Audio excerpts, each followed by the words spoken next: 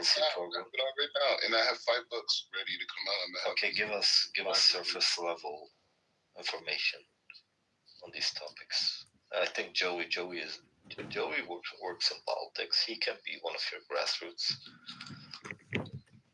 Nope. Black Rabbi, are you gonna pay your employees, or is it gonna be volunteer? Most of my campaign is gonna be teaching people Kabbalah. Wait, what the fuck? What does that have to do with running for the White House? Well, what it means is that I'm going to be the first spiritual president to ever be in the White House. Not religious, spiritual president. No, Trump. No, there's been many.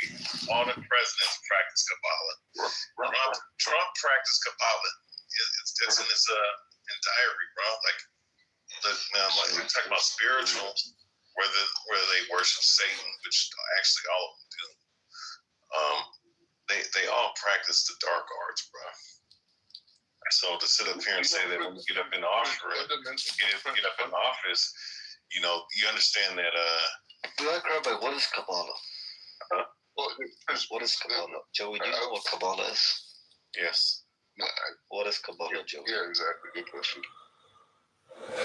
I would rather Black Rabbi explain it because I want to see his perspective on it. Okay, go ahead, Black Rabbi. Sure, Joey, go ahead. So basically, like in a bullet point, the American people have suffered through policy because the policies have never addressed their inner soul. No, define Kabbalah. What are you doing? No. Kabbalah, that's something separate. Kabbalah is like you would say like. Is it magic? No, not at all. It's like saying like the quantum physics says that I see is less than 1% of reality, right? And there's a whole 99% beyond what's going on around us. They call it string theory, different things. So Kabbalah addresses the world, not just of the world you can't connect to your 5 senses, but the influences that creates that world. I'm confused. Okay, that is not saying much. What is Kabbalah? Where did it come from? Who practice Kabbalah? Do all Jews believe in Kabbalah? Are there Christians who believe in Kabbalah? I have so many questions. Adam was the first person to practice. What's your proof? Our sources. Adam was in the Garden of Eden. The angel Raziel came to him and brought him a book that taught him, that showed him all the future worlds, showed him how to connect, how to do sacrifices, all these things. And that information was passed on to all these people throughout history. So what you're saying is Adam is not actually the son of God then? Or he's not a creation. He's not a creation of God. Of course he was. What are you talking about? Because you just contradicted yourself by saying like what Kabbalah is. No, I didn't. I just don't think you heard me correctly. I said Adam, the first man, was given a book by the angel Raziel. And the angel Raziel, the book that he brought him was called the Book of Adam, and it showed him the future world, it showed him how to connect to God, it showed him the cosmic coordinates and everything, and he passed that information on to his sons, and eventually the sons died, and then Seth came, and Seth passed it on to Enosh, and it went on for generations. So what are the pillars of Kabbalah? The pillars? Yeah. What do they stand for? No, Kabbalah is just a deeper understanding of the Torah. A deeper understanding of the Torah? It takes the Torah. Yes, the emphasis is on the Torah. It takes the Torah and it turns it into codes. It turns it into systems of thought, not just stories. You can read it on the literal level of stories. But going past that, the letters, the gematria, the structure, the phrases are all explaining different cosmic coordinates, how the moon aligns, how human anatomies develop, how they interact, key points throughout the year, where you could achieve certain connections, elevating your consciousness, transferring healing, creating healing, all these things. Okay, so real quick, Black Rabbi, so I want you to understand something because you mentioned gematria. this whole world's run off of that, right?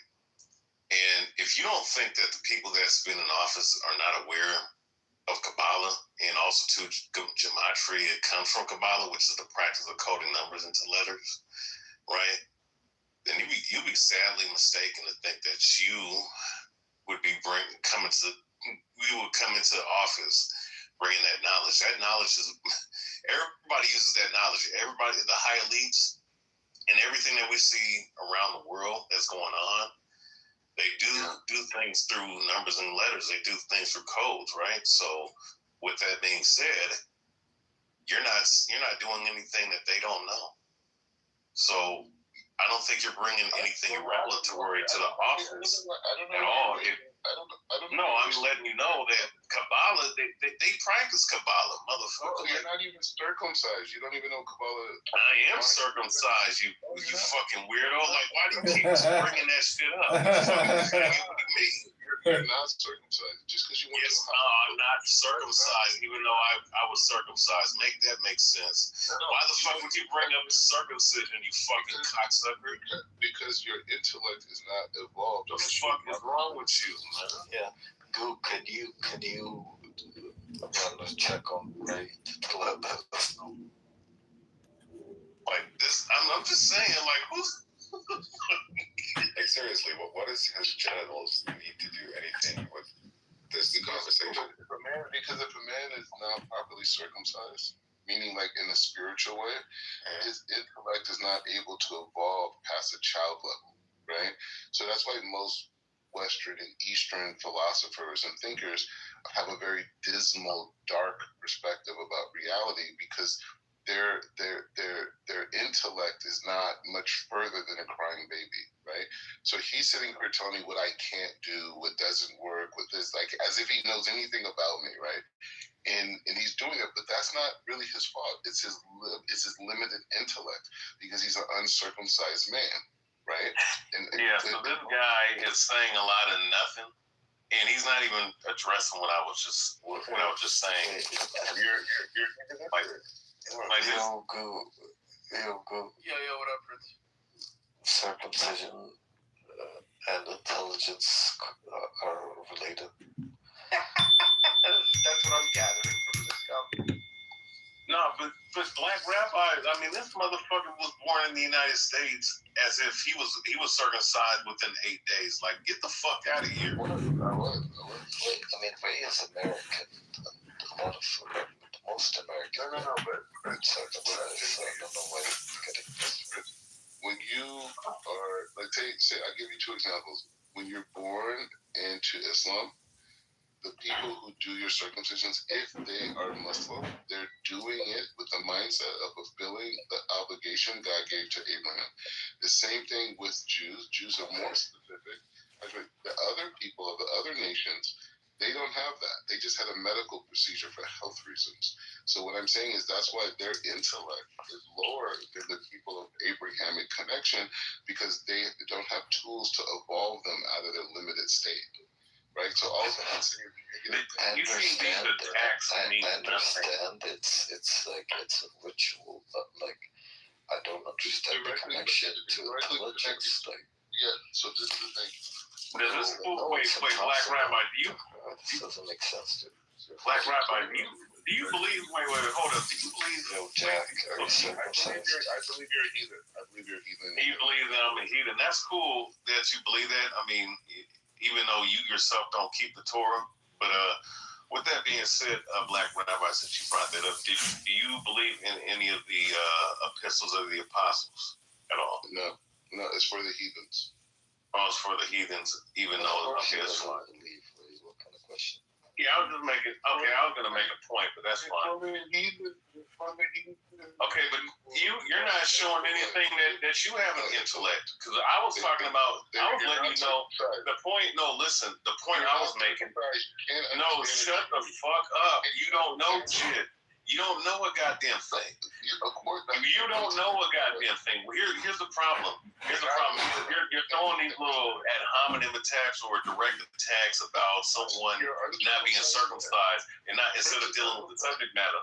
The subject matter is that you said that you claim. Shut the fuck up when I'm talking. You said you made the claim. You made the fucking claim. No, shut the fuck up. You made the claim that you were going to bring something spiritually divine coming into office, even though the things that you're referencing, the Kabbalah, you shut them. All right, shut your dick suck first and foremost. All right. You said you were going to bring something revelatory into the office. You fucking faggot. All right, you fucking coward. You said you were going to bring something revelatory into the office with Gematria and with Kabbalah. He left, he left. He was gonna bring, you know what I'm saying? And all I was stating is that you're not bringing anything new. All these people practice Gematria. All these people do. All these people practice fucking Kabbalistic practices, which goes back to ancient Babylon, which through the rabbinic teachings of the priests of which is the Sanhedrin, all right, that goes back thousands of years, all right. But these people in today's time practice this shit. So him referencing all this stuff, he's not bringing anything new. So that's all I was going to ask. I wasn't even going to go into that whole spiel of going back and forth with him like that. I just wanted to see what he was going to say about that. And you saw that he set up here and attacked me not being circumcised, which is a lie, which is weird as fuck, man. Just never mind. After your foreskin. I think that's what that was about. Yeah, he's a weird motherfucker, man. And then he talks about the tour, but doesn't bring anything out of the tour, though. That's the funny shit. There's one thing that I don't know if you guys caught it, but he's talking about, part of the Kabbalah is, practicing, forbidden practices, which he never actually expanded on it to talk about what that is. I wish he talked a little bit more about it. Well, that's the thing. The fact that he brought up Kabbalah, right? Which is, it's inverted, just like the Talmud. It's an inverted version. It's actually way worse than the Talmud, as bad as the Talmud is. Right. But it's an inverted version of the Torah. I mean, there's a lot of things like ritual blood. I mean, the shit that you see in that's in the Kabbalistic practices. And he referenced Gematria, right? So just real briefly, I mean, if you've heard of Gematria, all right, and I'm pretty sure El Normal's wicked ass over there, you know what I'm saying, IDF soldier or whatever, he probably knows about this. So I'm pretty sure he's been around at least before. Everything that we see, like whether it be media that we consume in every country, by the way, world leaders, all this other stuff, they all practice this Kabbalistic coding of numbers into letters. So you have a name, you have your name. There is a vibration behind it. These are hermetic principles. So certain things that happened, like October 7th, was a ritual. All right, they did. The powers that be orchestrated a particular situation that happened over there that caused this rift and war, because going back, hundreds of years with Aleister Crowley, he predicted that there was going to be a third world war, which involved Islam and Zionism. All right, so these people practice this kind of shit all throughout the world. I read a lot of Crowley. I never read that. All I'm saying is that, and I can go. I mean, there's so much. I think he's talking about that subject matter. Somebody else. But to sit up here and say that he's talking about when in this how I know he don't know a goddamn thing. The people that's in Morals office, and they all Dogma by practice Albert this Pike. shit. The people that the fucking I have to see where if it actually says that. Sports are fucking rigged. I don't think it does. They rigged it through Gematria.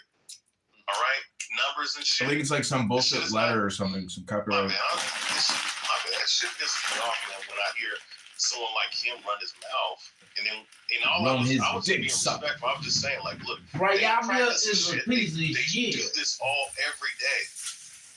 People die by the numbers.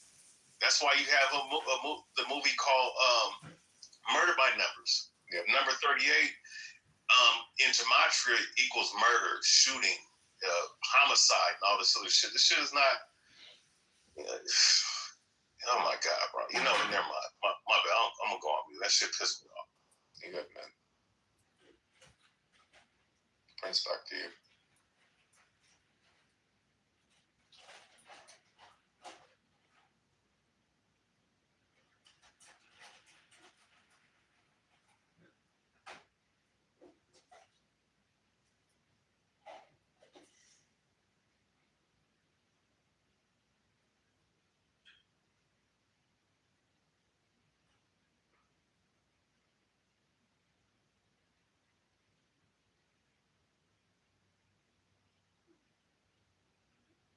Norm was invited to debate Rayaba on what he's talking about, but I think he took the coward's way out.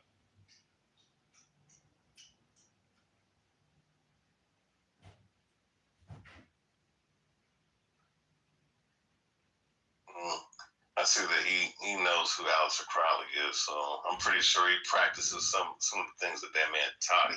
That was one of the most demonic people to ever walk the face of this earth. And of course, someone like El Normo will big him up and say that he was a great man, you know, just like he thinks that Trump in the GOP, you know, harboring pedophiles is a good thing. I mean, this dude's been out in other rooms sitting up here defending these pedo motherfuckers, saying that, these Epstein files mean nothing. This doesn't prove anything. Yeah, where did Black Rabbi go? Yeah, what's up? He got kicked out, bro. Or did he just get moved down? No, he ran like the bitch that he was. I just muted him for a second just so I could get my point off. And he fucking ran. El Normo, get your ass up. We gotta hear El Normo's take. Like, El Normo, you gotta come up here. You gotta dispel these myths, these lies that they're spewing about Judaism. You gotta come up, brother. It's not a Jewish word that I thought he would. I helped. To be honest. I helped the Jewish community when I defended them over the tunnel conspiracy. You know, I went over to Chabad. I went over to Chabad Lubavitch and I checked out those tunnels myself, and everything you guys were talking about was just simply not true. The cumulative IQ of this room is 47. Well, you made that comment before I came in here, so. You're literally a peanut. I don't know what I'm. And what the fuck are you? What are you? What are you? Tell me what you are. Tell me what you are. Who do you think you are? Huh? Do you know what's the IQ test for Google's people is? Bitch, you know my mother is the beaner, right? By your own tradition, I'm not a beaner. By your own tradition, I'm not even a beaner. So why don't you apply your culture, right? Your superior culture onto me? Why don't you do that? You're very selective. You know what? You're Lebanese. If I'm a beaner, you're Lebanese. You're from Lebanon. As a matter of fact, you're a Shiite from southern Lebanon. Motherfucker. What the fuck are you? Bitch. Bitch, call me a fucking beaner again. Damn. Who stood up for himself? In guessing how many beans are in you. Bitch, I was saying the people that curtailed you fuckers from Al-Andalus, motherfucker. That's what the fuck we did. I want to go by my mother's lineage, I'm going to do that. Bitch. Wait, black people were involved over that. Al-Andalus,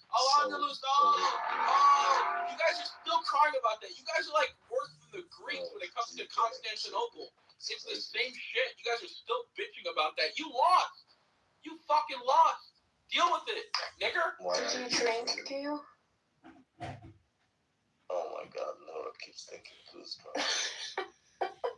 It's okay. I have like the a little bit of, Are you alcoholic? I wasn't. You're supposed to be Is in the the next gym. David Bobadilla? Why don't you drink Kabbalah? Dude, what? You're supposed to be in the gym getting ready for the war with Iran.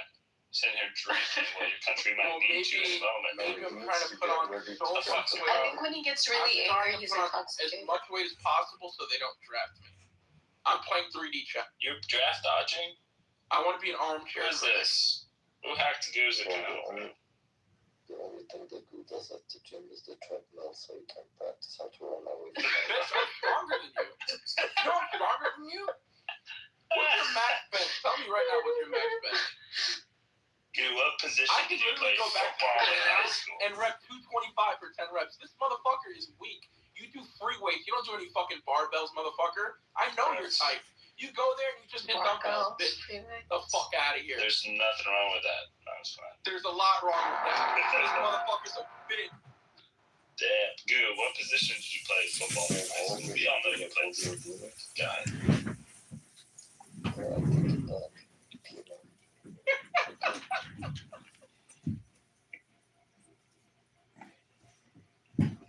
Prince AJ.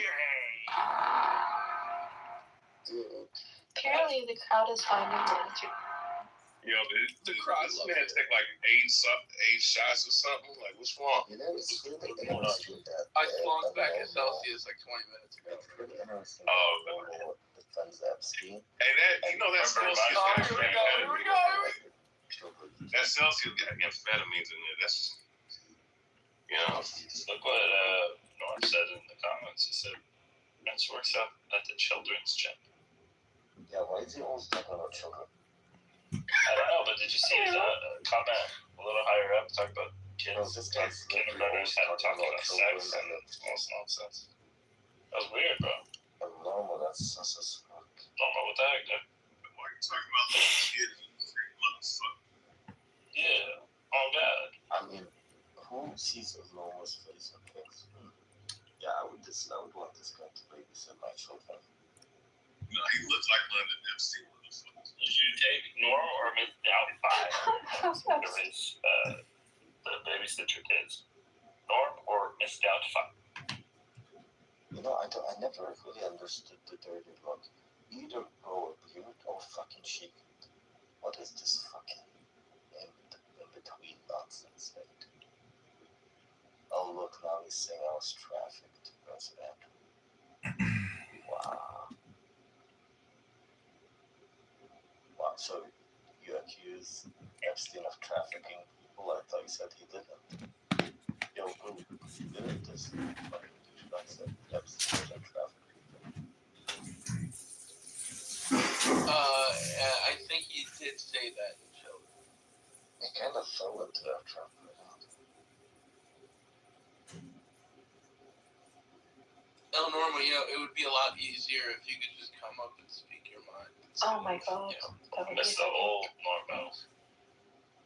Straight from the go, Norm. I'll do my best. They don't have Is no that soul. Kanye West? My name is El Normal, and Israel is the greatest country on earth.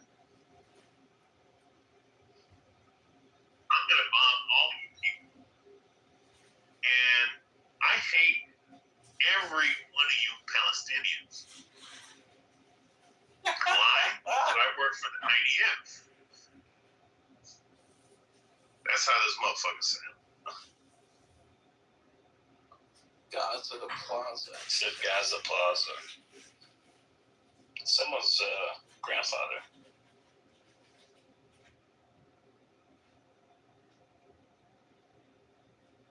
Homo.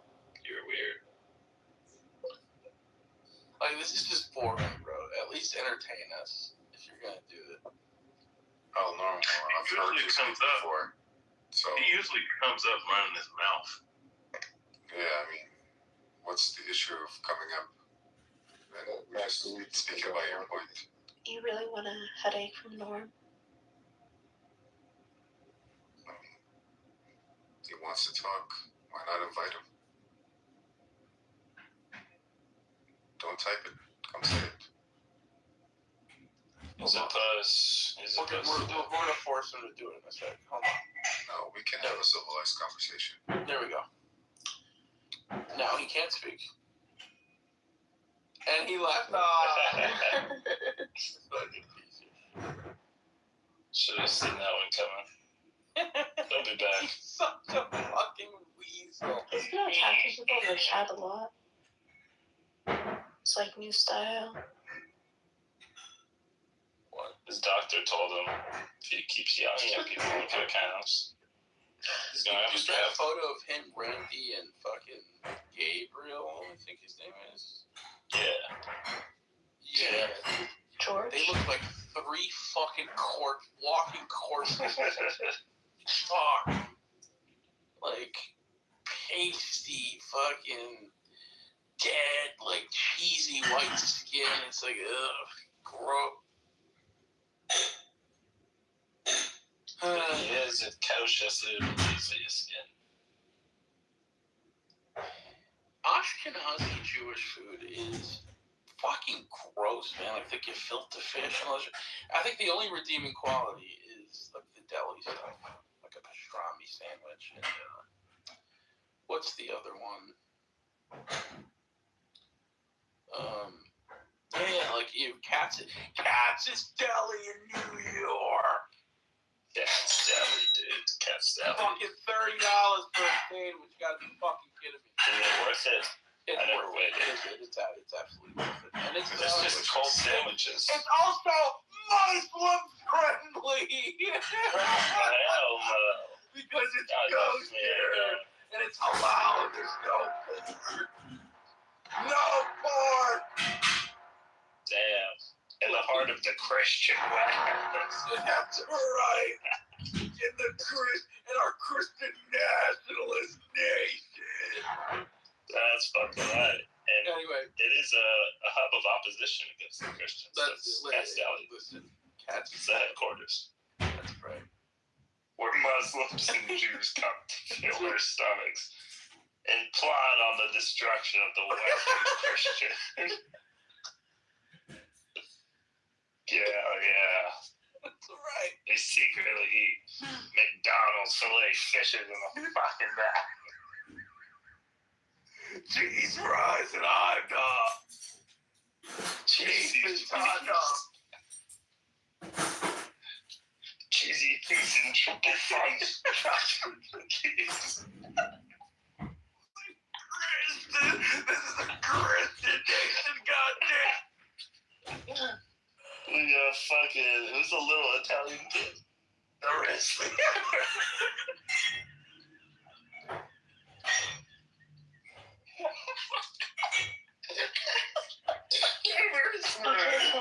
Go to Costco.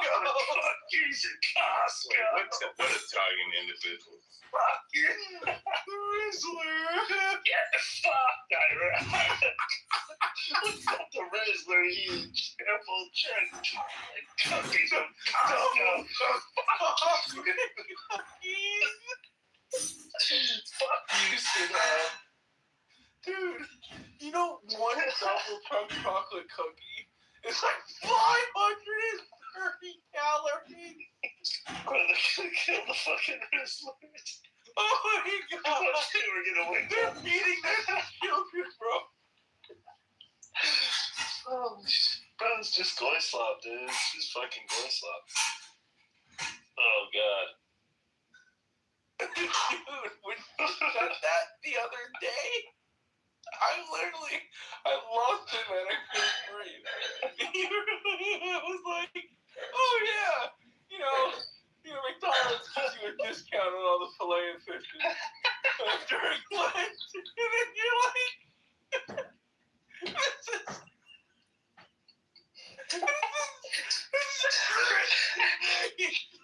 After thousands of years of warring and soldiering for the Christian West, we start discounters fish fillet sandwiches. that's what we have to show for it. This is for your ancestors.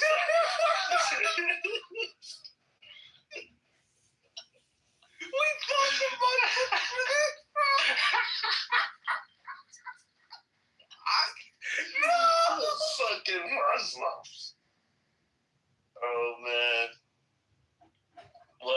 story, man. I'm gonna tell my kids about that history someday.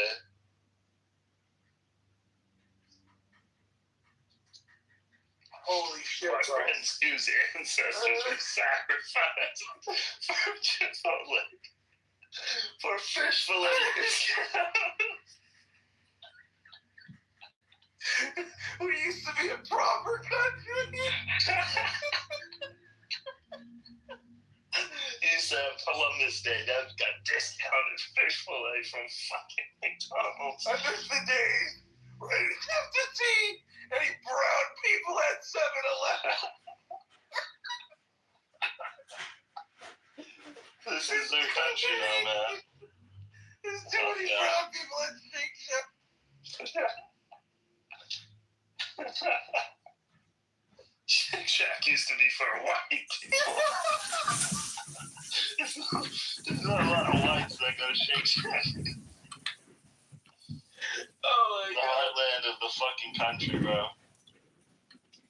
It's over, dude. We're cooked. Oh, this country's cooked. Oh, that's, if anything, this country's dead. Hell yeah, man. Not as long as McDonald's lives, we'll be alive. When you see McDonald's closing, then you can Do y'all know about the nigga stories? The what? The nigga stories. What the fuck is that? Somali. Like, have you watched Jurassic Park? Are you Somali? No, I'm not a Somali, man. I hate those motherfuckers. I think they all should be killed. That's exactly what a Somali is. Oh, you a Somali? So you run an illegal No, but you healthcare center, bro? Wait, are you Somali? What they said? Man, fuck the Somali. Fine, what are you? Actually, a white What am woman I? did that. I'm human. And I am Pocket's husband. What's up, baby? Yeah, No, you're what's up? not. What's You up, never will Pocket? be. But a white woman did run that ring. No. Well, I gotta say, Pockets, I don't even Yeah, play Amy chess, Brock. but I Shout know out a to her. queen when I see one. What's up, Pocket? What's up, Ray? Good. How are you? I'm just chilling. Like a villain. Penicillin. Shit, I ain't really chilling. I'm just sitting up here doing push-ups and sit-ups and whatnot. No, that's right. Shout out to that. Yeah. I was thinking about doing a midnight run, but I was like, you know what? Let me Yeah, fuck that.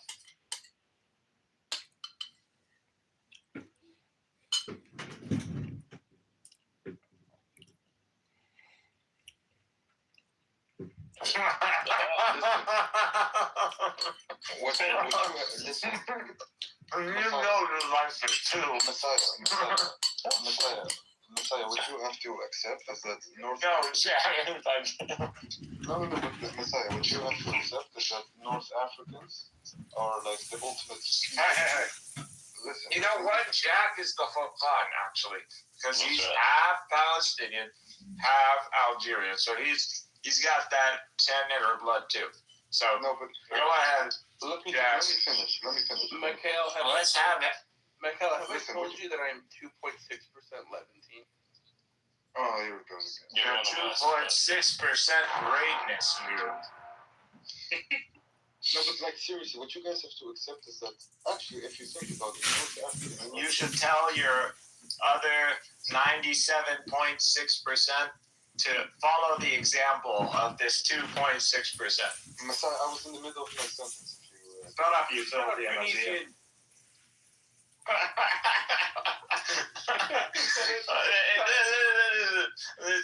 This guy thinks he can sit at the seat with the big players. Like this Amaziah, like this motherfucker trying to make up his own history. We were Carthage and shit.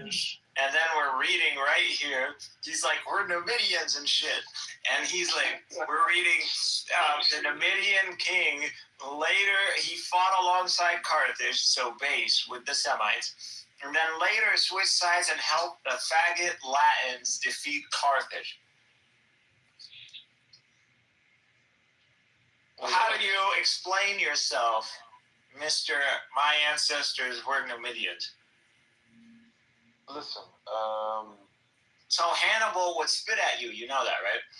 I can understand that some of my ancestors thought in like pragmatic terms. They were like more pragmatic oriented. I can understand that. You know? So you're justifying the treachery of these sand monkeys. I'm justifying the political place at hand. The political place. Yes. You sided with the filthy land. Listen, the Carthaginians were sacrificing humans. I'll keep reading here. Phoenicians were fucked up. In Hannibal time, these people, Amazigh peoples absolutely exist. They were culturally and linguistically distinct from Punic Carthaginians. They were not unified under a singular Amazigh national identity. They didn't call themselves Amazigh in the modern day term. They were tribal North African groups who later became what we now call Amazigh. Yeah. You do realize that all like the human sacrifice shit came from your people before Islam, right? You do realize that, right? That is, a lot of that is Orientalism. I deny the accusations that Semites have been mass killing children for some sort of and then you have like a lot of then you have a lot of historical documentation to throw out of the window, you know, and that's like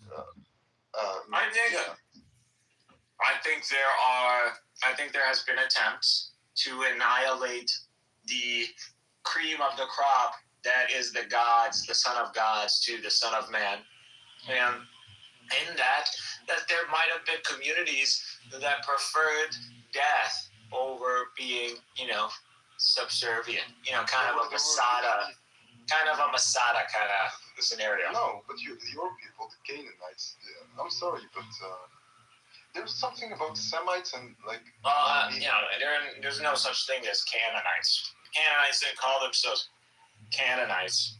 Well, Phoenician or whatever. Yes. Phoenician or whatever. I mean, I don't even like to use the term Phoenician. I'm a Semite. Okay, whatever. There's something about being Semitic that... Like, there's a reason why these Jews want to be Semitic so bad, and I feel like in my long culmination, I've realized this, and now I can now bask in the aura that is my blood lineage, and I'm like so proud of my ancestors to have built civilization itself. We taught you monkeys how to count, how to write alphabets, numbers. We brought decimals, the sciences. We brought Christ. We brought Islam. These filthy Persians brought rabbinic Judaism. That's why so the shit that is in the world, imagine the good things in the world, we're responsible. The shit in the world, these Persians and these Amazigh. See, at least the Latins, from day one, they're straightforward. You know what they're about. But traders are never respected, man. Traders like Amazighs, before they were Amazighs, and these Persians, like they did to our ancestors in Babylonia, our Semitic ancestors who built the Babylonian. Imagine we got hijacked by a guy named Cyrus, and all of this Judaism comes from them. There. Okay, but I think you just can't deal with the fact that like North Africa. I can't deal with the fact we're so awesome, bro. Okay, listen. I just want to collect aura all the time for Semites. Aura. Semitic aura. I think it's because of the fact that we're like physically superior to you. You know. Like, I just want to start making T-shirts. I think it's because of the fact I think it's because of the fact we're like physically superior to you. You know. Physically, North Africans. Well, what do you think about that one, Jack? We are way better athletes. Talking about Levantine versus North African physical builds. Yeah. It's tough. That's tough. I got the best of both worlds. That's all I can say. Thank God, bro. Me and my whole family. Yeah, but There's the not- hike in your family. أهل أمك ولا أهل أبوك؟ مين أطول؟ أهل أمك ولا أهل أبوك؟ My mom's, well, both actually. Well, but they're both. It is bullshit. This is My cope, dad's bro. side is the tall side. Stop coping. You know, Levantines are the largest of the Arabs. We're usually the biggest. R1B U152. Yeah, but we're the most Fuck athletic. R1B. No, but we're the most athletic. I am a Frank. I am an Italo-Celtic bitch.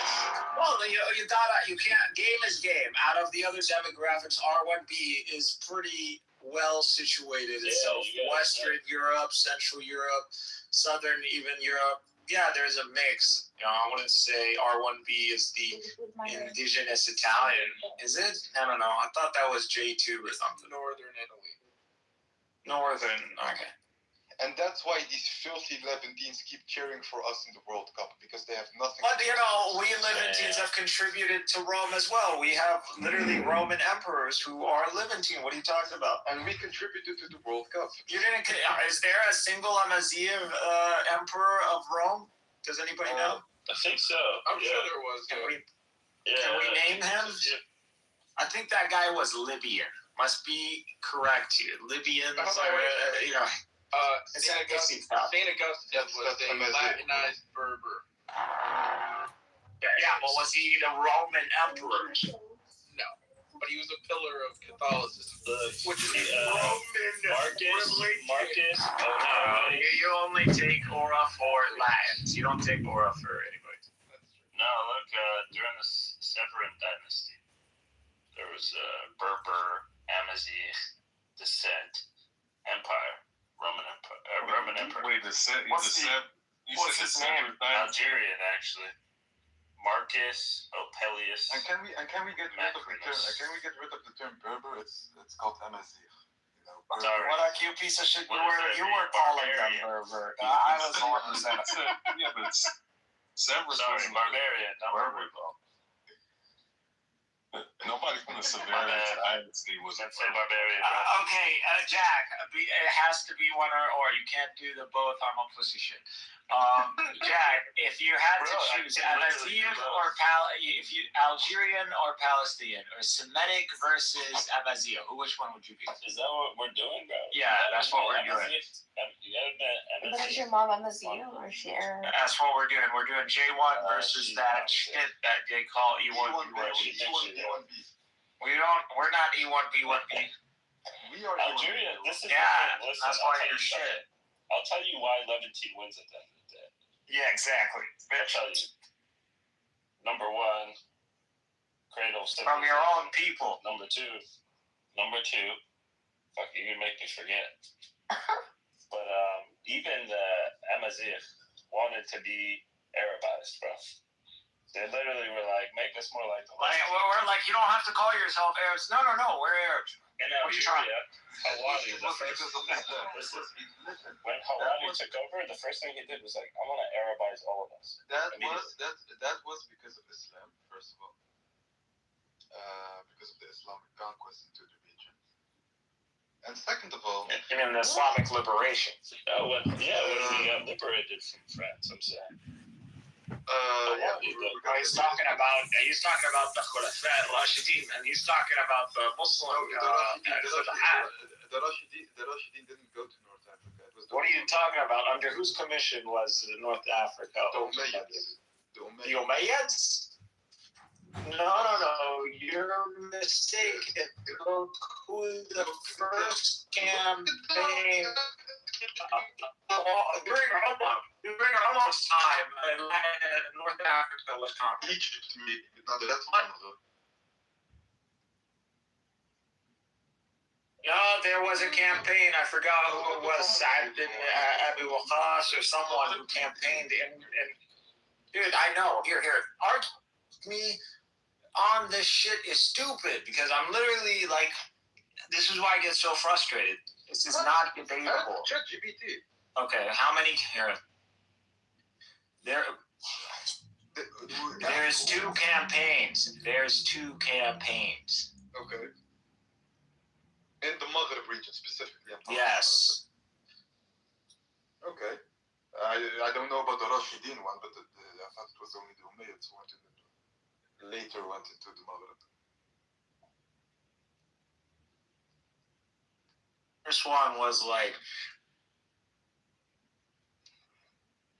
the first one was Egypt, not the rest of the stuff. So it ended up later on. It became a problem. So there was another campaign. So there was nothing to do in North Africa. It's not like this was or that region passed like Egypt. There were in the Roman cities, the central Roman cities. There was no reason. It was us who conquered Al-Andalus. Here. So, the first campaign into North Africa, this is Amr bin al-As. Okay.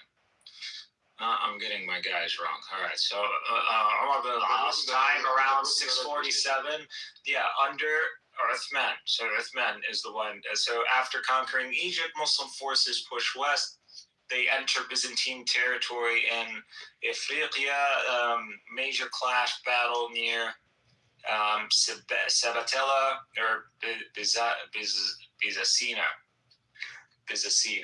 The result defeated the Byzantine exarch Gregory. But no permanent occupation yet. It was more of a raid political submission deal. So the Dutch wasn't to go and like, there were no center. Like y'all didn't have shit for the Arabs to go and like, to do what they did in Egypt, for example. Y'all weren't Egypt. No, apparently we did because the Umayyads came later and then took over control of the whole Maghreb. We'll get to that. Second major phase. No, so you're wrong. No, the whole point is that we went into North Africa during the Rashidin. And that's correct. The second time, it wasn't conquered. This is under the Umayyad Caliphate. This is Uqba ibn Nafir. So still, this is one of the, Uqba is one of the companions, right? Okay, so okay. Under the Umayyad Caliphate, like he was killed in North Africa. So he founded Qayrawan and huge permanent military base, pushed deep west, reportedly reached the Atlantic, later killed by Berber resistance. Not a smooth conquest. That was the institutional phase, settlement, military infrastructure, long-term integration. Yes.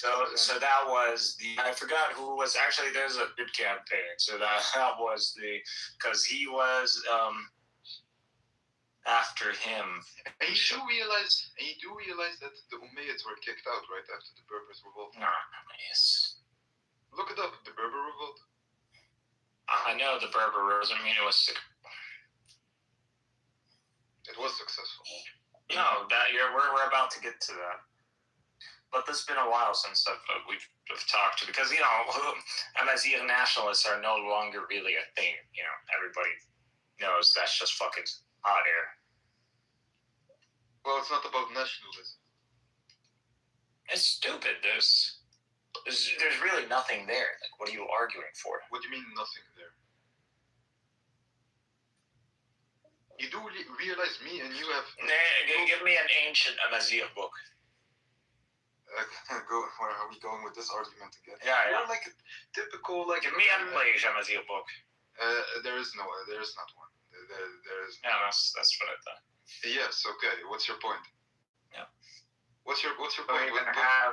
You don't have a tradition that you can trace in in a language, or you can claim that you can say this is evidence that this was historically understood.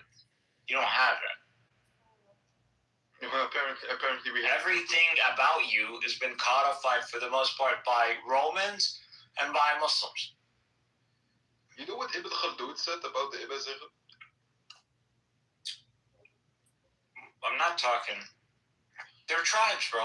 What is it? What is it about tribal culture that you find like? It's not about tribal. It's not about tribal. Ibn Khaldun wrote himself that the Berbers were like the Romans and the Greeks, were numerous in population, and were civilized.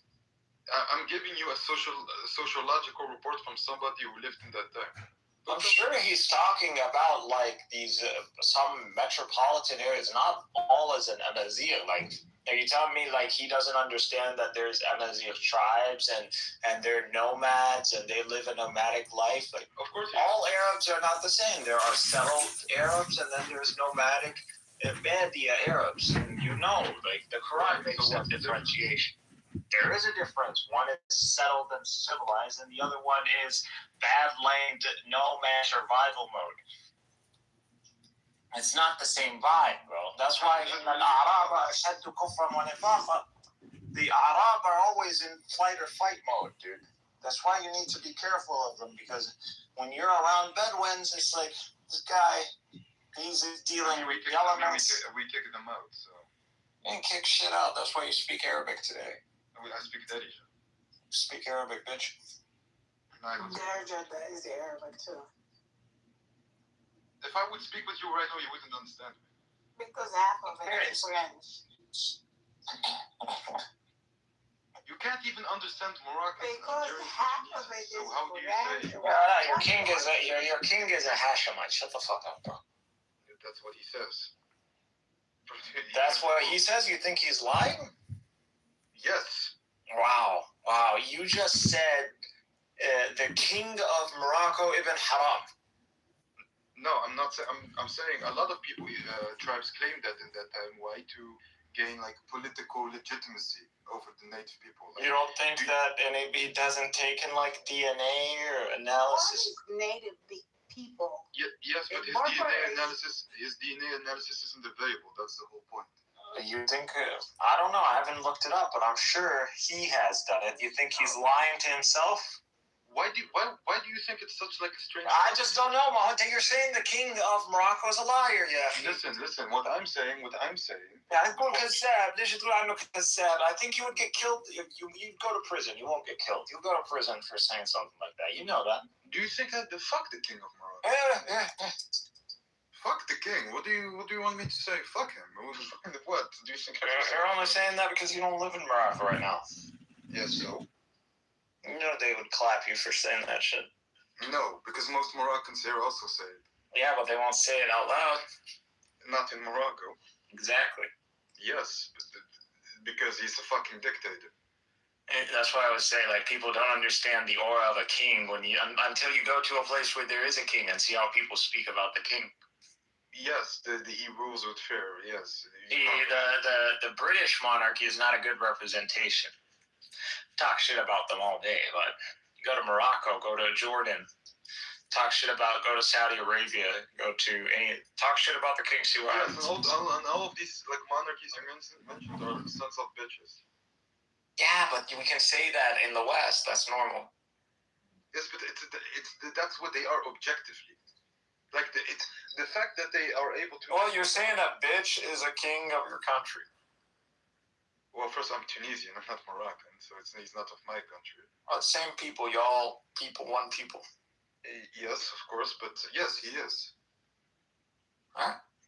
Yes. Do you think the fact that he rules with an iron hand makes him more, I don't know, like legitimate? I don't think he rules with an iron hand. I think I actually am not someone who is in clear antagonism against the King of Morocco. I'm not someone who is a fanatic for democracy. Yes, but he with his authoritarianship recognized Israel. So the PA recognizes Israel. Yeah. Okay.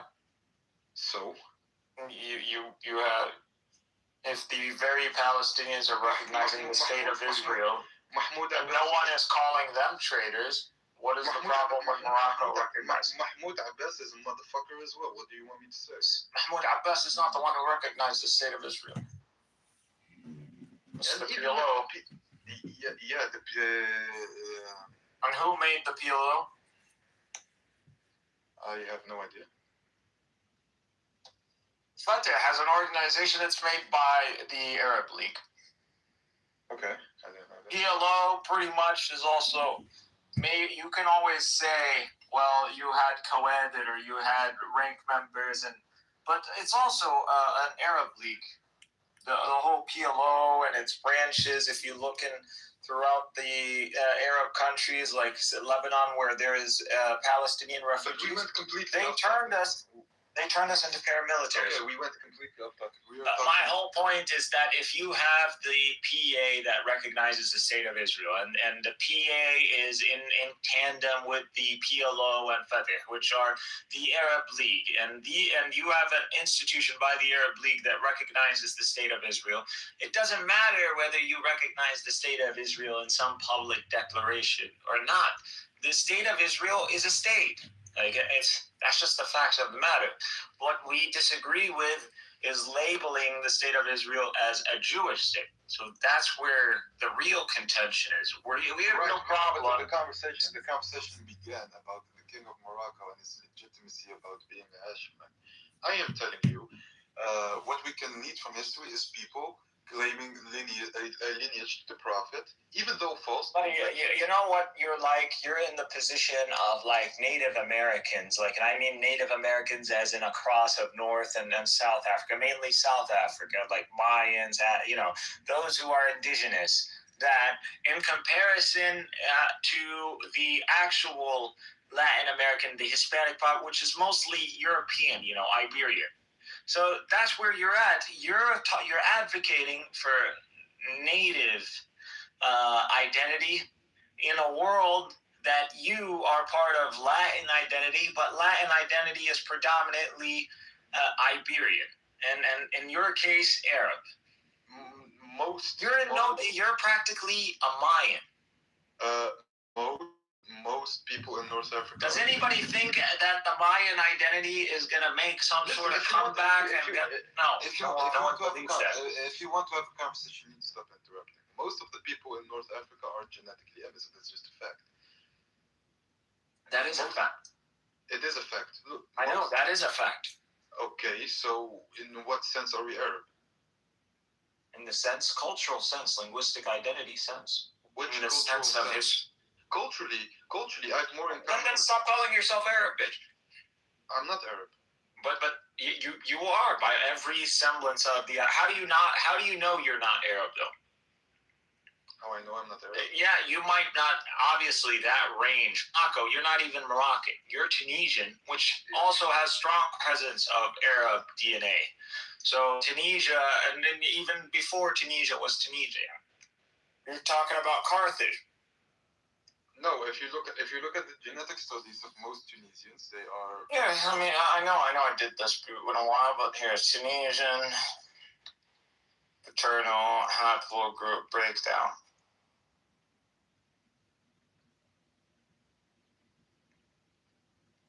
I know the more west you go, the stronger the concentration. But we'll see. Where I'm from, border. So E1, B1, B is gonna be at like 45 to 65%. J1 is at like 10 to 20 with J2 at like another 5 to 10. So you're talking about around over 30 to 35% is gonna be J1, J2. And then you have R1B, which is European at 20% or almost like 20%, 15 and 20. And so you're talking Tunisia is way more diverse than like Morocco. Yes, but still predominantly not Arab. Yeah, okay. Okay, that's my point. And genetically, they're not Semitic. Yes. What is Arab, though?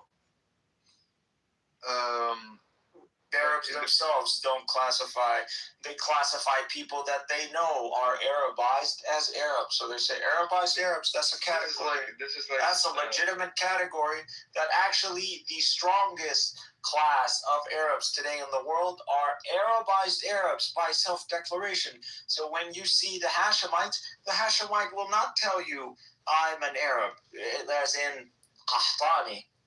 No, he's not a Yotan Arab. He's an Arabized Arab. He sees himself as an Ishmaelite. Yeah, so? Yeah, so Arab is not as simple as a DNA, nor was it ever But you really a lineage thing. You can't even make the linguistic claim. We incorporate lineages within Arab identity, so lineages can become Arab and they remain as. But Arab identity is to preserve one's lineage. So even when you become Arabized, your lineage is your own. It never gets. You don't claim a bloodline that isn't yours. So Ken are Arabs by all means because they're Arabized Arabs. And now you know your lineage. Now you know your DNA. No, but listen, you can't even make that claim in the linguistic sense. Why? But I'm saying the reason I brought this up, bitch, is because you don't even know which category you're in. Yes, okay. But anyways, the point of fact is, even in the linguistic sense, you can't make that claim. Why? Because most people in the Maghreb, Darija, in the Maghrebi Darija, it's like a pidgin language. It's a mix of Arabic, French. We know what Darija is. He just told you what Darija is. We all know what Darija is. You're acting like this is... Motherfucker, why are you acting like you're Chinese? Until you're part of the Arab world. Yes, but you can't. Why can't you understand this? Understand what? We understand you. احكي عدل. زي بتقدر تحكي عدل، بتحكي أقرب على الفصحى، بكفي تحكي خرابيط دجاج مع فرنسي، بتصير تحكي عدل. صافي يا أخوي نسقسيك كي نهدر دابا تفهمني ولا كيف؟ تفهمني يعني احنا فاهمين، يعني احنا بنقدر نفهم تياستك، يعني احنا فاهمين. بس انت بدك تقعد اي واحد بيقدر يتكلم عربي، اي واحد بيقدر يتكلم عربي بلهجته بطريقه تصعب على الناس اللي خارج البلد يفهم. كان حتى الفلسطيني حتى المصري حتى هذا طريقه معينه، يعني if you really want to think about it you can speak in a way that no one is going to necessarily be able to recognize at the first hearing. But if what you said was written down, I'm 100% sure we are all going to be able to figure out what this is that is written down.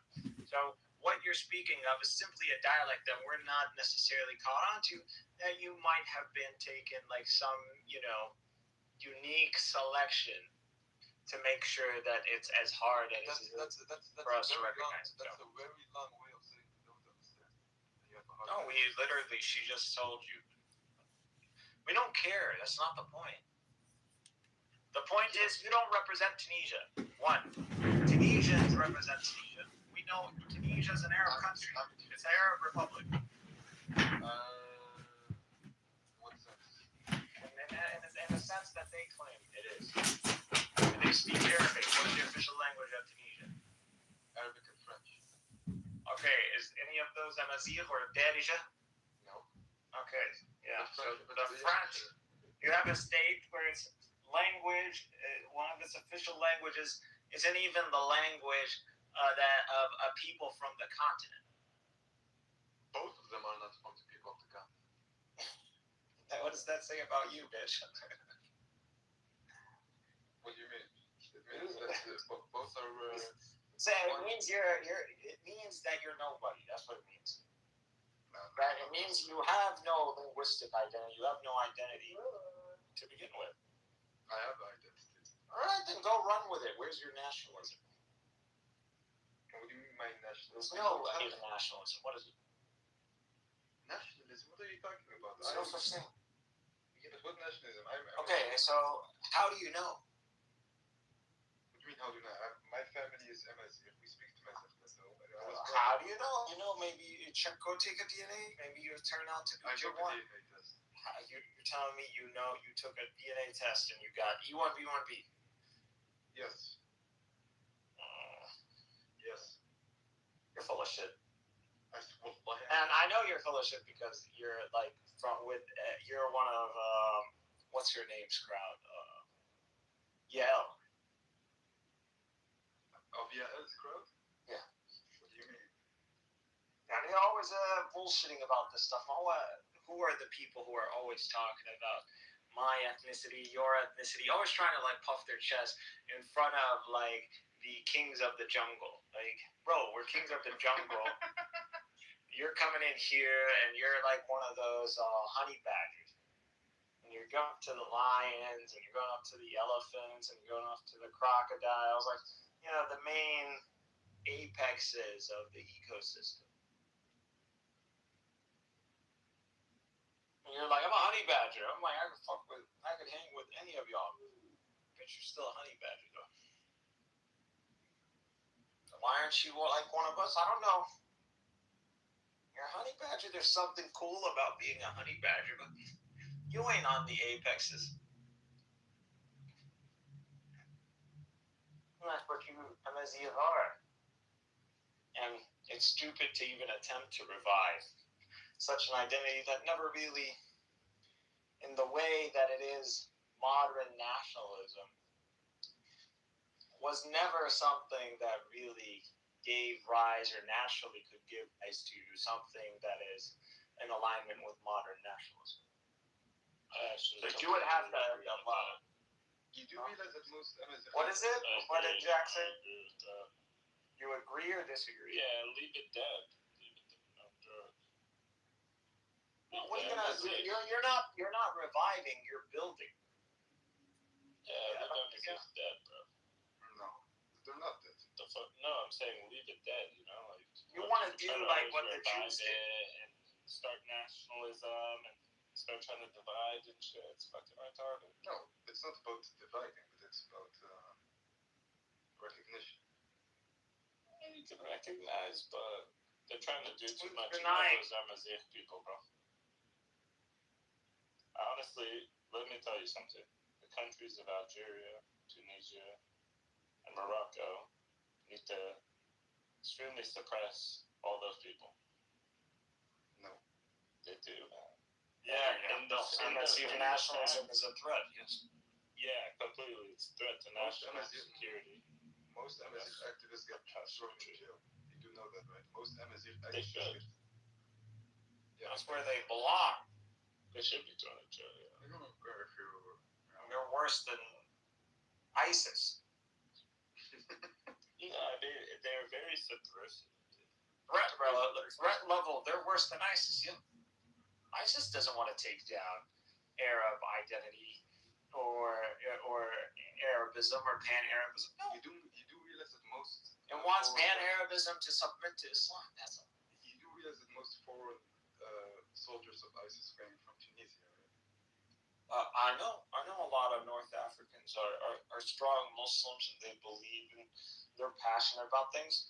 Yeah, I think there's a lot of stupid people who are passionate about religion and they don't actually, assess properly. And yeah, I know a lot of people got tricked into going to and fighting a war that, subhanAllah, the Prophet warned from going and joining to begin with. I would actually have this conversation. Well, it's crazy. Like, we have hadith from hundreds of years ago that tells people, don't go join a specific battlefield that involves yellow and black flags. Bro, you can't make this shit up, man. Yeah, you keep hopping from topic. I would have this conversation with you if... Because I don't like grinding over shit that, by conclusion, it's already... done. It's a case done. What you're saying. You already take it. There is no Amazigh nationalism. There is no real Amazigh identity, as it's not equivalent to Arab identity, because a lot of Amazigh, or the majority of Amazigh, because again, you just said the more west you go, the more U1B it is, are Arabs and will fight you tooth and nail before they will ever relinquish Arab identity. So what you want to do is redefine Arab. You want to lower down what Arab is to something as basic as like German or French. Well, buddy, when you talk about Arab, you're talking about Rome, like Roman. There was a North African Roman. There's a Levantine Roman. There's a Greek Roman. That's what you're talking about. What we are, we're Semites. We are really Semites. We are Semites under Arab identity. You are North Africans under Arab identity. That's what it is. I would rather be a North African Roman than a North African Arab, to be honest. Aslan Rome has more to do with us and closer to us in proximity than it is to you. No. Yes, that's just facts, bro. Facts. We have dynasties Levantine dynasties that ruled over Rome. What are you talking about? Like, The Greeks are closer to us than they are to you. You understand that? The Greeks are mainly, their main paternal haplogroup is J. We consider, if we want to go back to the books, the children of Sam break, and the Persians and the Greeks are literally under Sam. I think culturally speaking, because I have more in common, like culturally speaking, with somebody from Sicily than you. Wallah. Who's the guy in Sicily? What do you think? He's practically a half Arab, half Latin. Like, what are you talking? He's half North African. والله انت مستعد تحاربني على كلسوني عشانك امازيغي تافه.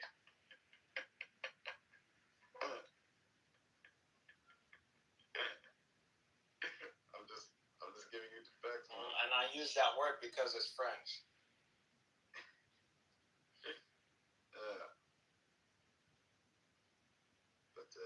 Yeah, we're physically superior. We're better athletes. Aye, man. You go change the history books. And this is why we pulled out the chat GPT. All it told me is that I haven't even asked whether the Nubians can really be considered MSU or not. But whatever, let it slide. All we got is that you betrayed a Semitic civilization and caused the annihilation of Carthage. As we should. The disgusting back traitor that you are. So you're going to celebrate Carthage and then expose you to the fact of history. You're going to blaspheme in the Holy Spirit. You're such a Jew. You're a Jew. Because Carthaginians sacrificed children. You're disgusting. Of the synagogue of Satan's parasitic following. The Phoenician influence was a parasite on us, you know, and what the numbers you're using in the alphabets and hit that. So how is it a curse due when they brought you the very tools of intelligibility you're using there? That's genetic fallacy. Just because something comes from somewhere. Genetic fallacy. Yeah, it's a genetic fallacy by definition. Really? Just because something or a concept comes from somewhere doesn't justify everything, you know. Justify everything? What is everything? So you're like, who brought up everything? Oh, so you're against Congolese children being enslaved? Oh, why do you have an iPhone? You know, that's like stupid argument. What? You with the argument. I didn't say throw a parable. What's the argument? And how's it genetic fallacy? If you hate the Phoenicians so much, be specific. You're using their alphabet and you're using their numbers. That's literally. No, you're claiming they're a curse. They're a curse upon you. And I'm like, well, you're using their very tools. And it's like, these tools of intelligibility, your world wouldn't be intelligible without. I mean, how could this be a curse? That doesn't justify them sacrificing children. Man, don't hear from me. I might just be a Semitic supremacist, which I am. Hear it from my brother, the Latin supremacist, who, in the position of the, struggle, the Game of Thrones that's happening among civilizations, where did you stand? Say that again. You cut out.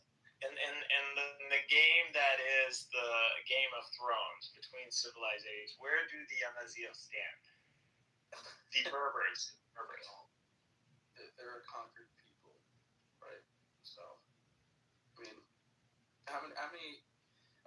They're an Arabized people, or they're a Francophile people, or they were a Latinized people. Yeah, they're always in tandem with. They're symbiotic. They're parasitic symbiotic. We were literally the ones who conquered the land. So. And I think more parasitic. Messiah, did we conquer Andalus? Yes or no? We conquered Andalus, bitch. No, we did. But you were our dimmies, and you did our bidding. That's what you did. Because apparently we were better warriors. Better warriors? Then why did you get conquered? Because most of it was winning. We took your queen's head back to fucking Mecca. No, I'm kidding. Yes, and the queen's sons literally rebelled against her. There is no queen. That's all fucking legend, bro. There's no such thing. What, the story about Lydia? They don't know. We don't know. I don't know if there's a queen or there's a witch or whatever. No, it's all it was- legends. it A was lot of Queen it is Lydia. more It was- legendary. No, it's not a legend. Queen Lydia is literally documented. Queen Lydia, her son. It's really not. Her son's literally. It's really actually more legend than you think. Yes, because some random. Look into it, bro. It's all random, bro. A lot of this stuff I love Like- this academic. we don't know. A lot of this is just reconstructionism. So now you're gonna appeal to mystery because I'm a BDF owner. Not appeal to mystery. If you look at what tangible evidence do we have that there's a queen or there's some hierarchy or civilizational seat that involved the Amazigh at that time that wasn't an attachment to Roman civilization, you're not gonna find it. You're not gonna find strong evidence for that. I mean, UBD literally existed. There's You let those Zionists gaslight you, bro. See, what is Zionist attached to? Zionist attached to people like their own. You're gonna see them around the Kurds. Why? Because they're like the Kurds. You're gonna see them around the Amazigh. They're always gonna find the fragile people that kind of they see themselves in, and they're gonna play on those lines. That's what they do. Children are literally one of the most anti-Zionist people ever. Most Amazighs we already established. Most of that E1B1B bloc in North Africa would fight you over Arab identity. They will never accept that you take away Arab identity from them because they are Arabs by all means. To me, this conversation is silly. This only conversation happens in a Western vernacular. This could not happen in an Arab stage, in an Arab room. This conversation would be absurd. I mean, in most African rooms. Because you're going to get your ass clapped by a bunch of people who are going to identify you with textbook definitions of what an Arab is. And you're going to be pressed. You're not, because how you're identifying Arab is not the same. I think most people in North Africa realize that they're not true Arabs. Most people. Dude, you don't need to. You could literally type in paternal haplogroup breakdown across North African nations, and you'll see this whole claim of colonialism.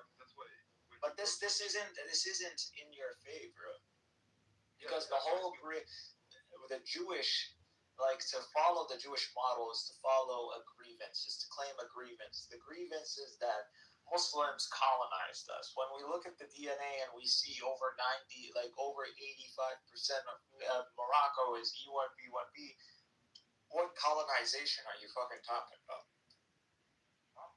So what you have is pretty much like Anatolia, like the Turks. You have a less than 20% echelon that pretty much established a seat of civilization, and these people rallied around. And that's what you see till this day. You have a Hashemite king.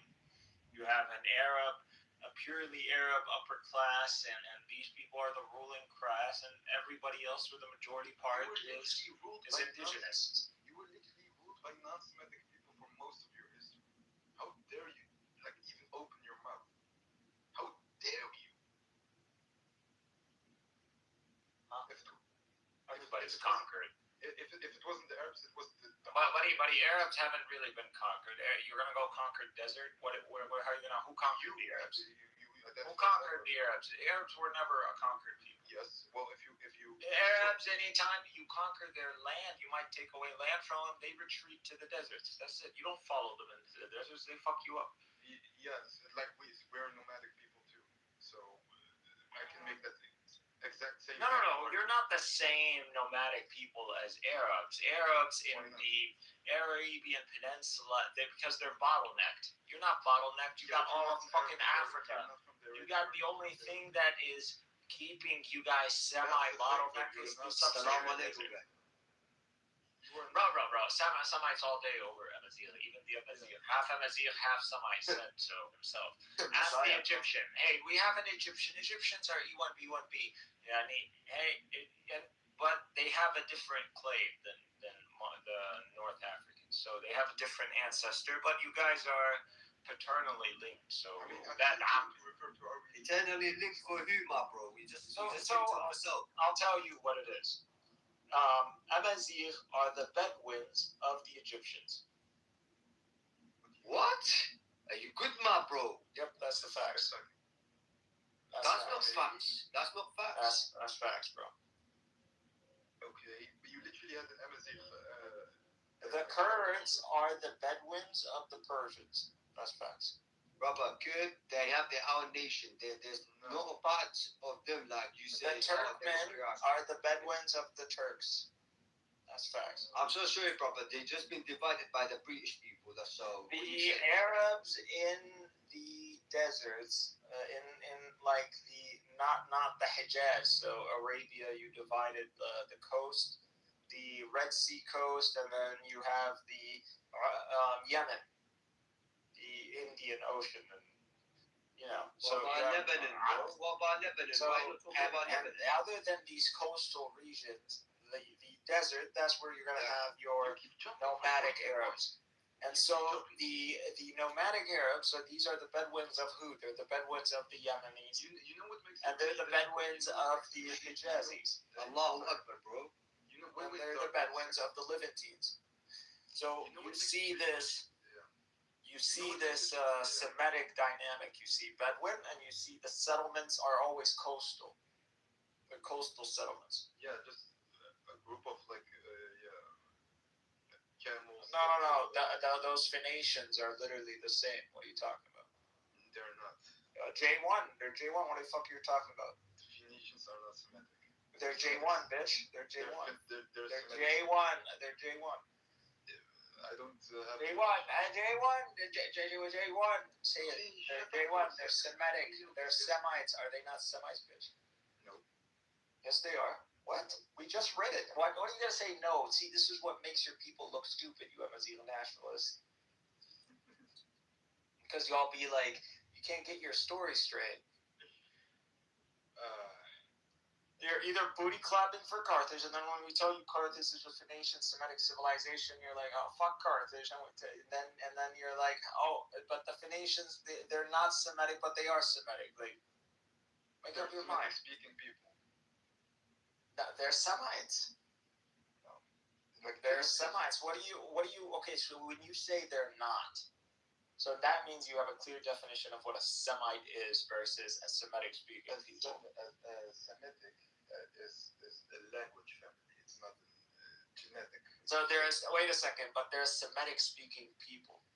Yes. So if Semitic identity is a linguistic identity and they are speaking Semitic, then they're Semitic. No. My God, bro. People.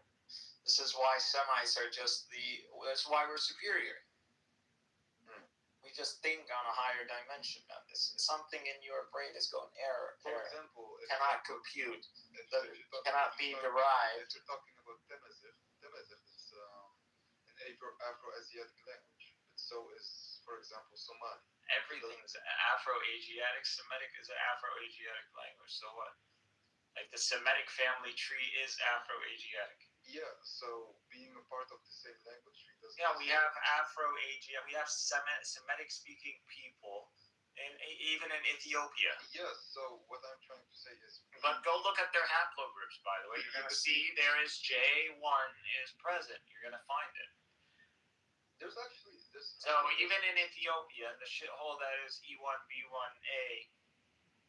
There's actually more Semitic DNA in the. Actually, no, they're E1, B1B too. Yeah, and by the way, do you know that ZD? Did you know that the Somalis are like E1, B1B?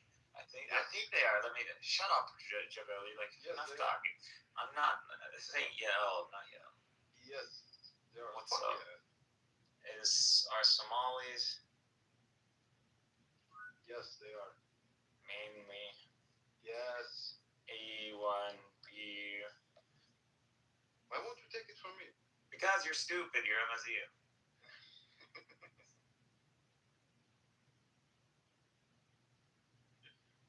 Yes, they are predominantly E1B1B. EM78 clade, subclade. T and J1. E1B1B is most dominant in Africa. They have like a 5 to 15 J1. That's why there's some of them that speak Arabic. Okay, so and E1B1B EM8M78. So انتي والامازيغ والصوماليين واولاد عم. Yes. Yes. But they speak Amharic too. Amharic is another thing. لو انا لما بقول لهم انتوا بدو المصريين انا غلطان كيف؟ بس مصر فيها أمازيغ برضه على فكرة. هم اصلا اولاد عم يعني احنا نقعد نقول في امازيغ ولا في شيء. I don't believe in those. هم القبائل بس يعني هذول تبع لمصر. هم تبع لمصر. كلكم تبع لمصر. Can we speak factual, not on myths, please? ولاد عم. What are you talking about? I mean, think about it. And let's say the world was an evil playing field. Everybody had the same amount of resources and just the position, the geography. Egypt would rule over all of you just because it has access to Asia. So why didn't they? What are you talking about? They fucking ruled. Egyptians they survived the Bronze Age collapse. Yeah, but they didn't rule the rest of the mother. They conquered. These guys went to Persia, bro. They went all the way up there, and they conquered up there, and So they why came didn't back. they go to the mother? Because Adola, they didn't care about expanding. They didn't. They went to go and conquer what? They meant to go and like kill your threat. That's it. Yeah, but the proximity was really, really close. So why didn't they? But at the end of the day, like the King of Kings, there was a time where the Egyptians were the King of Kings, you know, or the Shah of Shahs. Mostly the scary part, they always come from the east, not from the west. Egyptians, for majority of The Egyptians really never feared anybody from the west or from the south. They feared the east. The Egyptians, for most of their history. And mainly, the main threat to them was the Hyksos, the Hyksos. And these are Semites. The Egyptians, for most of their history, haven't even ruled over themselves. For most part of their history. That's true, but they still survived. So did we. You're not as ancient as the Egyptians, not even close. Yes, we are more ancient. Actually. You're insane. The very term Amazigh, we just read it. Why do we have to go over this again? I don't care. Why did this is You care, Lala, until you wanted your story, and your story is fiction, and you refuse to accept that, bro. انت زيك زي التركي ولا بس انت يعني يا دوبك احسن شوي يعني مش ما احنا انت حقيقتك تحكي انا عربي ما بشرفك تروح عند العالم وتقعد تقول انا امازيغي بيضحكوا عليك. احنا هم مغيوظين بس من العرب بس غيظه بس. ولكن you understand that Arabs have the lands of most of the Roman Empire. And all of these people identify as Arab. We accomplished what the Romans only dreamed of accomplishing. We accomplished what the Romans were literally building up. We accomplished Constantine's vision, and we stripped his name, and we built it under Arab. Just all it is. You can say Arab identity is more Roman in structure than it was ancient Arab. No such thing as anyways. There is absolutely an archaeology tangible, even that can trace back to the Bronze Age. I put a link about the Aruba. Like we're fucking ancient, motherfucker. The seed of Abraham is ancient as fuck. We was kids. We brought down kings. We was kings. See, everybody gives credit. There is two people. Listen, there's two people that are responsible. That at least are explanations for the Bronze. Shut up, Amazigh. You was kids. Berber is the proper term, honestly. I put a link let me- about Aruba did barbarism, like how they are from the beginning. Oh my, yeah, there is actually that is a strong prevailing theory in the Arab world that the Amazigh are just Arabs. Arabs. I have the Yeah, it's because a they book. want to claim It's a us in our study. بس القصة المشكلة إن the DNA doesn't support You this. want to claim us in our chief. That's So what the DNA ما you want to claim us. إيش عملتوا ولا؟ يا خويا والله كتاب مش كاتبينه يا زلمة، كتاب مش كاتبينه. يعني ما فيش كتاب بالأمازيغي يا ابن الحلال. Okay, let me talk. We produced the first university in the world. We established it. مين وي؟ هذا إسلام، هذه العروبة الإسلام. No. هذا إسلام. ما أنت ما هذا مش نتيجة الثقافة الأمازيغية، هذه ليست نتيجة الثقافة. تستطيع الكلام بالعربية. لماذا تتهرب من العربية يا ابن الأمازيغية؟ ابن الأمازيغية والله مسايا. إيش في؟ ما أنت ابن أمازيغية، إيش المشكلة؟ I don't call you. Should I call you ابن قحبة? Is that what you want? ليش؟ طب أنت قول عني ابن العربية. Yeah, he's tripping out. I'm saying the son of an Amazighi woman, and he's getting offended. Like, why? You're claiming to be an Amazighi, so why are you using that as a why? But you see, it's an inferiority complex. So all I'm simply. So why is it that Why is it that it is invoking? Like, if he told me you're the son of an Arab, I would not be offended. That to be like, yeah, obvious, duh. And why is it that when I say son of an Amazigh, he gets offended? So it's the same thing with the Jews. It's the same thing with the Jews. Like, no, I'll prove it. I'll prove it why it's the same thing. Because Afachai literally came after Abu Ubaidah, literally called him Ibn al-Yahudiyya.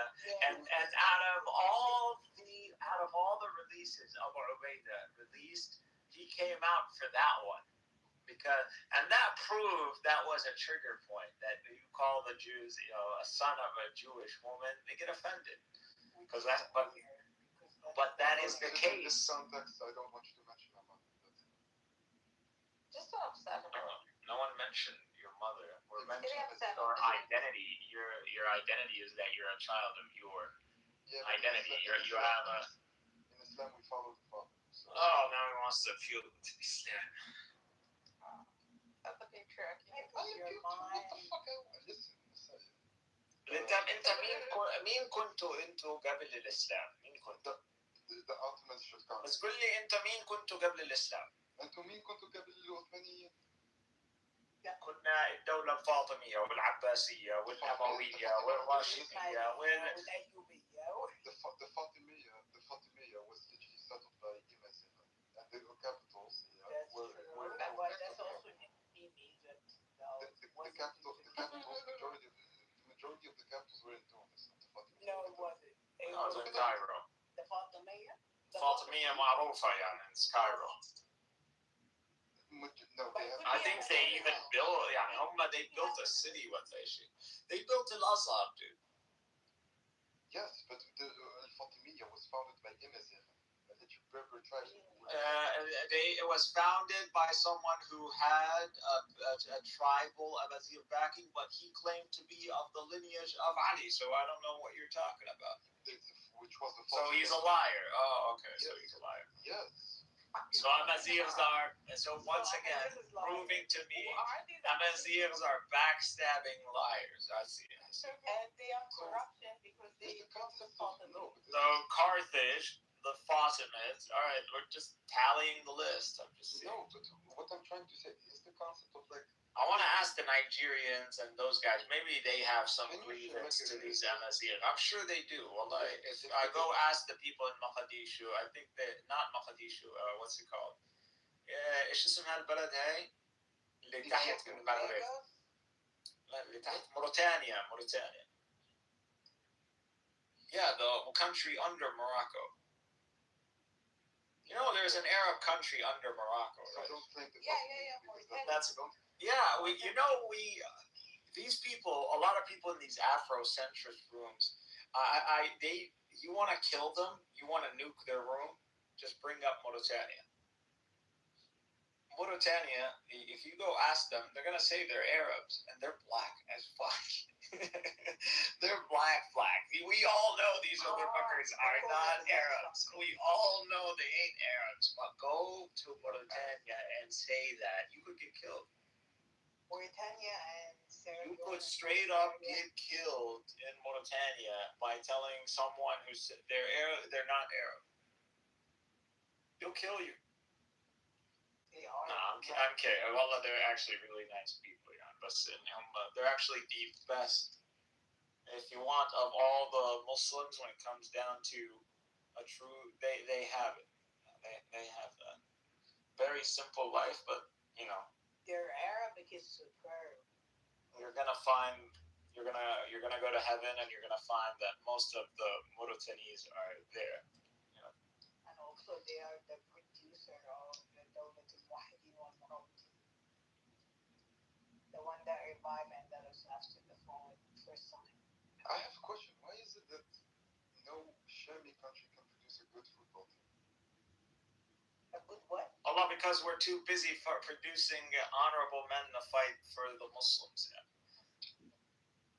I mean, if we're talking about combat sports, Or the honor of Muslims, we're fighting for your honor. Do you think? We live in teens, can pick up our shit. We can go to white land. We can blend in. You're in America debating on Clubhouse. You're not doing shit. Wallahi, we're all where we need to be for a reason. Don't piggyback off their struggle. You're in the West talking about You're nationalism. You're in the But you're here. No, you're claiming via ancestry you have the right to talk about your national or whatever you perceive your pseudo national identity. Winter, what are you doing? Me? Also pissed on Clubhouse. Okay, so what the fuck are you complaining about? I'm not saying we are fighting. We are just But we're talking in a national sense. National sense, my ass. That's your ass. What is that? How's that my problem? His ass is your problem. No, I don't want no stinky Amazili ass to be my problem. My friend. At the end of the day. Bro, listen, man. I'm good. And when it comes down to as a Semite, I'm good with Egypt. Anything west of Egypt, south, I'll take the south because these guys actually want to be a part of us. Y'all, Ana Tunis exactly. I don't want to talk about the Algerians because the Algerians they're literally Arab fundamentalists. Tunis, needs, wallahi, we're going to get to Tunis and we're going to turn it min Tunis al-Khadra to Tunis al-Hamra because that's literally what it needs to be. Because you guys need another Muslim conquest. They got it. And then Qais Said came and eliminated the whole fucking. Oh my bugger. Oh yeah, and listen, literally the whole Sham area is cursed. That whole region is cursed. كيف cursed. احنا حربنا حرب وحاربوا وهي اليوم مين مسك سوريا؟ مسكها واحد اسلامي حكم فوق داعش قاعده نصره جايب كل الاسلاميين جايب يد مباركه من السلطان اردوغان نفسه ومدعوم من ترامب واسرائيل بتخاف منه وتحسب له مليون حساب. احنا كيف خسرنا؟ فهمني كيف خسرنا احنا؟ مش فاهم انا فهمني اياها. We should keep it English for the واليوم لبنان تحت ايدنا رجعت لبنان تحت ايد السنه اندعس على راسه حزب الله من دون تدميره يعني انت واليوم حزب الله بتحالف مع جولاني يعني. So what is the problem? How are we losing? Listen, you want to do a Sunni. So I'm confused how the fuck we're losing when everybody is talking about the rise of the Sunni axis. Why? How are you saying we're losing? Which rise of the Sunni axis? What are you talking about? You go tell me. Go right now. Google Sunni access. Rise of Sunni access. Israelis. Fuck me. Just say Israelis. حبايبك اليهود. قولوا هيك. And when I Google rise of Sunni axis Lebanon, I see 3 beach club parties in Beirut. So what's your point? See, we got it both ways. So, خلاص, if you have a beach party in Beirut Let's go. وقاعد بتنيك قانونيات انت يعني اليوم خلاص احنا مش سنيين يعني. يعني انا اذا نزلت على تونس ونكت مليون امازيغيه يعني ايش فيها؟ انا يعني خلاص خص من الاسلام اشي. You're basically Messiah. You're what I call an olive oil Indian. Okay. What does that mean? I don't even know what that means. I'm trying to process. Yeah, me too. What's an olive oil Indian? What the hell is that?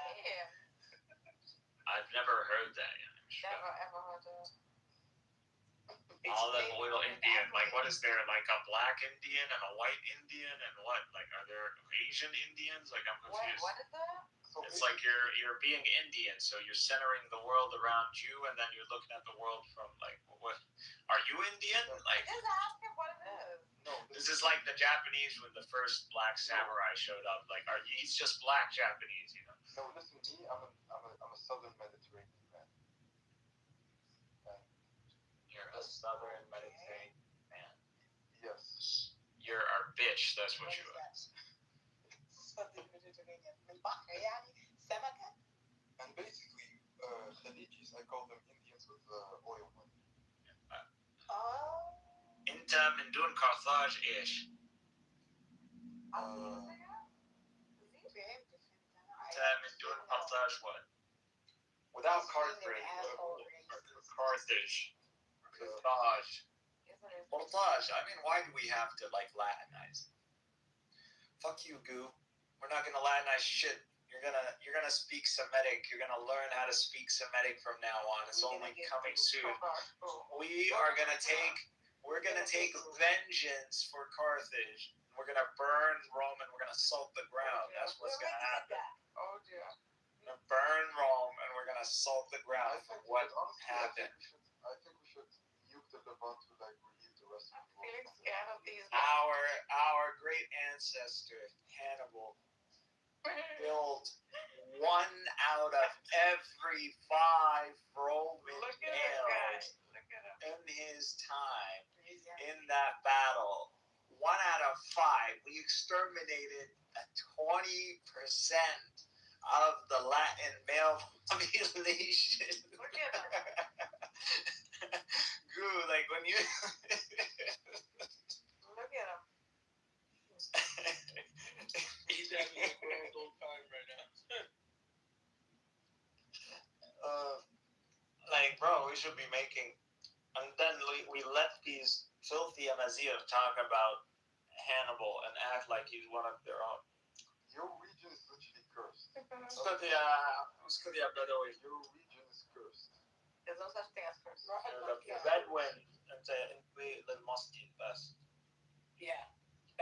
You shouldn't even be talking to us. In your chain of command, you have to report to the pharaohs before you report to the sons of God.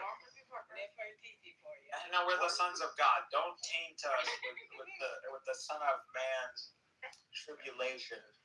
Always Jesus. Disgusting, filthy I don't Gentile. I don't understand why this Ottoman housemaid is talking like this.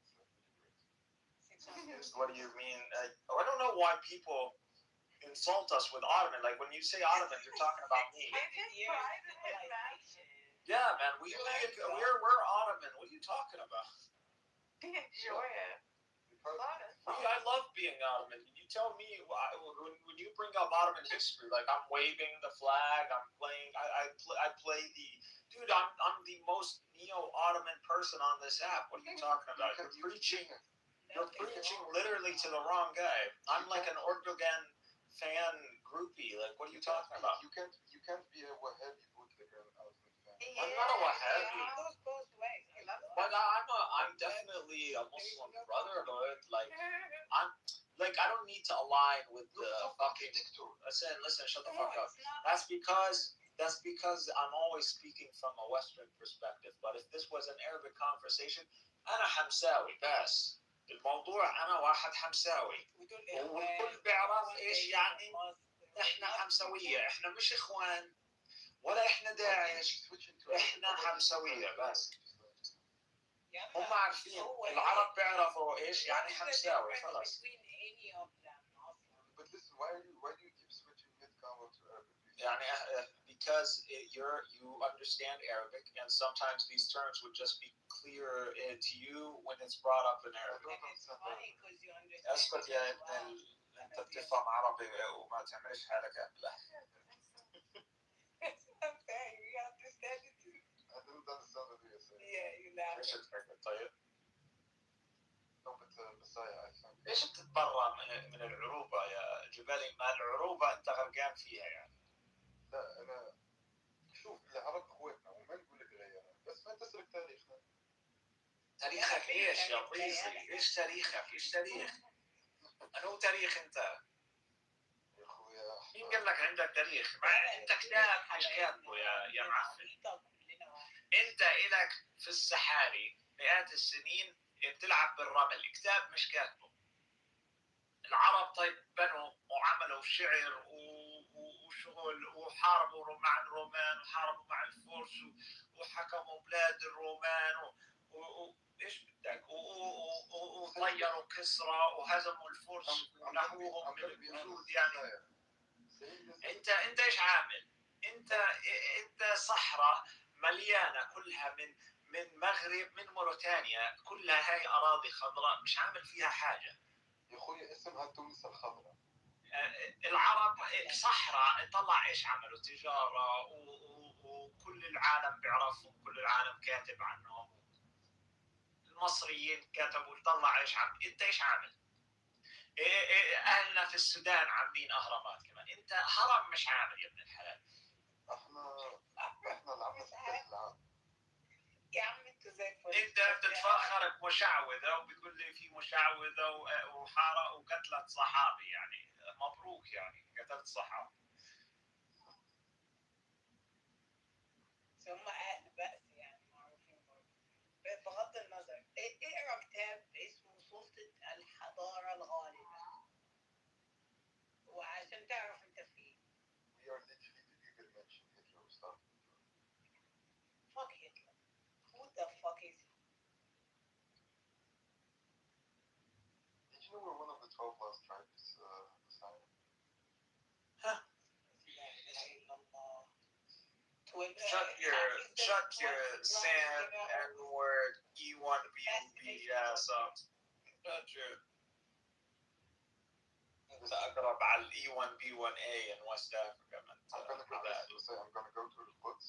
Yeah. I'm gonna take one of your women and introduce her to the North African dominance. Okay. Well, I just want to tell you before you go to Palestine, and I just want you to understand the Levantines.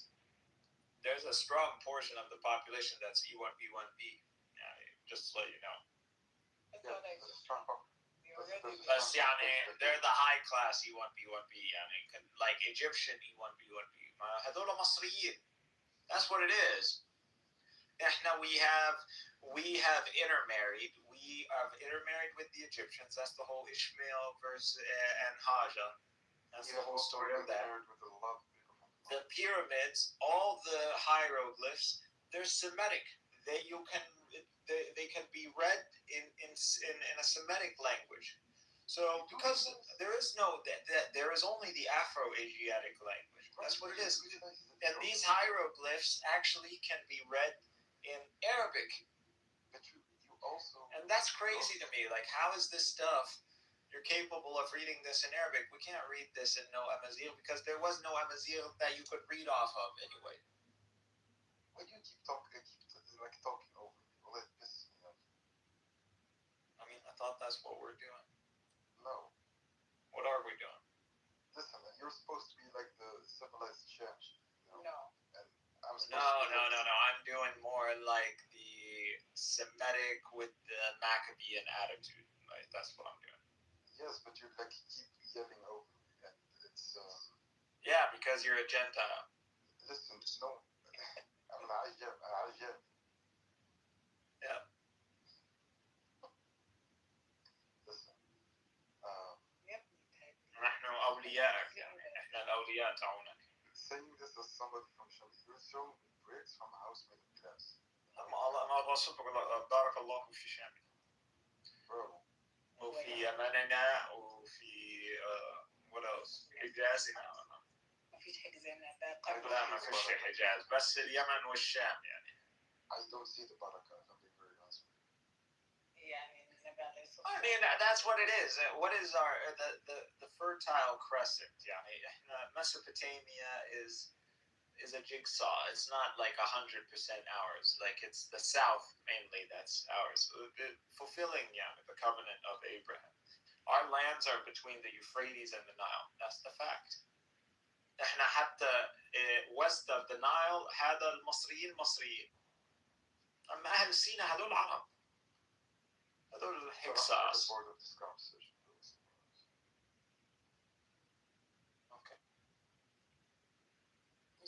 أرض مباركة أرض It would be better, Jabali. I mean, I'd rather like pick on like Latins or Persians or even maybe Egyptians than like an Amaziah. Like Amaziah is just like a mouse that entered like the feline kingdom, and it's like you're not a cat, bro. Get your mouse ass back into that hole.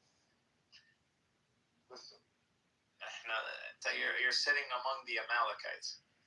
You have never been able to defend yourself in your entire ليس من شعوب الجبارة.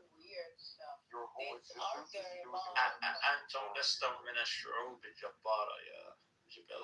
You weren't even fit enough to use as warriors or mercenaries. Who did you guys fight? Your whole history. This is a civilization. Dude, the only ones you can't fight, Jund Sham or Jund Masr. These are the only Jund that you should not be fighting against. Like you're not ever gonna beat Jund Sham. You're not gonna beat Jund Masr. That's. But also those are captives. Like. We did beat Jund. And then this is pretty much it. They have a symbiotic relationship, anyways. Like Sham and Egypt, they're intermarried. You can see there is a strong portion that's E1B1B among the Levantines, and you can see you have all of like Ahl Sina pretty much are Semites. Like they're so you can see there's an intermarrying that's happened. We beat the Umayyads who were based in Damascus. How will you beat Who beat the Umayyads? The Abbasids beat the Umayyads. What are you talking about? Hashemites are the ones who beat Beni Umayyah. You didn't beat Beni Umayyah. What is he talking about? I don't know, but he didn't. What's it? I think he's mistaken like the Fatimids. Like I wouldn't even. I'll agree. The Fatimids are probably Amaziah leadership. They lied or something. And they're not actually Hashemites. But they were.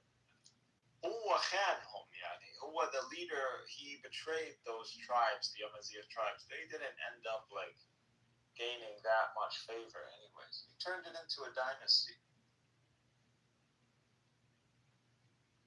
And you could say what you want about the Ismailiyah, but they are people who hold to like logic and reason. His name is Jabalius. Jabali? Which is like mountainous in Arabic. Jabali. What is Jabal? Yeah. What is He's a mountain people. Is he? Are you Berber? Jabal. He is Berber. Yeah. Yeah. What do you think we were talking shit about the whole time? Amaziah are Berbers. Berber is just barbarian. And this keeps debated. I don't know. It keeps shifting because actually, no, it's not. It actually is a historical name. And I don't know. Like, but it's an attempt to salvage that there is no Amazigh ancient term. Like they weren't calling themselves Amazigh, so they don't have that a historical identity under this term. So this is more developed later on. So how do you reconcile this? Well, you go back to the term that actually does have that historical connection, which is Berber. But I thought that was a derogatory term, so now you have to debate its derogatoriness. Yeah, it's barbarian. Well, there was nothing wrong with being a barbarian. It was like come out. Yes, barbarians are shit. The Franks are shit because they're barbarians. Became a negative term. Goo doesn't even know whether he's a Frank or a Latin. Like he doesn't understand the church crowned barbarian Franks, didn't crown no Latins. I don't see the Latins benefiting anything from the crowning of Charlemagne. Like what did we gain? What did you gain out of this? Just spiting the Greeks. Great. And this is the problem between the Latins and the Greeks. They'll poke each other's eyes out and they'll sit there blind. And then they'll say, well, you're blind too, motherfucker. And this is fine. And they'll live this life forever. In spite of each other. It'll be their doom. But I mean, that's no longer the case. But it's already their doom, man. Their doom came because of this conflict. Well, according to my maternal, I am a Latin. Not a Frank. So that's why I when I spoke, I assumed you're a Latin. Yeah, I said like the Catholic Church simply crowned the Franks barbarians, and just in spite, and the Latins accepted it just despite some Greeks. Like it's kind of a petty.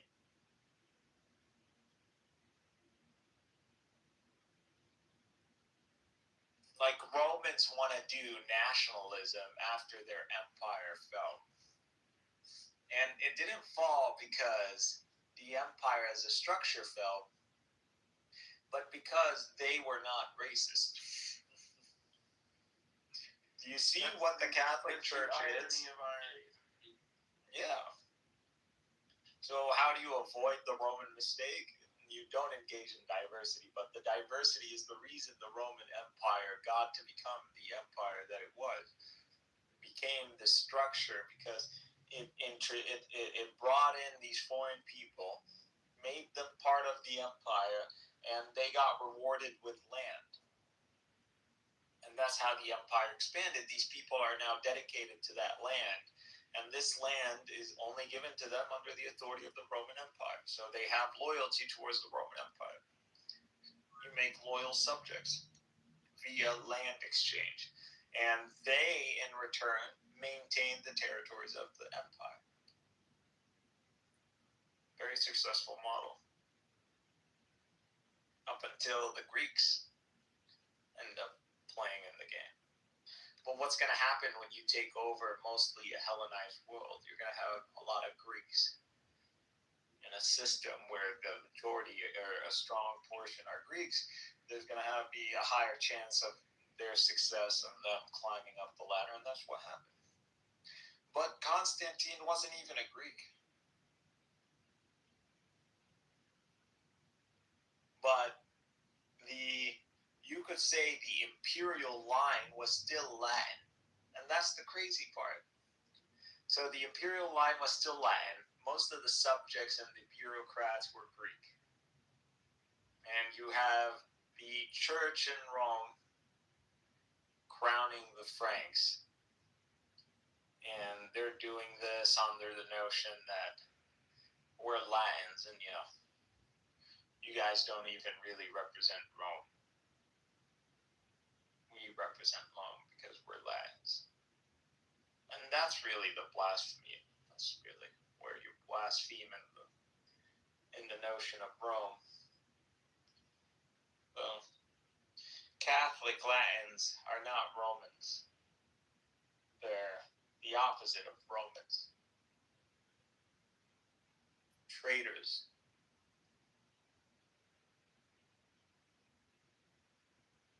Oh well.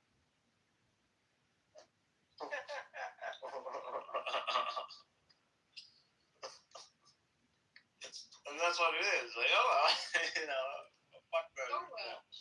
It's like a Tony Soprano kind of attitude. Oh wow. Oh, shot the wrong guy, but fuck it. He's an asshole anyways.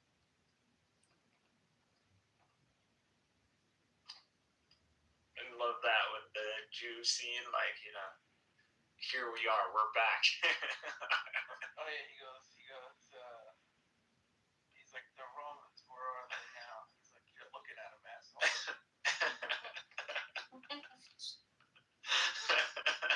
That was like such a brilliant fucking scene. That was.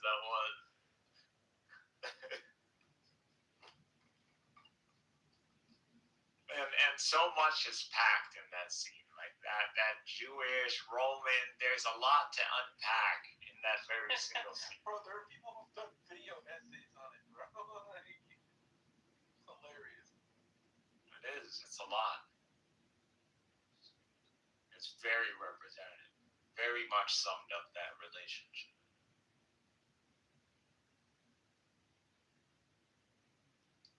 That's how one should feel, and that's how they feel. And it was a wrong question for him to ask, where are they? Because like he would be hitting a lot of. He knows the term Roman is used in their eschatology or in their rabbinic thought. And that was a very good scene. I like to watch it every now and then. It's just, I don't know. There's some videos that I like to watch every now and then, reminds me of the pettiness of Jewish history. And there's this he does this shows you animation kind of battle of what happened, like the Bar Kokhba revolt and how the Romans straight up butchered, cleaved their way through Judea. It's very gruesome. They cleaned house. They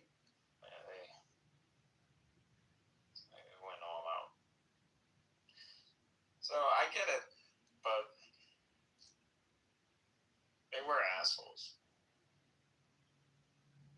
The Jews were assholes. Again, they destroyed the church. The Church of James, either it was them or it was the Romans. I'm not sure. I think it was them. So I'm reading Netanyahu unveils plan for a new Mediterranean Middle East alliance to counter radical Shiite and Sunni axes. Some guy said this is the Achaemenid axis, which runs through Iran and includes Achaemenid, Sassanid, Houthi, Yemen. There is no other logistical manner through which this is possible. And then he says satrapy of Persia via a Shia Jewish alliance, like in the movie Madagascar, where the penguins escaped Western captivity and found their way back to Antarctica and hated it. So the guy goes, quiet, Nazi. Turks were allied to Christian Rome/Byzantium versus Persia. That's the only reason why Sassanids barely lost the Roman-Persian wars. Muslim Turks conquering Byzantium led to the Columbus expedition, and Columbus said in the Book of Prophecies that his mission was to retake Jerusalem. Additionally, today, Roman Turks have become aligned once again as Meloni abandoned right-wing populists on Middle Eastern North Africa when she became informed enough to realize supporting Turkey and the Arab Spring stabilizes and empowers Europe/Western civilization against Iranian Axis threats. What an analysis here. Wow. I don't know. That last one was a stretch. But that was he did not build up to that conclusion properly. But the Arab Spring proved they had a boiling point. That the Arab world had a boiling point. It says there are 3 alignments formed: NATO, Turkey, EU, with Arab Spring and allied states. 2, Russia-backed India, UAE, Likud, Greece axis. 3, the Iranian axis. U.S.-Israel right are 2, U.S.-Israel left are 1. 2 and 3 share Arab Spring enemy. Naftali Bennett admits weakening Iran boosts the counter to Iran, Turkey, NATO. Actually, I get what is being hinted at. A proper alliance, if it wasn't for ideology, if it came down to geopolitical strategy, Israel and Iran. And there's a great portion of the Sunni Arab world that believes this alliance is already at play. That the whole Shia expansion all the way to the Levant, Lebanon, and Syria, and what culminated in Syria, was in tandem with the project of Israel to demographically shift the region away from like an Arab Sunni demographic. So this is a predominant understanding in the Arab world. You would say most of us, we agree with this. And this is why I don't like Iran, because they attempted sectarian cleansing. So from our perspective, that's why Arabs are not going to shed a tear for Iranians. So when we see them getting killed in the streets, yeah, it meant to you guys were killing us in the streets. The vengeance, right? Not now, at least not now. Yeah, not now, but before. But here, you got an Egyptian. See, she'll tell you, she'll affirm what I'm saying. Those who feel And it's just, this is what, I'm not telling you this is how necessarily, I understand things are nuanced, but if this is what the Arab street thinks of this is the predominant thought in the Arab street. That's what it is. And then this is a term that we use. We say, الشارع العربي, الشارع الأمريكي. This is as in the public, but not the sophisticated public, the public opinion. So like an articulate way to represent the public opinion. And this is a factor that you have to take into consideration. You can't try to reason with this factor. We don't try to reason with the American public. We understand, like post 9/11, the American public was out for blood, and you just had to bite the bullet on that one. You can't try to reason with them. It's fine. Nobody wants to support. So, like right now, like the Shari al-Irani seems pretty defiant that it can huddle around a leadership and deal with an external threat, a war. And they seem that they are getting their ducks all in one row. And they're, as a people. No. I see the Iranians. I see the regime stronger than what people thought. I see that Iranians are strongly in alliance with their regime. Not necessarily they support like the Islamic aspect of the revolutionary regime. But nevertheless, as a revolutionary regime, they are still support. They are all still, for the majority part, believers in the revolutionary movement. And they're not going to blaspheme in the revolutionary movement.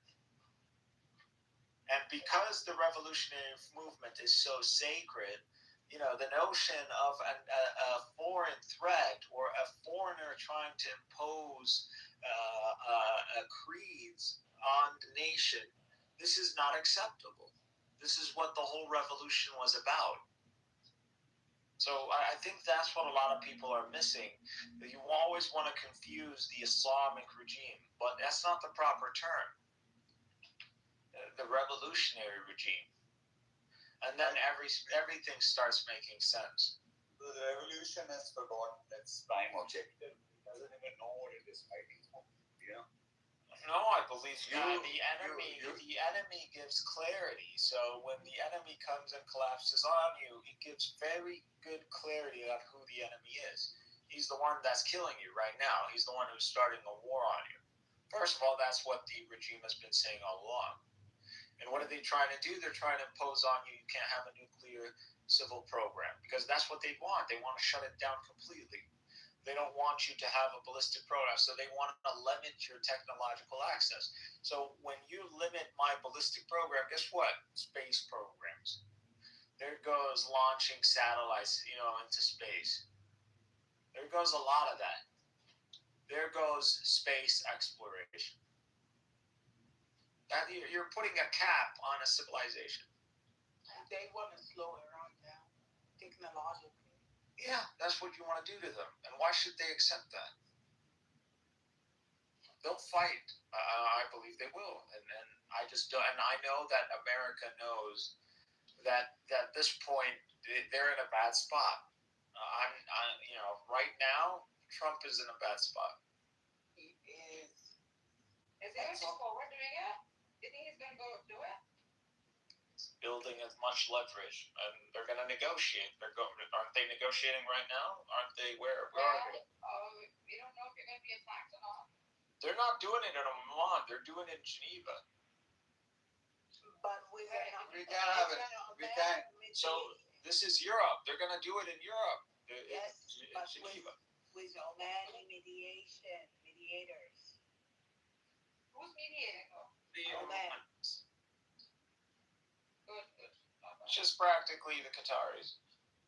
Yeah, they have always proven to be the best, to be honest. They're good mediators. Kind of feel really scared, to be honest. Oman, Oman, they are the good mediators between Shia and Sunnis. Yeah. That's one. And they're a good factor for anti-interventionism. So that also, and they're the most peaceful Arab country in all of Arab history. You want to go and experience Arab life or Arab society in the way that it is in a kind of a historical way, like you would go and visit Japan or Korea. Go to Oman. Go to Oman. That's all you have to do. Yes. That's it. It's a little bit like old school though. See what Islam is. You'll see what it's all about. You'll see what the culture is all about. That's it. You'll see the beauty of the pure Arab environment. No expats, not a lot of. Yeah. I'm not saying it's perfect, but it's cute.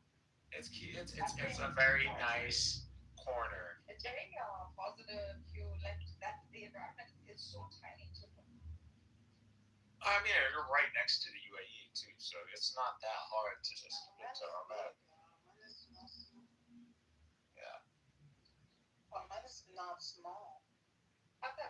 Mostly desert. I mean, most of our lands are deserts. If you look at all of our maps, you think our countries are big, but when you look at our maps and you actually go like a little small green strip and all of it is desert. And we don't actually have arable land. I mean, we have a lot of land. If we make it arable, it will be amazing. And we can because the Chinese are literally doing it right now, and they're extremely successful. They have turned deserts into green oases. I'm not even kidding. And they did this by accident.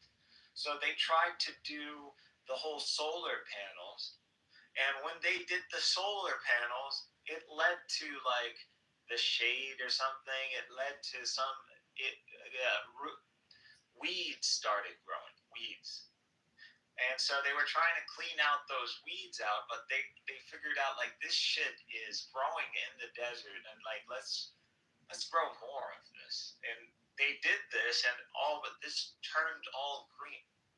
I saw a documentary a couple of years ago, and they were talking about the great North African Sahara al-Kubra. It's protein. This sand is not a sand. It's actually protein that fertilize the Amazon. I think that is what it has to do with that, the whole wind stuff from there. Yeah. It actually what the Amazonian forest lose in the wintertime by rain and stuff, it get replaced with the same exact percentage from the Saharan and the African Sahara all the way to the Amazon. See, I think we fucked up the world. I think there was something we did in that southern Mediterranean, East Mediterranean part that we did something bad. We messed around with the ecosystem. I don't know. We built a bunch of dams. We did something wrong. We had some sort of collapse.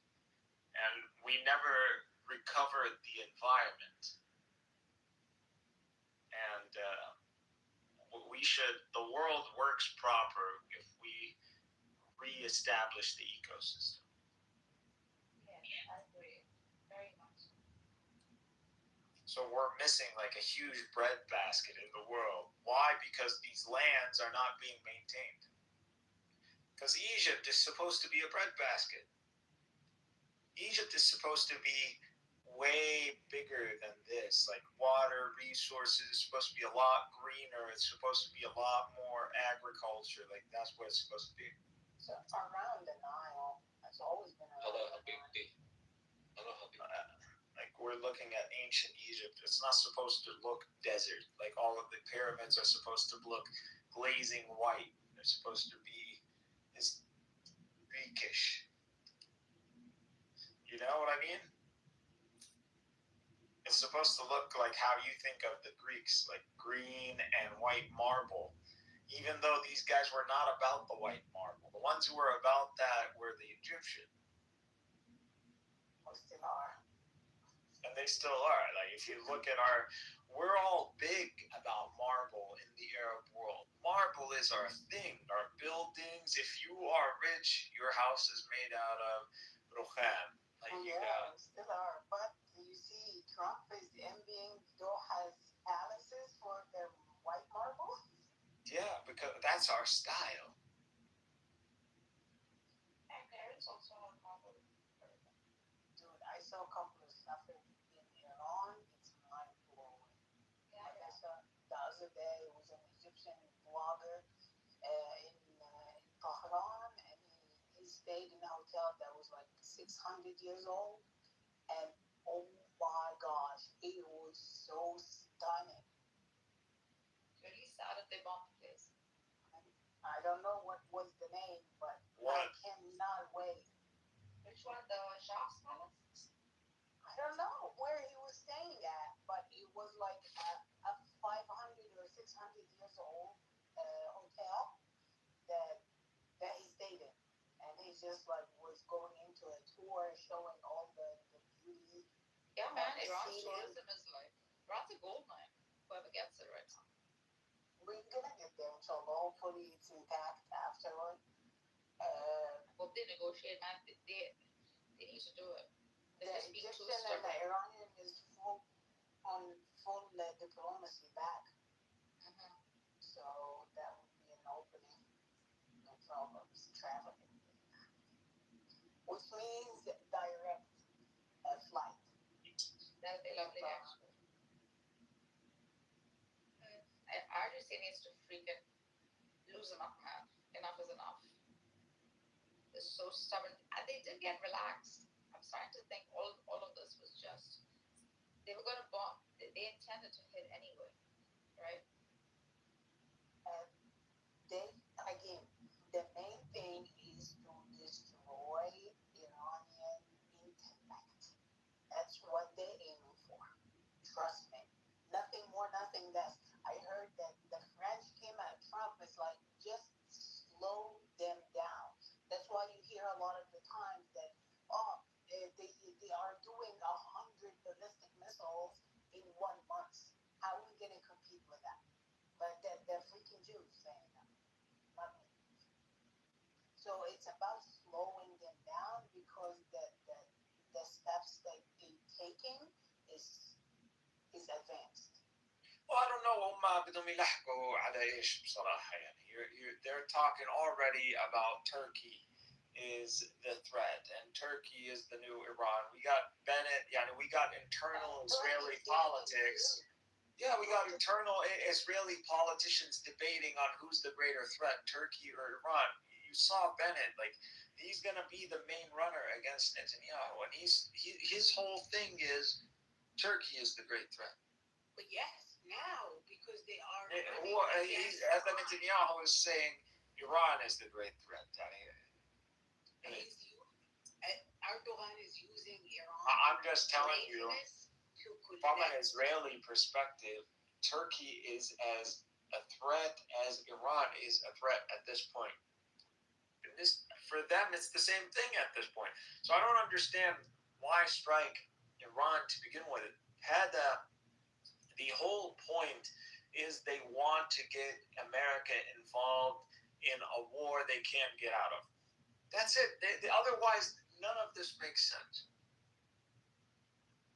No, but what's new about because that's the kind of having a new enemy every 2 seconds. The Israel, because you just said it, they have to, not just Iran. You can't have Iran and Turkey flying 5th gen stealth fighters, selling 5th gen stealth fighters to Egypt and Saudi Arabia and Pakistan. You're not going to have that. And what people get that Turkey is a steel country. They got a lot of steel. True. They can make weapons for fucking days. These guys can. This is the Ottoman Empire. They're the machine factory. Once you have the Ottoman military complex running, and you are backing that with Arab stormtroopers and a Turkish army and a Persian aerospace department, you're fucked. You're absolutely fucked. If you see the Middle Eastern triad rise, not God himself would have to put that genie back in the bottle. Because we're not giving this world back again to no Westerner or Nosterner again. And we're going to shut all that shit down. You guys gave us all the credit that we need, that when we come back in our rise, that we make sure you never rise again. And we learned our lessons this time. There is no the stupidity that we did before, like what we did with the Hindus, and let's do this slowly over time and let them learn. No, I'm going to do it the Jewish way.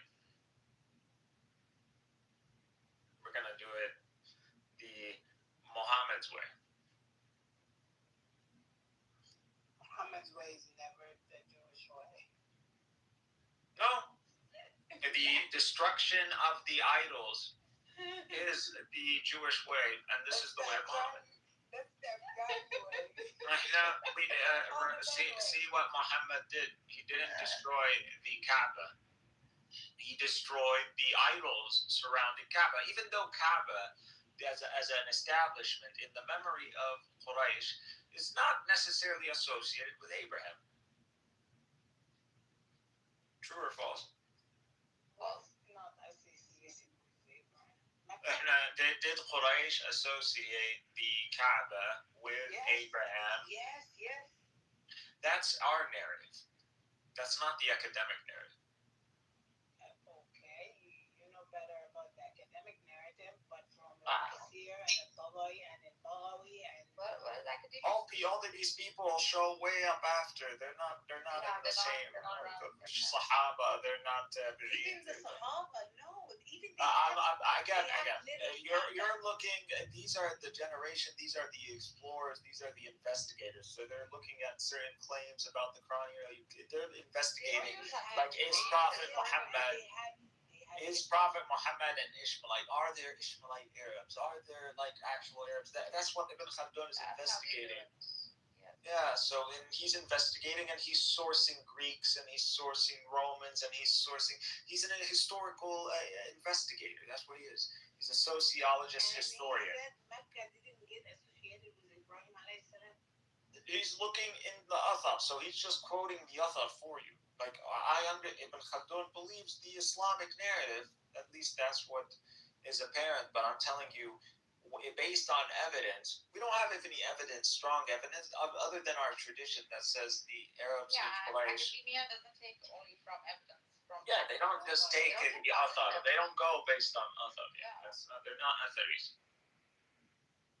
academia is not athari. They consider it athar, but they don't. They're not. But which academia? Are we talking about academia? It's the consensus of the academic. They also have. We're coming from different frameworks. So we're looking at. We believe in divine providence. So when we look at the athar, we believe that the trail of evidence that we have, the narrative, is what God wants us to know, and this is why we are able to see these things or know of these things, because God preserved this for us to know. So this is why we're investigating this, because we're coming from a religious school. We're not a secular academic school. We're coming a religious academic. Well, we're religious. Islam, the ruling, all our academia is religious academia. So all of our polymaths are graduates of the Islamic, Hogwarts. The holy book poems before Islam, dude.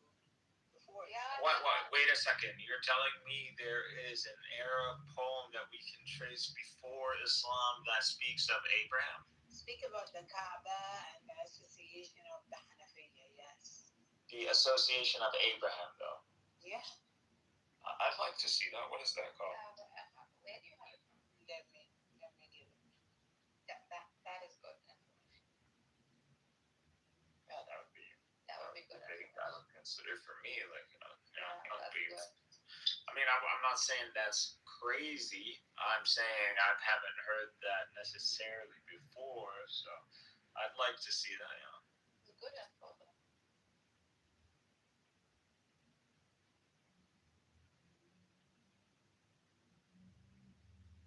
That's good info. Yeah, that would be great. Great info.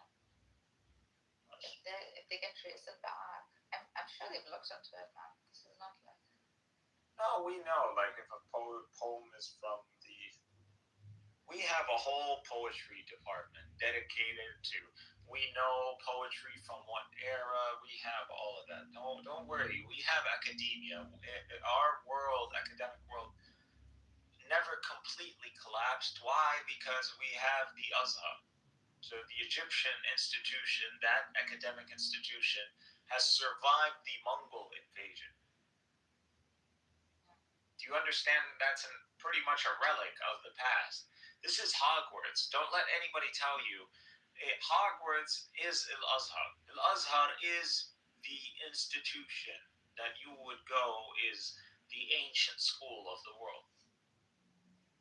I see. Everybody, the Salafis, or what you would call the Wahhabis, are copying. They wish they were the Azhar. Yeah. This is just so loud. They build up their institutions and the money to be equivalent on the same weight. And hey, they're doing. Put in, bro. I don't. No. It's not like they're not successful. There are strong shuyukh that have very strong pull on the Muslim street. They speak so. Let me tell you something. No, we don't care about someone being Wahhabi or someone being like Azhari or something. The Wahhabis are the truest representation of Islam. Oh my God, no. Yes, they are Puritans. They are the Puritans of Islam. That is true. There's no doubt. I don't hate on Salafis, no doubt. But Salafis are not wholly, when it comes down to metaphysical discussions. Yani Salafism tells you you don't engage in the modality. Like, that's it. That's the only. That's horrible. No. You're going against Salafism when you do this. So stop. Yeah, I am against them. So but what people are confusing maybe Madkhalis or but they conflate all of this in one, and it's just derogatory towards Sunnis. You just don't like adherence to Sunni axioms. I like the Ash'aris very much. The Ash'aris are Sunnis. There's nothing. Majority Sunnis. What are you talking about? No. To say that the majority of the laymen of Muslims are Ash'aris is an insult to Ash'aris. Because Ash'ari is a kalam school. To say that the laymen are of Ahl al-Kalam is pseudo. What are you talking about? Not pseudo. It is absolutely pseudo. How are you saying the laymen are kalam? How can you say that? No. The majority of Sunnis are not Ash'aris. That's an insult, Ash'ari. As a Catholic, I've come to view Salafis as the historic mainstream and representative bearers of Islam. That's why. Let me finish. I do view the Salafis as the historic mainstream, and they are the most representative bearers of Islam. Much as the Sunnis have often regarded the Catholics as the historic mainstream and most representative Christianity. They represent, yeah. So when we look at Christians, we see the structure of the Catholic Church. When we look at what represents Christianity or the opinion of Christianity, that's why we host the Pope. The Pope is, we host him as a dignitary because he is the representative of Christianity in the current world. That's just the facts of it. It doesn't matter what all the Protestants can cry, but when it comes down to if there's a conflict and someone invokes Christianity, we go to the Pope and we ask for questions, clarify. Are you saying that Christianity is in direct hostility with us or something? Like, is this like a crusade? Like, unless he says so, then it's not so. You don't represent Christianity. And that is our mutual understanding. Nargis, you can disagree with it if you want. For the Muslims, the one who holds custodianship of the holy sites is usually in general considered the caliph. That's what it is. And the one who holds the current custodian is two of them and is pushing on the third one as we speak are the Saudis and the Salafiyya. So which again, it's stupid because like I don't like using these terms because they're not common on the Arab street. We don't talk about each other this way. يعني هم خلاص هذا يعني هو ماشي على نهج السلف.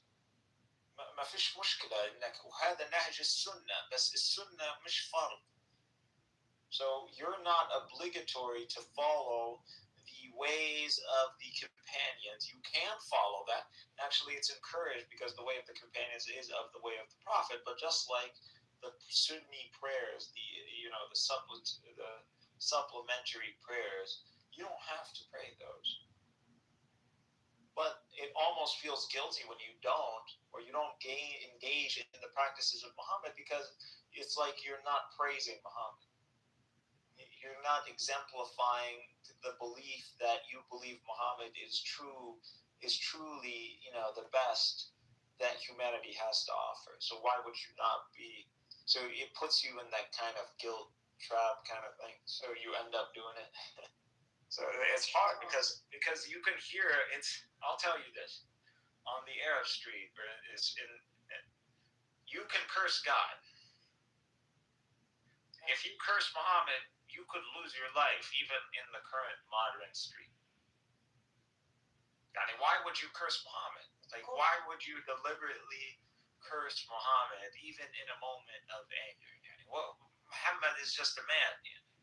Why would you curse a dead guy? But from the perspective, you can curse God because God can tank it. But Muhammad, what did Muhammad do to you? Muhammad is this. Muhammad in the mindset is someone who went out of his way to bring about a better environment for us all. So we all live in the shade of the tree that he put in the ground and never got to sit under. That's Muhammad. Like all of his life was giving for a project that he wasn't going to reap necessarily the benefits of. And the proof is the persecution of the very own household. Yes. If he had set up a reality that favors him, it would have translated.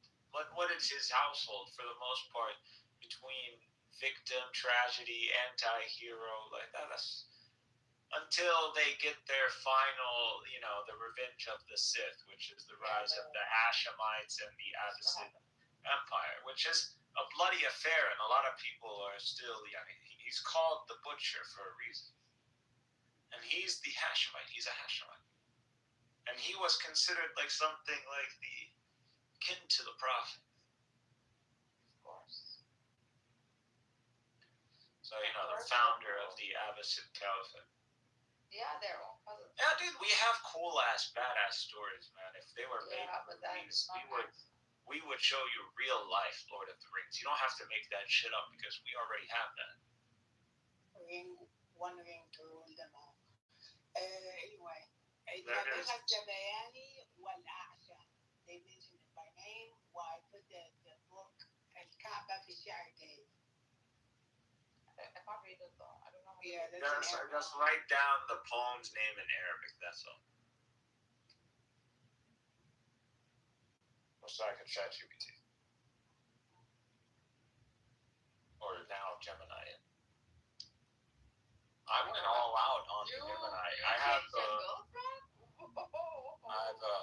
Gemini I've been using Gemini, but like I've been so impressed because it does automation. So it has ran. I mean, I'm still at like 40% of the Quran, but to run this kind of code and through just prompt-based, this kind of research is just so impressive to me. Like Gemini is just, but you have to know how to use like Colab, and you have to know some Python. But that's once you get it, like we have automation. Do you understand this? We didn't have this 10 years ago. I couldn't do this 10 years ago.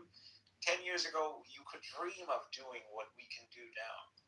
You can just run the Quran right now. All you have to do is, y'all wasting your time doing stupid shit. That's what y'all doing.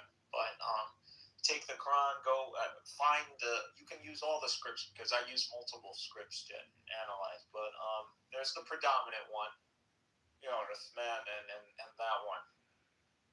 They're all just variations of that one, but you want the cleanest one. You could run that, and there's several, and the one that is right now the most common, you want to, if you hold to like a divine providence concept, all this, then you would just analyze this and find the one that contains the most symmetry, and that would be your top candidate, and you would analyze that further, and you would go into depth in that further. You would run certain analysis. You would want to see if this symmetry is emergent because the use of language or rhyming or whatever, even though the Quran actually is not meant to be poetry. So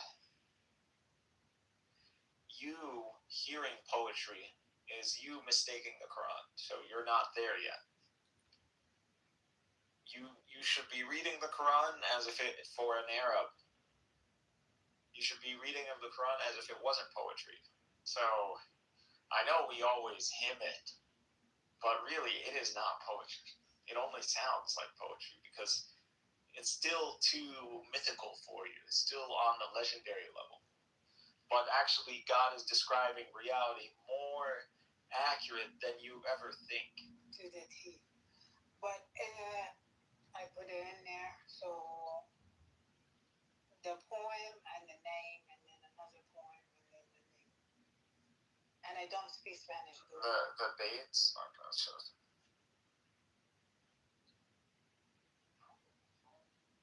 So you gave the name. So Nabila Ibiani? Okay.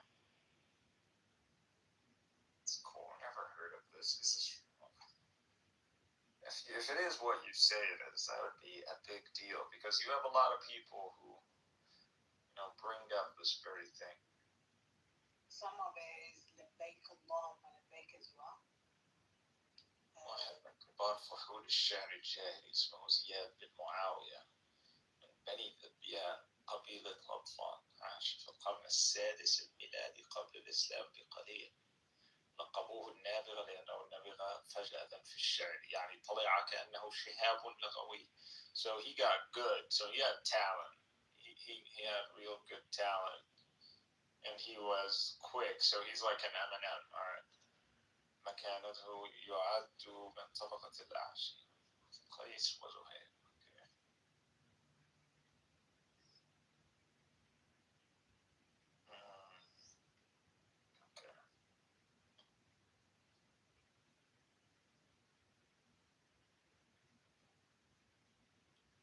توصل الخنساء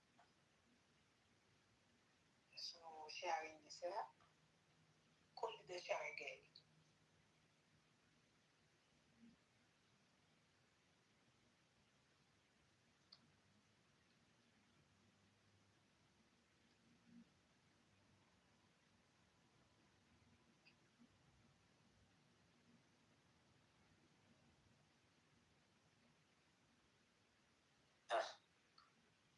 So the question I ask, is he claiming in his poems that Mecca is connected to Abraham or God in his pre-Islamic poetry? I think that's the fair question.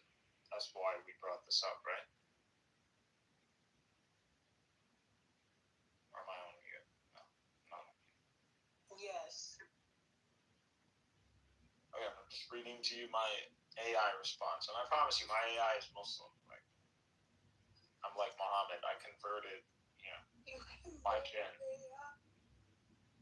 Yeah, I converted the jinn. The logic matrix that makes you your LLM. You have an LLM. You if you look at yourself, you're conscious of a logical framework.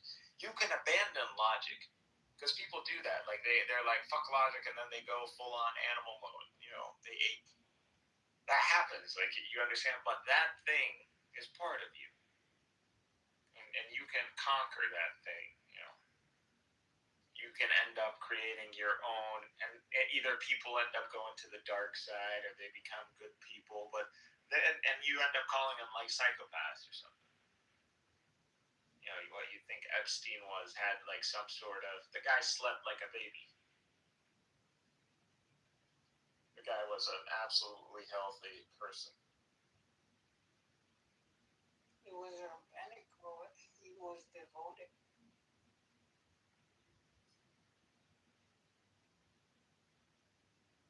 That does not equal articulated Abrahamic theology. There is no surviving verse from a nebula that says Abraham built the Kaaba. Mecca is Abraham's sanctuary, a monotheistic Abrahamic lineage tied to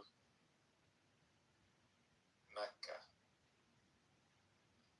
I mean, shit, does he even just mention Mecca? Does he mention Mecca at all? That would be a win.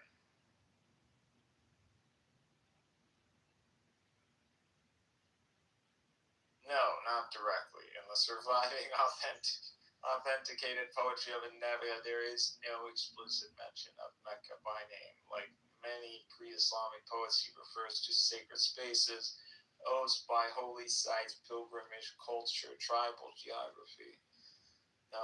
But that's generic, sacred, Arabian atmosphere. It's not a clear Mecca shout-out.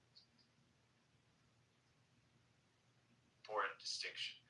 Pre-Islamic poets often mention specific tribal territories, battlefields, courts like Hira and desert routes. If Mecca were central to his poetic agenda, we'd expect clearer references. Instead, his poetry revolves around tribal honor, court politics, praises of kings, personal exile, and reconciliation.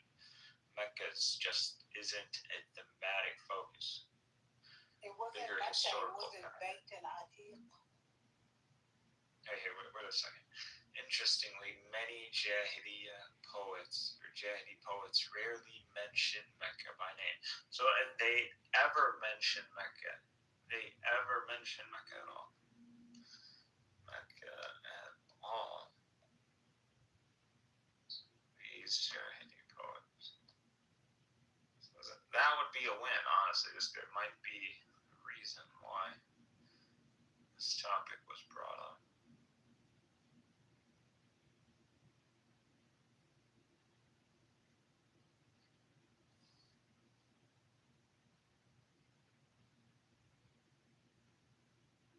Yeah, I know I'm asking the right questions.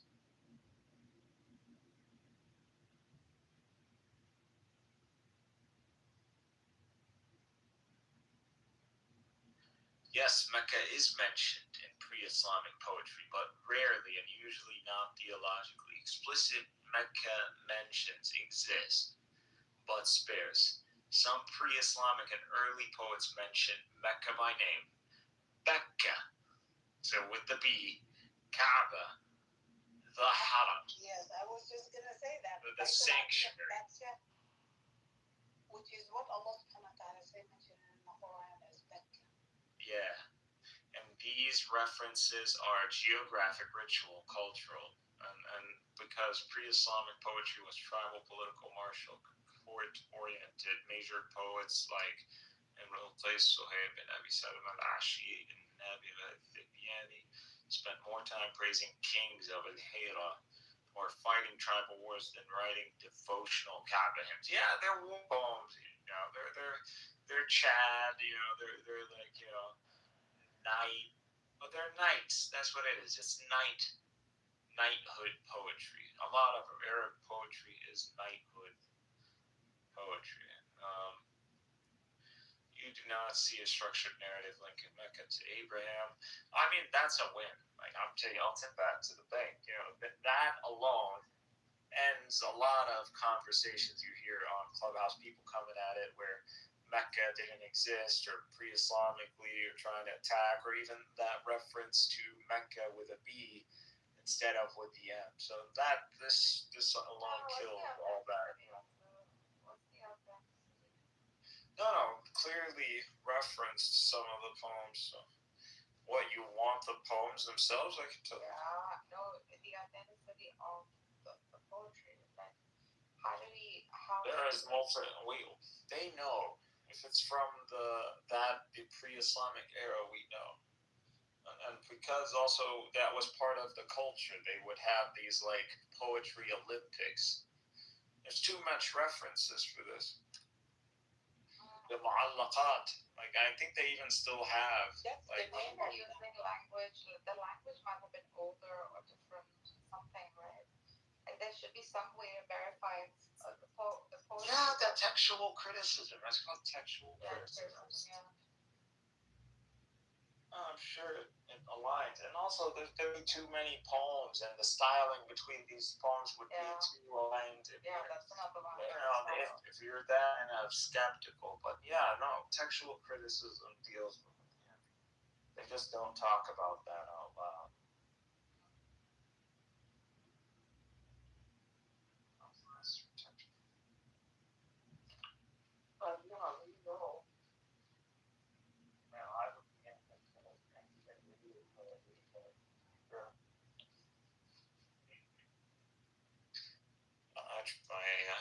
I'll look into it later. But that's pretty cool. That's a win. Now, if it was that reference and Mecca in a poem, that's a shit. I'd be pissing on people right now. But where did this the pet shopping come about? Like, I think because it's Becca, so See, if Islam had any orientation towards Petra, one could say that Islam is a revival of like Nabatean culture. But that it's not is another big issue. Like, where does Muhammad pop up? Where does he get the resources to make this all happen? But the whole notion of some sort of Nabatean revival cult, it's not. Yeah, that would be. There's no evidence of this. But there's no need for it either. It's stupid. That would be a great cult, though. It's a cool Da Vinci movie or something, you know? It's a good revival, actually. Like, I would watch that movie, like Muhammad, being Islam, or some side character, like kind of joining. Yeah, Salman al-Faris, Salman al-Faris from Nabatean, yeah. I mean, it could be, right? But it's, I think it's more than that. It's a perhaps like an inclusivity of early Islam being very inclusive. It got exclusive later on. Salman al-Farisi and Suhaib al-Rumi and Bilal al-Habashi. Isn't he called Bilal al-Habashi? Yes.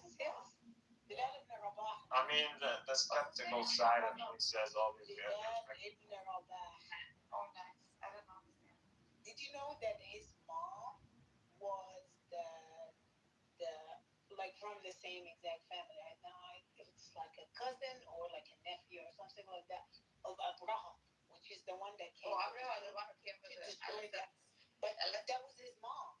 That was Jalal ibn Rabah, his mom. What? Yes. How fantastic. Never heard of that before. Google it up. Her name is Raihana. And she was the niece of Abraham. So how is he a slave then? It got enslaved. I guess he was captured by He was that captured. when they were in that detachment, It happened. What do you think? We went to Ethiopia and captured these guys? Were invading us. Ooh. Yeah, Habashiyin, the Axumites. Kenya. They butchered everybody in Kenya. Now, not the people in Kenya didn't deserve it. Apparently, they were butchering Christians, but still, I mean, you're pushing beyond that now, and you just want to go and take out Arabs. It's like, bro, we're not even Jews, man. Fuck those guys. Well, why you want to kill me? It's like, I don't know. I don't know what happened to them, but the Quran says God intervened. So, I guess maybe some of them got captured. That's how we have some of them as slaves in those early times. To understand the Arabic pretty well, there is what's his name? Wadah Khamfar. He has a book called the Rabi' al-Awwal, and he had that video, like a podcast kind of thing, for pre-Islamic and what the strategic alignment at that time before Islam, how it got prepared for Islam strategically. Yeah, early Islam, Ethiopia is like a power, a superpower. Yes, and the fight between the superpower and how the friction happened between them and what happened in Yemen and the control of Persia over Yemen at that time, it's phenomenal. They think we're racist. What are you talking about, man? I'm telling you about this podcast. It's called the Rabi' al-Awwal. We associate might with Ethiopians, and we don't underestimate Ethiopia. Nobody did. What are you talking about? I'm not talking to us as Arabs or the Arab speak. Talking to Westerners. As these are talking points Westerners bring up. Ethiopian is phenomenal people in general. No, I won't go that far, but They are though. they aren't the Latins. They bombed. They Kushite. Are they the Latins? Just like a whole bunch of stuff. Do they have cool ass art? They do. No. They're fucking around and they want to fuck with us over a river. Like, bro, why are you trying to pick with shit with us? Why are you trying to fuck with us, man? And they're like, well, we just want to fuck with you. It's like, well, why, bro? I don't know, Islam shit, It's like, all right, dude, you want to do this? We'll do this. And then the Iran conflict kicked off. See, that's what happens. You fuck around and you find out. Like, and then now they still want to. It's like we keep telling them, bro, you are not this, man. You ain't about this business. Cece's gonna fuck y'all all up. He's not gonna fuck that. Fuck Cece. What are you talking about? Well, Cece's gonna fuck him up. One day you'll see. He's gonna do it. You keep pushing him, you'll see. He's itching for one, man. He wants to go down in history like he's got a battle on his throat. Oh, you'll see. I'll let you underestimate Cece. You should hear what the people. Cece is American trained. You should hear some of the people who worked around Cece or were training Cece, what they talk about him. The guy is he's a strong. They said he's a strong Muslim, very strong Egyptian. He prayed. He was praying. They said he was a devout Muslim. From an American perspective, he's a devout Muslim. Yeah, because he's a Sufi. That's not. What does that even mean? Like for Cece, Sufi. Oh, it means a lot. To Really? Egyptian, it means a lot. I totally stand with the Egyptian military. Not in everything. And they just said that the military, and not all of it, but the military, not Sisi's a dog. Sisi is a product of the military, Egyptian military. I mean, you think someone who spent you're telling me listen, see, you're talking about someone 18 plus, 17 plus in the military, and this guy is military. What are you talking to a military guy? You don't remove that. You don't put a uniform on every day, and that doesn't become you. That's you. That's him. He's a military dude. He didn't take over. He wasn't Jamal Abdel Nasser. Jamal Abdel Nasser was able to do that because there was no military. There was the king, and he did a coup against the king. So he's a charismatic kind of devil. But he's a king slayer. He's sneaky. Yeah, he's a king slayer. He's literally Jaime Lannister.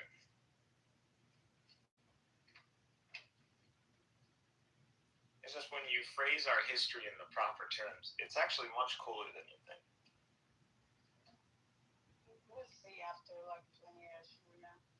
Oh, I wish. I'm waiting on these AIs to get to the point where you could like create your own animation by prompt, and it's getting there, I promise you. And we're gonna have all of this is gonna be made into. We're gonna finally truly be able to represent all that, and you'll be able to like think about this stuff in a different frame. And all these fragility ego fucks like Benny Adam can, suck on something. It can revive some sense of honor. What do you have against him? Fucking minority smells like a minority. My hair is a minority. Bro, I don't mean Deserving. He deserves.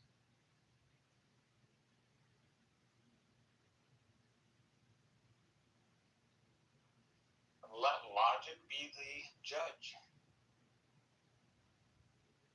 But he doesn't want to do that. he engages a lot of logic. No, it's not. He low processing power.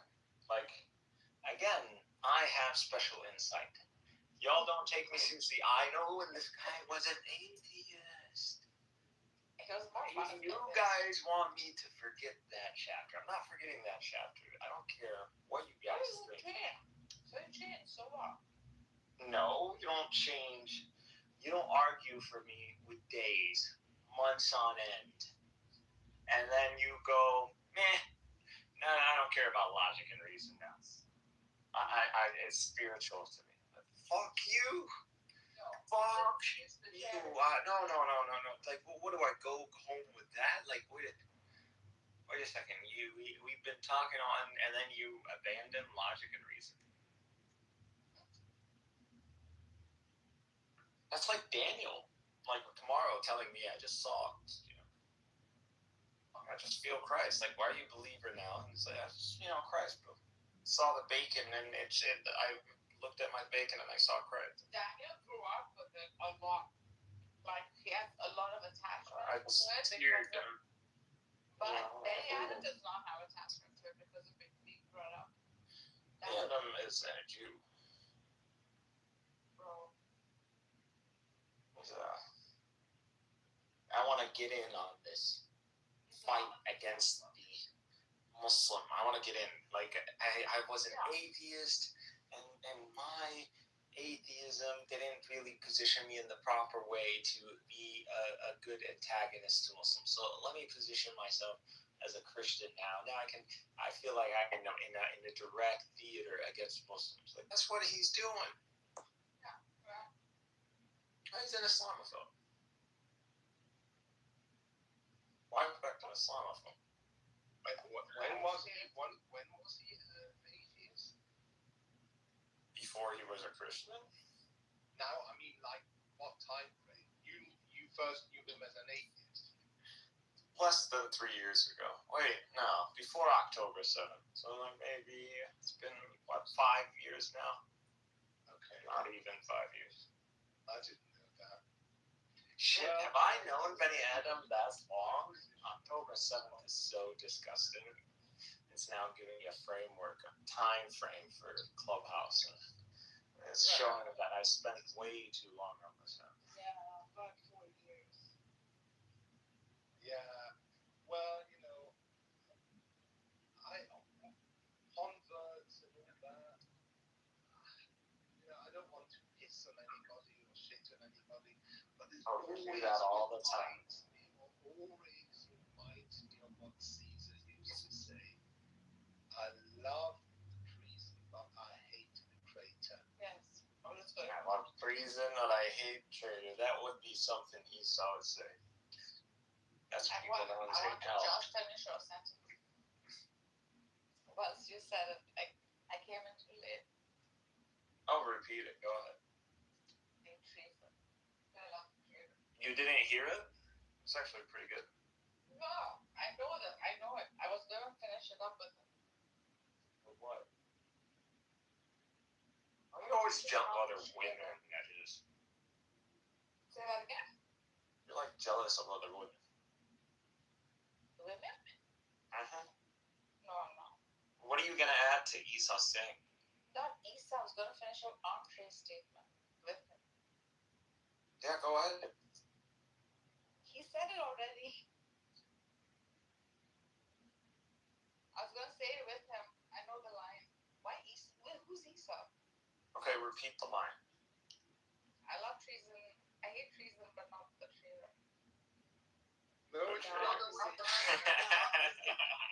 treason, but hate the traitor. What did I tell you guys? What did I I tell you? hate treason, but hate What did I the tell traitor. you I guys? love treason, but hate the traitor. Women are way more petty than men. Way more. Why? I'm not jealous of Andre.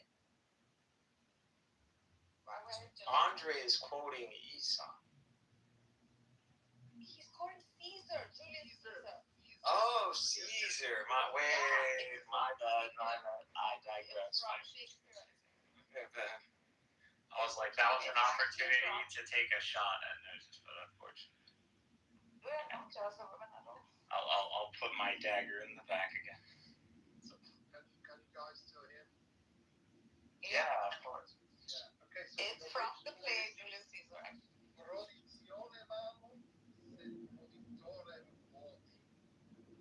That wasn't Caesar killed anyways. Like, that's probably a post-humor or post-what? Human quote. I don't think he actually made that in his lifetime. Yeah, he did. He did. He was stabbed to death. He was betrayed. Wasn't Caesar betrayed? Like, It's from William Shakespeare's Julius Caesar. You don't read Shakespeare. Julius Caesar is the Jesus before Jesus. Julie, actually, I don't know how much Jesus is.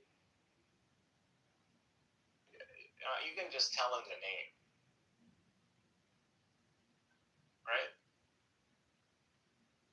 Mm-hmm. Julius Caesar and Jesus. Like, you know there's a connection.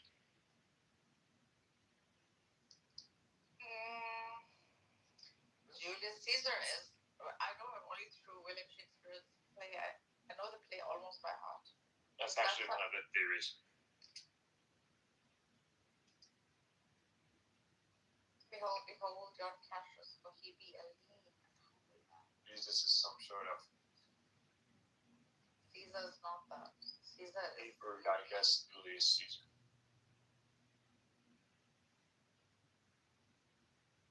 Yes, all the titles that you see Jesus has, Julius Caesar had. Check it out.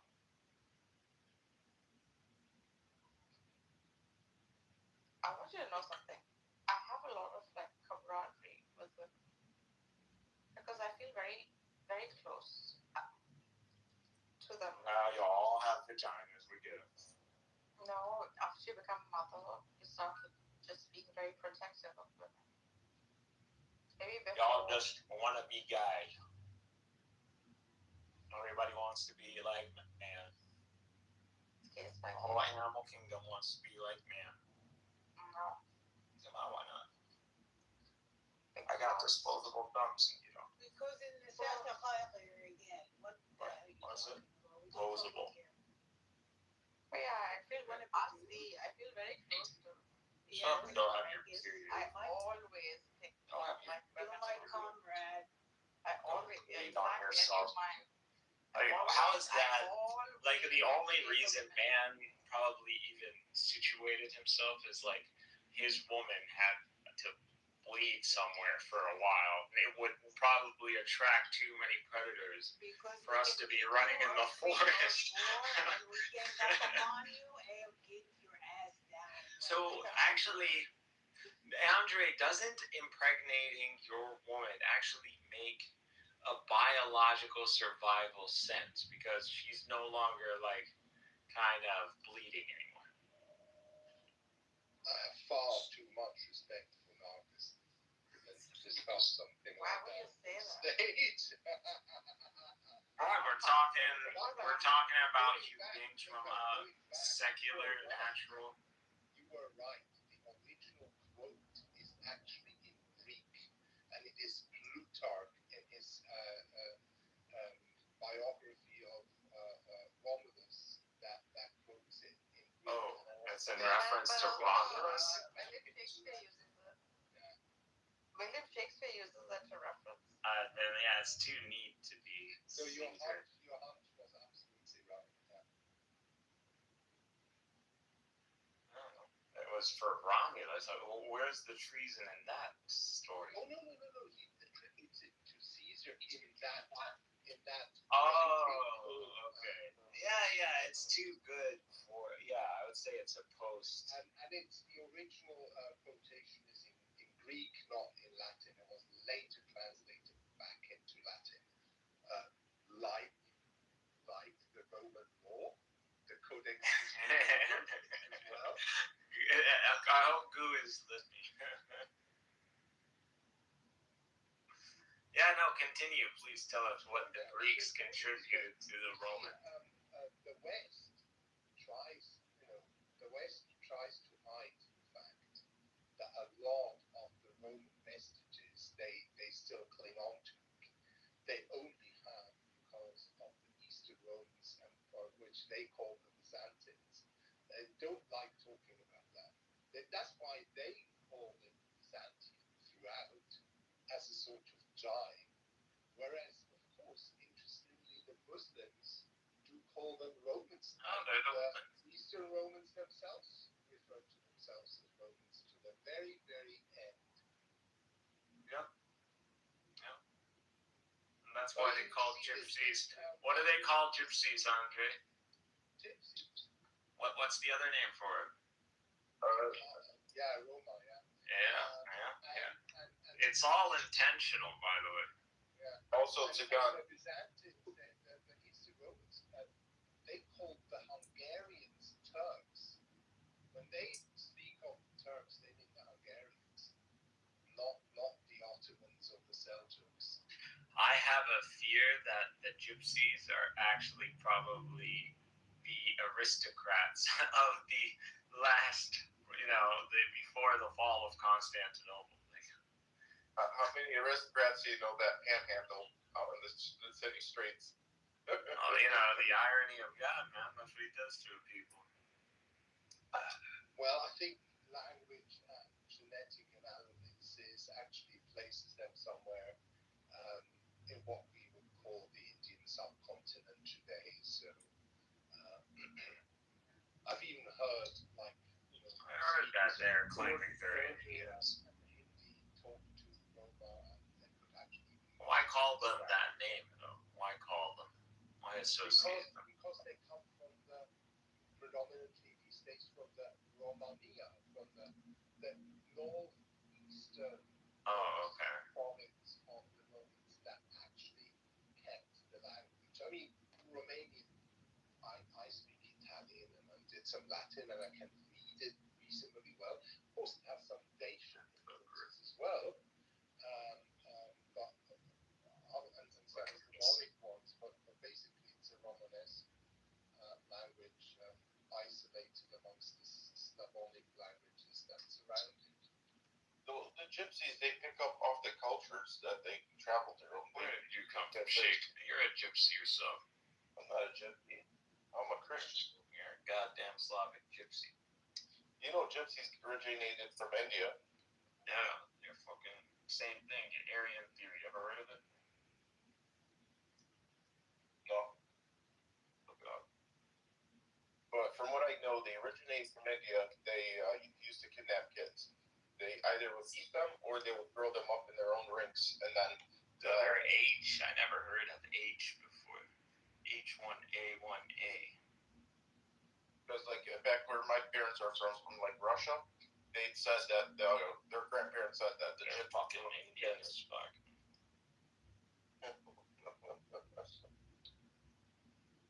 Maybe they're displaced because of the Aryan invasion. Aryan invasion related. But those the Aryans that you're probably referring to. I'm completely a believer in Aryan theory, that there was an Aryan invasion of the Indian subcontinent and that they subjugated the people of the South to humiliation, rituals, and a caste system. Well, they had the swastikas before the German Nazis adopted them. Of course, swastika is fine. Buddhism, we know that. Go Taoism. I know my friend, a guy, warehouse guy. The whole warehouse is swastikas. Anybody, I would be surprised if a Jew would ever enter that place. But it's all swastikas, and around the swastikas, he puts like they're elaborate geometric shapes and candles and stuff, and they're very small. Like you can walk past them; they're not in the way, but also you can't knock on them or something. It's sacred, and that's it. You just walk past them. And puts them everywhere, in his office, anywhere new, especially new place. He moved into that place, so it was everywhere. It originally meant some type of peace, balance, some type of good energy type stuff. You had to balance out the energy of the place or something. Hey guys. And it was a real thing, dude. To see someone who's devoted to that is interesting, because rarely do I see devotion in other religions, and that's what always gets to Muslims, is that we don't see people of faith, of devotion. What if you got him a swastika flag for Hey guys, what's going on? What's up, man? What's up, Ramadan? What's up? What's up, big boy? What's happening? What we talking about? Oh, this is Freddie. So, I was like, who's the guy in your picture? Oh, that's you? No way, bro. You're way younger to look than man, you're stressing your shit out, bro. You need to stop doing whatever you're doing. What the You hell? you need to take a vacation, man. What the fuck? What? Yeah, you're overdoing it. Overdoing what? You look 40. What are you talking about? What?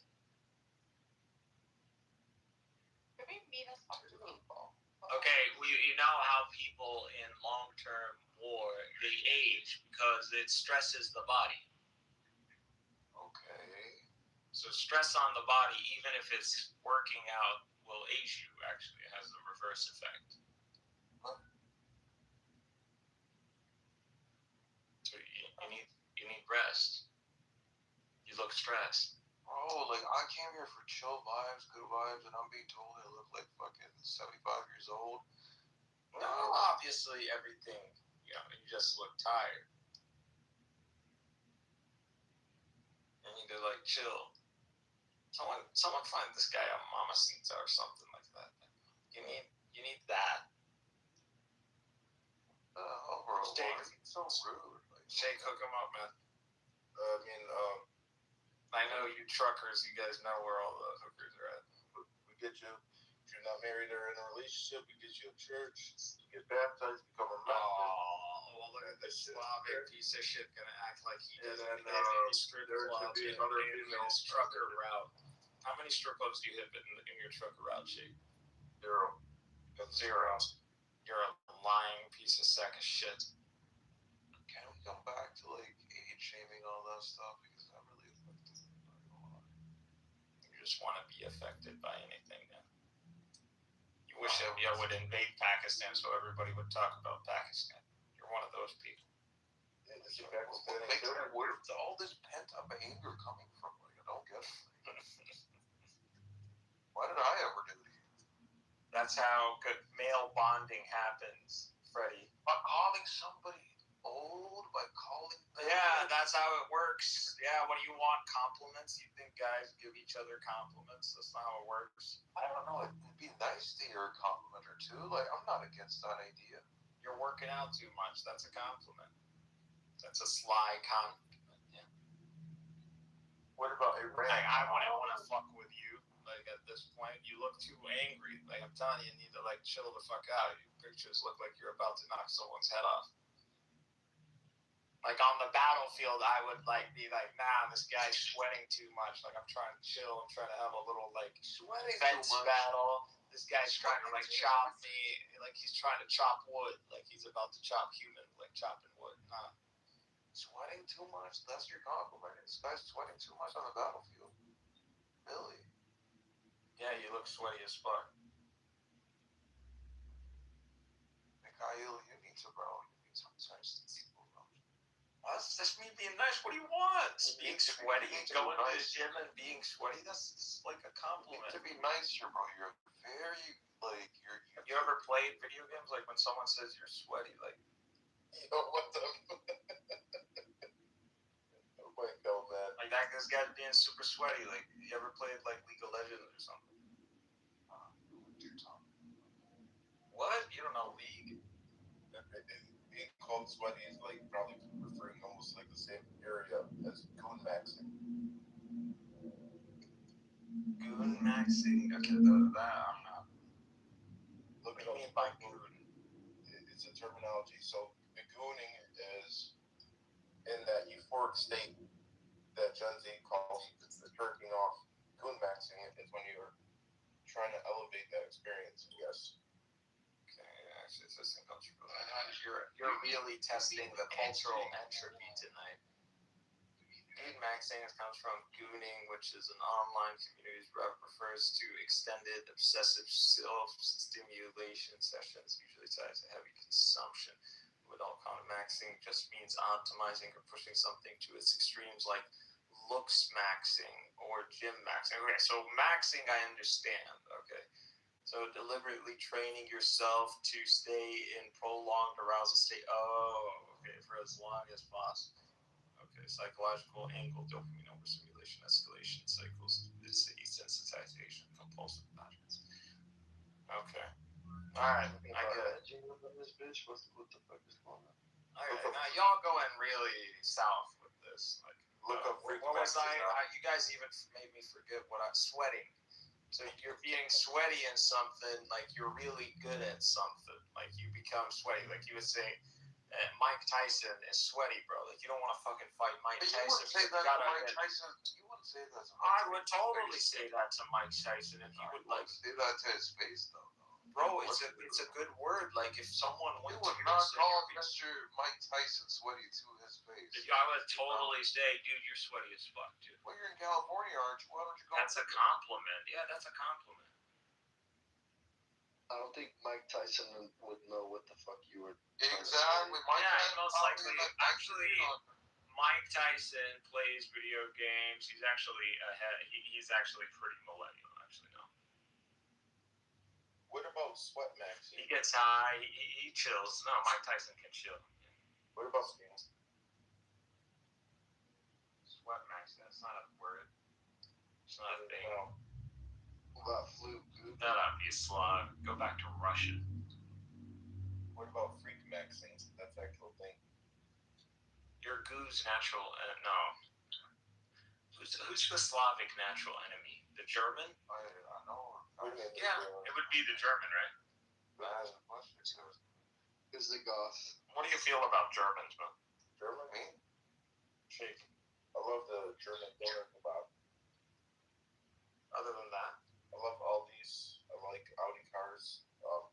I think. Do you like BMWs? I think they're pretty cool cars. They're actually. Would you drive a BMW? Yeah. Would you wear sunglasses and drive a BMW? I think so. What kind of cologne do you wear, shit? Yeah. It's like they go to like it's some Italian inspired cologne. Fake. You wanna be Latin? Messiah, could you say that I'm age maxing in this picture? Did you say doner kebab is German? Yeah. Dude, why does everybody want to be Latin? The Germans perfected the doner kebab. Maybe because the Latin is the closest thing to an Arab. That's like saying the British people perfected curry. You know, that's like saying Israel perfected shawarma. Dude, when are you gonna thank us for pasta, bro? Russians invented pasta. No, we shut the fuck up, you slob. You didn't even invent bread. You invented vodka. That's the only thing. Just like this statement here. The Chevy owners might have invented sex, but Ford owners invented sex with females. What? Roll that back. What? Chevy owners might have invented sex, but Ford owners invented sex with women. That's funny. Even at my old age. I drive a Honda because my PP is small. Okay, why? These meat version is the kind I never hang out in real life. Yeah, that's exactly how Whirl is describing it. You're sweaty. I don't want to play against sweaty people. Like you're taking it too seriously. I'm not gonna be able to chill with you. I'm trying to chill, and you're trying to destroy some sort of like online record. Like you're being sweaty, or you're being too sweaty sometimes. How about you? That's what it is. Like Freddie. Should I name myself Freddie the Sweatshirt? It seems like there's some sort of demon that you're trying to really like punch out of existence. I'm not sure. Like, dude, do you want me to explain the picture? Yeah, why do you look like you just got out of a freaking? You got like a few punches in the face or something like that. Yes, so that's exactly what it was. This was like a 9-round sparring. And that's exactly in the bathroom afterwards. About to take a shower, so it was like, let me take a picture because it looked interesting. Yeah, you're sweaty as fuck. Yeah. Like, look at you every time you're like boxing, like he's just training with you. You look like you're about to like, you want to like send them to the afterlife. Like, what the fuck? I would be scared just trying to train you. Like, man, hey, I'm your trainer. I'm not the real thing. I would be trying to remind you. I'm actually pretty chill. Okay. Yeah, pretty good guy. Pretty nice guy. Well, I hope so. I am. I mean, you're in Pakistan. It's not like you go around punching people out. Well, what does your location have to do with that? That's kind of weird. Like, you said. I don't know. You're always saying I'm in Pakistan. Like, what is that? What is something wrong with being from Pakistan? Nothing wrong with being there. All right. Like, you showed me your truck in Pakistan. Like, what? That one of those like old Toyota trucks with a mounted 50 Oh, it's a badass. Yeah, that's like one of those, with the ISIS flag on it. Rotary engine shit. I could put a ISIS flag on it. I don't know. Yeah, you could run that shit in Pakistan. It's no problem. Run that shit wherever you want. There's no problem. I swear to God, I was in San Francisco and I saw a white guy on the back of his jacket, the straight up logo of like the Prophet, or pretty much what's associated with the flag of the Prophet, or the flag of ISIS. I swear to God. I thought that was the coolest shit. It's like, you got this rocker kind of like jeans kind of jacket, ripped off sleeves, and this guy's like rocket spray painted the literal declaration on the flag of ISIS. Thought that was badass as fuck. That was cool. Like, would I ever do it? No. But this white people can do all kinds of shit for some reason. What the fuck is that supposed to be? Be a white guy and walk around looking like Hitler, and I swear to God, you will have your whole day go, "Have a nice day, sir. Thank you for coming, sir." Like, I swear to God. I feel like we make it into like a bigger thing than it is. White people are too nonchalant. Says she's like Hitler, you know. She does this Hitler spook. It's hilarious. Yeah. Once you go Flash Hitler, you know, never go back Hitler. You know? Who did that Black Hitler? Wasn't that so hilarious. what's his name? Kanye West. No, the comedian. Oh, it's a her. Oh, Yeah. Dave Chappelle, yeah. Doesn't he do a Nazi skit or a Hitler skit? I love Dave Chappelle. He was Key and Peele. He came out and did the whole another thing, and he talked about like Gaza and all that. That was I don't know. People still listen to Dave Chappelle. I still do. He talked about the occupation in the last special. Yeah, he talked about journalists. He talked about Israel. Yeah, I have a. Might screenshot it.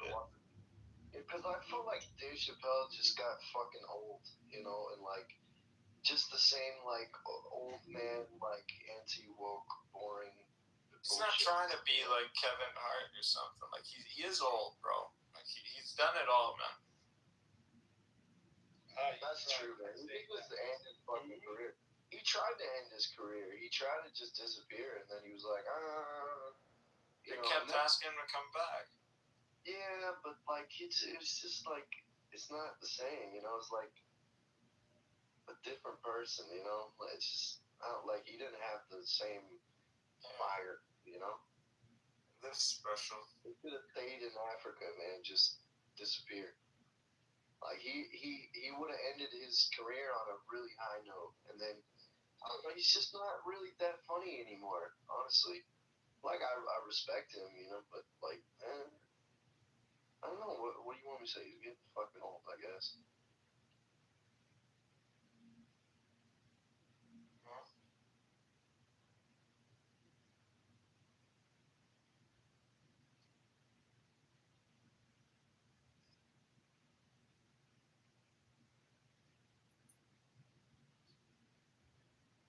Let me see exactly.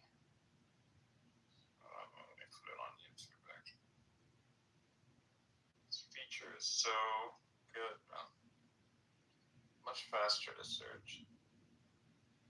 Like you could just screenshot, click, ask, and it will give you exactly what's in the picture. It's obviously the extension is like ChatGPT. I thought Apple had their own.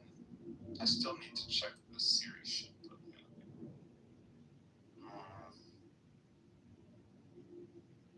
This is what.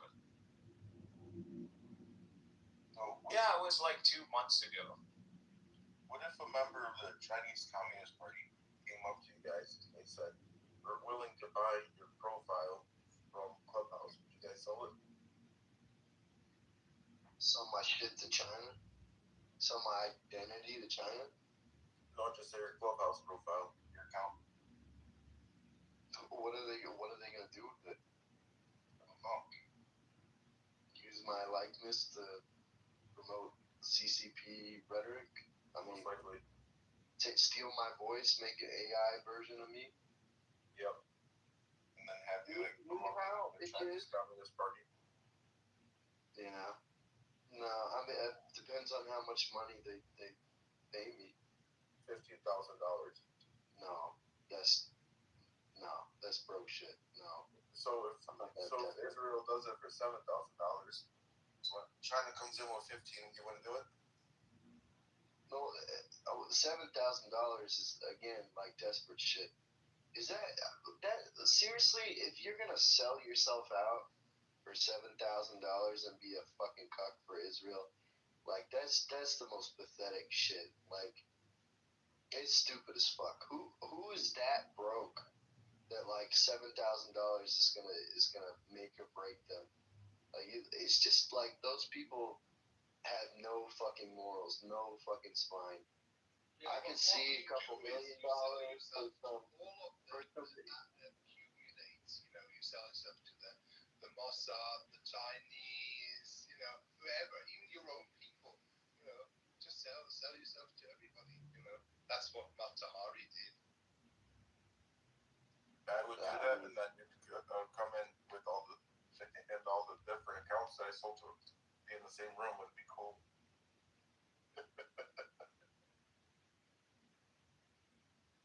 Think about it, it'd be the perfect troll. I wouldn't even have to troll the communist party. She did not have to sell herself to anyone. They Daniel wanted to Nero buy took her. 1,000 gold for $7,000 and become a nasty, baby dick sucking Jew bastard. It would get the results I want and I would have money. Initially, she didn't sell herself because she had no choice. Later on, they wanted to buy her. Indeed, Marcus. You took the bait. Well, I thought if I dropped the name, it's gotta take the bait. I took the bait. No. I'm naivety. I could just see us both in a sort of Edwardian setting, Very nice. with very long, cigarette holders. That's correct. Yeah. Oh my god, this guy such wants to do like what's it called? What is that? What is that play? Renaissance, maybe. No, like Wolf of Wall Street kind of shit. Like the Caspi. He's such a Caspi kind of person. Like, he wants to do that. No, it goes Caspian. What do they say? What do they call it? The gas. Gas. The Gatsby. That's 1920s. He's talking about. Yeah, he wants that. That's his. He wants 18th century. That's way. He sees you, him. You belong in that era. That's what it is. He wants the Jazz Age. It's not jazz. That Gatsby, the Great Gatsby, the Great Gatsby is 1920s. Yeah, that's the Jazz Age. That's not the age he's talking about. He's talking about Edwardian era. That's the 18th century. I'm saying that this is the era that he's talking about. Deems wealth, class, love, and corruption of the American dream through the lavish parties and decadent lives of the wealthy on Long Island. I was talking about hedonist house, sitting on hotel verandas and gossiping, And then we have the 2013. Like I see you and I in the Renaissance. Hey, do I look angry in this picture? I don't look angry in this picture, right? On velvet couches, long opium pipes. Who watched The Great Gatsby? Leonardo DiCaprio. Hey, do I look angry in this? Do I look angry in this picture? Fucking hell, somebody gonna answer it or no? I don't want those. You look like you took you cooled down. You took a nice shower. Yeah, you're chill. Oh my god, why does it matter what he thinks of you? It already looks like he I like reduced 15 years. You've gained 15 years back. Yeah. Okay, you're not talking to me right now. I was talking to you. No, I mean Nick. Yeah, who cares about me? I don't want to make it so obvious that I have a crush on him. You know what? I think you're right, bro. I think you're right. I think you're right about the aging thing. We need to work on that. Don't let him get you. No, I'm serious. No, working out, you need twice the time to recover.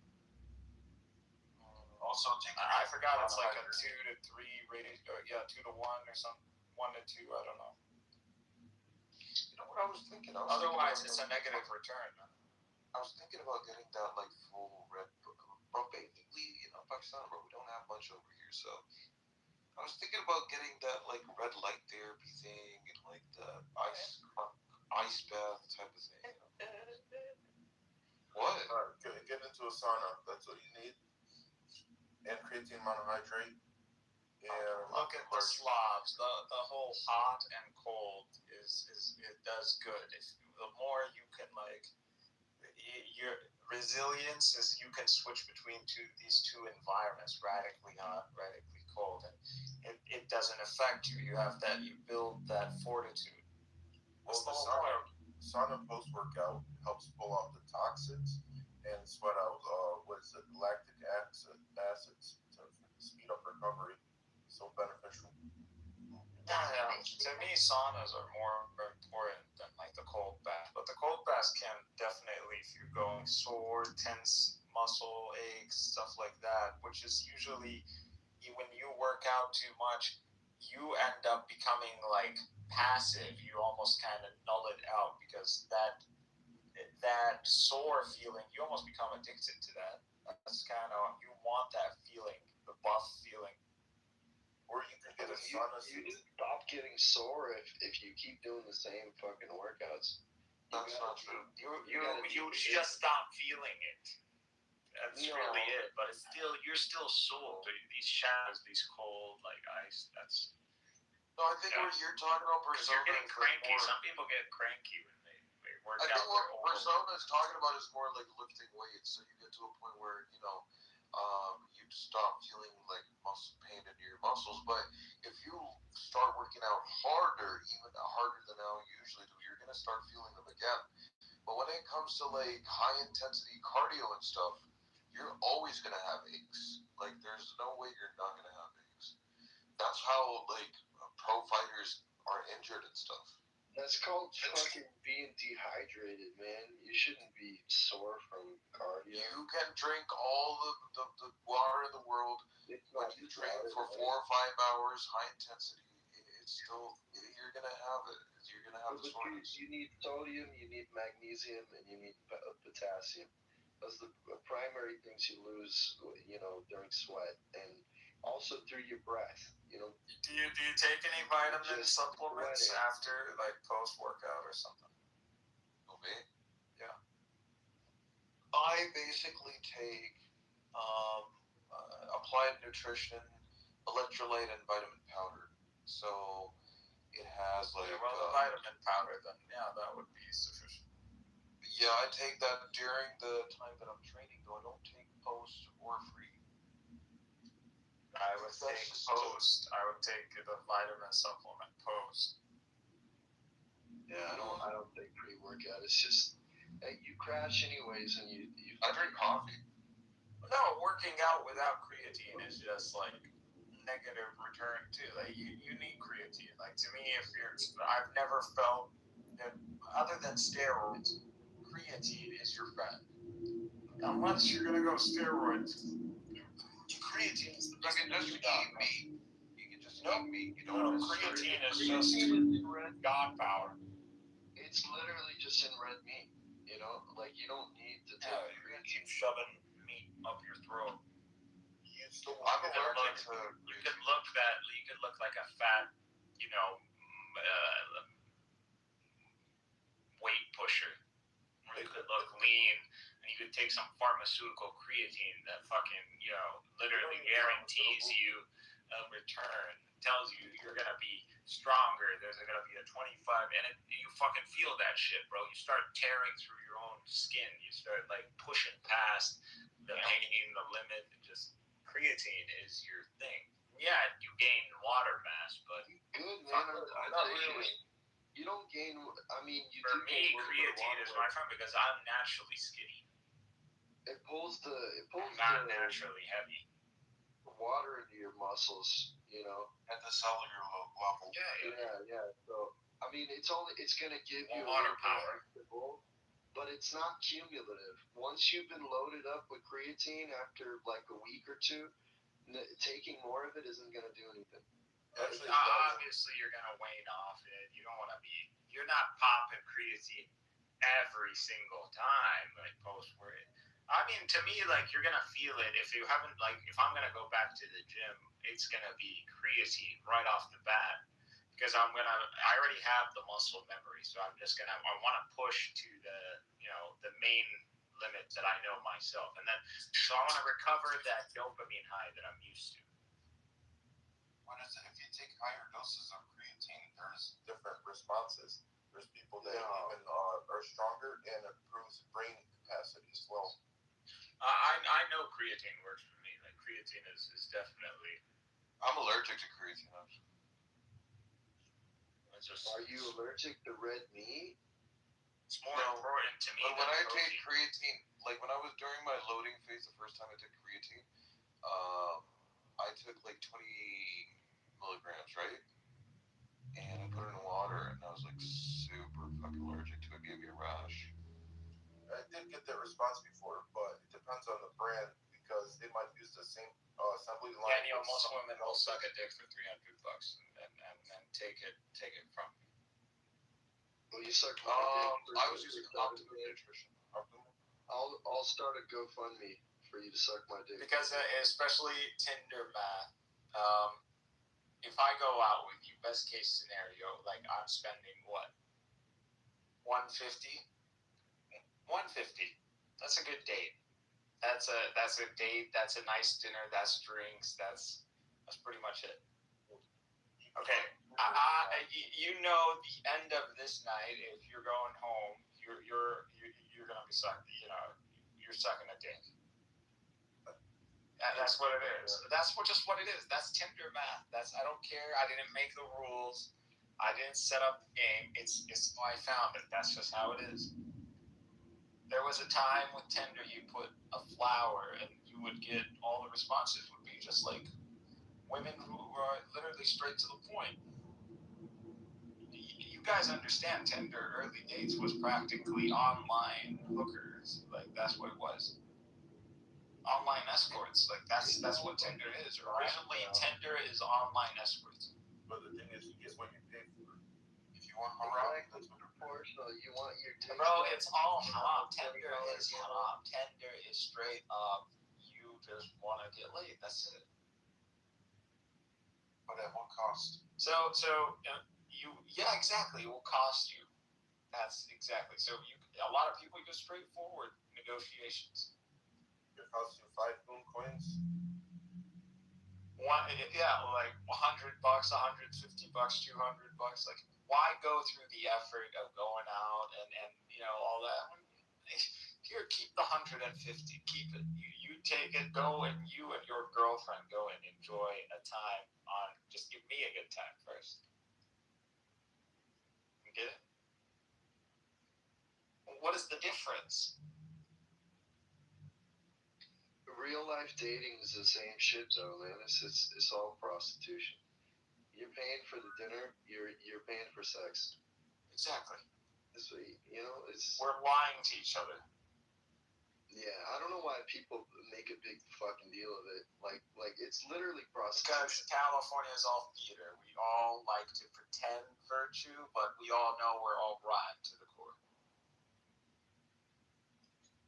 Gosh, I'm so glad I'm on a woman. And Andre loves this. Like he just like kind of got hard just hearing from that. Like he loves that good. He's all about tragedy, you know. There's something poetic about it. Yeah, he's one of those nihilist poets. That's why he has a nice hat to go with it. Yeah, exactly. His whole shebang. Like look at it. Like in the background, like his God was looking down on this fucker. He's going full Shakespeare mode. I've been very fortunate indeed in my life. Being born to the right sort of parents, siblings, and about the right sort. You just want to stumble and you want to enter like a Mehdi universe and follow the one and see, get some mystery and maybe die right before the end of the story. That's Oh no. you wanna go out with a bang, don't you? Well, that's exactly how I planned from a long hand to have my end. Yes, indeed. Yeah, that's a dream of most white boys. They want to go out with a bang. They're gonna kamikaze. They want to do the Japanese shit. All Europeans just want to be kamikazes, right, dude? That's what it is. They want to kamikaze for the cause. They'll just kamikazes, bro. Just because we were allies. They saw the samurai. They got jealous. Like there was a deep little like. They see these Muslims and the way they're doing it. Do you know how cool? You know how cool it is.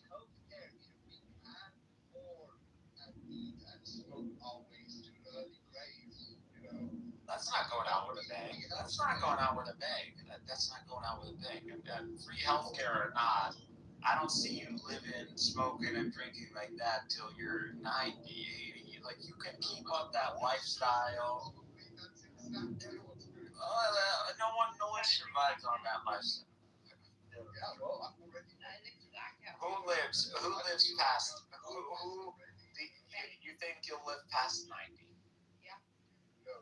No, the averages are not in your favor. They're not in my favor. But the irony, whether I drank or smoked or not, I've met enough people who have drank and smoked. Like, I know people who literally, old men in Gaza who are 90, literally making their own cigarettes, buying their own tobacco and rolling it in front of you, old school style, spit like it was a freaking joint, like straight up, and smoking it. And they're 90 fucking plus old people, man. And he's looking at you. He's not even seeing you anymore. He sees time. Like, he just sees, generations. Yeah, that's it. He doesn't even look at the world the same. Like, these old people, when you've met the ones that still have a mind to them, like, they're scary, dude. They're playing chess with time. They see the bigger picture and they don't look at the misery or the suffering the same way. A lot of these young people who are complaining about like problems of evil, they don't have old people around them. But the advancements in the health and stuff like that, it's ironic because now people can do the unhealthy things and they live longer lifespans than previously. But Mikhail, I will just add this at the end.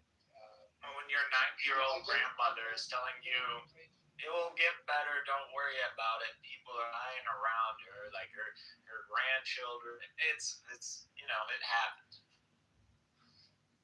That's life, and it gets you go through these down and ups, and you go through them enough in life, you just okay. It doesn't get better, you just stop fucking caring. Honestly. You just accept it for what it is. That is the human experience. A lot of it is about stress as well. I only work part-time. I don't drink. You choose what to stress over. Very rarely. Smoking and eating are the only true sorts of vices. So it's okay. I mean, I go to regular checkup. Oh, what do you guys think? Sports is like stress? No, it's very tedious and So it's the dopamine. It's dopamine. You're where everybody's chasing dopamine. That's what it is. Wait, how do you be a vice? I cannot go to a gym. I mean, I don't want to be rude here, but half of the Middle Eastern guys want just to grow me because I have such a big, beautiful ass, So it's just gone gay. What's the problem with you Westerners? Everything goes gay with you guys. Just post your ass, bro. Wait, how can eating be a vice? Like, what are you eating? This is what you enjoy. This is gluttony. You're talking about gluttony. I don't think you're a gluttonous person. Like, are you saying you're a gluttonous person? Are you a pig, Andre? Yeah. Well, I think it will be very unfair to not say that. I should have put it. I just really appreciate traditional food. I'm not into McDonald's and all that. You're a foodie. That's normal. All of us are foodies. I'm pretty sure all of us took an Instagram picture of our food and posted it online. 3 times, basically, And just all your conversations are bad.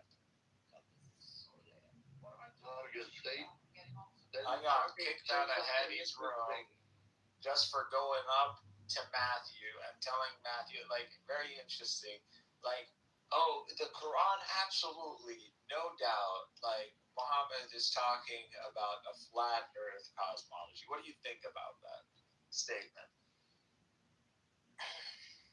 same to the topic.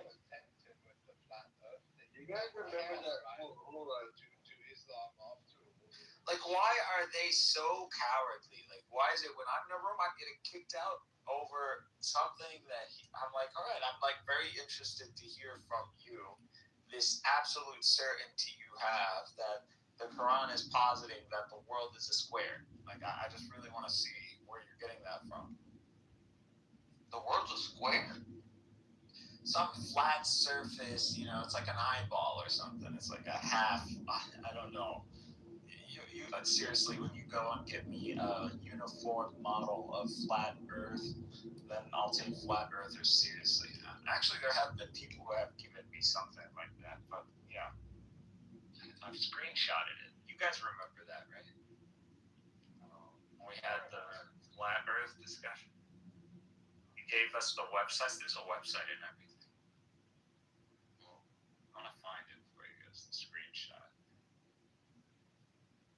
Andre, how are the bordellos? How are the bordellos? What's a bordello? The brothels. I wouldn't know. I've never actually been to one anywhere in the world. What kind of hedonist are you? Well, I mean, yeah, I know all the good restaurants in London. Oh, you want to go out with a bang? More money on good food than most.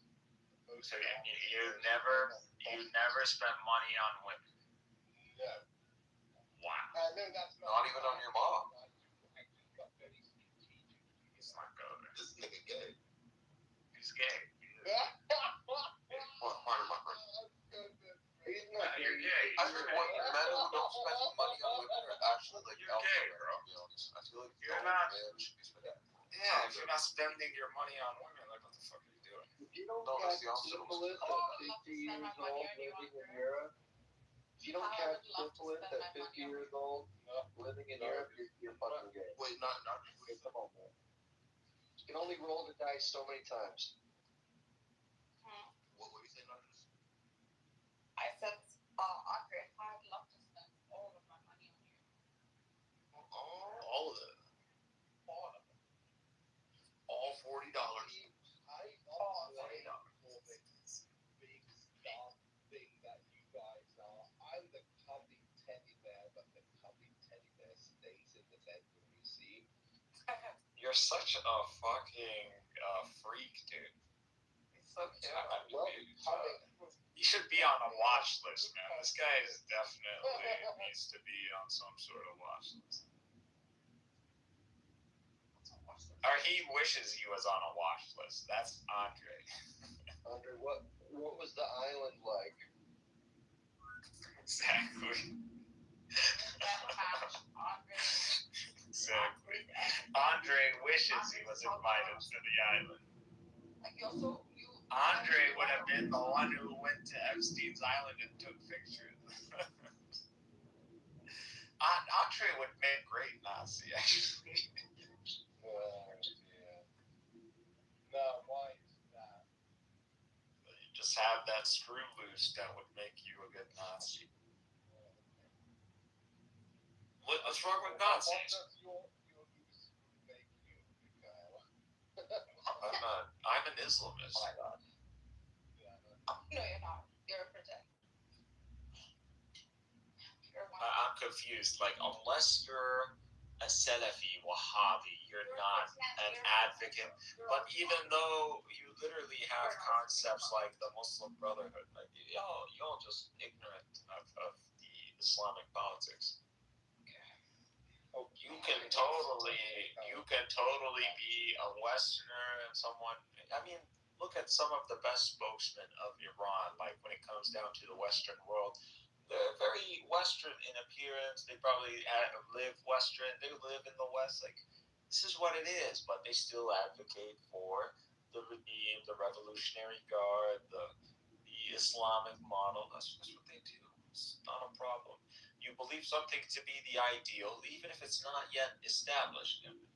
Just because you're in an authoritarianship, you know, you not applying democracy in your household doesn't mean you don't support democracy. You're not exemplifying the ideal in every way of your life. Doesn't mean you don't support the ideal. Like, stop doing that stuff. Being stupid. Who are you talking to? Thinking in general that you calling against fanaticism, but at the same time you're saying unless you're fanatic about the ideal, you aren't genuine.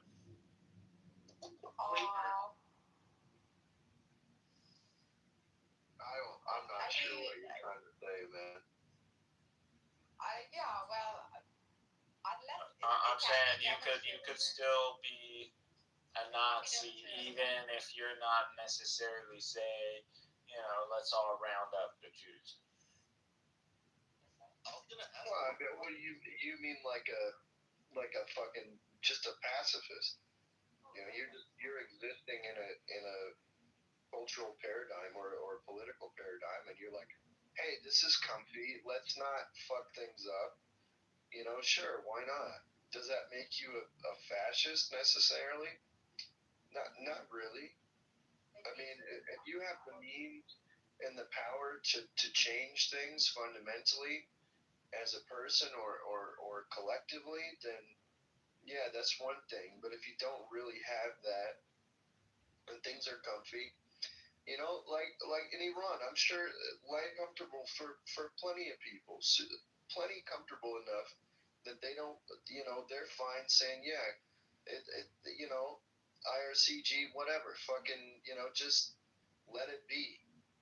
The most of the people that are like pro-revolution, are super ultra Western, mindset that I've talked to at least. I'm not saying all of them. I'm saying most of them. Who are you?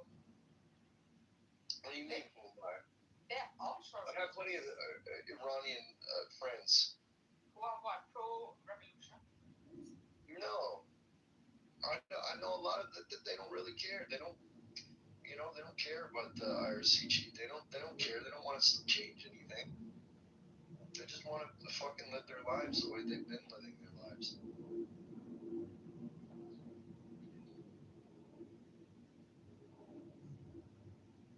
Especially if they're living in Tehran, which is super progressive. Like,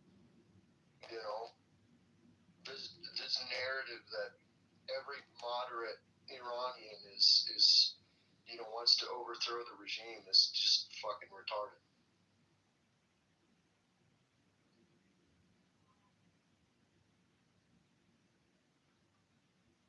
Be more Iranians on this app, because honestly, like, I don't. Where the fuck are they? They're all over Canada. Okay, well, what's your opinion? It's like, Well, what can I say? You're just assuming shit for like an entire nation of 90 million. no, I'm saying there's people that, like I described, that exist in Iran. That's it. Yeah, that's also Your what accent showing. accent. What accent? You almost spoke like Middle Eastern. Yeah. Oh, bro, you're free to have your thoughts. Continue to manifest the Illumi in you. Right, Andre? Andre loves Illumi.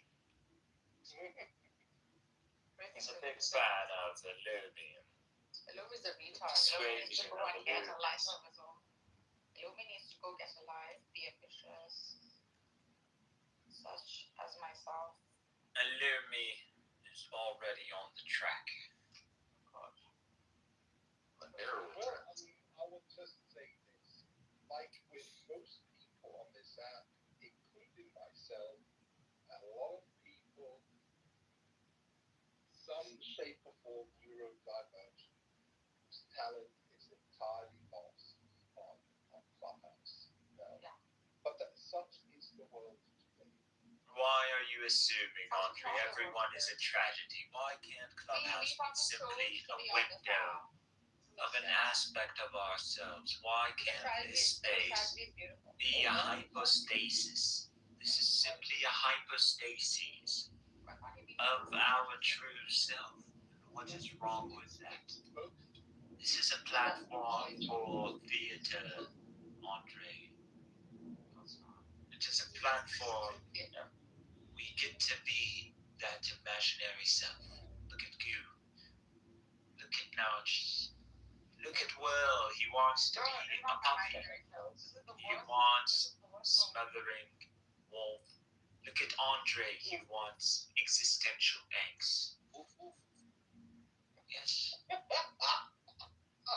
Well, Persona is exploring this app and hasn't yet gotten the feel, or else he wouldn't be looking so seriously. I mean, look at Amos. We have the presence of Amos. We have Amos in this space. Shalom, Amos. מה שלומך? אתה בסדר?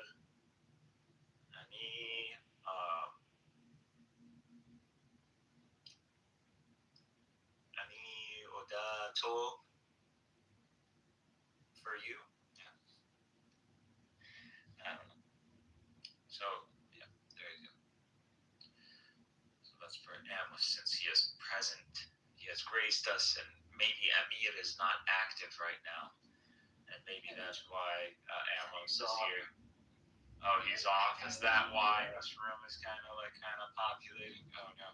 I was like, Galileo's here, too, so that means Amir must be off. Okay. Who the fuck is Galileo? Has anybody ever heard Galileo speak? Okay, like, all right. Yo, Mikhail, what you think about Amir's rooms as a house? What's that? It's a skill-capped crucible for people who are non-Israeli and non-Palestinian to engage without there being a Palestinian or Israeli that takes away their thunder, kind of. Because it is a Palestinian, Israeli mainly oriented thing, so it privileges Palestinians and Israelis those spaces, and he pretty much created a space free of that. So, enjoy, have a good time. But it's not for us. Who's it for then? Like I said, people who, it's for people who are anti-Jewish, people who are pro-Palestinian for maybe liberal reasons or liberal ideals or, stuff like that. People are coming at this, they're playing PC political correctness. Virtue takeaway. It's a lot of virtue takeaway. He doesn't take any constructive criticism whatsoever. Yeah, that's right. And it is what it is. Like, I don't dislike the guy. Hey, it's working. It works for him, and you can't knock that. Like, no, it's not working. really. It's working. No, not really. What do you mean, not really? I'm pretty sure he has a #1 badge, probably something even greater than that. Seriously, what does he have? Please. I don't know. He's got me black, so I can't even. Don't be that naive. I haven't even gone to the Oh my god, it's just boring. Is there something greater than this #1 medal? There probably has to be. No? Not #1, there's a percentage on it of some sort. Okay, then who's the 0.1%? Who's that? Well, that's the highest you can get. Did you guys get Is there a 0.1%? Yes, Bob. Jesus Christ, no. Yes. Oh, far. It's just how many years you've wasted in your life. I got an epiphany right now.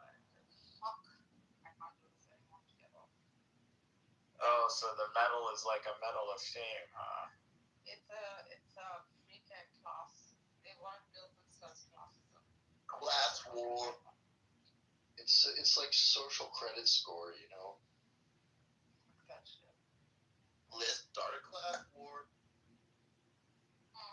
Let's start class warfare. Class warfare? Anybody? Why? You want to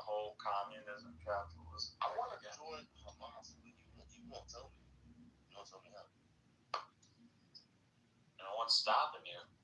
Oh, tell me how. Go find a bunch of Zionists and get them down. Okay, well. There you go. You joined Hamas. Do it in the name of Hamas.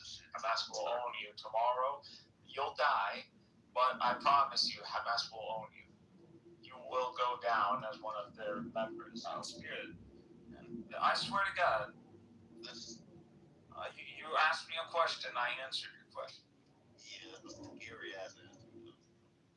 It's the truth. I'm scared. Who told you that Hamas isn't scary? You don't dig those kind of tunnels and risk that. You know how many people died digging those tunnels? There are people we probably haven't recovered that are gone, like they're swallowed by those tunnels. Think there are dozens of martyrs when digging just those tunnels. So this is a process over 20 years to get a single day. We know we're not going to beat them completely, but just to fucking get them. You know, that bully that every day is just bullying you in school, and you just catch him with his, like, you know, his face turned away, and you just sock him right in there. You just knock him out. Now, you know the next day he's going to fucking give you hell, but that moment of satisfaction, isn't it worth it? That's pretty much 5th grade for me. 5th grade was a bully. This guy would just, every now and then, just scratch me in the face. Straight up ginger kid in Gaza. And fuck, like, I'm American. Like, I'm still getting used to this barbaric environment. And I'm like, you know, these guys don't play by the rules. This is not the same environment. So, like, what am I supposed to do? They're like, you're supposed to beat him up. You're supposed to fight. And it's like, really? Like, yeah, that's what you're supposed to do. Like, everybody's looking at you, and it's your fault. They're not. I'm losing respect, not him. He's a ginger retard. It's me who's losing respect. So I have to get up, have to knock this guy in the balls. And, like, he has to, like, pass out on the ground. And I got suspended for one reason only. Because I kicked him after he was down. That's how that world is. It's honor. It's honor-based. They don't respect anything but honor. If you're the bullied, you need to fight. Once you fight, we'll settle things. But there is something wrong with you that you're not fighting back. So they expect you to fight back even if you're going to lose. They don't care if you lose. The world's order is that even when you see the weakest animal, even when the lion comes, they'll fight the lion. The cat, the mouse will fight the cat. Doesn't matter. The natural response is to fight. So to assume these Israelis want to break our nature, and then it's written in their book that you're dealing with donkeys. Ishmael is like a donkey. Like, you're not going to change the ways of a donkey. The donkey is known for stubbornness. Which one is going to change the nature of the donkey? Even though we ride the donkey everywhere and it's our bitch. But the donkey has its mode. You and not the whole people are going to move that thing. And I don't know if you've ever been around donkeys. I've been around a lot of fucking donkeys.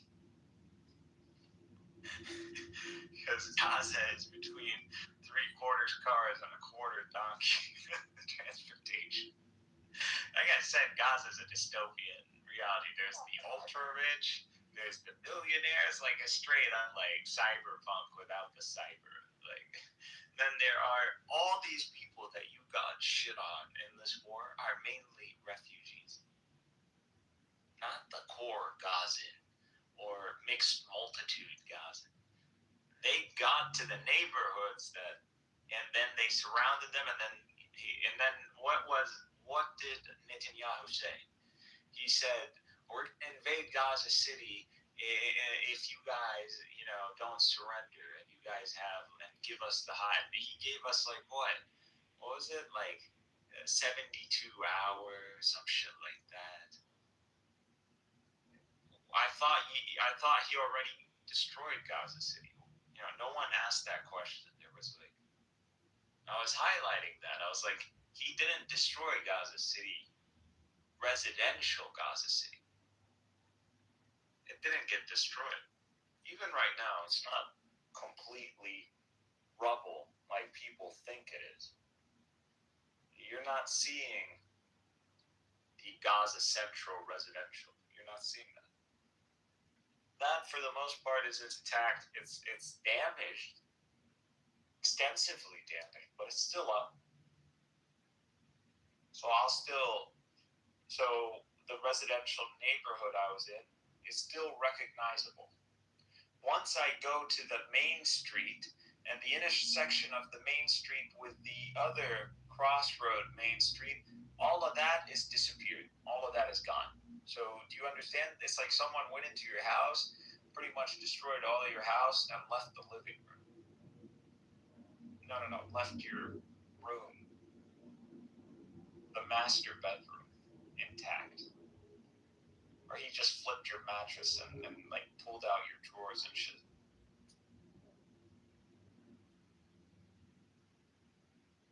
That's what they did. Because they knew who they're fucking with. They know exactly who's fighting them. They know exactly what we're doing. They understand our mentality because we use the refugees as cannon fodder. That's the truth. And we tell them might as well, like, your life is shit is because of these Israelis. That's your home. This is what the Gazans tell us, the refugees. You're supposed to fight.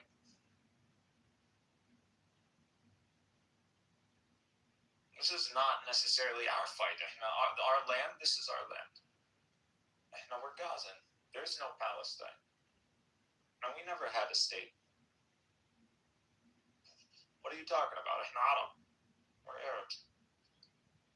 Arab. Yes. We have our land. Until you fuck off, this is our land. There is that attitude. Minority, but it exists, especially when it gets down to money and sacrifice. When it's blood and money, that conversation comes up. It's taboo, but it comes up. The Israelis know exactly how we think. And Sinwar knows exactly how they think. That's where he got them. And I don't know. I've always said the biggest problem with Hamas is that a lot of Hamas is run by retards. Just because you're religious doesn't mean you should be running anything. And just because we're not that religious as you are doesn't mean that we're not dedicated to the cause. But if it's going to be the secret movement, even though among their own ranks have been like traitors, let's not lie. Some of the people that we thought were strong Muslims ended up betraying. So, the notion of Hamas that there is, you can't outsource except to people who are dedicated Muslims, or dedicated Muslims can't end up being double agents. It's not true. That's the truth of it. And hopefully Hamas now that a lot of the zealots have been wiped out as an Islamist movement, because Hamas is an Islamist movement. It's not a military wing. It is not the political wing. It is the living spirit of Gazans who see themselves as a Muslim people, and they see themselves as an Arab people, and they see that we are part of a reforming of the Muslim world. And we're part of a whole project, and we're just one cog. The Syrians are a cog, the Egyptians, everybody's playing their role to bring back our hegemony in the world. And if it's us who need to sacrifice, it's us who needs to sacrifice. But we tell everybody that when we sacrifice, it is only a matter of time before what happens to us happens to you. And we warned, the Arab Spring was literally what we warned of. We said, what they're doing to us, they're going to do to you. And they did it. That was the Arab Spring.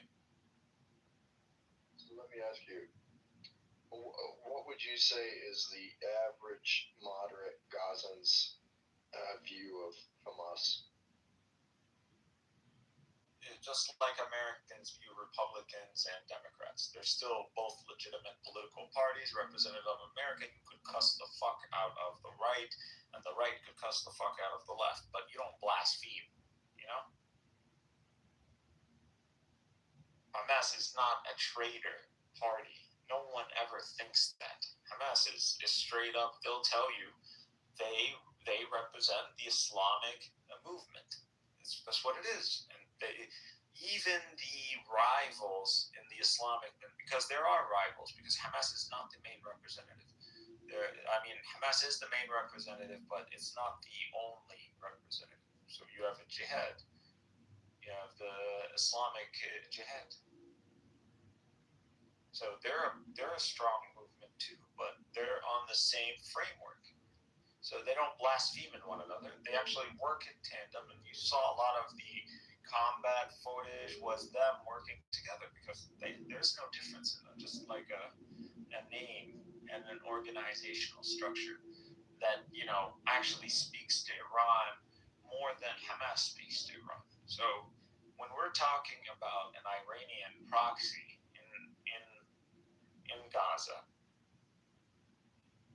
the Islamic Jihad would be a more representative than Hamas. Because Hamas, we have our internal politics in Gaza, and the internal politics in Gaza, the Gazans don't like Iran. Why? Because Syria. Because, like I said, they don't see themselves as a distinct people. You saw in the very war that is Gaza, when Assad fell, they celebrated. Explain that to me. Yeah. They were.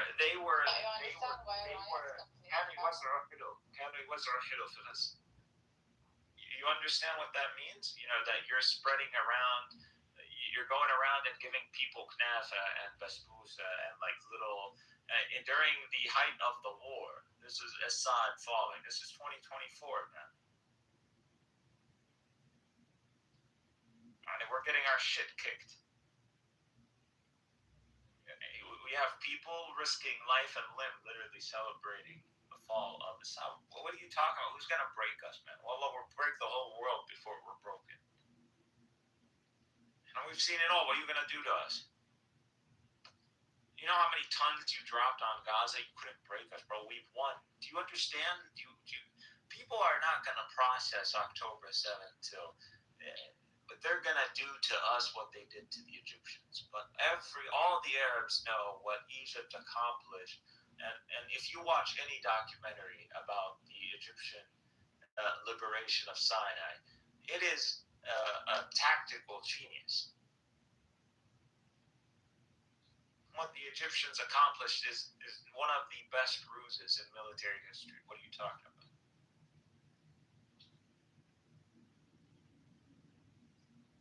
That's what October 7th is.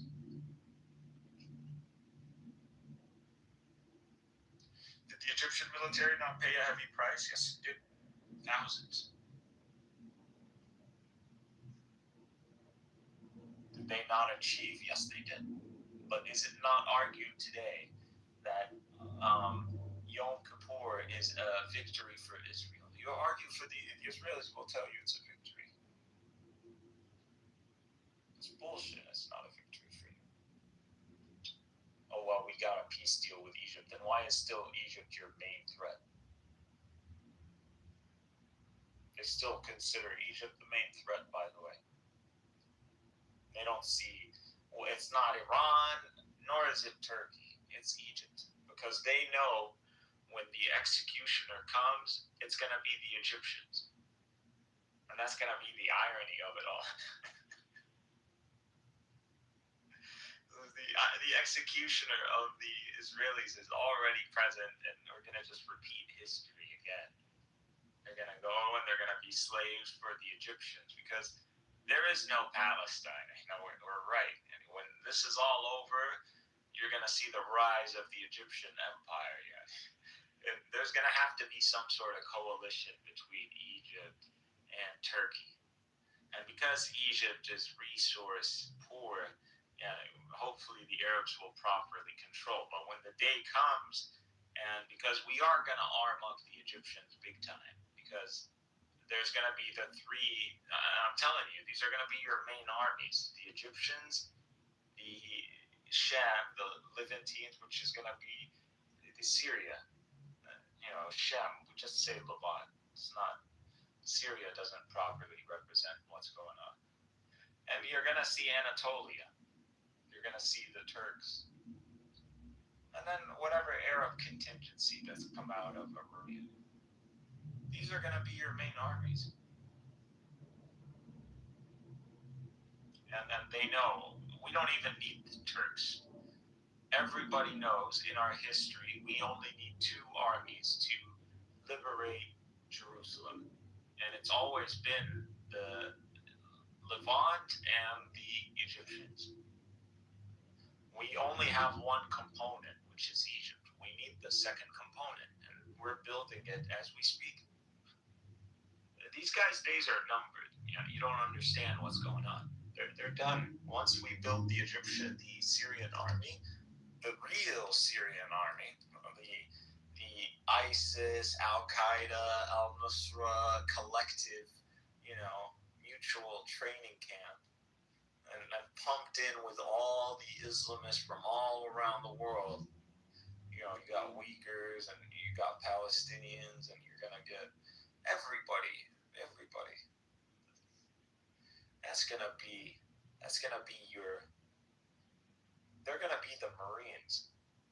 Your Marines are gonna be the military, the army that comes out of Syria, and your army is gonna be the Egyptians. Your navy is gonna be the Turks.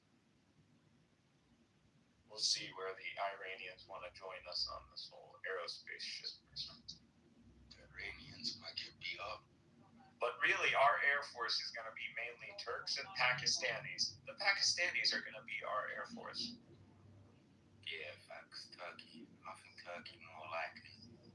The best pilots with combat experience are going to be the Turks and the Pakistanis. And the Pakistanis, I would say, probably have more combat experience. That was a very good display of an Air Force with limited resources outplaying an enemy with superior resources. That's Pakistan as an Air Force got a lot of aura points for that entanglement.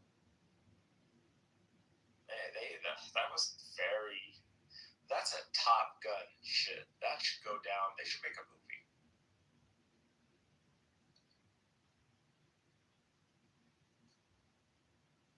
If fucking we can just get in a political situation where the Arab world actually is shitting on India, we would actually kick in the production for that kind of media. But I don't know. The Arab world doesn't seek hostility with the Indian. Indians are not hostile, man. They're not. They're all bark. They're nobody. But maybe when their nuclear system gets better, it may get some bite. No one's gonna fuck with India on an existential level. They're Israeli cucks, the Indians. Yeah, man.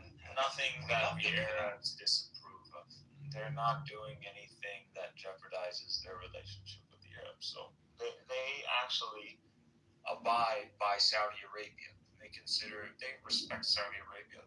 Dude, the Arabs, they employ millions of Indians, man. Like, if the Arabs wanted to fuck with the Indians, they would kick out all these guys, send them back home. That's a big problem for India. Can't do that. We have leverage over them. But that doesn't mean we have the leverage to prevent the internal, like, chaos, this whole lynching phenomenon. But that's them among them, you know? These Muslims that are living in India, they chose to remain in India. This is why Pakistan was made, because they feared this very thing. And they said, if we live with the Hindus, this is what they're going to do to us. So you think Kashmir would rather be with India than Pakistan? Absolutely not. They wouldn't rather be with India. If it was if this was a democracy and a referendum, Kashmir would either be independent or it would go to Pakistan. And honestly, with the Kashmiris, they rather go independent. They'd rather be independent with strong ties to Pakistan. There would be an independent Kashmir, and then there would be a Pakistan Kashmir, and then there would just be Pakistan.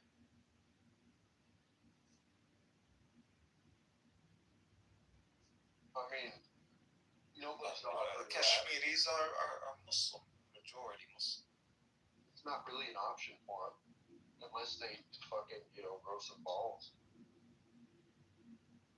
What do you want them to fight? Do you know how many soldiers are in Kashmir alone? Like Indian soldiers? Like, what is it, 500,000? Some fucking crazy number, 50. You're not very well aware. Talk out of your ass, man. Me? Persona. How? Yeah. Why? He's just asking questions. They should grow some balls. Do you know how to dress them up? I'm saying they don't. Oh yeah, that comment. They don't have support from the UN for an independent state. That's all I'm saying. They have to. This is look what it does.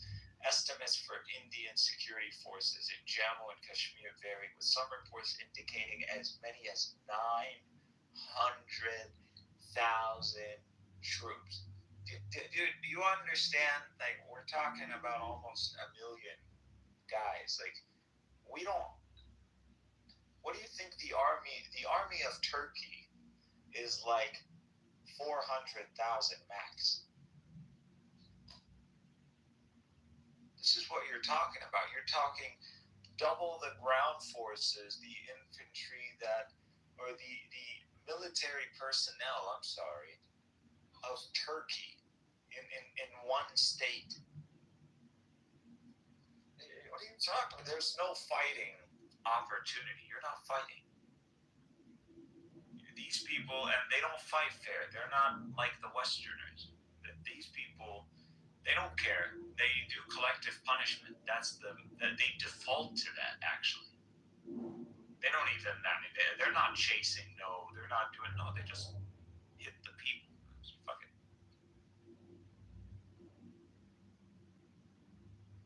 Because they don't see it. They see it very collective. Hit the people, go about your business. Yeah, Westerners are individualistic. They can't help but to see the world as individuals, and that's they waste too much time. They do this. They pretend to themselves. It's copium.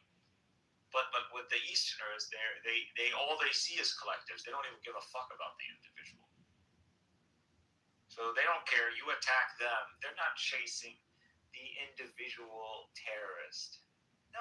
They're who you coming from? Who you fighting for? Oh, okay, that collective punishment. East is famous for this shit. We just don't read history, man. But we always like to think the West is saying. But the West is the East. One could argue is way worse. Yeah. I'm not happy. I see the rise of China, and I'm worried as well. And I'm like, hey, man, we Westerners need to get our shit together, and these Europeans can't fight for shit. So America's already, hey, like Egyptians, Turks, Hey, Persians, we actually need you on board on this one. We need you guys to flip sides. And they're like, nah, we were calling you great saying all this time. Now we look stupid if we're going to join some sort of council with you, Trump, on top of it. The Arabs are like, man, bro, like, you'll get a lot of money and all that sanction will be removed and we'll all have a good time. Like, you just drop this whole revolutionary bullshit. You know, you're not about shit and you're not the new caliphate. You're a Shiri fuck. Like, just sit down and sit tight. And they don't want to do that. And they want to, like, implode this whole region. And it's like, also, like, Iran isn't good. And this fight is stupid. You guys are not the alpha in this region. Abandon the Shiism. We'll talk about you guys being alpha. Because we have no problem with the Persian world being if they just switch to Sunnism. Go fuck yourself.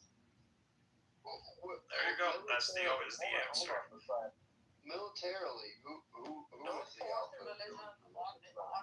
No, we're not gonna give the seat of the caliphate to people who are propagating. No. You're propagating a Safavid indoctrination. That's what it is. A Safavid indoctrination of an over 1,000-year Sunni population.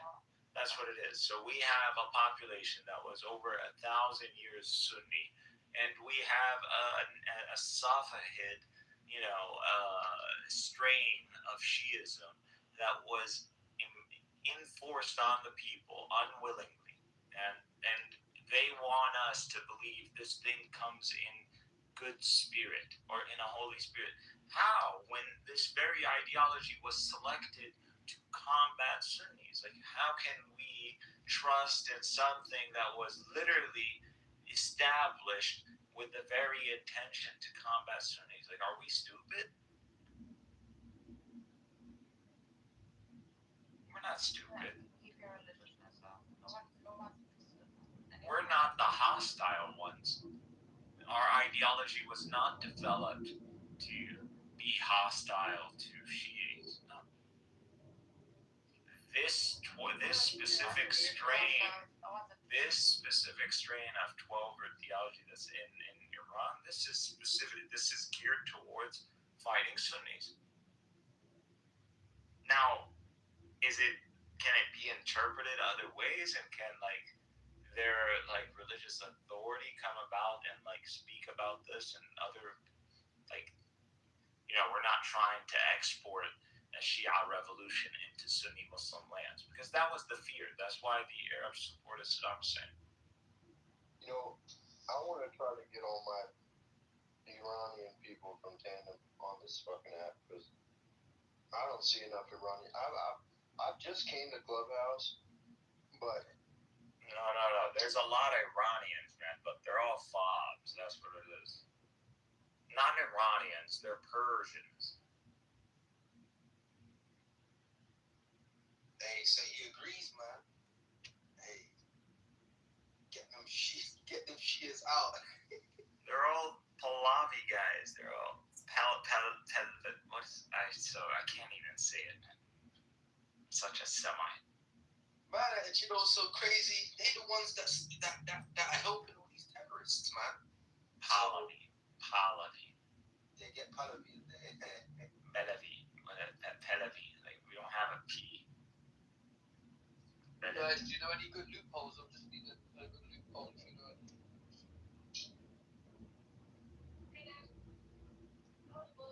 Obviously, I have commandments from God, but I'm just looking for some loopholes. I hate this guy Aziz, man. Aziz is always. Where's Norm? If Aziz is here, this means Norm is about to show up. This is these guys. Well, either Norm shows up, then you know Aziz is about to show up. They're that.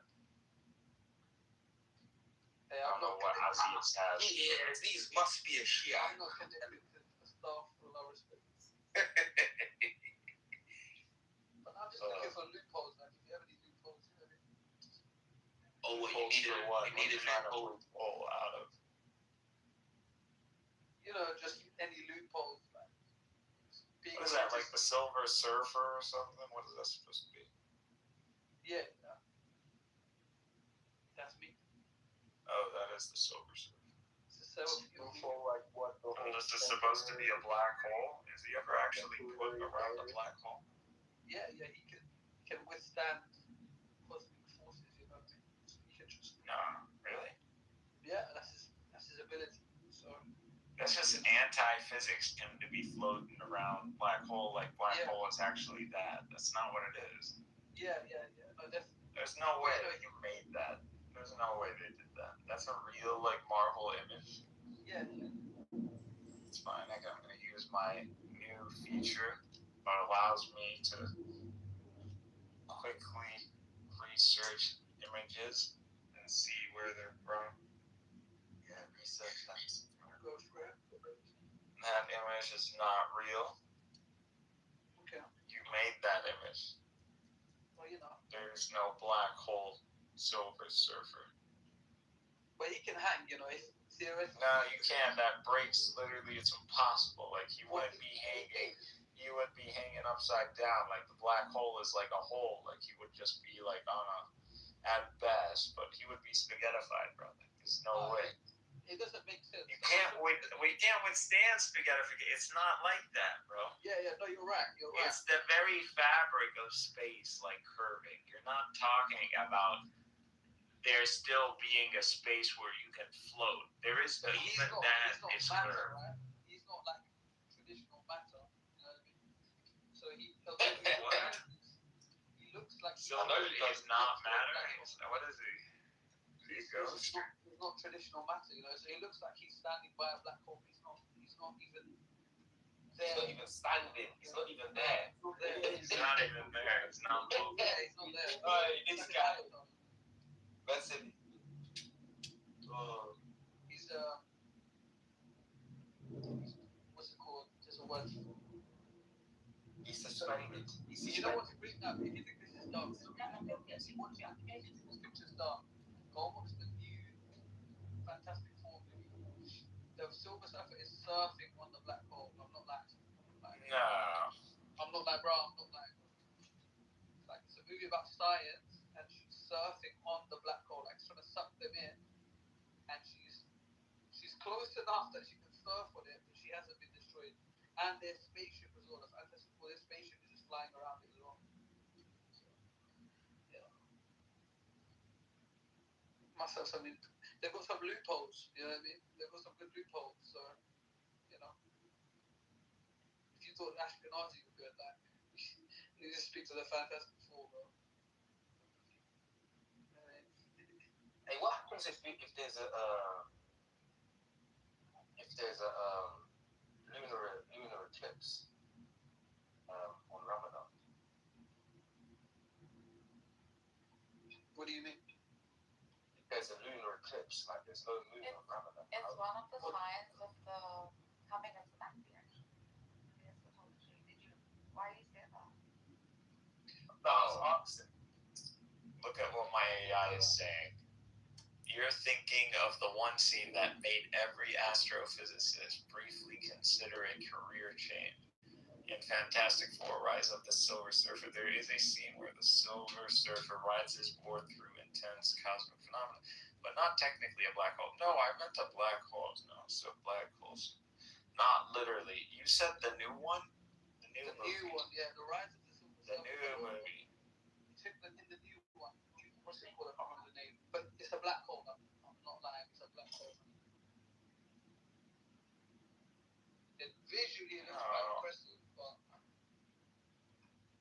it's a collapse. I've never seen my AI pause so long. Okay, you're talking about the Fantastic Four first steps, which I still need to watch.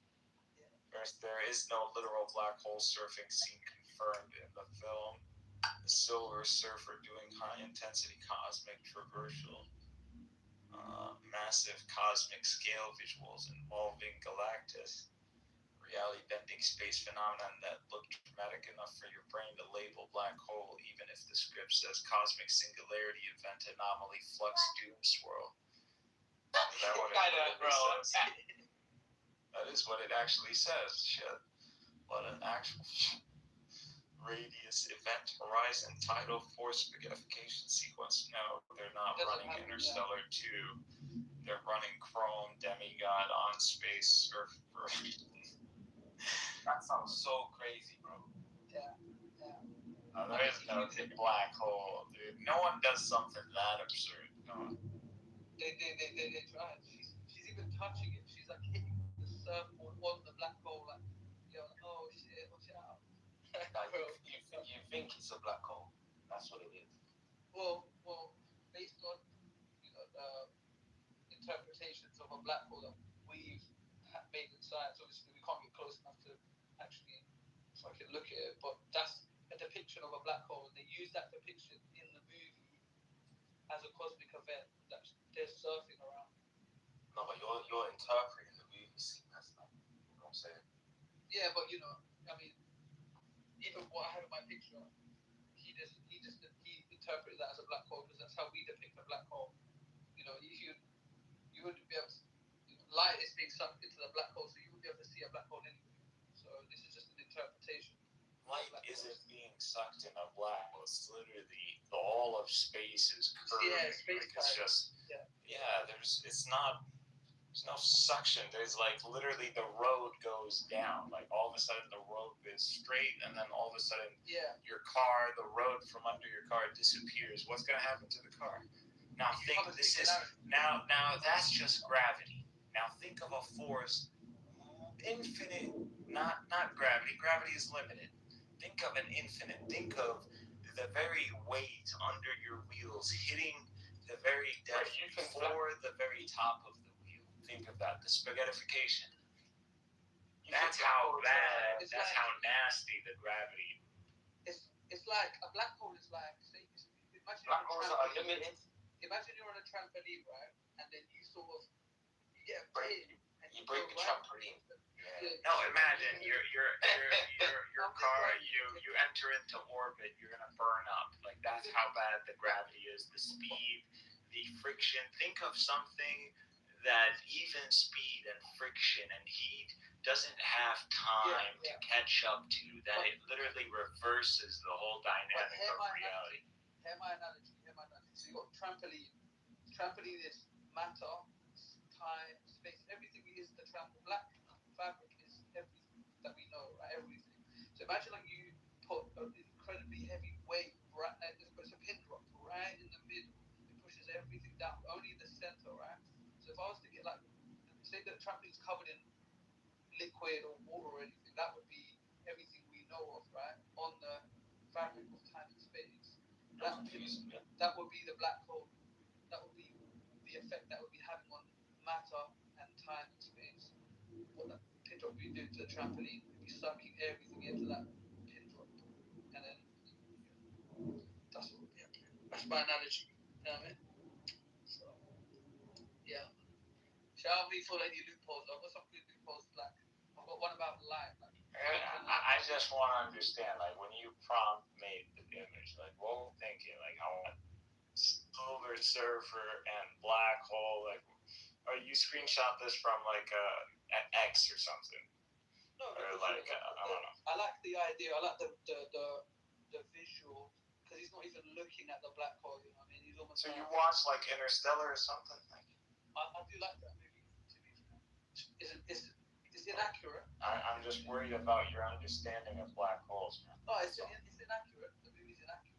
Don't get me wrong, but the Tesseract and all that is inaccurate. I get it. I know it's inaccurate, but I enjoy it. We're trying to understand it, you know. So finding it quite interesting. I thought this picture is quite interesting. He's not even looking at the black hole. Like he's kind of like he's thinking, yo, did I leave the washing machine on? Like, type shit. But there's a black hole behind it. You know what I mean? He's thinking about something else. Which is kind of you can't think about other things. Like, you're near a black hole. He's kind of like I've got other shit going on right now. It's got bigger fish. Right. I like that. You get me? Yeah. You get me? Fucking ready? Yeah. You love party. Fuck what you're saying, yeah. Party, yeah. You're right. We'll fucking kill you, yeah. Bro, I'm scared. Say nothing. Put your dick in your mother, yeah. Definitely. In her mouth, yeah. Chew on it, yeah. No, you did that, bro. Yeah, you did it. You did that, bro. I did did that, bro. You really did that, guys. Like, we have to just, we got to take that in. I think people confuse me for Amir or any of the So that car in your picture, Christian rooms that allow people to run their mouth. what do you think about this, the new, the G8, the M3? What do you think about that? I'm the alpha when I'm the mod. I'm the nigga in the house. I'm the alpha when I'm not the mod. I'm Big Gig swinging. Not you. I'm the omega. Someone starts talking around their mouth. You ain't giving credit to the king. Mm-hmm. You gotta be dealt with. That's right. Does the king need credit? That's right. No. Does the king need credit? Does God need credit? No. No, he's a freaking king. What's the Whether you king like to it a or god? not. King to a god, right? What's God to a non-believer, you know? What is that supposed to mean? Why do you act like non-believers are denying? You think non-believers genuinely believe there's no God? Some of them. No, I think non-believers. But the majority of them.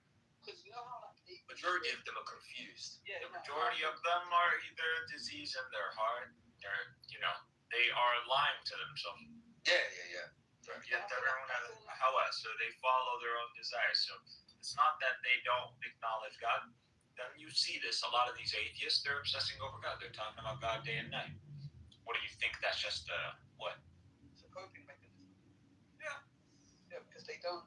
They are struggling with God. They haven't denied God. If you denied God, God would be beyond you. If God was truly like Santa Claus, well, how much of your day is Santa Claus or thinking about Santa Claus or rooting Santa Claus do you waste? Yeah, but like atheists have like a hubris, they seem to think that they have answers, but by definition, you don't have answers. So, no, there is. It's not about atheists. It's about just humans. Like, this is just if you see anything that we're not necessarily like addressing like directly and we're coping around, it's the same behavior. They're coping around God. Some people coping around all kinds of different things. It's the same behavior though. You're never truly disconnecting yourself from that which you are condemning. I was thinking about this yesterday. That people actually wake up every day and walk into the earth and look at the sky. Walk into the earth. Yeah, I mean walk on the earth. Walk on the earth. You ask these questions is easy. You gotta let things slide. You know what he meant by that. You just let it go. I just want to clarify. Like, you've just been hanging around Norm for way too long, dude. Sorry, This is what Norm does. Do you notice? This is literally his thing. You just did a Norm thing. I'm worried for you. I'm moving Talmudic right now. Go, carry on. I'm worried, bro. You need to stay away from the Jews, bro. Do people actually not believe in God? That's what I was thinking last night. I mean, look, you have a badge of shame. They've given you a badge of shame, Aziz. You're one of the people that have caused the app to get to this place to begin with. Where's my badge of shame? This is your badge of shame. You're wearing it. I feel honored. Can't see it. Yeah. You worker of lawlessness. Well, at first they call you crazy, and then they say, I mean, you're the one with the badge of shame, not me. Well, I'm proud of it, so you have to feel shame. Shame is an emotion. I'm not even in the single or decimal digit percentile. Like, that's a percent. We might as be talking about infinity. What is goo? Let me see goo, because I don't want to be ashamed by top 5%. Bitch, you see, what does that mean? Y'all more interactive than me. What is Brandon? 5%. Look at you, trash. Look at this trash. Okay, I can't talk shit to Frank. I can't talk shit to Soul. How does Soul So, man, 20%, bro. I hope that makes you rethink life on this app. Like, what are you trying to accomplish here? Now, what is that? What's the percentage, man? What's that about? This person It's doesn't like how much like Popularity, percentage of women that agreeableness, elitism, social skills, likability.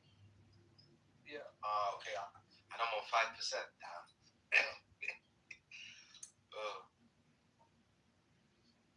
It's just how much really you've invested in this app. That's all. It's just saying No, I would y'all say invested. Your investment in this app is in the top 1%. Imagine. Out of all the apes in this app. And then Nevjis is top 0.5%.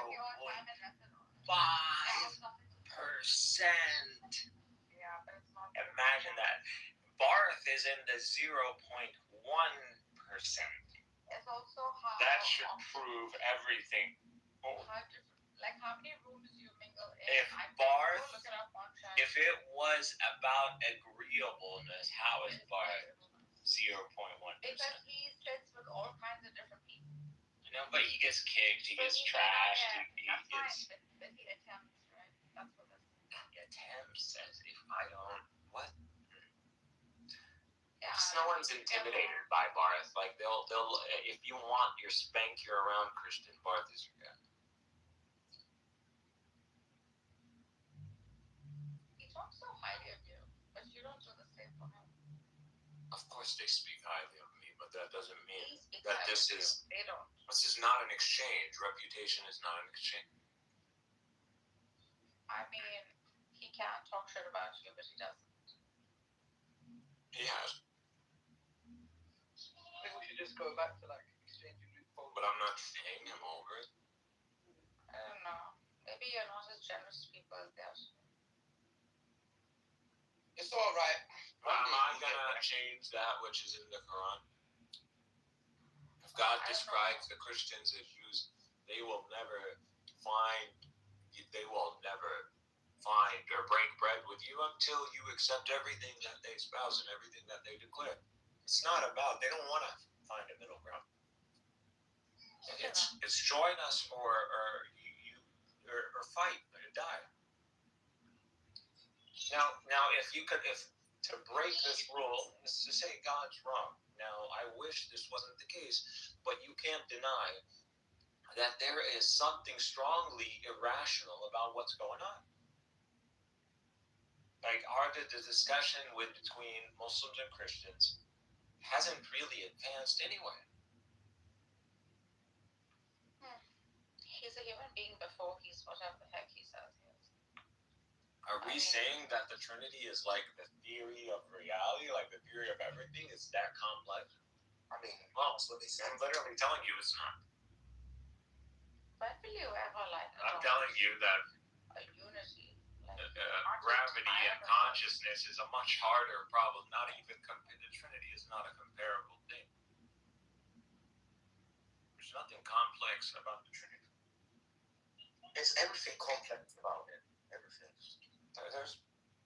What is complex about the Trinity when you start really thinking about it? Well, this is what's complex. How they say one God is three people. That's very complex, man. What's complex is juggling the definitions of these ancient terms. And stop presupposing the modern day when you say God in the modern day sense.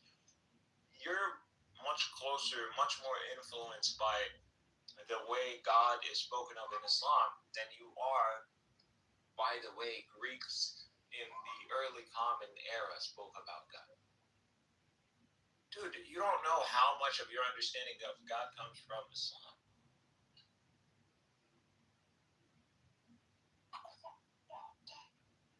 He's got some good loopholes, though. So there is that. Dude, Thomas Aquinas, which is their top metaphysician in Western Christianity, is a post-Kalam metaphysician. So he is taking from Kalam Muslims, Mutakallimin. He's taken from Avicenna. Taken from the understanding of Muslim metaphysicians. He's building on that. They all minorities, Abyssinia, these people never like hoarded on knowledge, right? Okay, but that understanding of They God never is not a highlight. continuation of Greco thought from the early Common Era. Yeah, he's telling the truth. It's the same with like Rabbi Akiva when you read the Midrash. Like that would be something that was their understanding of God would have been before the Roman and the Greek understanding of God. So I get what you're saying. I'm saying the Western Church is not a continuation of Greek metaphysical thought. They actually blasphemed in the Greeks. They got to the Greeks after like Constantinople. When Constantinople was first sacked and then it fell, that's when a lot of the Greeks started flooding in. And from Andalusia, that's where you get your Renaissance. Yeah. That's why the Renaissance happens, because you get the Greek floods Italy, along with the metaphysics of the Muslims. And since the Greeks and the Muslims actually have correspondence, guess who's equipped to translate Arabic to Latin? The Greeks.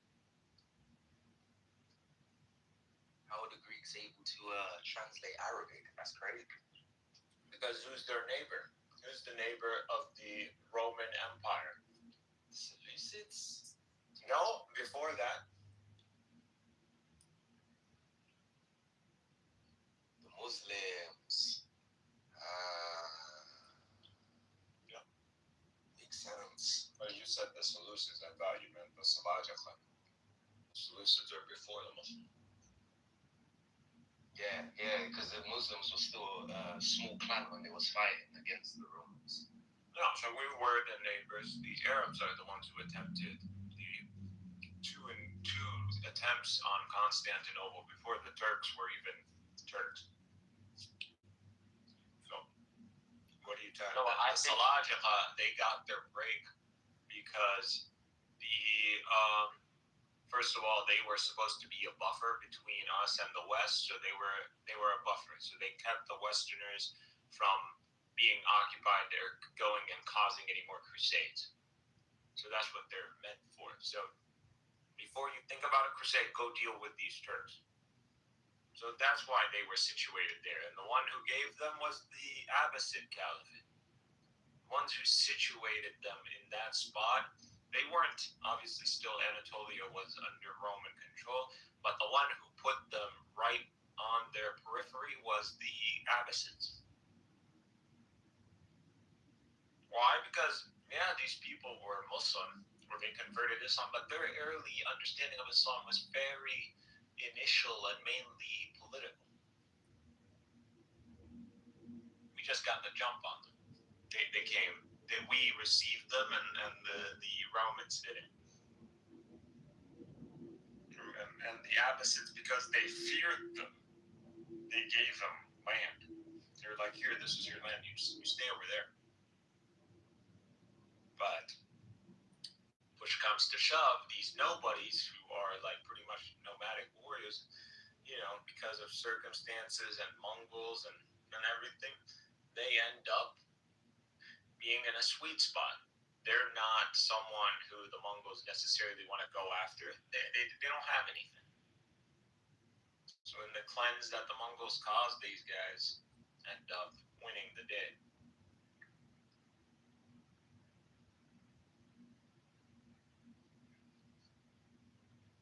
But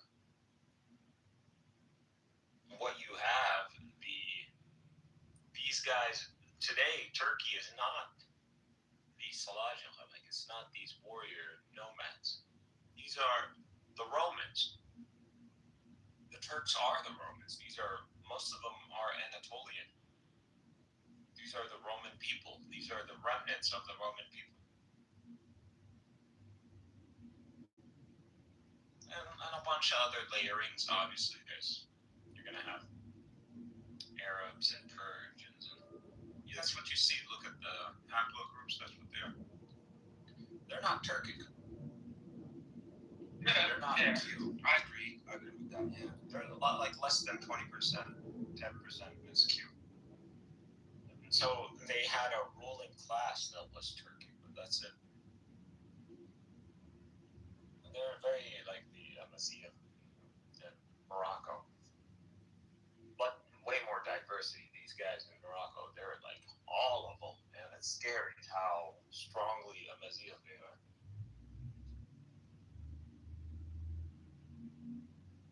We got some clown young colonized there. But it's subjugated by the Muslims also. Who? The Berbers.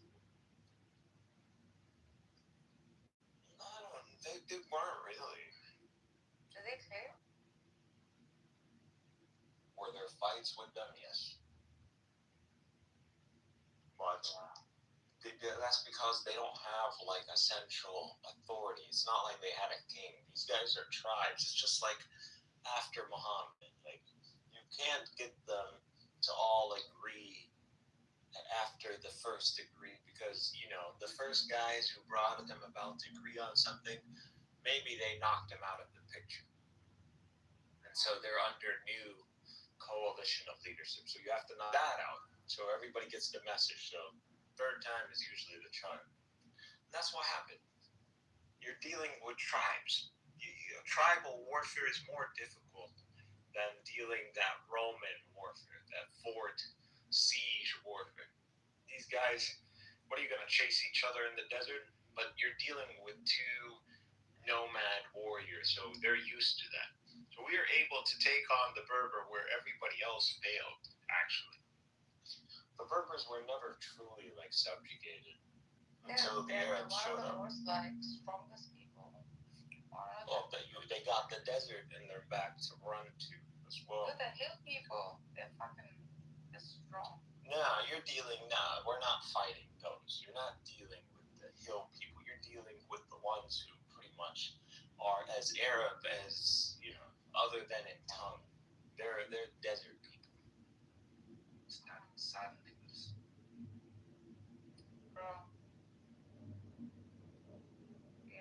Exactly. They're the same playing field. So you got two, sand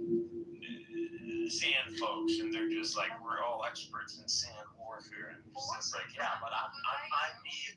But the Arabs were like, we're the G in this shit. Like they're like, nah, we're gonna try ourselves, and they're like, you don't want to try, kid, and they were like, no, we're gonna try. They got their shit pushed. Not in a bad way. Because this isn't a central government or a central seat of civilization. Tribal warfare because it's like tribes and there's a lot of honor on the line. You lose 10 guys, it starts climbing in the double digits, you're out. Low casualty warfare. Tribal warfare is low casualty, usually. But when it comes down to the tribes, because it's only usually a few big tribes, and usually it hurts. That's why tribal feuds keep going. Yeah, man, I really think Ishmael and Isaac should stop fighting, man. They should stop. Jews are not Isaac. Confused. Brandon, do you go check the Israeli haplogroups and tell me these guys are Isaac. Brandon, you follow some religion. You hold us to a religion. Yeah, remember I was a Christian. I was a Unitarian. Yes, I remember you. What do you now? Not anything right now. I'm converting to Orthodox Judaism. Sorry, converting to what? Orthodox Judaism. I know. That's what I'm looking at. So. Enjoy. Just choose anything you want. Right. Anything you want. You get like it. Once it's like long hair. Religion is utilitarian.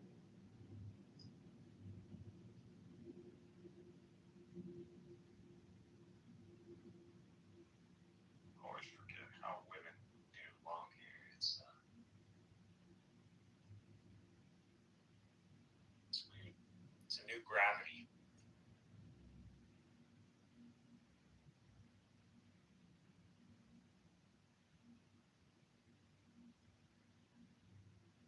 So how come Brandon? Brandon, you there? Oh, maybe that's why. How do women get long hair? How come you're attracted? What do you mean? How do women do long hair? It's just like feels hot. That's maybe why you guys are always like hot, like always like this guy all that hair on your head. I've had my head shaved off once. And I I've can done a see half it. shave. It's weird. It doesn't feel. I don't know. It's a different Just try it. gravity. It's a different gravity. Yeah, just try that. That's what I'm about. It's getting that long where I can like tie it all the way back. Hey, look at that, man. He can tie his hair back. Yeah, man. So Brandon, why? I get to do the hipster thing. It's about time. Hey. So how come today's? Ponytails. Let the woman speak.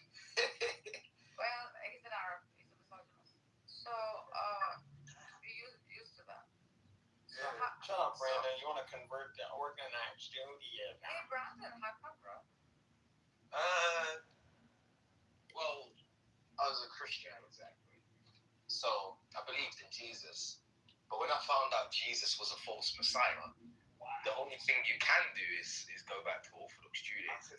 How did you find out Jesus was a false Messiah? How did from, good Lord, from Jesus not being God and being the Son of God, but not God as such, he became false. Yeah, I mean, What? reading the New Testament, there's certain quotations of the Old that they say he fulfilled. And when you read the original interpretation, the New Testament's interpretation is completely opposite. So, like for example, Matthew. Make him a false Messiah, though. Yeah, it does. Matthew 21, 44, I think it is.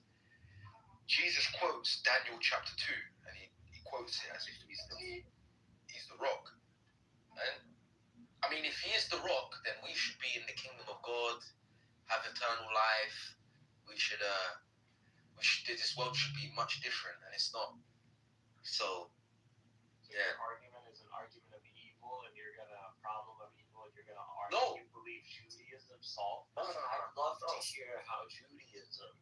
It's not necessarily that. The problem of evil from you and you articulating that. I want to hear that. It's not the problem of evil. Are you interested in hearing that, Moses? I don't think he's talking about the problem of evil. You know? I'm talking about the problem. Yeah, but I'm saying, because I'm saying the verse that Jesus says he fulfilled, right? That verse is the end of everything. Like, it's the end of all suffering. It's the okay. So I'm saying, forget about if the Jesus, Bible. Let's go. You're saying rabbinic Judaism. Just say chill, bro. Why are you going after what the Greeks are saying? Why do you care about? No. Because I hate hearing. I know this guy. He's a liar who does. He hangs around. What's his name? Boyer. Rabbinic Judaism tells you there's going to be a Messiah in Joseph, who's still a Messiah, who dies sacrificing to bring about this kingdom of God.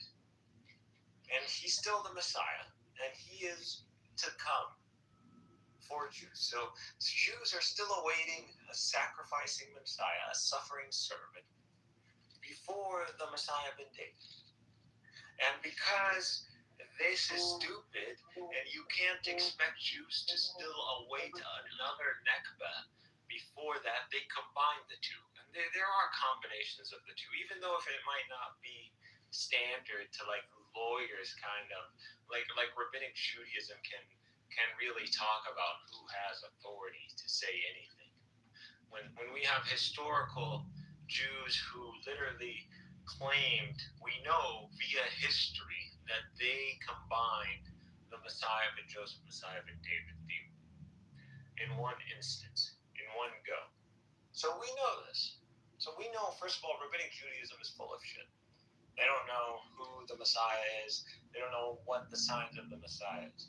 Jew, if your argument is that Jesus didn't fulfill the messianic Messiah ben David theme, and this disqualifies him as the Messiah, then why do the rabbinic Jews believe in the Messiah ben Joseph? That wasn't my claim. My claim was Jesus claimed that he fulfilled a verse.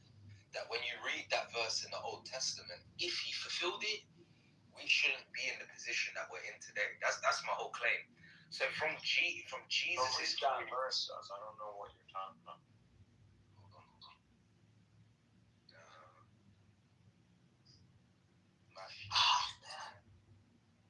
I'm just waiting. It needs to get a little bit longer. I don't have ponytail status.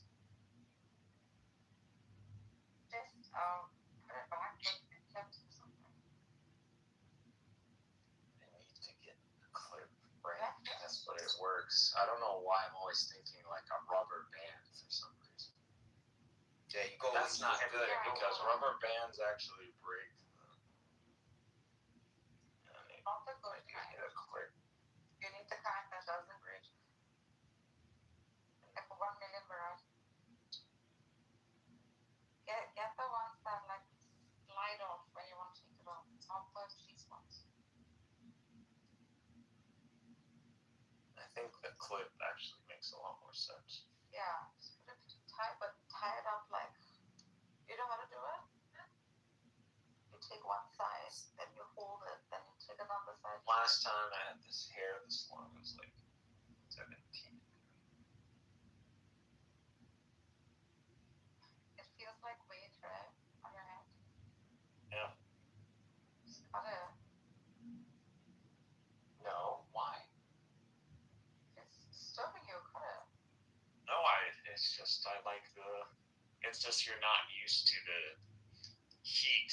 You know, your head ends up getting hotter, and it's like, wait a second, it changes your whole body temperature. You get Yeah, it really does. It does, it's really true. Man, I don't know what this Arab is talking about. Arab is. Bro, you're there. What are you talking about, bro? I just destroyed. You just claimed. You can't even read me the verse. Go find me the verse that you believe Jesus hasn't fulfilled. What is it? Matthew 21. Read it. And the one who falls on this stone will be broken to pieces. And when I fall on anyone, it will crush him. That's the verse. Okay, and who did Jesus fall upon? Well, who are crushed? Well, he's quoting Daniel chapter 2. So, in Daniel chapter 2, which he's quoting, that's talking about the kingdom that destroys every kingdom. Yeah, who's that kingdom that destroys every kingdom? Muslims say it's Islam. It's rabbinic Judaism. It's the synagogue of Satan that goes around that you see it literally going everywhere, every nation in this world, over 109. Add all the Muslim nations post the Holocaust. So you're going over into the 100 and maybe 23, which is also a very good number. People, 23.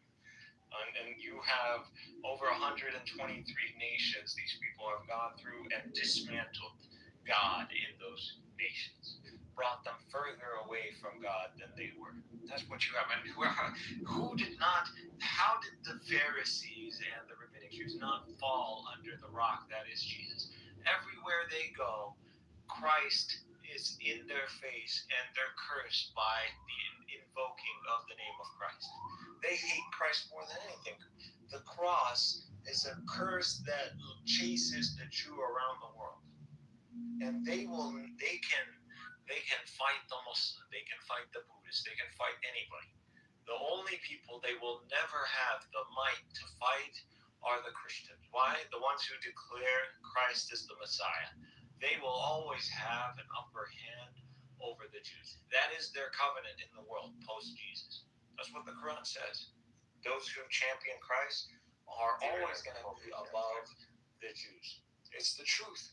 I'm saying it's always been the case. Even today, Israel does not exist if it wasn't for the approval of those who hold Christ. They hold the cross all over. Their symbol is the cross. There's a problem with that quotation though, Because you're correct. Jesus is quoting that verse and he's applying the destruction to the Pharisees.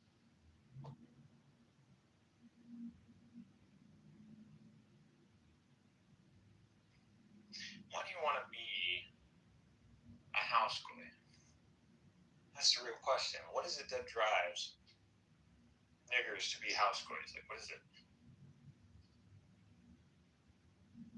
And why do you want, like you want reparations so badly? Like, you want someone to just, you wish, like, we want the same these Jews got. We want some of that honey, milk and honey. We want some of that. Bro, you can have milk and honey, but it's not by being like that. Look at the nations that enjoined Islam. It's look at the Africans that enjoined Islam. They were the richest people. No, Brandon. No, Brandon. Look at the religion that actually honored nations. Don't look at the swiveling religion that dishonored nations. So the verse, Judaism is a disgusting rabbinic. Judaism is a cult. Listen. There's no we. What are you talking about? You're a Cushite. You're a Cushite Hamite Negro from Negro Stan. That's where you're from. You're from Negro Stan, dude. Okay. So the verse in Matthew 21:44, which I brought out, do you think that's a false quotation? I literally just explained it to you. The ones who shattered on the rock that is established by Christ are the Pharisees. Bar Chochmah, you can see what happens See why you've got to 10% those who follow. Dude, I've already spoken to you. I've already cooked you on the Messiah ben Joseph. Jews cannot argue against Messiah ben Joseph. You can't argue against it. Because it's within your tradition. I'm not arguing that. Like, what the fuck are you talking about, bro? If you're just claiming at this point an interpretation, hey Negro, your issue is an interpretation of a verse. Like, that's literally like calling white people snow niggers. Like, Jesus would be a sand nigger. Jesus is a sand nigger. Well, that's all. I'm good. I'm good to be whatever Jesus is. I'm good to be whatever Moses is. I'm good. I'm whatever Moses and Aaron and whatever these guys are. If they're sand niggers, I'm a sand nigger, bro. I'm happy to be one. All right, cool. So stick to it. Stop complaining. All right, bro. I'm a sand nigger. I don't know why you're stopping the conversation. No. Moses is a stubborn motherfucker, and he would. Okay, he's a sand nigger too. Like, what the problem is? No, I'm just saying. What the hell the problem is? It continues I'm the just conversation, saying. sand nigger. You need to be like with Moses. Bro, listen, Moses follow is the a sand shepherd. nigga, Jesus is a sand nigga, David is a sand nigga, you who a are sand the nigga. shepherd? Like, continue the conversation, bro. This is about so then let's deal with the verse then. People. You need to hey, follow bro, the verse is very simple. Oh my God, we already moved past the dumbass. So if that in chapter 2, if that in we chapter already moved past it. When I'm a nigger, I already destroyed you. Hey, brother, I already destroyed you. If you are gonna deconvert out of Christianity, fake ass piece of shit liar, you were never a Marmite. Okay. Don't bring the fucking name Christ in your mouth, you little piece of shit. That fucker is your Messiah, whether you like it or not. Guys. He's your Messiah. Don't come in here, you little fucking retarded nigga. You're upset, alright. And fucking talk about who the Messiah is and invoke the fucking Jews, you fucking dumb nigger. Don't come in here and invoke the authority of the Jews in interpreting the Bible when the very Pharisaic tradition, Rabbinic Judaism, is newer than Christianity. It's post-Christianity. Don't fucking come in here and talk about this shit. You go where fucking trash lawyers at, and you go feed off of his uncircumcised dick and what he hands you. That's where you go, and not where I'm at. That pussy won't even debate me. You go find his pussy as you bring me your master, you stupid Negro goy. Get the fuck out of here. He's got a lawyer. Yeah, he's one of he's one of fucking trash lawyers. Lawyer. Yeah, he's one of those guys. He literally follows Jason around like a puppy. You want me to have respect for this clown? Jason is the most retarded Persian on the face of this planet. It's the worst combo. Judaism and Persianism. Like the worst two diseases on the face of this planet.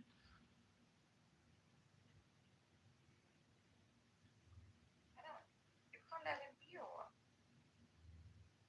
Be what? Like if it was up to me, like a lawyer would be crucified for corruption on earth. Like what are you talking about? The guy insults Christ. The guy wakes up, breathes in the morning, and goes, "How do I insult Christ today?" Yeah, no. Like if someone, Muhammad, okay, he about Jews, he fucked Jews up. You want to be a hater against Muhammad? Makes sense. The Quran declares Jews as an enemy. Okay, but Jesus, what did Jesus do? Jesus simply, if he was what they claimed he was, then let his name be cursed throughout the memory of man. But if they were right, if they were wrong, let them be cursed. Who is cursed? If there is one to be cursed between Jesus and those who follow in the ways of the Pharisees, which one would you say is cursed? If there had to be one. They didn't like him. But no, it's a straight up question. It's a straight up question. Any human, if I went, see, this is why I like Asians. If there were Asians around, they give you these neutral answers. Asian Chinese guy, he's not going to believe in God, but he'll straight up tell you the Jew is 1, 2, 3. And you can go watch their channels, go to Weon and all their fucking shit. Go see what they're saying about Jews. But don't tell me the Chinese motherfucker is anti-Semitic. Why is it I got the Japanese, I got the Chinese, I got the Korean. We go to the Thailand guy. The Thailand guy is complaining about Jews. And everybody goes to Thailand. The Americans go and fuck shit up. They fuck all the lady boys that they want in Thailand.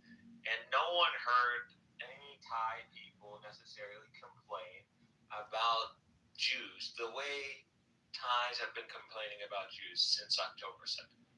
He wants to belong. Just kept us. Why? Well, he has a very He doesn't rich. feel like he belongs, right? Black Americans have very rich and strong influence in America. If they simply monopolize on that, like if all you have to do, all 50 Cent has to do is say, "Hey, everybody, meet me in downtown LA in 12 tomorrow. I promise you, the nation of God is gonna be in downtown LA tomorrow." This is just the United States of America is gonna be in downtown LA. This is just 50 Cent. Like I'm this is the kind of power these people have, but they don't use it. It's What's stopping LeBron James from becoming in the next Senate cycle to be the Senate of the state that he's in? And then from there, he would be president by the next presidential term. These people don't want to do it. No one tell me about black people and they don't have an opportunity. They have all the opportunity in the world. They don't want it. special, like the chosen people. What it is black people, when they get richer and they get money and they become part of the wealth, they're the 0.1%. They and the whites are no different because there is no race war in America. There is a class war. That's what it is. Dave Chappelle tells you this, the same thing. Tells you there's no difference between white guy and black guy and Asian guy and with like DJ Khaled, for example. Like even among, you see it, he's an embarrassment. Like you want to knock on us, just bring up DJ Khaled and see, any one of our eyes will hit the ground. Like you bring up DJ Khaled to me, and it's just like I don't even own that motherfucker. Like he's not one of us. To me, you don't speak Arabic. You're not one of us, anyways.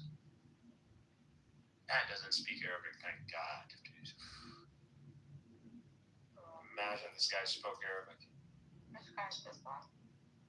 DJ Khaled. He doesn't speak Arabic. No. He speaks like, he knows words, like he knows makluba.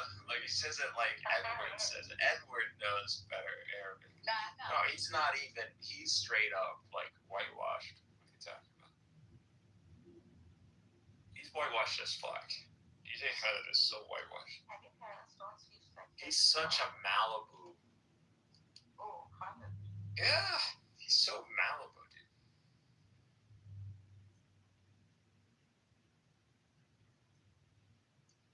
He just loving it. He's loving life, man.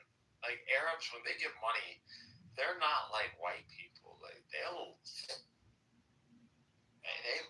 live life, man. You see money on us.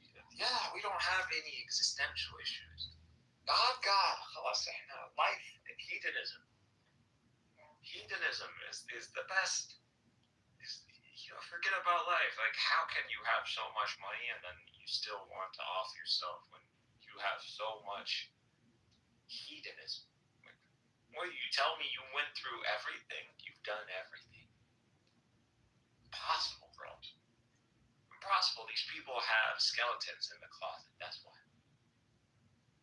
You have something haunting you. That's people who do this. These rich people off themselves. That person, the what's his name? The cook, the guy who was a cook, the Jewish guy, Boydar, whatever. What was his name?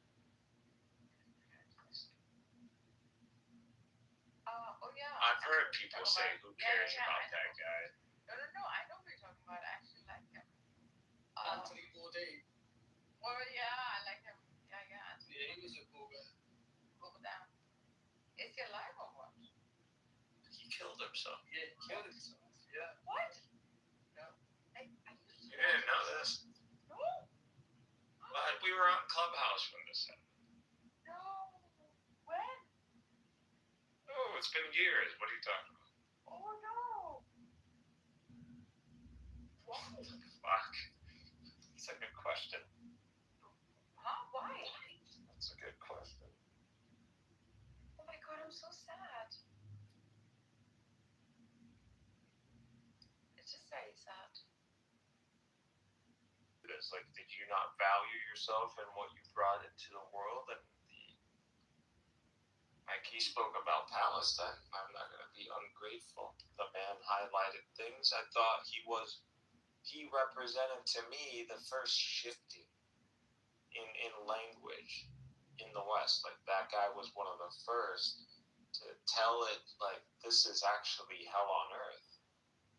Yeah, but also Boydar's like descriptions of Gaza and the West Bank. They're the first. Find me before him people like on that public kind of level that speak like this. He's the first. Also, like, that's what he did. He often still said. high risk factors, right? He is So, Jewish. I didn't know he was Jewish, so I thought he was French for some reason. Oh my god. You don't know anything about him. I used to watch shows. Yeah, he's Jewish. He's an atheist. Like most of them. Oh, he's spiritual. Yeah, I think he believed in something. And then again, I don't know. I'm one of those people who, like, because of, like, it didn't make sense to me that he committed this. I think there's some foul play, but I don't know. No, see how he ate, how he tried every food on the street. Then when you have that kind, when you take that kind of risk, right, it becomes very easy. People who take high risks are also people who can easily take any kind of risk. Black people, they break out. I'm one of those. But unlike between blacks and you? Asian, I say. What? In what sense? beard-wise. Have you ever seen like black people with full beards? Have you ever seen them? It's rare. You know, it requires a lot of maintenance to get that, like for a black person. It's not that they can't grow one. It's so, the hair is so like kind of, it's coarse and it just, the breaking out. Yeah, so they always get like, and they can't shave all the way either. Like actually, they have it comes down to beards. They got the roughest to deal with. How long is your beard, bro? Freaking, you don't trim it over. I do. You don't. You haven't in a while. Yeah, that's been like a few months. But that's fine because it's already in the shape. So all you have to do is like, until it grows out to the point where it fills up that shape. Like that's it. After that, it's scratching. Yeah, it is. It gets the scratching part, but still, I mean that's part of it. It's asthma. There's like literally asthma. You can shave it off if you want.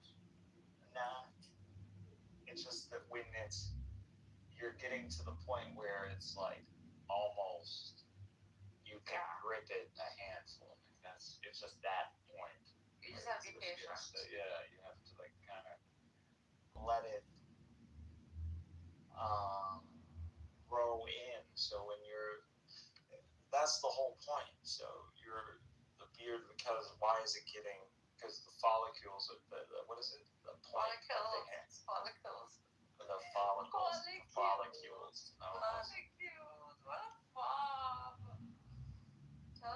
Follicles is a fob?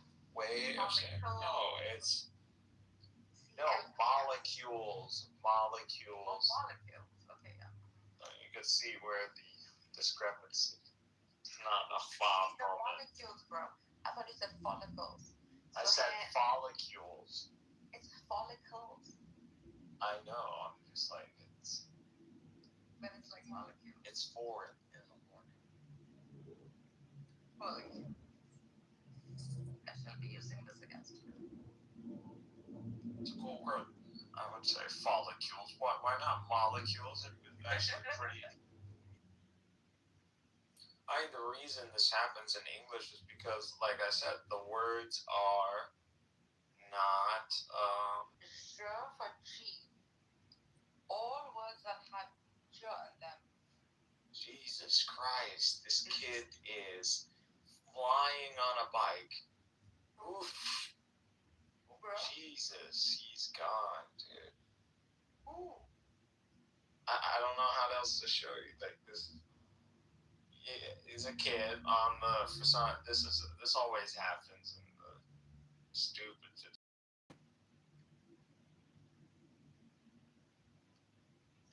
هذا ولد تركي ولا؟ It's my birthday today. I hear you want to watch this. You should watch this. I'm waiting for so long time. And then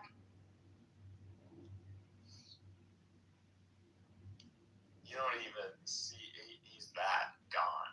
He just like slams into the car. You don't even see it. That's fast. Sure, where are you sending? Dance? No, I put it in the chat. Okay. He didn't even feel that. Dude, Insta, I don't have Insta. He insta-dead. He literally probably insta-dead on his face plant, knocked out, then.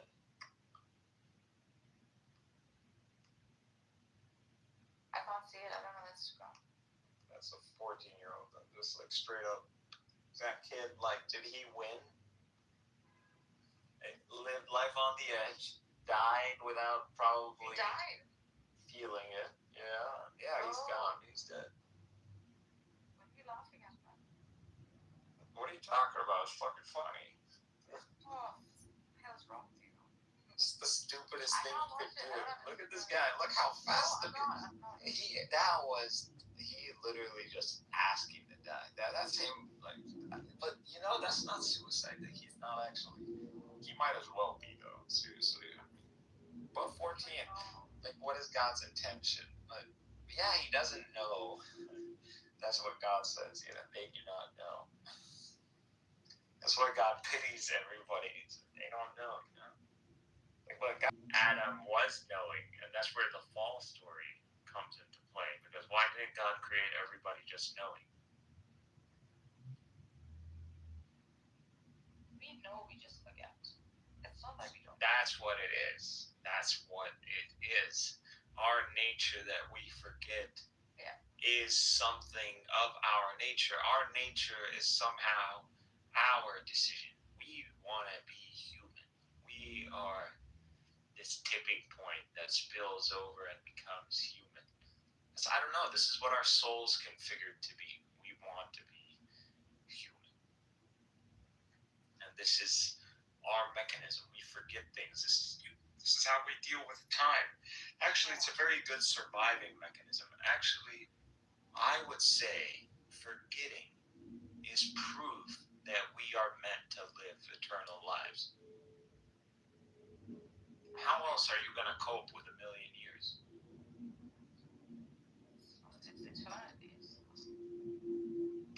Exactly. Think about your first 1,000 years as an eternal being. Like, that's going to be, try to compress that in your head right now. Think about 1,000 years. My biggest downfall has been forgetfulness. And the only way you would cope with that kind of time is forgetfulness. So to forget. This is what, you know, engage in pleasure and hedonism, because it's time consuming and it's just like, you know, ooh. And then but it's forgettable. It's just forget. Yeah. Fire, forget. Time killers. We are meant to crunch through time. We're time monsters.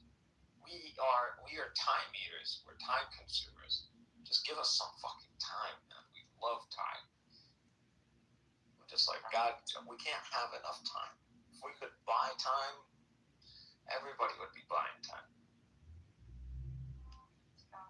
Yeah, of course. You think Bill Gates wouldn't buy 10 years and like half his wealth right now?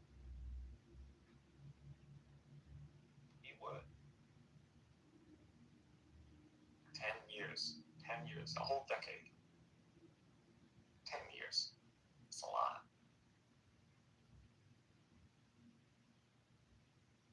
I mean, look at Tim Cook or whatever his name is. Steve Jobs, I'm sorry.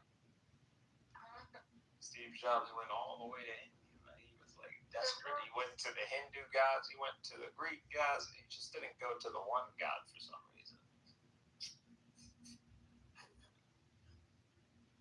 Steve Jobs? Who said he was Arab? Steve Jobs is Arab, you know that, right? Oh, stop that. Yeah. Oh my God, this woman, you're living under a rock. I don't follow such things. Steve Jobs is paternally Arab. Didn't know that. Yeah, stink. So when people talk about what did Arabs do? iPhone, bitch. iPhone. Hold on. Oh, from like where? iPhone. We made the iPhone. You did. He did. Wait. No. We did. Because that's how it is. Prince. Do you know Arabs made iPhones, Prince? I can come. Like, why? That's why we should support Apple. Apple is ours. We made Apple. Arab is he? He's a Levantine Arab. He's the Alpha. He's the chosen people. He's J1. He's J1 P58. It's J1. The holy blood. I don't know. Prince has to go take a test. He might be U1B1B, but you know. Prince who? Prince. Yeah. Goo already took a test. Stinking R1B, but he needs to tell us the clade. He might not be that true Roman, but I think he already knows the subclades. Yeah. He already traced himself.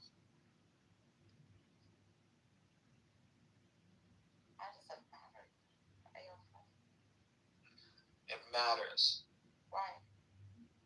Ask the Jews and the Messianics. They make it matter. It matters to them. I'm just enjoying the aura. Like, hey, if this is what matters, you saw how Tucker Carlson was. Like, why don't we do a DNA? If it's about blood, Huckabee, let's make sure, definitely, who is the line of Abraham. Are you saying we don't know? We mapped the human genome. We definitely can know.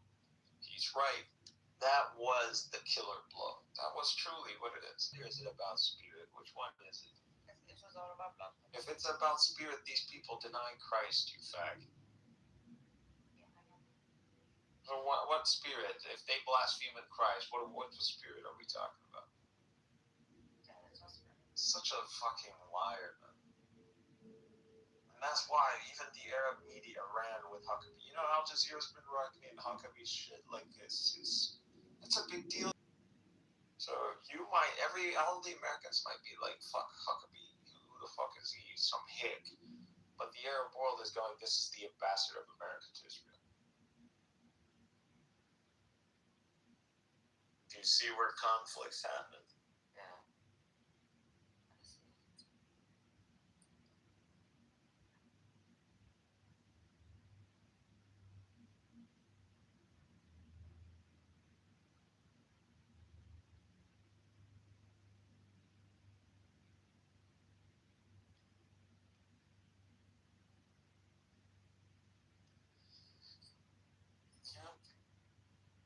We're persecuted for who we are. We've given the ultimate sacrifice to bring about the Messiah into the world. And that's what we did. The Messiah is already here. I tell people, Gaza is Christ. Sacrificed the flesh to bring about the Son of God and usher the Messiah through you. That's what it is. There's a messianic wave through the world, and it's all antagonizing the world against the synagogue of Satan. Everybody's anti-Zionist now. Everybody's fucking those Jews now. Even the evangelicals are feeling the squeeze. What's going on? And then you got Bennett. He's like, Brandon. we don't need the world to love us. We need the world to fear us. Saying that straight out, who temporarily took prime minister before Netanyahu came back. He's from California. You see how this hits home? Like, this is all, when you're like, what does California have to do with it? Well, everything. It has to do with everything. But this boy, it's a phase. I don't know why he gets so worked up. Yeah? It's a phase for him. I don't know why you get so worked up. Who gets worked up? This Brandon. You. Oh, Brandon? No, Brandon is lying. There is no he was a Christian. Brandon's been like that for years. This is shit lawyer showed back from the grave. We buried your ass a long time ago. Why are you back here? But what is he back here? He's just talking shit about Christ. Doesn't do logical arguments. He doesn't. Well, we're saying, no. It shows you the Jews don't even think about Muslims. But because we have an interpretation of Christ that the Jews can't argue with. And whenever you want to bring this up, he defaults to talking about Israel. So this is not a guy who's on this app to even endorse Zionism. He is literally on this app to curse Christ. That's it. This motherfucker is just cursing Christ. No, that's not acceptable. Just as it's not acceptable, you're cursing Muhammad, you're cursing Bro, do you think anything is reduced from the status? And then he talks in specific crap, like Mary. He brings up Mary. And he knows intentionally what he's doing. He's a conniving Jew. How much they hate you. The Persian conniving Jew. ones who gave us these Pharisees to begin with. I can't hate anyone. I try so hard to hate. It's okay. Jesus hated them too. I can't hate them. It's weird how Huckabee wants to be more tolerant than Jesus. Like, who do you people think you are?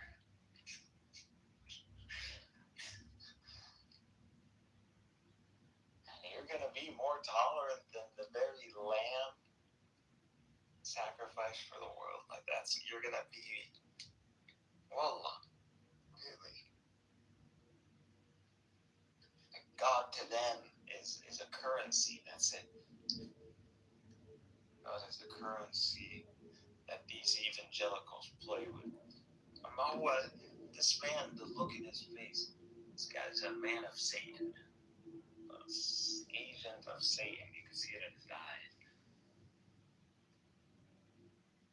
Just using Christ like it's a card, flashcard, just like they were using the name Trump. Hash. She's a security clearance.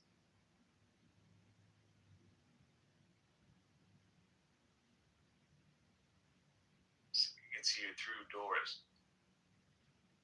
Life, if you claiming to be a Christian is what you need to get through doors of life, we have no problem claiming to be Christians as Muslims.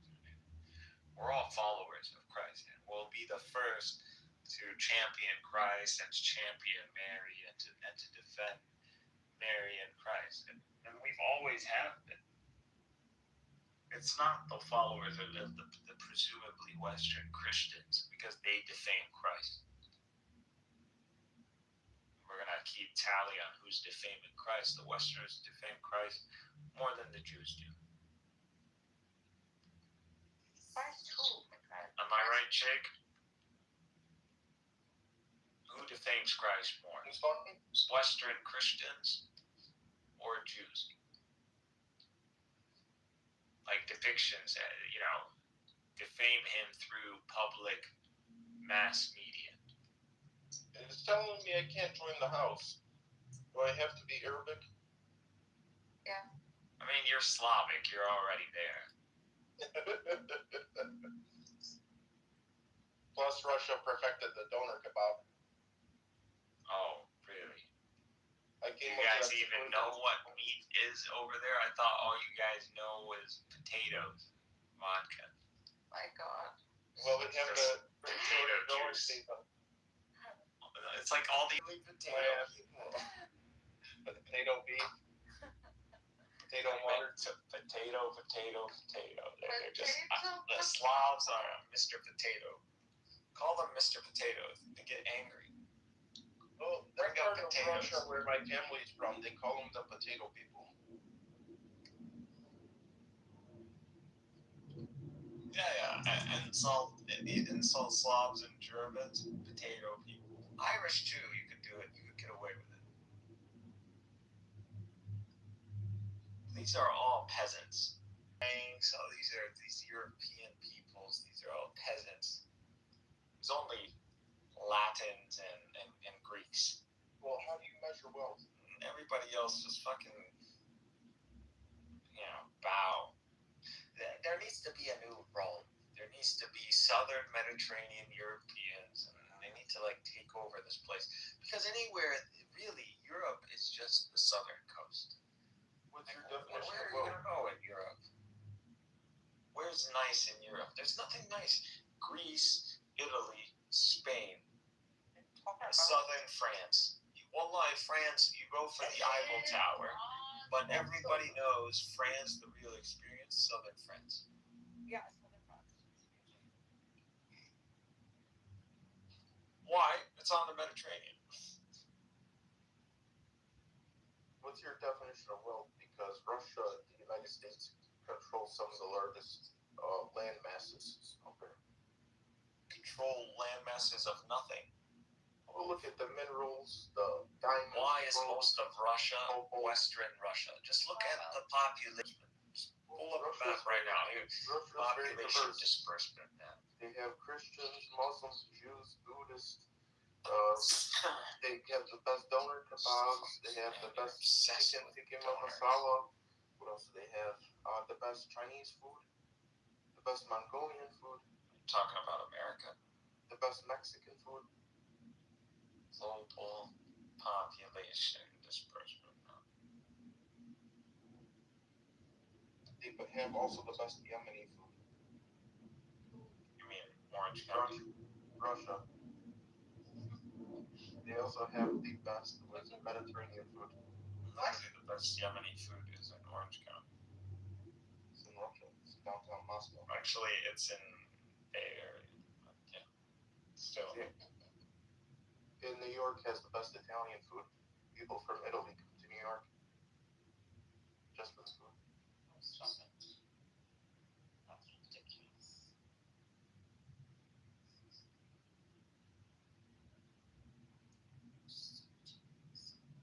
I want some more clear back on those.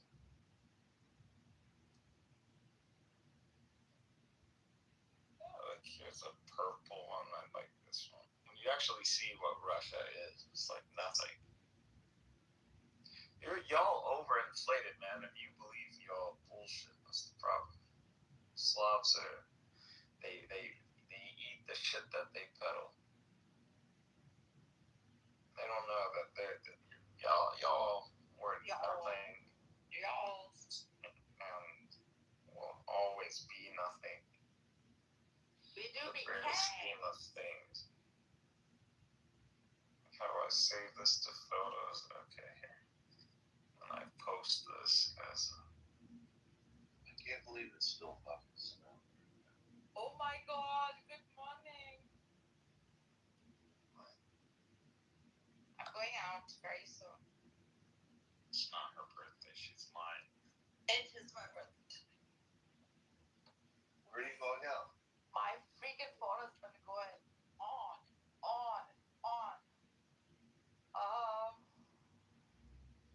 I'm going at about 4 o'clock. To like an early dinner. And then I'm going out at night. So you're up 5 a.m. Yeah, I'm waiting for Fajr. And then you're gonna go 4 o'clock. It's Ramadan. Or in the evening. Yeah, but it's Ramadan, so I'm not fasting. you're not fasting.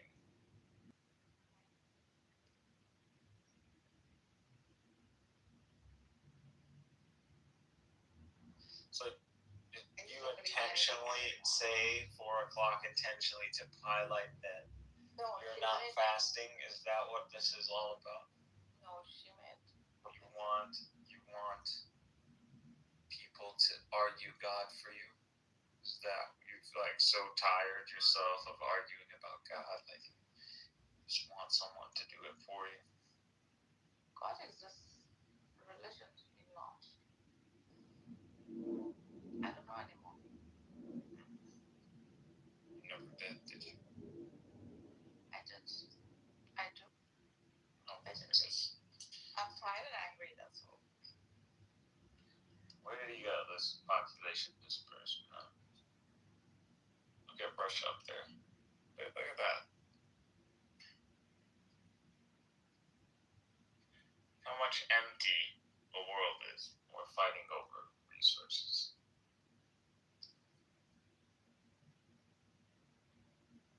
Practically all that money. Practically no people compared to all that purple.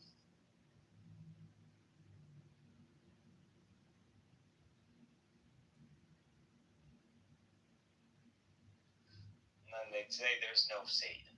Well, there's a Satan in the world. Like clearly something's up. And when you see maps like this, it's not a resource thing. There is people who strive off of that pyramid. They want that pyramid structure to last forever. They want that synagogue of Satan, man. That's the synagogue, that pyramid, all of it. You just need to wake up, man. Get woke. Get woke already. You know, if I wasn't a Muslim, I would just be like a communist or something. You should be a communist, really. What's wrong with you, like communism?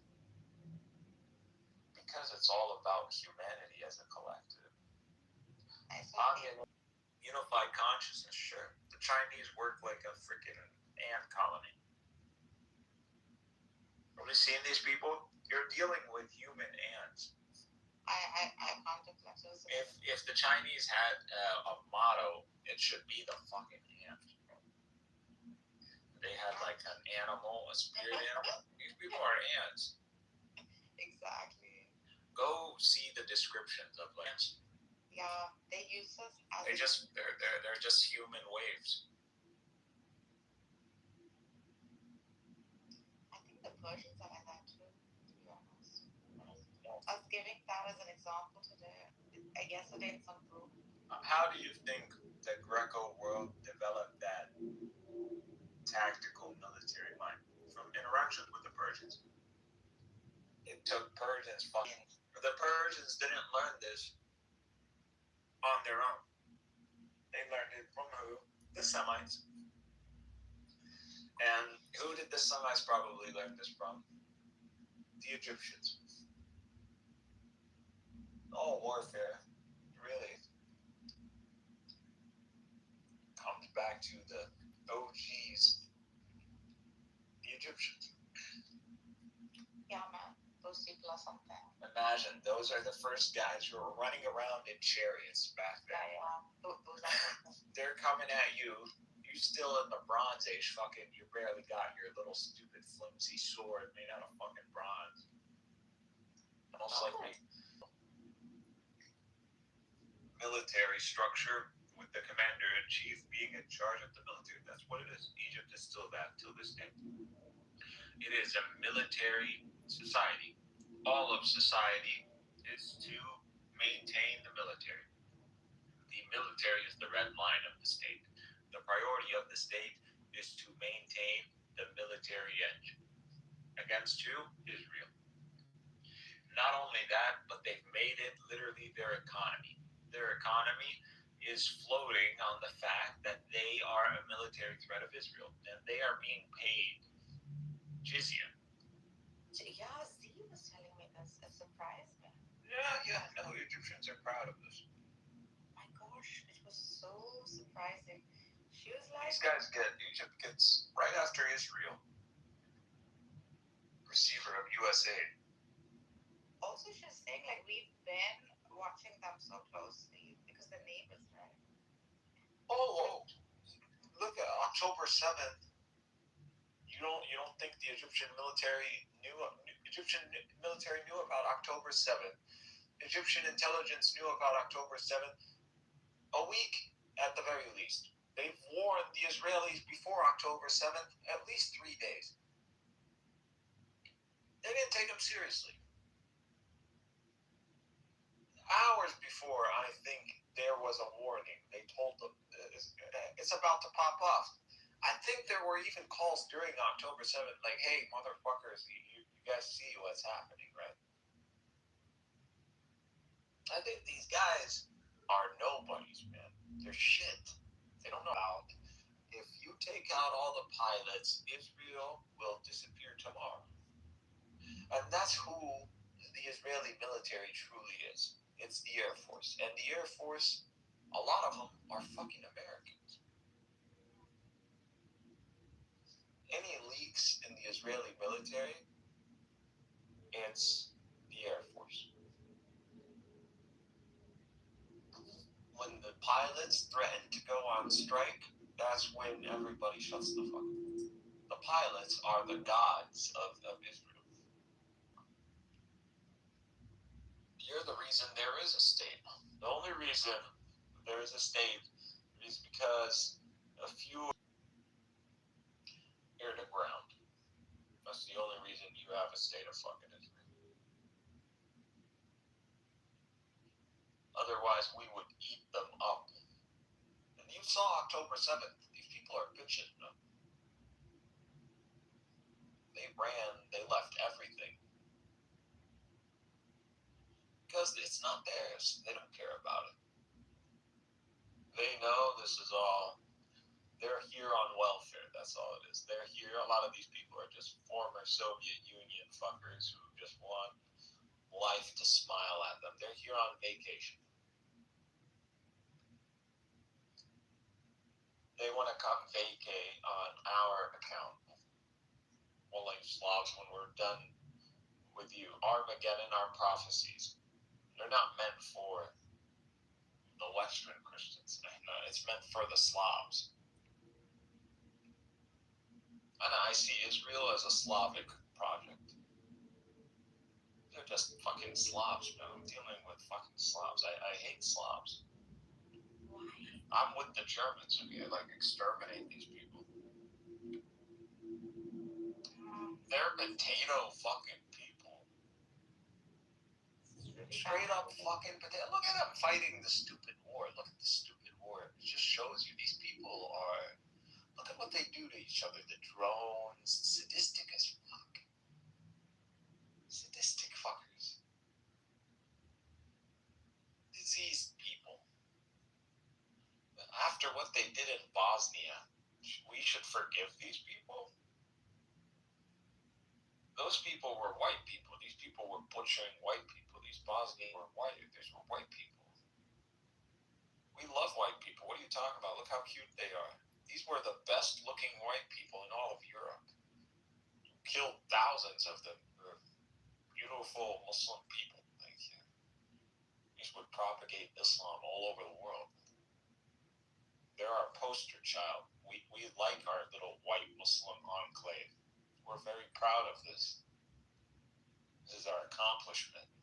And they tried to snuff this out. Our precious white people. White people, Muslims. Yeah, these are white people Muslims. They're not those packing Muslims. We have 100,000. We have cannon fodder for days. These are precious commodity. What is wrong with you? We wanna ingest as much fuel into this, and like these guys, if they want to be the caliphate, we would make them the caliphate. They got white privilege, bro. They're just. I mean, come on. Dua Lipa, like, come on, like, she's not even that hot. I don't even know what's up with everybody. Who's Lipa? Dua Lipa. You don't know Dua? I know Dua Lipa, yes. Oh my God, you're such I know music, bro. I know music. You don't know shit. Your kid must be like fucking so frustrated. She's a freaking techno something. I know. I've danced with her. You don't know. I know who Dua Lipa is. Stop. Yeah. You know, you killed those people. You killed a bunch of Dua Lipas. Look how many we could have had twerking like that. Like, wait a second. Don't you think Dua Lipa has done more dawah for all of us than Muhammad Hijab has ever done? Yes. Yeah, everybody's like, Dua Lipa, like, you know how many 15-year-olds love that woman? I would love to be Muslim like Dua Lipa. Yeah, they want to all be Muslim like her. Yeah. She opens the door for little white girls to think about Islam. And like, I want to be like Dua Lipa Muslim.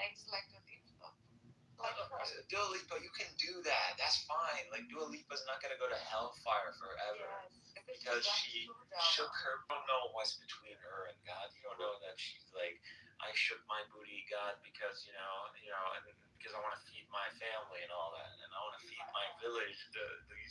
I don't want them to be killed by the potato people. These monster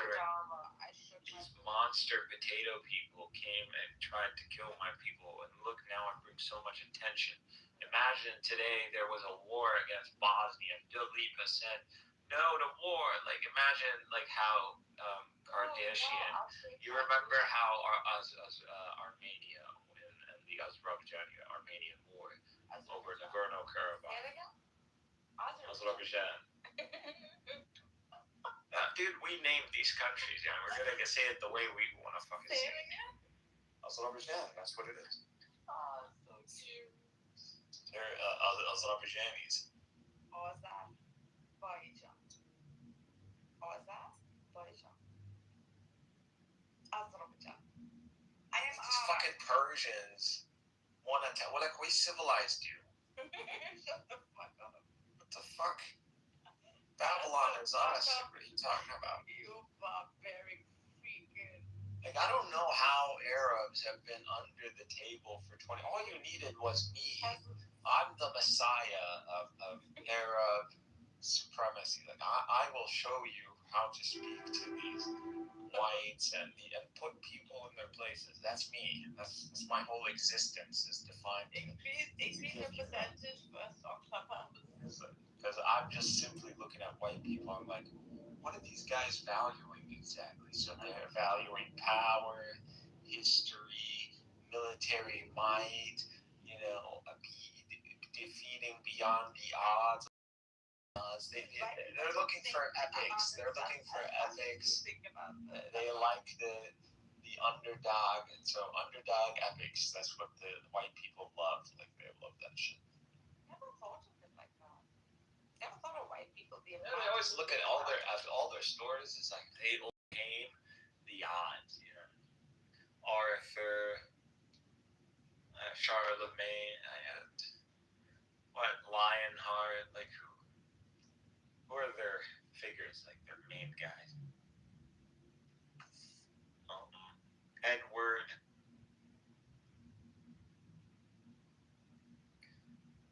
I don't know. Napoleon. Napoleon's French. Yeah. Well, so what? Yeah. And?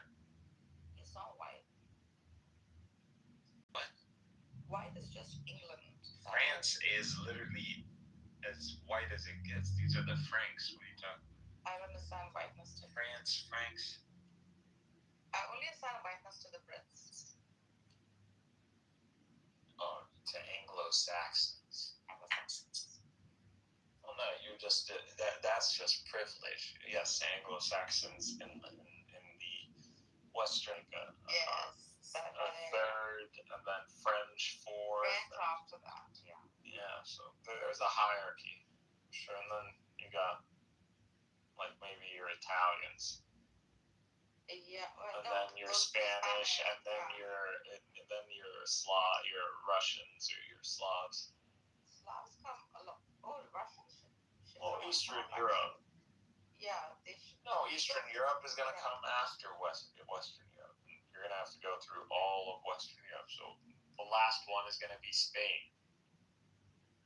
So if you look at the powerhouses, I'm not talking about these Scandinavian countries. So like Switzerland and Denmark, Sweden, Finland. No, these are your pacifists. These are they make chocolate and they keep the money while everybody else fights. Yeah. Okay, the Finn are not pacifists. The Finn are monsters. Oh, these like ice, like they're cold, deadly. Yeah. Heartless. I don't know, man. Like it's Yeah, but it's an advantage. I have lots white people. They just look. It's like killing a little rabbit. It's not the first thing you want to kill. If you're gonna go kill things, it's hard to kill white people. You feel so bad. You don't know which one you killed. It's like Chang. Oh my god. And Enoch and So what are you talking about? You live in Asia, then. Ting and Bing. They literally, like, it's hard to get personal with them because it's hard to even differentiate them to begin with.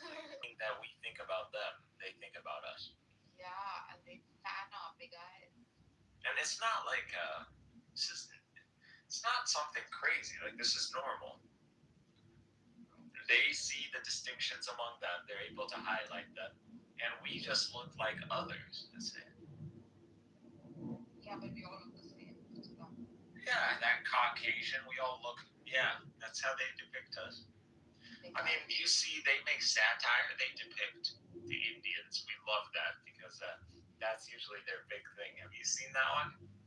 Is mocking India. This is a big thing. They do this to each other. Here. I don't have social media account open. It's YouTube. You don't have YouTube? I have YouTube.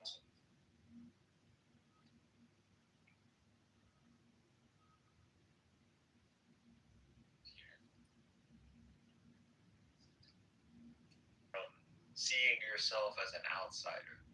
There's so many of them, you can't but fathom them as a whole world. Like they got a whole world. So you can't delude yourself. Like some of these white people, they go to these countries like in Africa and they think, oh, there's not that many of these people. We're bigger, we're more, we're just here. You get too comfortable. You go to China, no. You get put in your place real quick.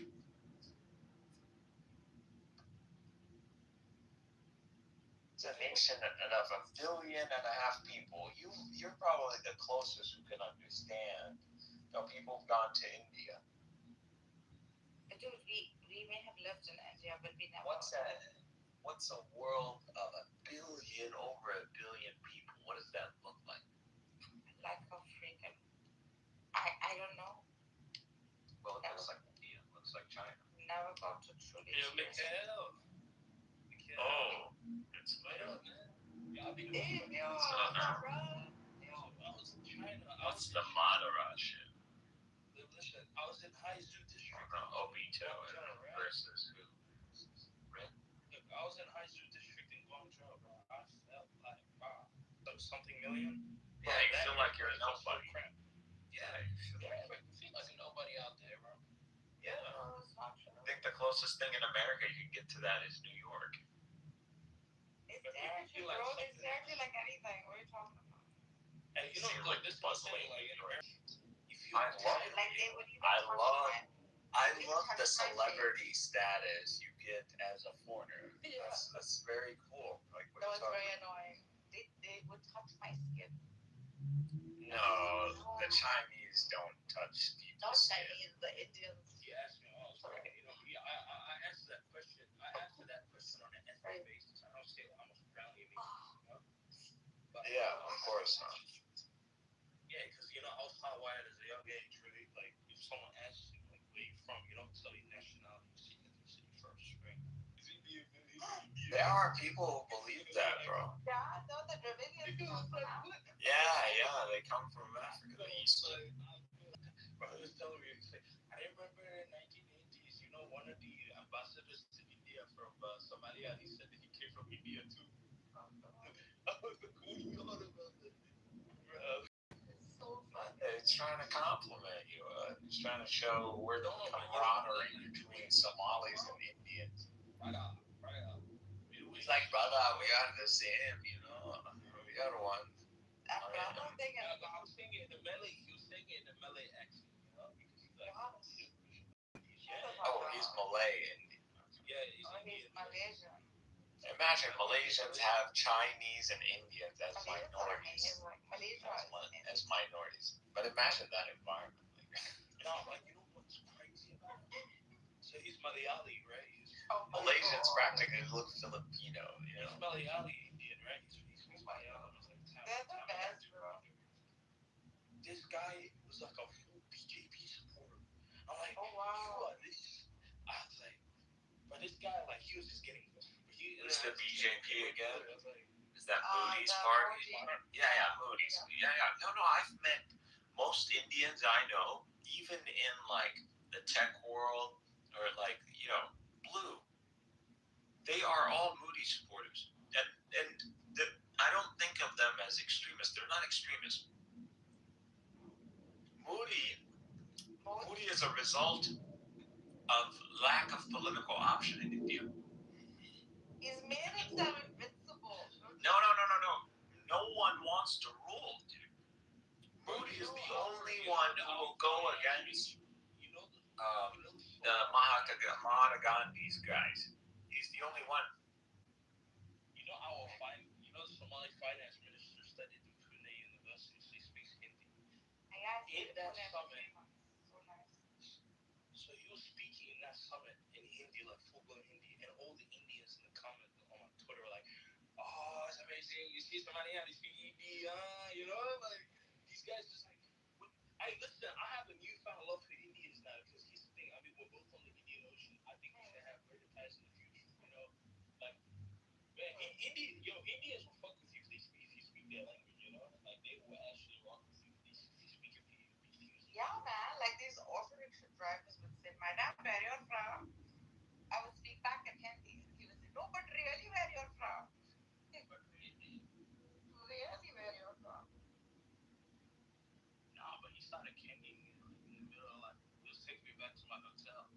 My hotel in Malaysia was in the Chinese area, right? It was in Bukit Damansara, right?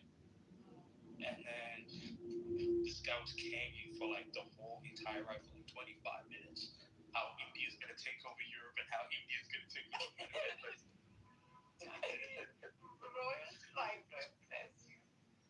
So seriously, Silicon Valley belong to us. It doesn't belong to us. They have a different accent. Kerala. No, but he's fourth generation Indian Malaysian, right? So like his great grandfather, grandfather came in like the 1800s. But think about it. Look, you know, in Malaysia, like you have Chinese and the Malay and Indonesians, they have their own schools, you know. Yeah, yes.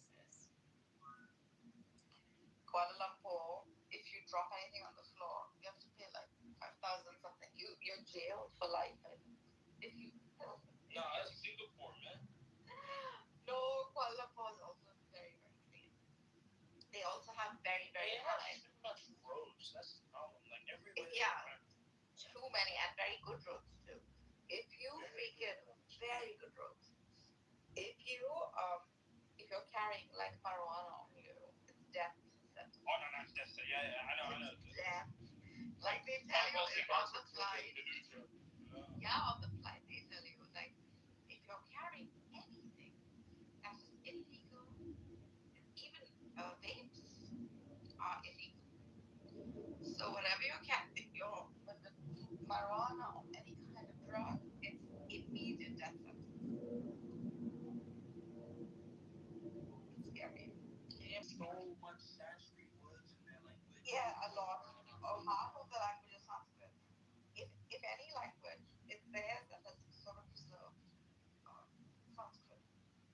Yeah, there was this area in Kuala Lumpur called Putrajaya. And you know, like I read through like a few Sanskrit words.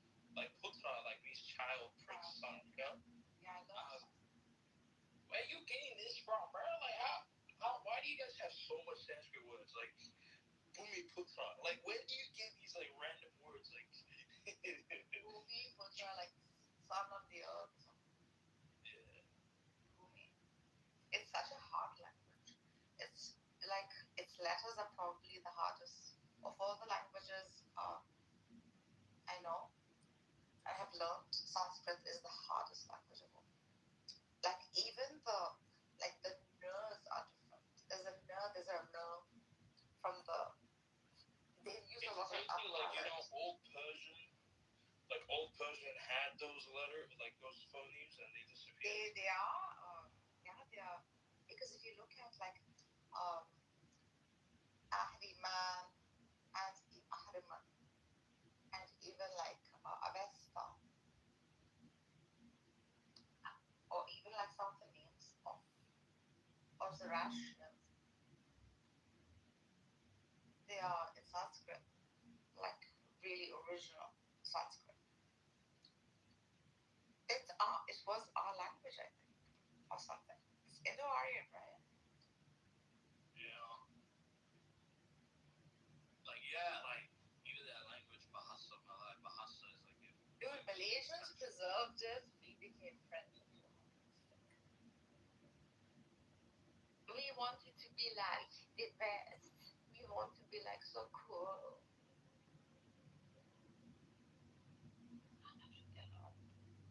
Back hurts. I'm missing my family so much.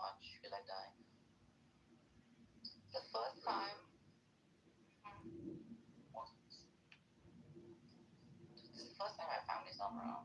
My birthday. Still celebrate your birthday, but yeah, bro, just like And watch your mind I was traveling. So cute. For the last 2 months when I was traveling, Australia is so empty, dude. Like, I thought Australia's like a freaking. Dude, Australia's like it's beautiful economy. It's so freaking. 27 million people on a landmass the same size as the continental United States. Yeah, but it's mostly shit. Like, not you can't live anywhere in Australia. It's fucking dead. Australia is identical to California. Like, Perth is like identical weather-wise to California. Right? Really? Yeah, it's identical. It's both Mediterranean climate. You know, and it's the most isolated like city in the world of like a city of more than 1 million people. So they have like 3 million people in Perth. You know. Australia, New Zealand, little pockets of Mediterranean climate where some white people. This is the best. This is the best kind of colonialism right there. Like this is it's perfect. You go find places. There's no people. Go build, construct life. No, it's actually an example. If Australians stop fucking around and trying to like develop nuclear submarines to French, that would be. It must look really good, like gemstones. So far. Because they're under threat, that desertification thing. So a lot of the land is desert, and the worst kind of desert too. Australia is like one of those hard level places to live. Like you got like. Yeah, like spiders that can like eat like a cat. They're talking about like I wouldn't live in fucking Australia. Hey, you need to fucking go visit it. Happy people though. Place is scary. That's like saying difficulty extreme. Like I'm not living in that. No man's land. Something happened in that continent. It wasn't good. When you see all that land and it's just like fucked up, it's like I think there were people there, so it's not like there wasn't people. Yeah, exactly. You're telling me you think those people were there for thousands of years just painting shit in caves? They're just underestimating humans. Humans don't spend thousands of years shitting finger piece of fruit. There's two of us. We want equal pieces of the fruit so we don't beat each other up. Half. This is half. What? There is a concept called half. There you go. You're 1/2. That's it. 1/2 gives you Pythagorean theory. Gives you everything. 1, 2, 3. 1, 2. Get a triangle. What is the third? 3. In Canberra, it was just more and less.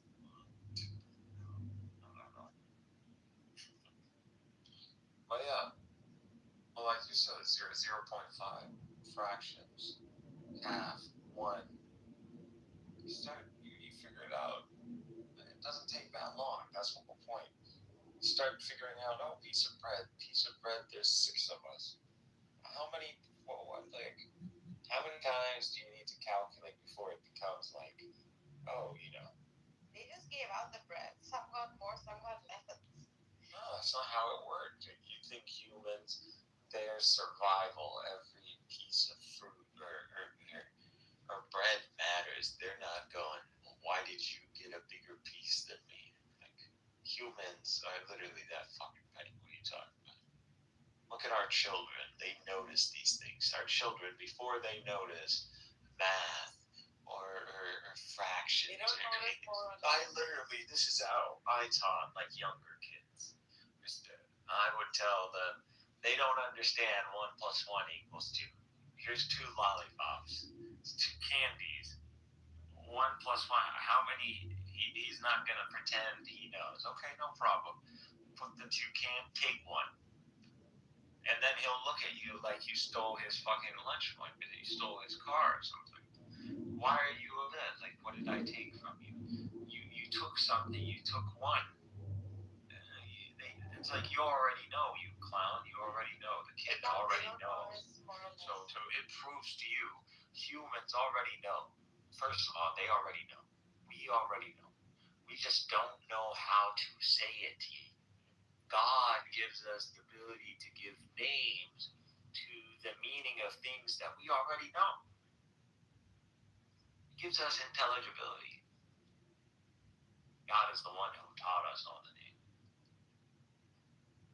This intelligibility from you and me, that's like saying we invented math. We didn't invent math. Math already existed. We discovered math. We discovered intelligibility.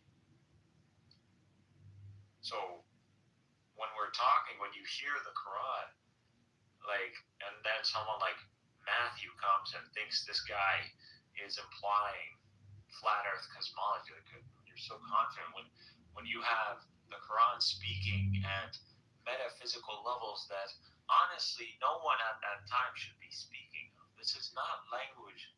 This is only something because we have all the QM theory and we have relativity and we have this way of understanding the world now. This, Hilbert spaces, and what does it mean? We have these abstract models of what's probabilistic. Like, what does all this mean?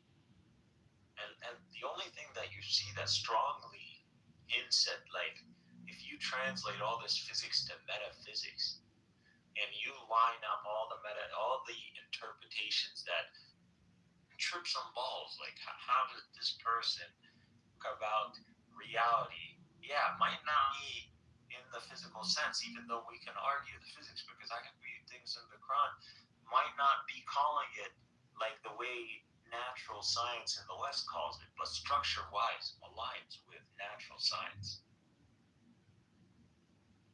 Like I said, I'm a strong believer that the double-slit experiment is in the Quran. Yeah, I'm sorry, I don't believe it. I've already showed this. Like, that was the early ones that, like, Amin was still begging me to. I don't see it. But I've already showed this, like, Surat al-Mulk and the verse that talks about, like, the flip and like, the rainbow. The frequencies of light.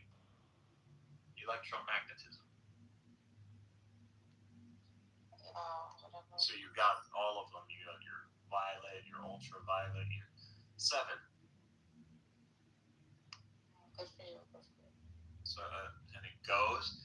So what is in the double? What is the double slit experiment? It's you get light. You in the double slit, and then you're seeing the wave and the collapse. That's what you're getting. You're getting the wave pattern, and then you're doing a measurement, and then you're getting the collapse of the wave pattern into that block pattern. That's what's happening. Now, is description not given in the Quran? It is, in literally Surat al-Mulk. It's given to you in the verse that talks about the 7 heavens. This is where, whenever you see 7 heavens, insert light.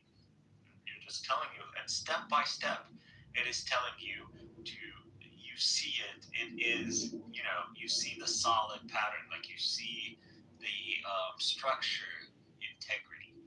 But then you take a measurement, and you look again. Then you take a double measurement, so it even knows a double measurement.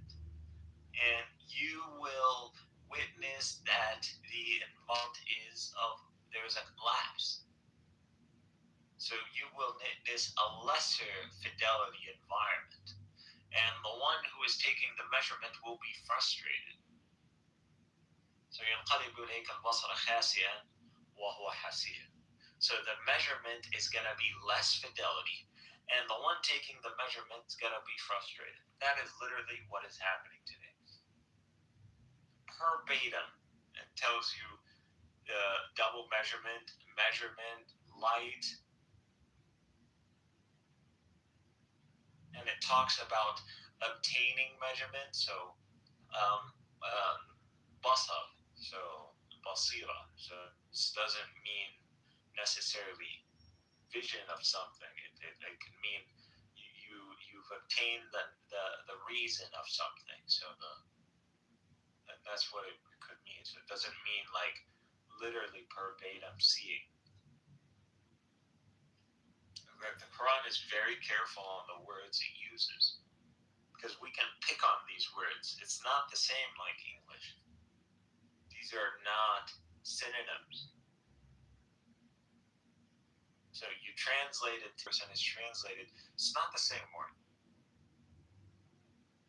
The English. That's why we tell people you need to be careful. You're reading translations of the Quran. You're not reading the Quran.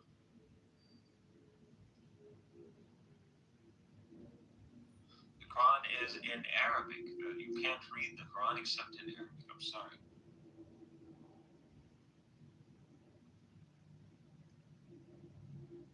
It is what it is, which is actually pretty good.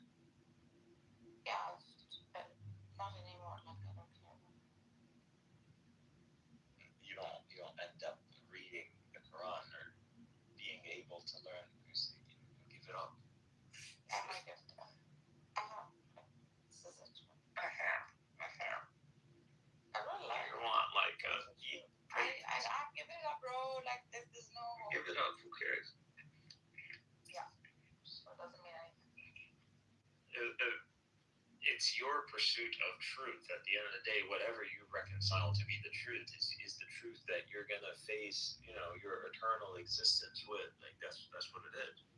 Yeah, it has nothing to do with any of way bigger than. What is the truth? Bigger than holding to. Okay, stop giving me attributes of the truth and tell me what the essence of the truth is. No, the truth is in principles. It's not in these particular. So what are the principles? Just be a good human being. That's all. All of this. That's the truth. A moral, subjective statement. Okay. That's it. In the end, that's all that is. All else is just a pursuit of it's excess. It's unnecessary. What? It's all excess. It's unnecessary. Like this is not what brings you joy. Is just granting joy to others and yourself. Just be a good human being. That's all that matters.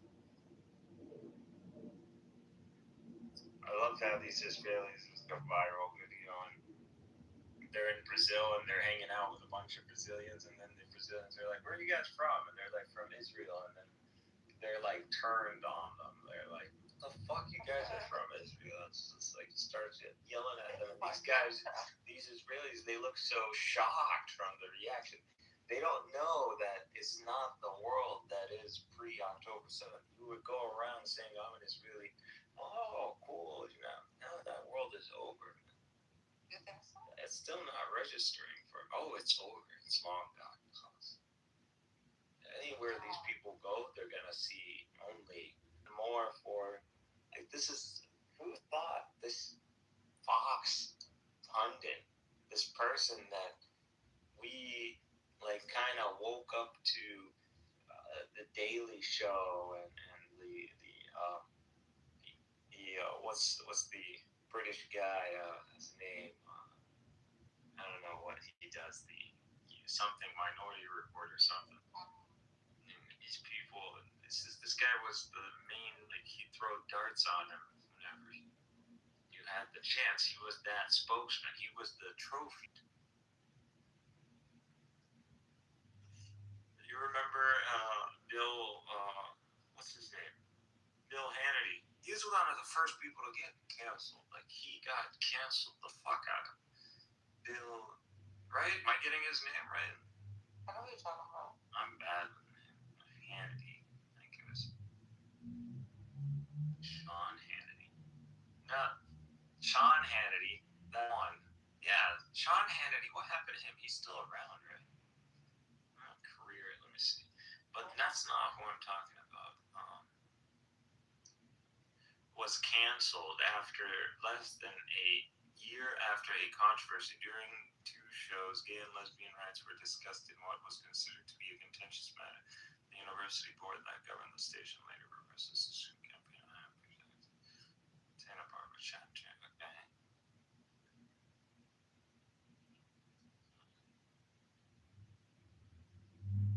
Ton of money, don't they?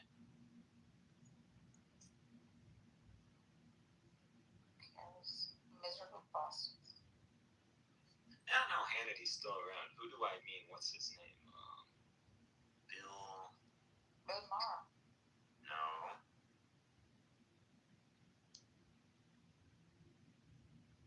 Bill Fox News.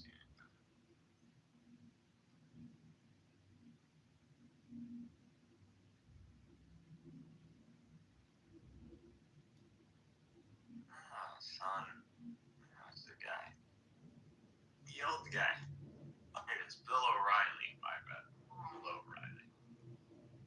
He's supposed to replace. I mean, Sean Hannity's completely gone, full Satan, so he doesn't care. But Bill O'Reilly was the guy on Fox News that was the hardest to argue with. I would say Bill O'Reilly is someone akin to Darth Dawkins on this app. Yeah. You can't argue. Darth Dawkins is extremely difficult to argue with. And it's not because he's fucking right. It's just the fucking style. It's just so hard.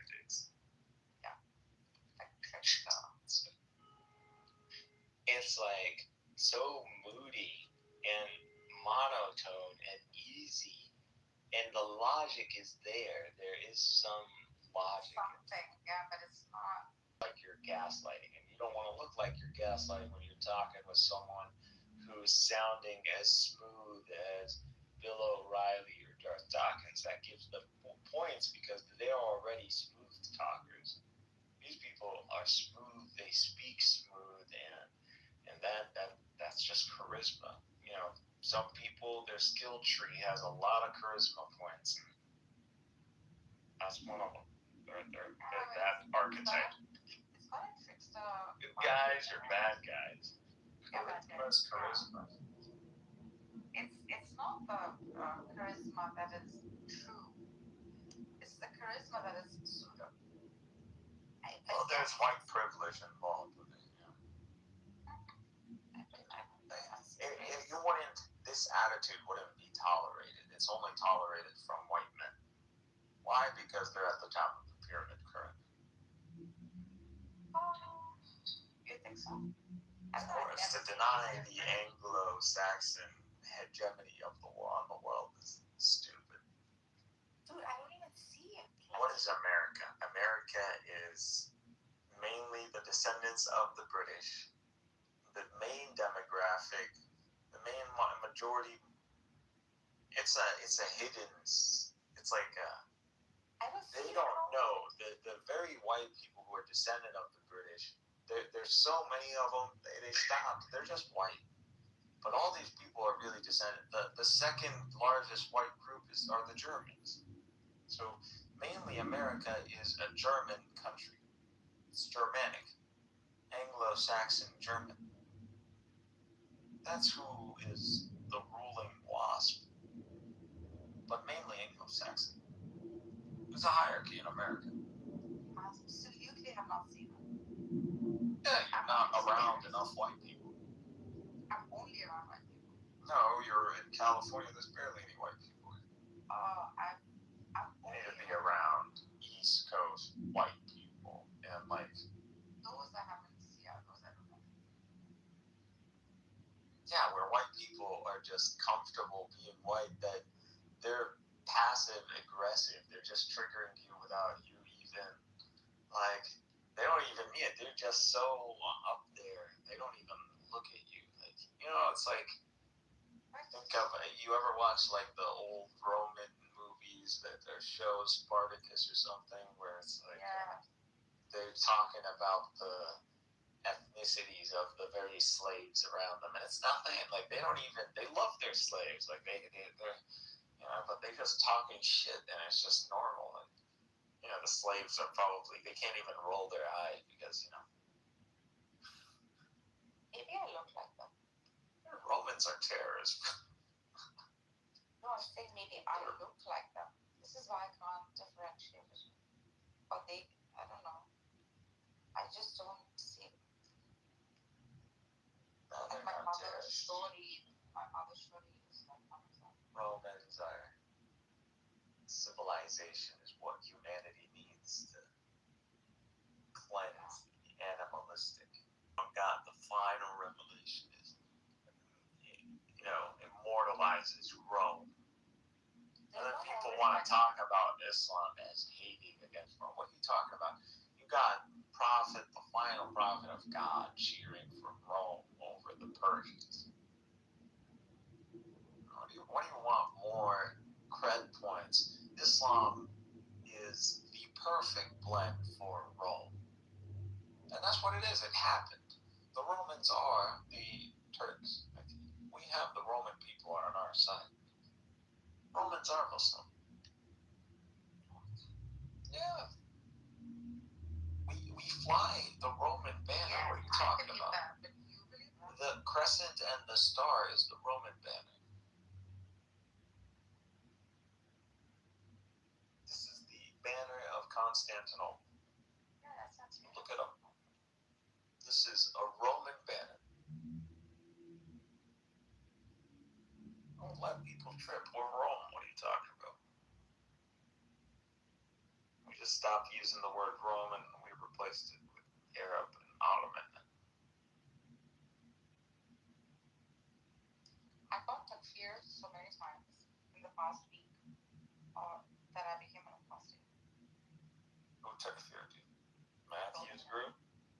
No, not Matthew. Okay, because they're already Catholics. Alright. Matthew's group is my people. So you think Prophet Muhammad is preaching flat earthism in the Quran? And you're absolutely sure of this. And then when I ask you how, and let's go through it, I'm kicked out of the room. Yeah, why do you run your mouth, bro? Why yeah, do these people run their they mouth? me like that for my political views and beliefs. Yeah, but if you believe Prophet Muhammad is propagating flat earth theory in the Quran, why do you believe in They Islam? don't say it like that. They say that it was a But that's literally, are you saying like I'm deaf or something? no, it's just they're gonna say it's a noble lie or something. What do you mean? What? Okay, Prophet Muhammad is propagating flat earthism. Where's the noble lie in this? Because all the seeing is he's changing the state of his people, right? So he's saying like, look, I don't know where they got the flat earth from though. That's what I'm asking. I'm like, Matthew is so when you see Matthew, it's like, hey, someone told me that you said that you're pretty sure that Muhammad is preaching. First of all, just the very language that he's using. Can you imagine what he's saying? Muhammad is preaching that flat earth in the Quran. And this is definite, like he's absolutely sure. We want to see your confidence, man. Just go look it up, actually. The trillist way of reading it would entail a flat earth. Elias has written a paper on it, I think. Oh my God, Elias is nobody. What are you saying? Is Elias the 12th Imam? No, but he's okay. So who's Elias? Like, you go give me a consensus. He's very smart fellow. No, it doesn't matter. Hey, I'll hear him out. You tell me, hey, if he's so intelligent and you read this paper, then you agree with the statement? Yes or no? Do you agree with the statement? I haven't read half that paper they shared. Okay, so you're just booty clapping. No, but I don't believe I haven't read it. How can I talk about it? Rhyme me. You'll destroy. If you can beat me, you can pretty much take on anyone on the Sunni side. I don't care about your religion. No, but if they care, like, to disprove this is something here. I'm here, man. And what are y'all afraid of? What did you say? Like, why are people afraid of that? How did you ask? Because they usually quite open. I literally just say, man, I was in the audience. This guy is saying that Muhammad is teaching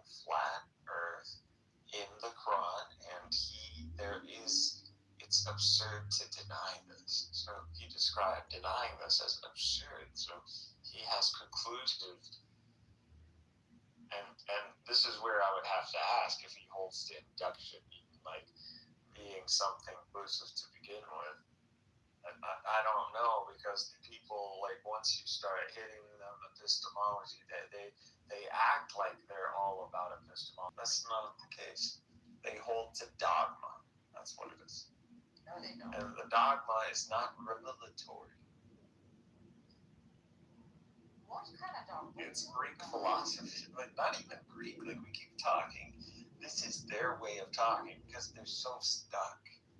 They laymen, arguing laymen under terms and definitions. These are not, those people are not disagreeing metaphysically. Avicenna and all of Ibn Taymiyyah, they're all, Flazi, they're all on the same page.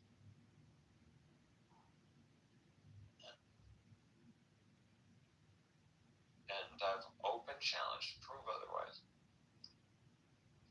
It has to be their own words, their own quotes, within context. Run it through your GPT app together. Y'all can run it. I've already ran it. Doesn't matter.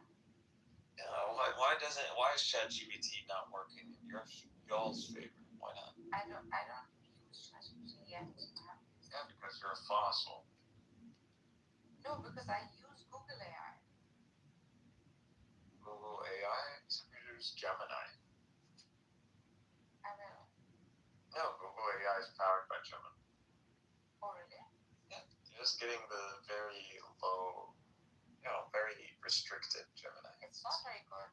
Like, maybe. Yeah, because the AI that download Gemini and then download the actual Gemini. I'll download Gemini, Perplexity. I've downloaded ChatGPT. Gemini is so good. It's the best. Then I'm going to indulge in it. And when I indulge, I really indulge. I should be doing it. Oh, so tired. I want to sound like you, though.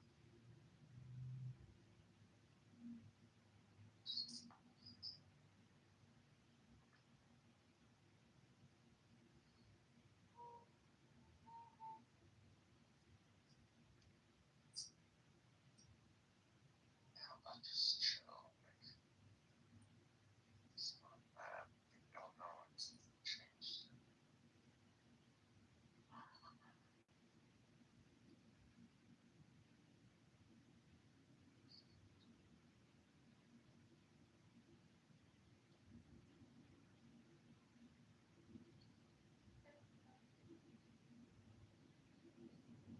The guy does not. These Salafi rooms, they kept. I was explaining immutability to this guy. Immediately, the audience. I said, what happened? They are my friends. He said, our views are different, sister. So I said, but it's a common. Like, do you have a refutation against it? No, don't feel bad. No hard feelings. You just believe in something else. I said, like what? Can you explain? No, we just know you don't believe in what we believe in. That was the minute I was like, fuck off. I don't want your religion. Take it. What were we talking about? What?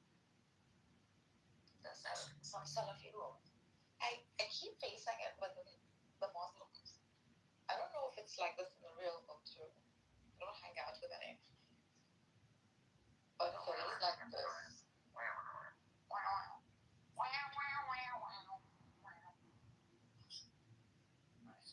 Blink to yourself. Just can't be honest with yourself, okay? I am honest with myself. It's just confused. It's like some Persian disease. Maybe it's not a disease of the It heart. came for you guys, man. It came for you guys. Really, like, honestly. I think about it. It was for. That's what it is. Just came for us, everybody. It was for you, the Arabs. Google AI. Bravo, dear dollars. Where's Google AI Plus? Well, this is the Gemini. This is Google. Yeah. This is Google. This is not Gemini. Gemini have highest limits to features of deep thinking. Gemini Asian Leo. This is supposed to be. Wait, what is this? Oh, this is already discounted.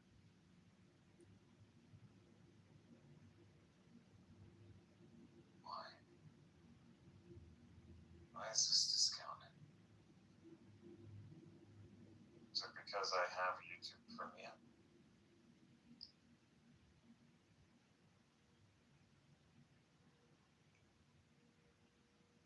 What? Oh.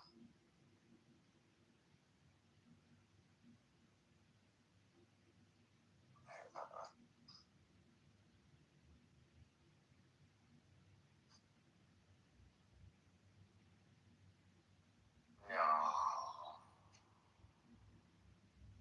No, you, whoa, really? This is so sick.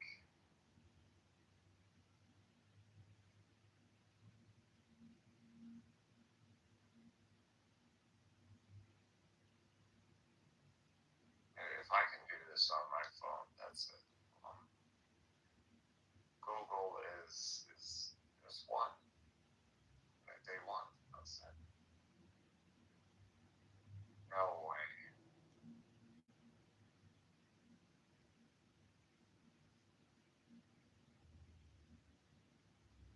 Let's see the files where it should be.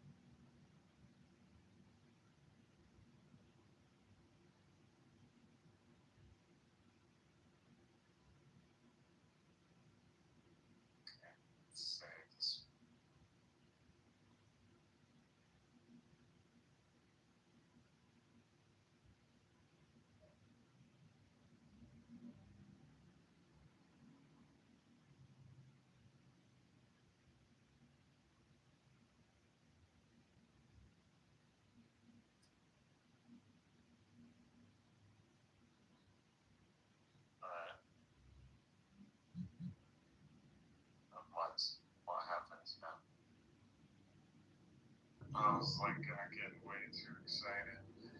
Thought I could run code on. I was like, they didn't do that. The Chinese app is not. That would have been perfect. That would have been like, take my money right now. It's fucking team. That was fucking crazy. Why is there a collab at file over this fucking plan? They know exactly what we want. It's like, we don't want to give it to you for. Then what are they after that? What are they gonna give you? It's only a matter of time before you're gonna give it to us eventually.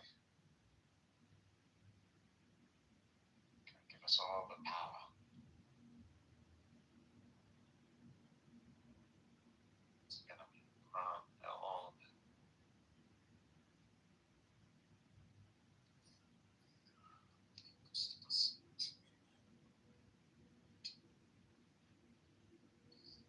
Too lazy to get it in my car. Vape that lives in my car. Some nicotine. Takes this one, you know.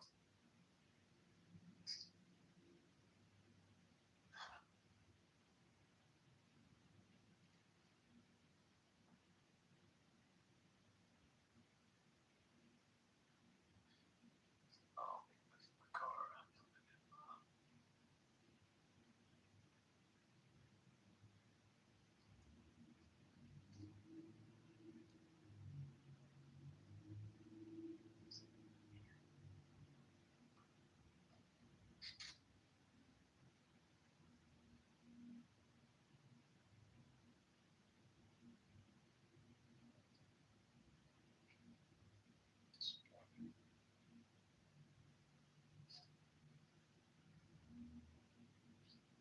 Still, why do I have a discount?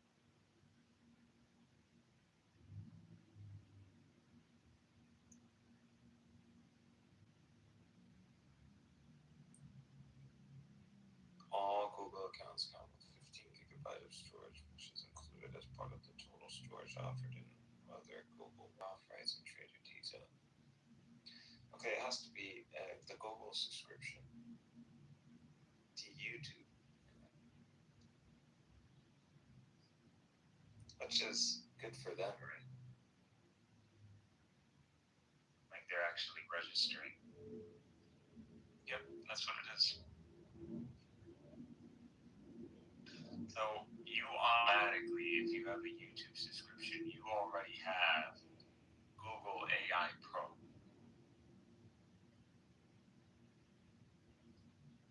That's automatic. It's free. You should go just already download Gemini. You're getting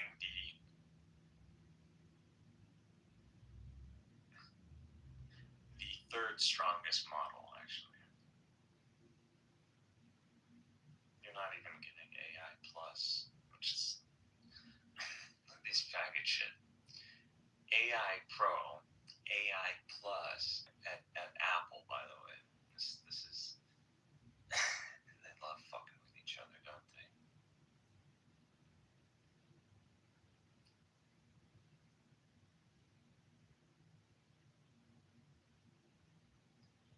Marketing teams. Must be really fun to work in marketing.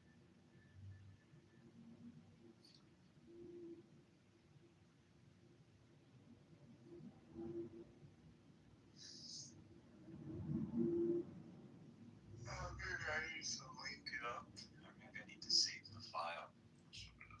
But no, it's already saved. Maybe it's a sharing.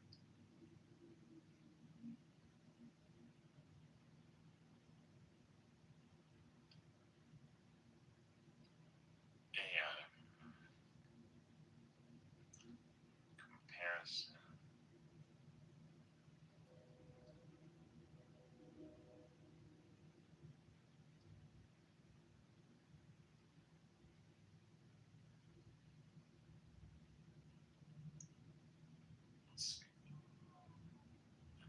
Gemini 3 Flash. Your adaptive AI caliber built for speed and efficiency, especially for mobility, not currently operating in the free tier. Think of me as a versatile partner who can handle everything from high-level brainstorming to technical deep dives. A little bit of personality to keep things interesting. What I can do, creative generation, image generation, providing the banana model. I can create brand new images, edit existing ones, combine multiple images into a composition. I've even got a knack for rendering high-fidelity text within images. Using the video model, I can generate high-fidelity videos. With native audio, I can create clips with text, extend existing videos, and bridge the gap between two frames. Gemini Live. On Android and iOS, we can engage in Gemini Live, which feels more like a natural phone call. Key features include real-time interruptions. You don't have to wait for me to finish speaking. On using E equals H over C. Over delta. Lambda. Coding and writing, from debugging scripts to drafting essays, I adopt my tone to match yours. Okay. I have colon.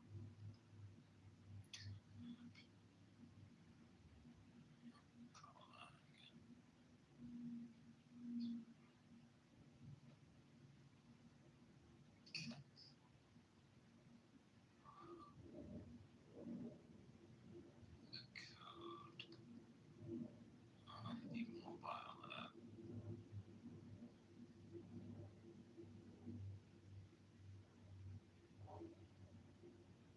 You can't. Fuck you. I cannot directly open or edit or execute a file from Google Colab within the Gemini mobile app interface. While I have a powerful coding assistant, there are some technical boundaries between the Gemini app and the Google Colab. I have to run code with me on mobile. I cannot click play on your Colab cells. I can still execute logic. Paste a Python snippet and I can run it into my own internal sandbox to give you the output. If you want the best mobile experience for your actual Colab notebooks, you should open Colab in your mobile browser. Like Chrome and Safari, Google has integrated Gemini directly into Colab interface. Look, oh, that's what it is. Does the Ultra model upgrade the Colab Gemini model?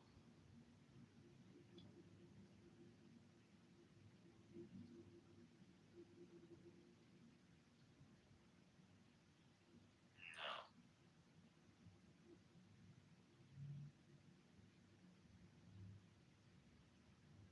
Not Google One Ultra are what typically unlock higher tier models like Gemini 3 Pro within the Colab interface. Okay, so that's you don't want the Google One. You don't want that. This garbage that the Google AI don't get this. This is garbage.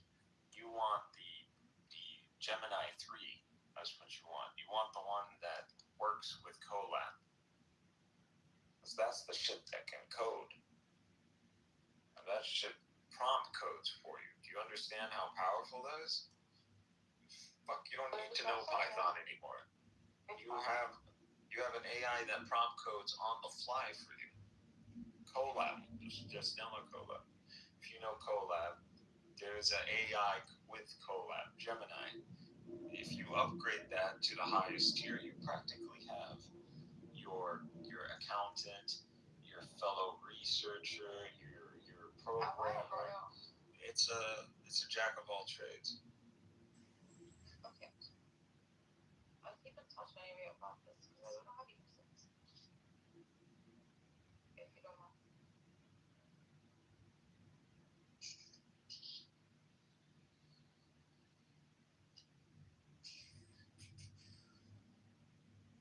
Okay, so they got this feature. Yeah. They got a bunch bunch of what is the whole point of Google One? Then? I hardly use it that much. I'm just using it to fit my What's the point like mixers and dancers and all. of Google One? You're ChatGPT that? No, I'm Geminiing that. Why? Because I want to know what's the whole point of Google One. Oh, Google One? I have it. I don't know what it is. Well, that's the shit that you're using and complaining about. That's what I'm looking into. If you use Google Photos, Drive, Gmail, you've probably hit that 15 gigabyte limit. Google One is the only way to expand That's true. Yes, I think the AI premium tiers. This is likely what you're looking at if you're interested in models like Gemini. When you get an AI Plus Pro or Ultra, you're planning for Gemini everywhere. You get the Gemini sidebar inside emails, Gmail docs, and sheets. It can summarize long email threads, draft documents, or clean up spreadsheets. So this is your office AI. yeah, something. I don't know. For a lot of things, I don't know what. Yeah, this would work for. Remember, if you have the AI and the one. Well, like I said, I already have AI Pro, Google AI Pro, because I have a YouTube subscription. So I get the Pro, but that is the lowest model. Or no. That is the non-lowest model. So this is Pro. They have. Hey, man, when you open your fast, are there like some days where your head just starts hurting for no reason? Yeah, you're not drinking enough water. Yeah. I just feel sick. I don't fast. Today I just feel sick. You don't fast anymore? Well, just an interesting. My reaction here when I was doing that, or did you just getting confused. intuitively coincidentally? Oh, so you got peer pressured into like not caring anymore. That's sad. I thought you were a dominant Iranian woman or just what happened? Oh, she's a pussy. Iranian women are so dominant. Like, I'm not even into that weird shit, but sometimes I just want an Iranian woman to like put a leash on me and shit, like fucking not me. I'm not even into that shit. I'm gonna lie, straight up. You're confusing. Like Princess Jasmine with like Iranian women. They're not the same. Your women as well, Palestinian, the ones in America. No, Persian women are not the same. This is an Aryan people. Oh, they might as well be talking about like, Syrians. Yeah. Fucking Arab supremacy is another thing. Oh, bro, Arab supremacy doesn't exist. Have you ever? The thing is, bro, Arabs are just like slow in the head. That's like a thing. I've dated women. Like Iranian women, like I've spoken to Arab women, especially your women, Messiah, Palestinian. I've spoken to Iranian women. I'll tell you, bro, like your women are mentally insane, broski. The Iranian women are somewhat better, but your women, bro, they're just fucking crazy. Imagine on this app and the conversations that you hear with Iranians, you're thinking, yes, the ones that we can have a sensible discussion with are the Iranian women. Bro, Iranian girls are just acting out, but in reality, they are smart. But Arab girls are just like mentally slow. There's a difference between book smart and like street smart. Arab girls are not fucking street smart or book smart. Persians are book smart. They're not street smart. Persians are not. And I mean it in that context, not like street bro, smart. I wish I was living in Iran. They don't know how to I've hustle. seen videos of Iran, bro. It's actually a good place. But when I'm saying street, there's the way of thinking. Persians just are not. Hey, if I go to Iran, is it gonna be problem? They're not very deterministic. No, like traveling wise from Pakistan, is it a problem right now? No. It's a very an issue. Because they say like Iran is so strict, this, that. Then I see videos of. Wait, what are we talking about? Iran? What are you talking about? Iran is not a Persian nation. It's a multi-ethnic nation. It's not. No, it's mostly Persian though. No, I mean, yes. Even among the Persians, among them, there's different groups. Okay, you don't differentiate. We don't differentiate. I bet not just majority of the people over there, Indo-Aryan. Tell that to the I don't know why this nigga likes all. Dude, you just want to talk shit. You're the fucking nigger, bro. Like, look at you. You're a fucking wiener. What are you talking about, bro? I'm a Semite. Get the fuck out of here. Racism. Casual racism. That's not racism. It's just like, bro, like, your accomplishments against mine. What are you talking about? You're like Punjabi. I might be ugly. Dude, you're not even. This guy is not even Punjabi. It's like, it's Kashmiri. Like, get the fuck out of here.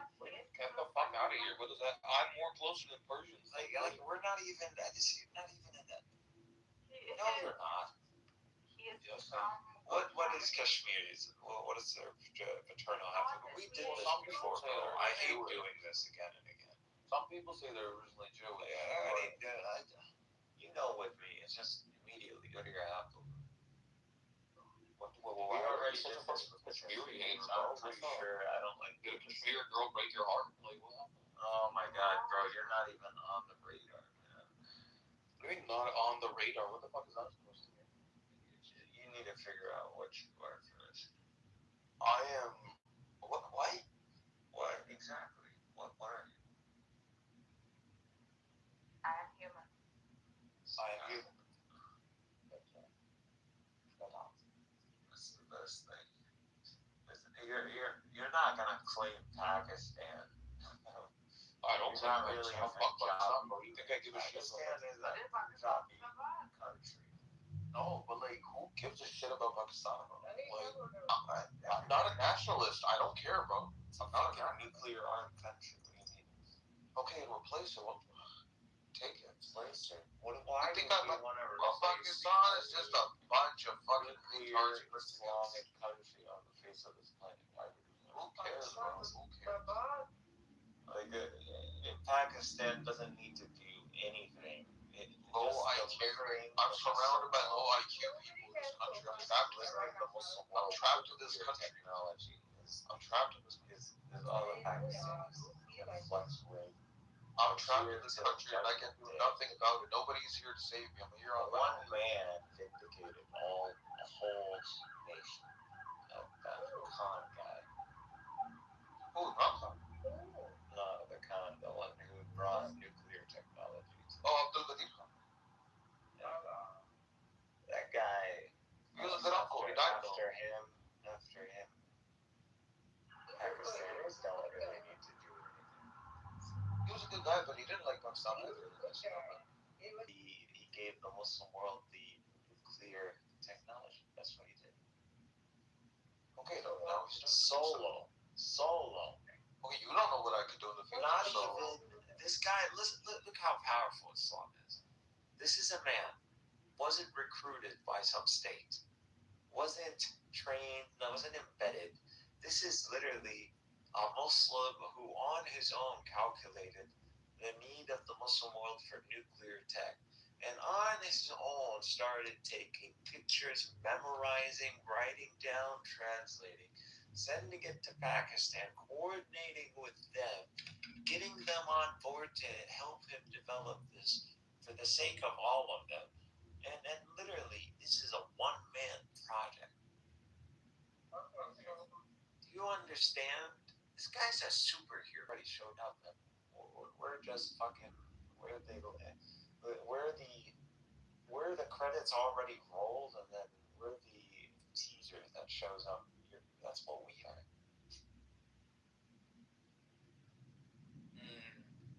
Like, people think like, oh, we're already dystopian. Yeah.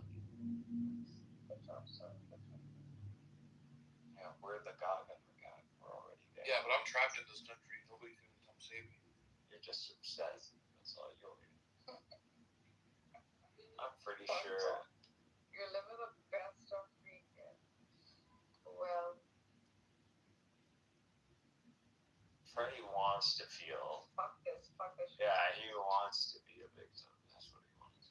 He wants someone to bitch about. I want to be a victim. He's like, I wish India took off half of Pakistan because then I could be with you guys and talk passionately passionately about stuff. What the fuck? That's what it is. That's what it is. It's everybody wants to be, you know, if everybody's, you know, have you been to, I was in first grade, second grade at Hannah's, and this girl, the coolest girl in class, I swear to God, what was her name? Kimberly.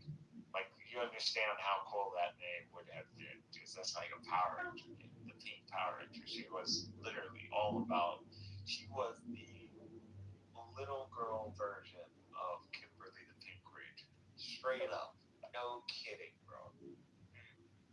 This white girl was so fucking popular. She broke her hand one day, and I swear by Almighty God, the next day, her two friends came in, and their hands were kind of fugly, a little bit chubby. You know, literally the next day, her hand isn't really broken. She just got it around the sling, and like, you know, it's so embarrassing trying to get her not to wear that, like to convince her her hand is not. Can we get an idea? She just wants to be part of the club. And that's when you realize that women in America are just insane. That's what it is. They're already insane since they're kids. Wow. Can we get Heike that person with a veto? I'm just saying, that's girls. That's how it is. That's how it works. People want to be victims because they want to be in the spotlight. I'm sorry, are you a lesbian? Humanity is stupid. Like, any position the human is, whether conqueror or conquered, will find something to complain about. Like God says. Messiah, can you invite that person up? They're asking to be invited up, please. Fills the appetite of that. That is so egotistical, bro. You know, you remind me of a younger you, Messiah. You know what I mean? You remind me of a younger. You remind me of a younger version of me. Come on. I swear, hand raising isn't even. Isn't. Okay, I turned off. Okay. Well, don't disturb me. I'm okay. Guys, that was really rude. That was rude. Yeah, you ignored Ramadan multiple times. I've never been ignored. I don't know. What do you mean ignored Ramadan multiple times? He was speaking to you and you continued to ignore him. Oh, you mean Freddie Ramadan? Yeah, Ramadan. Right. Well, you But actually, the name Ramadan I don't know why I is said very that. more than he thinks. Whatever. I don't know why I said that. We have like these names, Ramadan and Jum'ah and all that. Like these are the names of like clown names. We use that clown names. Clown names. Your name is Messiah, bro. Relax yourself. Yeah, bro. Yeah, that's like edgy as fuck. What are you talking about? It's not. It's not my name. Chillin', bro. It's gonna sound monotone. You're so rude to Freddie today. No, Freddie is just always like looking for a boxing match. I changed my boxing picture. I put a happy face on. Do I look like a dog? I felt like, it's like you're too pushy, bro. Hey, Heike, do I look like a Why do I have to teach you how to be one of the cool kids, Fred? Why is that my job? He looks like he's in his late 20s. Yeah, he said that I look 40. No, that was the before picture. No, you have to show them the before picture, and then you get to ask. Look, that was a hard thing. No, go back. Like, I brought it up.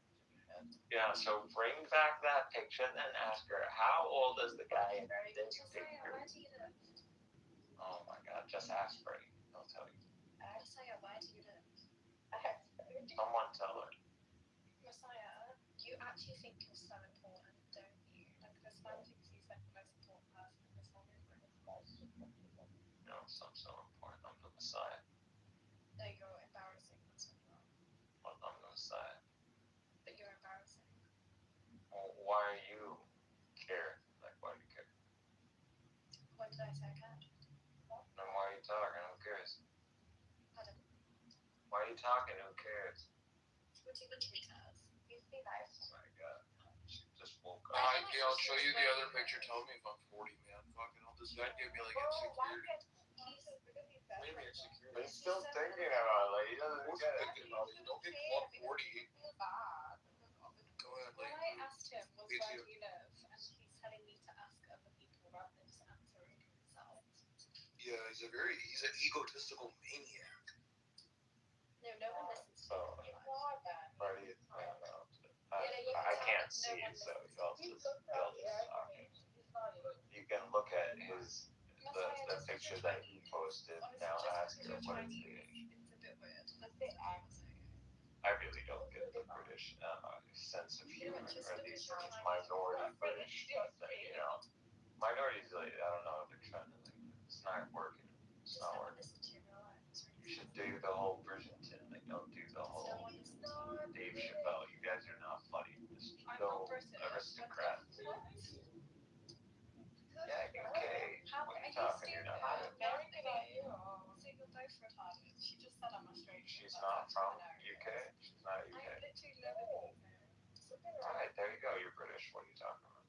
I didn't say that I wasn't. Okay, so we're saying that. She's not Australian. She's British. I am. Bro, I fucking hate Americans, bro. Like, they're so, like, slow. These people are so painful to listen to. I'm gonna leave. But Like, Australia, Commonwealth is Commonwealth. You made my Got the question about your picture. Like, there you go. Like, she just wanted to focus on me. I'm trying to get her to focus on you, Freddie, and you're like not helping me. Like, bro, you're your own. You know, you're sabotaging your wingman. I'm not trying to get with her. It doesn't matter. It's not about getting with women. Just need to always practice whenever women are around. That you position yourself where, you know, there's that dynamic. I've been there, done that. That's what I said. The game with women is not to get. You're not a horn dog. You're not trying to get every woman. But just because it's part of nature. These are women. Whenever a woman speaks to them, it's good to remind her of her. No, women are women. I've learned this from my uncle. My uncle is one of these people. He's a smooth ass talker. He's got that Mediterranean look, and he's got those like really bright green eyes, so he gets away with all kinds of bullshit. And he's got that kind of he's in that older side of life, so he doesn't scare women, so he can go up to like But most women say that older men are more scary. Just relax. You know, he's the uncle guy that can go up to the 20-year-old hot girl and he could like flirt with her, and if, you know, she'll laugh like, "Oh, grandpa," and then like he'll walk away. Even though he ain't grandpa, he's more like Epstein, like, you know, kind of style. But you know, like Epstein is like your uncle kind of guy. He's in that age. I'm really not sure if that's No, you don't think Epstein is like an uncle kind of stereotype? You would want Epstein to be your uncle? No, there's like the dad stereotype. There is the Chad. He said that his uncle's Epstein. He's honestly such a lesbian. It's not embarrassing. He said like Epstein. Yeah. He said his uncle's like Epstein. I just select it. Because Freddie wants to box, that's it. He's just addicted to boxing. Why does it affect you? Why do you care about Freddie? Like, I'm not cock blocking Freddie. Like, fuck, if you want to get with Freddie, he's right there. Freddie, he wants you, bro. He wants you. Go for it, Freddie. I'm not cock blocking. That is so disrespectful. She's like a cousin to you. So what? All I say is, why do you care so much? And apparently that means that I'm talking to Freddie. Are you trying to like figure out why we're engaging people in context in a previous in the Mongol before you interaction between me and Freddie? Why are you so privileged, woman, that we need to fill you in on all the context between the three million British? This British woman thinks she's gonna over talk me like I'm American. We can talk faster than you. You understand? Like I'm from California. I can speak way faster. I can keep talking like this all day. Like I'm literally an American. Like we invented English. We literally talk this very media. This very bickering attitude that you have. This attitude, you dumbass bitch from UK. You might go and fly that nigger. You're a nigger. You're a nigger. You're a nigger. You're a nigger. You're a nigger. You're a nigger. You're a nigger. You're from Somalia. You're probably from you're some from shit old country. And you're coming in here and projecting. You're just a stupid woman. See that you're literally even talking like me. That this is proof that you are not literally. You oh what happened? Oh yeah, you're gone. Oh dumb bitch. Like see, you see, she just like you came in here to get triggered. You're a dumbass bitch ass nigger. You came in here to get triggered, and you got triggered. And hold on, like there you go. You eat it, bitch. Bye.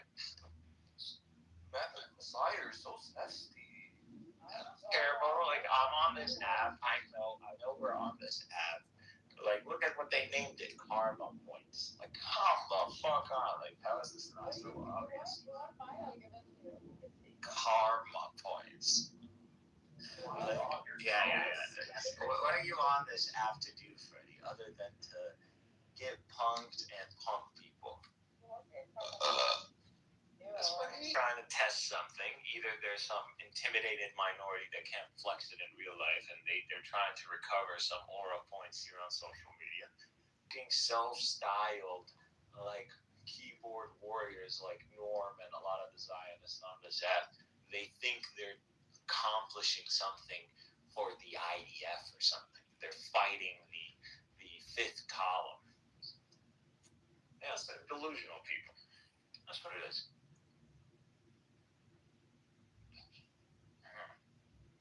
That's the best way. Just tuck your tail between your legs. Yeah, don't argue with. He's like people like from fucking to Negro stand.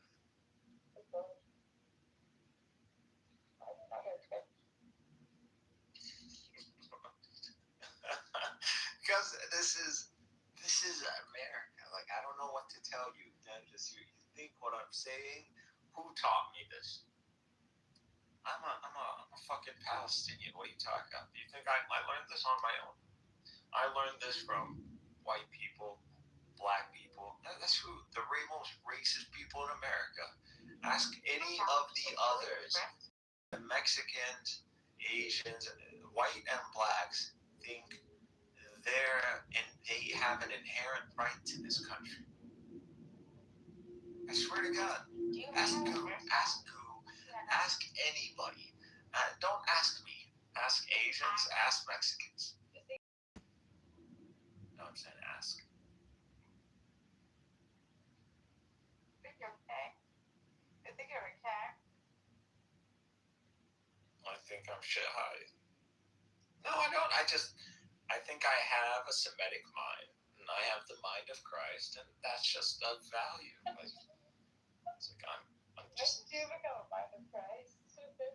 When Paul said, "I'm the mind of Christ," again, like even among the Arabs, the living teens are the highest. Like this is just the facts. Like, but I don't need to hide. I don't need to humble myself because we're just in first place. We're in first place. If you guys were in first place, you wouldn't make us forget it. Fuck y'all. We're in first place, and we're the most humble people on the face of this planet. We married the black man. We married the white man. The Mongols came. We married the Mongol. We don't discriminate. But we'll shit on everybody at the same time too, because people try to kill us, man. They try to exterminate us. Mongols try to wipe us out. What are you talking about? These Ethiopians try to wipe us out. Yeah. They were the menace during the time of Muhammad. Like, what are you talking about? guys like literally exterminated. Like you're looking south. This is Yemen. These guys just like literally turned it into dust. They're just like, we want to make sure these fucking sand Negroes get the message, and they're like, they just like pump they want to go destroy like Mecca, like little old Mecca, just right there. Like, just make sure these guys fucking get it. What do we have to do with it? We're not even Jewish, man.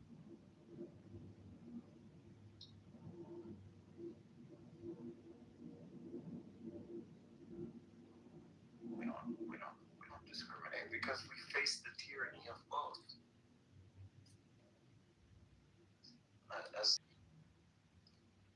And they can get it back very quick too. Look at them. They built that dam. What is that dam? Why are you building the air defense weapons from Israel? You mean Ethiopia? Yeah, Ethiopia. What's wrong with them doing that?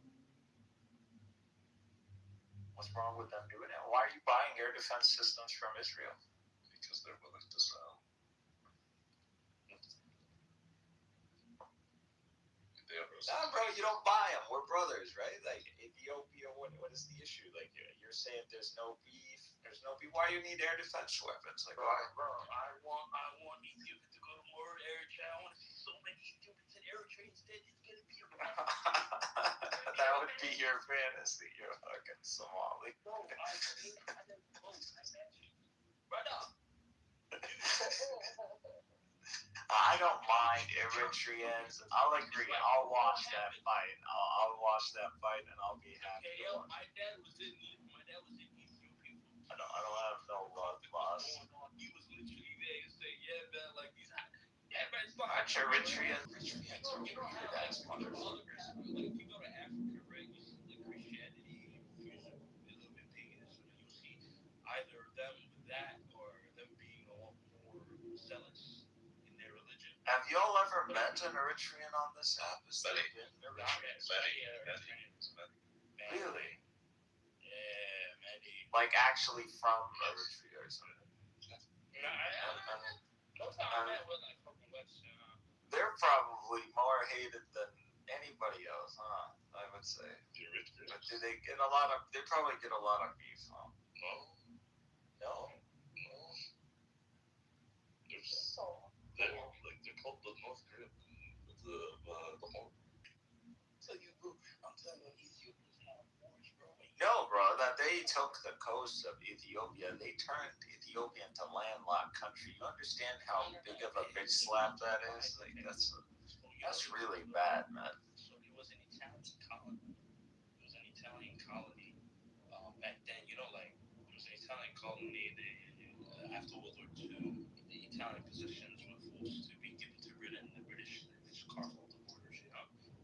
Like they just fused. Yeah, there were no borders to begin with. Like, let's not lie. That territory is Ethiopian Axiomite territory. That shit is Axiomite, and we all know that.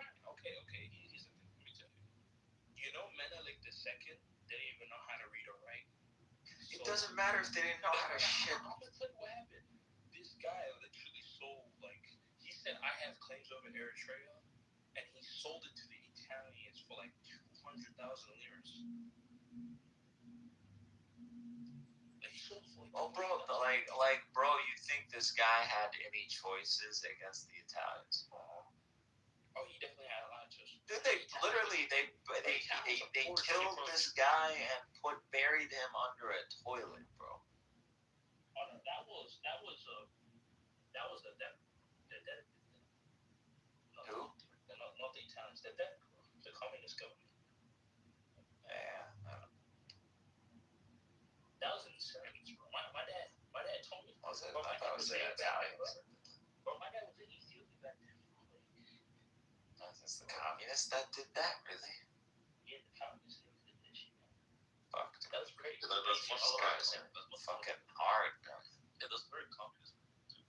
That is very communist. Now that you say that, I thought it was the Italians. It's like that's fucking hard for the Italians to do. Oh, the Italians are great, bro. That makes a lot more sense. Soviets. The Italians kids communists. So many Nazis You honestly think about it, no one has been such a hateful force against religion like these freaking communists. Can you agree what the communists used to do to Romanian churchgoers and priests when the Russians took over Romania after the reconquest of Germans in Second World War? Bro, literally would like make shit and piss of the Eucharist and then force them to eat it. You know, force them to like you have Ashworth make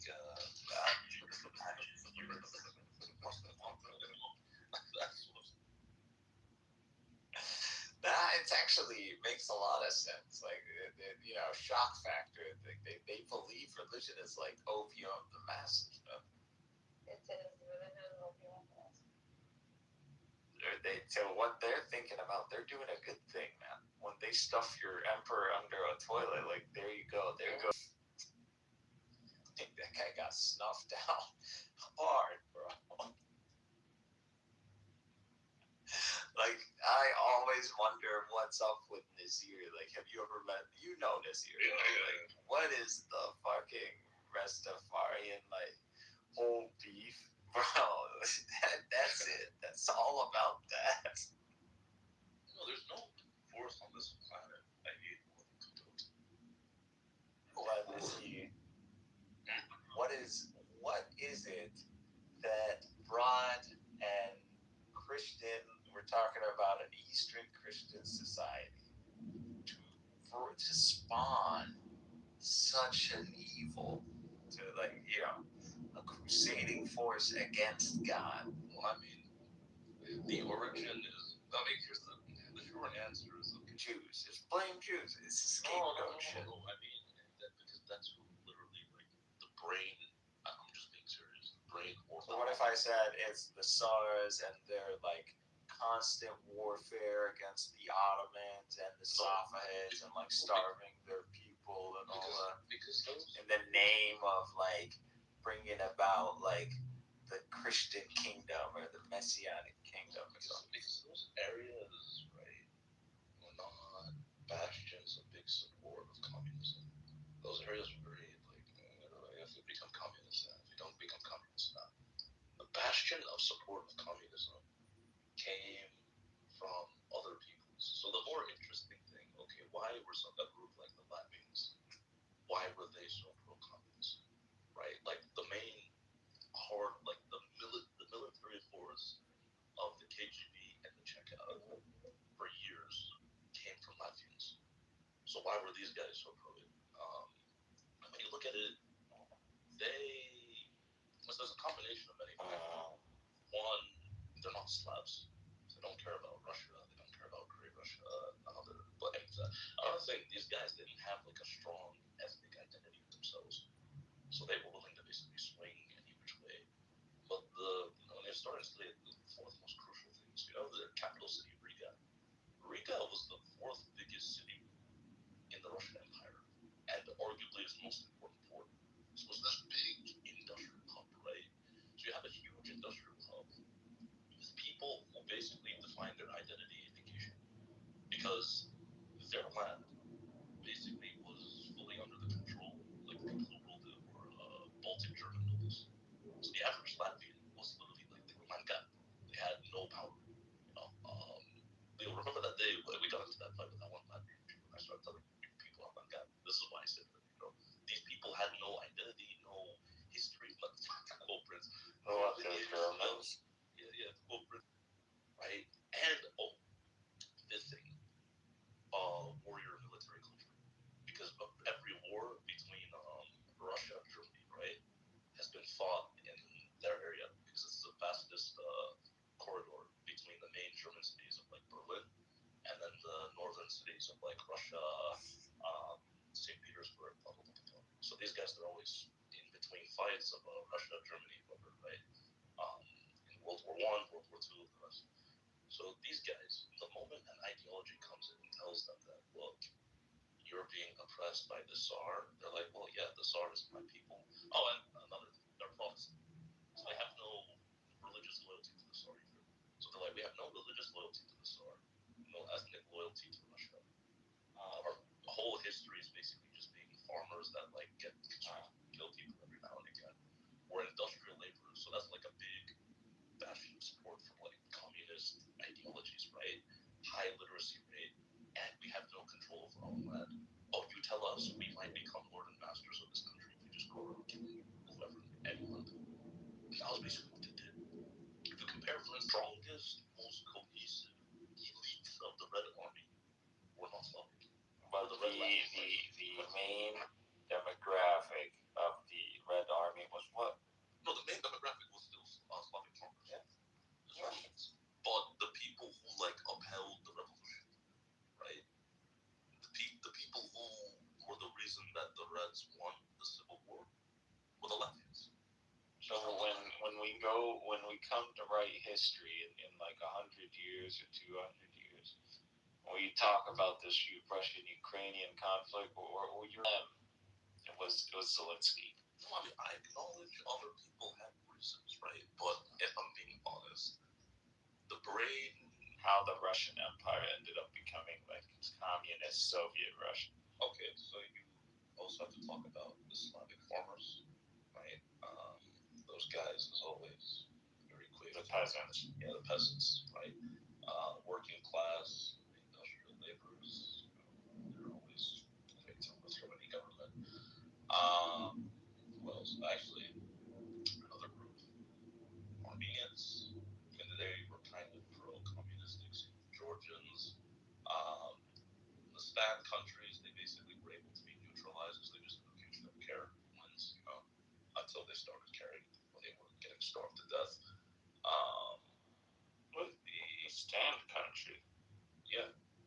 So the communists made an early appeal to every Muslim group except for the Tatars, because the Tatars are so integrated into Russian society. They were like, you actually no use valuables. So they basically told the Stans, like, oh, we're gonna bring you liberation, freedom. Like what now? Since the fall of Constantinople. No.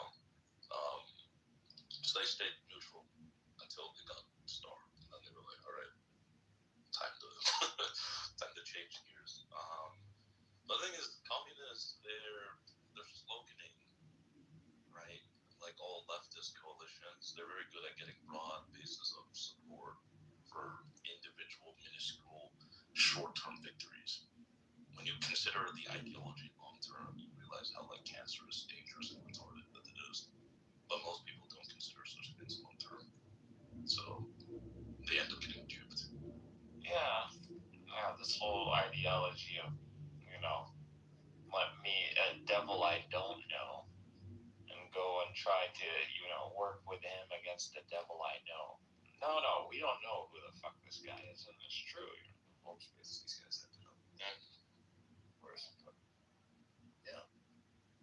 This also means, again, these people who are mainly a Christian people end up becoming a majority demographic against the very tradition that made them a nation. Well, that's the thing. It's crazy. They weren't a majority demographic. A big part of the victory of the communists was because Russia was also fighting simultaneously wars of independence in different territories. So at the same time, you had the whites fighting the communists, right? You also had the Russians dealing with revolutions in the Baltic, revolutions in the Caucasus, revolutions in Central Asia, revolutions in where is this other place? I'm forgetting. Ukraine, the Rada. So there was no, that helped take a lot of pressure off the communists. Also Christians to blame anyway. In what sense? Orthodox Christian institution. I wouldn't really say so, right? Because when you look at the criticism, so how do you go from guiding Russian society to being the victim of your own flock? Open the door. They fought a destructive war, and there were many issues that bogged down the White Army.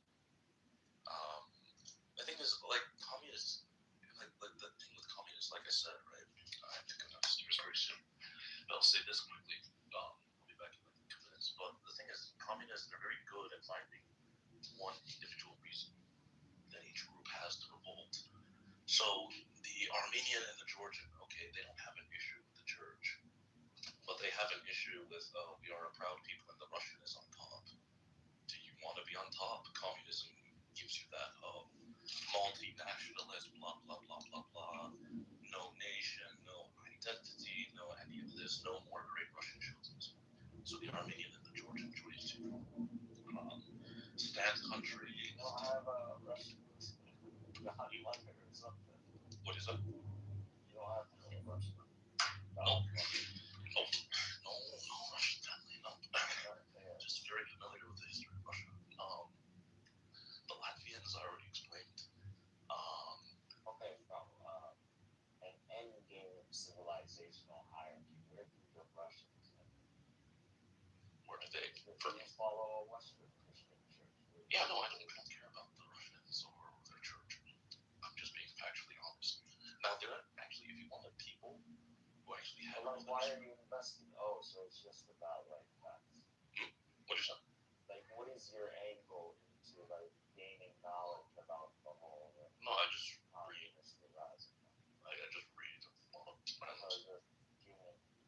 yeah, just knowledge. History. If you want actually a group, the two people that actually had like just outright religious issues with the Russian Orthodox Church would have been the Lithuanians and the Poles, because Catholicism is like just a huge, part of their national identity, and the Russian Empire actually just used to go out of the way to like oppress Catholics, right? Not Protestants, not well, Catholics specifically. They were just like, yeah, rub your nuts to the third. They're not fighting Muslims, they're fighting Catholics. Exactly. But what's funny, those guys weren't really pro-communist because they saw, that, okay, yeah, even though we don't like the Russian Empire, the Bolsheviks are something even worse. Anyway, I'll be back in 2 minutes. Thanks. No way. No way. Ain't no way, bro. Narcus and Kaya. Did you stay here the whole time, Narcus? Yeah. Hell yeah.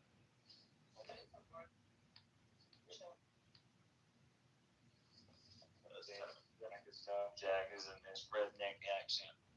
Hey, that's a good woman you got there. That's a solid ass woman. That's right her down right there. Jack, you sure there's no redneck in there? There's nothing. You don't got no cowboy hat in the closet, right? I might. I just might. I think you do. I think you're one of those. I think you want to yippee with all them white people. Allegedly. Have you ever been to a rodeo show? Nah.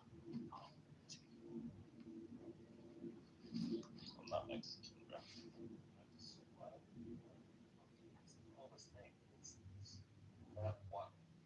What Mexican is cool? Cowboy Mexican? Cowboy culture. I agree. So weird. This just ain't the place. Imagine walking around California in cowboys. You gotta be Mexican. I wear cowboy boots from I wear cowboy boots all the time. Women can wear cowboy boots. Look at that. Can wear anything. Bro. Men will essentially. So can men. That's just women. Everything they do is fashion. It's not culture. Bro, come on, introduce you to my friends. But they're gay, so maybe that's different. Why are you gay? Why are you gay? Yeah. Will wear a Chinese dress and everybody, all the other women, all of them, man dresses up like a Chinese guy. What the fuck? You can wear Chinese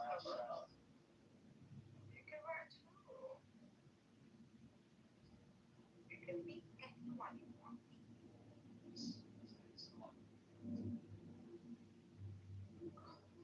So conservative for it. That's what it is. It's like everybody is always doing the agenda. And you go and you meet the Amazonian tribes, non-contact tribes. So,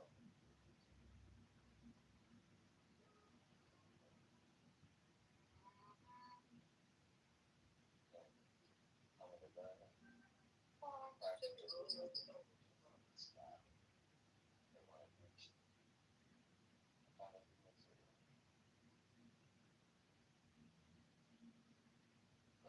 We should have contacted these people. We should meet them the way they are. You know why they do that? It's for people to look at humans and go, this is Satan. Satan. These are Satan. You want to know where Satan is? Whoever's saying we should go and contact these people. Some guys got that idea, and then they died. And then I think people have contacted them before, but they keep bringing like diseases that could kill them. That's why we have vaccination. Order, put on the vaccine. Order. But why are we letting them run around? What do you mean? Listen, we're willing to go invade countries around the world because we want to establish democracy and society. But even these people, without contact, they're out there killing. You know whose law it is? It's the Indian. It's the country of India's law to not mess with those people. If you want to know who the devil is, What do you mean? in India. What do you mean? But dude, talking about definitely India. Hey, what do you do, sir? How are Indians? They don't have the crazy.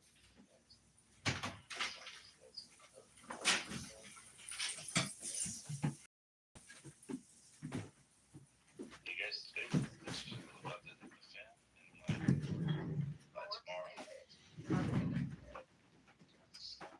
And they're nervous about it too. You gone.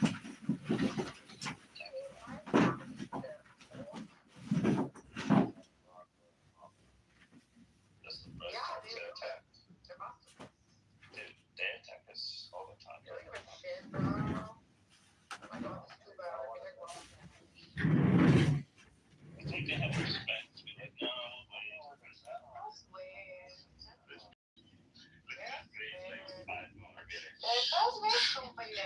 Let them break their fast before we have knives. Let them go fast. Will not strike Iran during. But if they do any such thing, They will definitely do it. $300. how much are you doing the bet? I don't bet. I got $1,000 on the line. Jack already knows earlier this week. Said a lot of things. Yeah, like Jack knows better. Jack doesn't know. Damn right, buddy. American gonna strike Iran during Ramadan. Take that to the bank. So now, what is Jack saying? They will?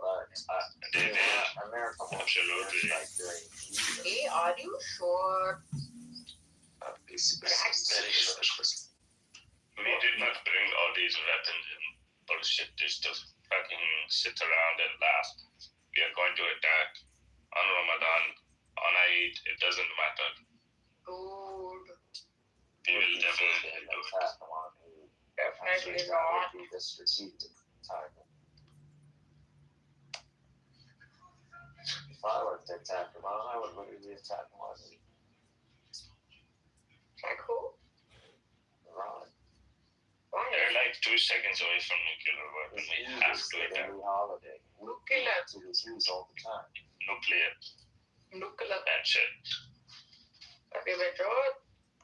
What did you say? What would you expect? Trump will get so much more points as What is Cynic saying? I can't hear. Today he posted Mark Levin. Huh? He posted a clip of Mark Levin today talking about how did we attack? No, we must attack. I'm like, oh my god. Just going full Mark Levin for Hawk neocon. Watch the Iranian pundit, that guy who with the glasses, that he speaks very well. He represents Iran as like pretty well geopolitically. You know what I'm talking about? I don't know the names. Mehdi, not Mehdi Hassan, right? He's like some. No, he's always not Mehdi Hassan. Hey, look at this fool. He's on Electronic Intifada. He represents Iran a lot. What is the name? Guy with the glasses. Bro, you're so many glasses.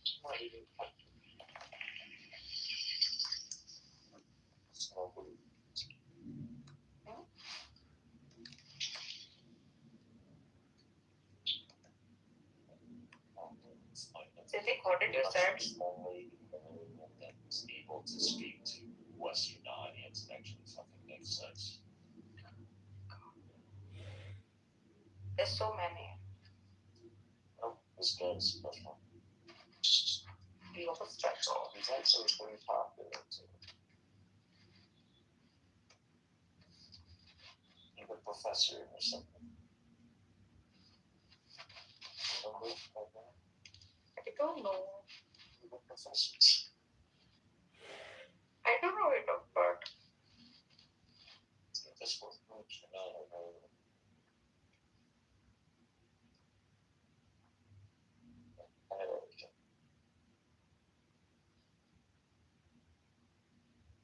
sorry, I don't know. Hey Dad, when are you gonna marry an Algerian chick?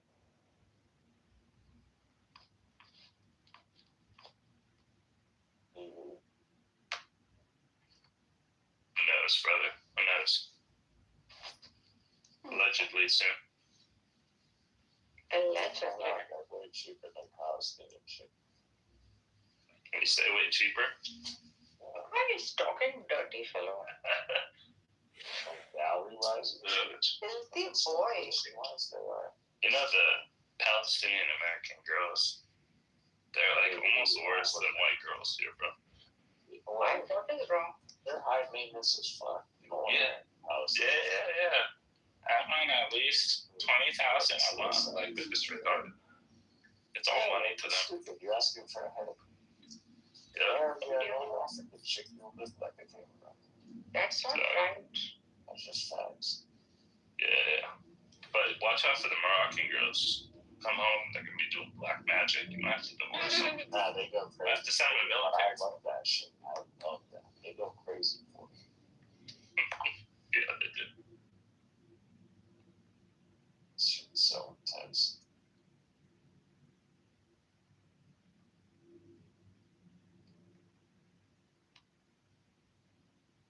It's like, wow, this person actually loves me.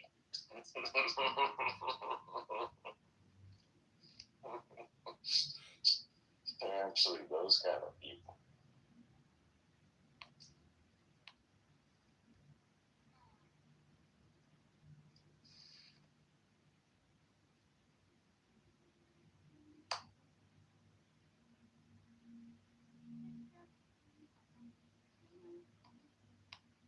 Then they just really love the action. They love that. They're Latinas, bro.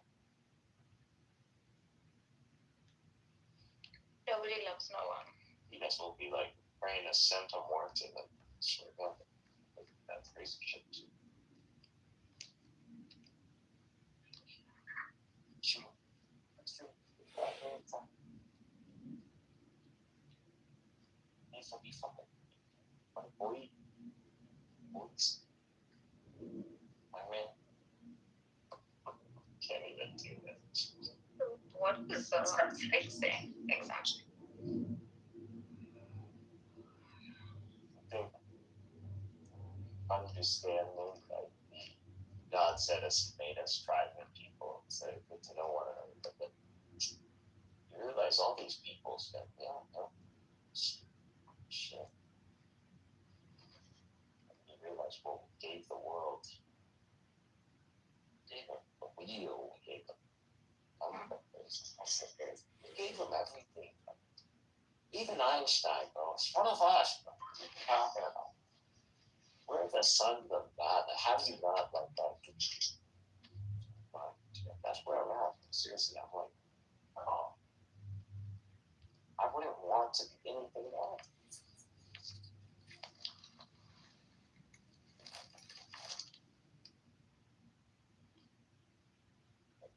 Once you get older, then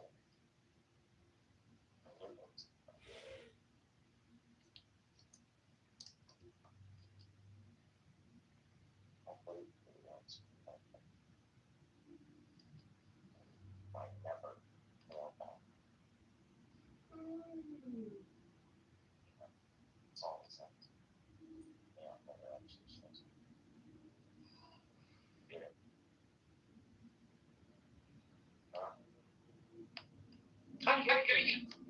What are you mumbling?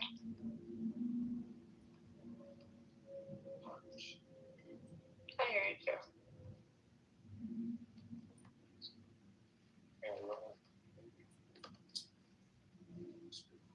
Solution.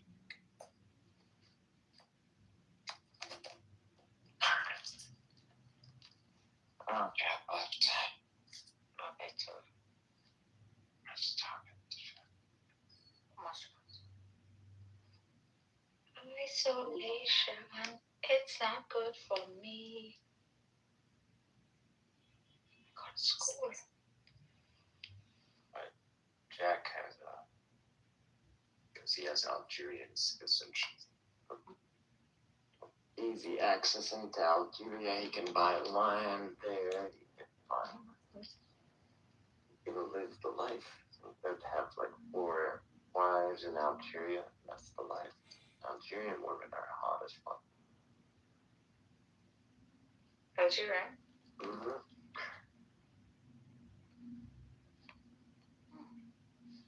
Oh yeah, man. Algeria is like Venezuela.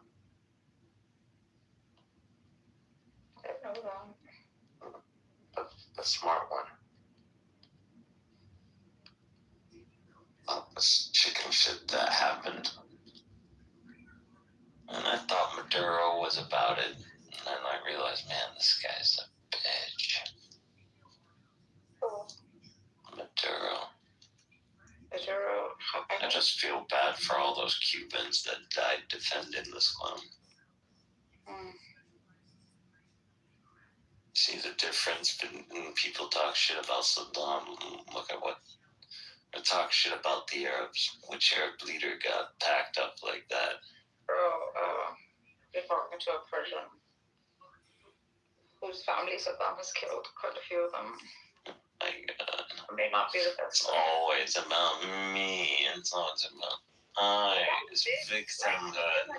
What do you want me to do? My victimhood takes priority on your comparison and parable, even though its implication didn't come. See how the Jews. It's like what? I said what? Yeah, exactly. Finish that one. Yeah, like Saddam should not have been. Oh, there you go. Look at that Barth shit right there. Like the low IQ. Like. Who is Bob in the room or what? Just saying, you hang out. That's just saying. Yeah, leave the app and then the fit and then the sheep. Gotta be like Jesus, bring all the sheep back and then you can toe the line.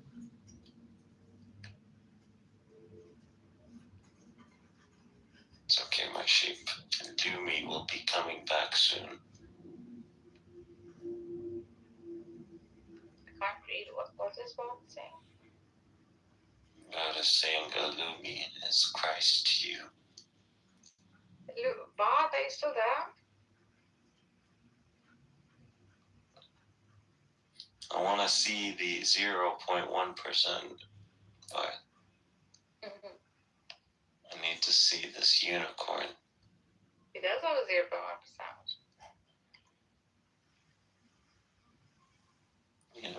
We're in the midst of a God.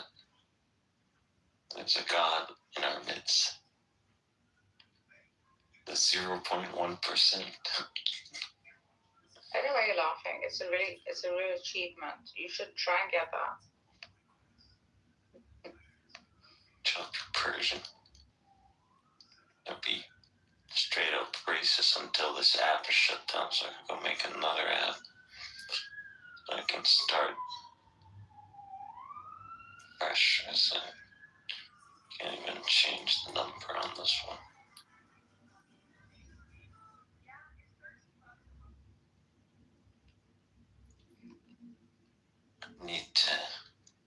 I'm blocked by too many people. I can't go into the Persian rooms. Can't go into any rooms. What's the point? Hold on, why have the Persians blocked you? Because I'm like making too much sense. It's strange. When did Zion is blocking me. That's Christians not blocking me. What? Why does... In a way, it means I win. Let's go to bathroom if he has one opened. Barth is one of those checkup projects. You just drill some few things in his head, and then you let him kind of reconfigure it on his own. And then you look at it, then you do it again. You know, he's pretty open, right? Like, I think he sometimes trolls. Sometimes he trolls him. But in general, he's pretty open.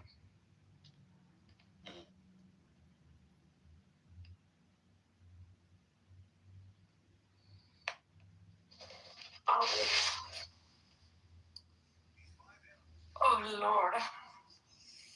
To finish up so much work. Tired.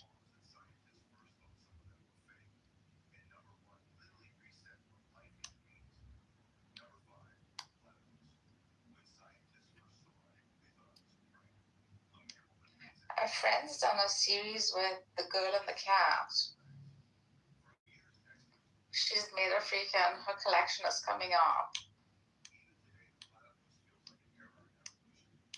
It's very nice.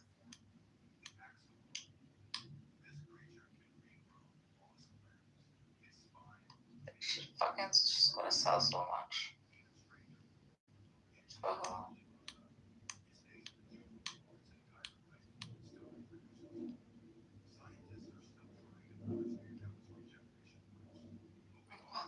Oh, she finishes so quickly. Maybe she used AI.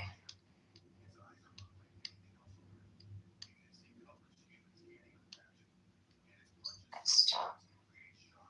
Just that.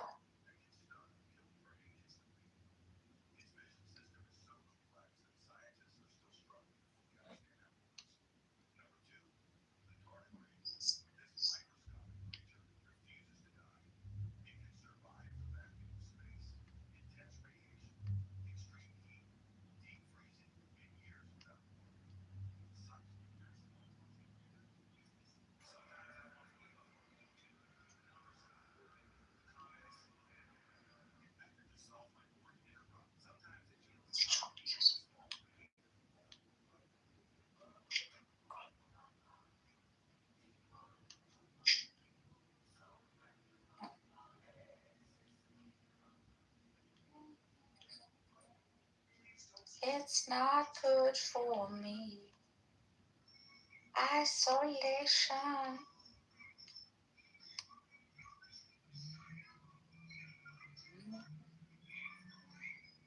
Imagery. Audio. Audio. Audio.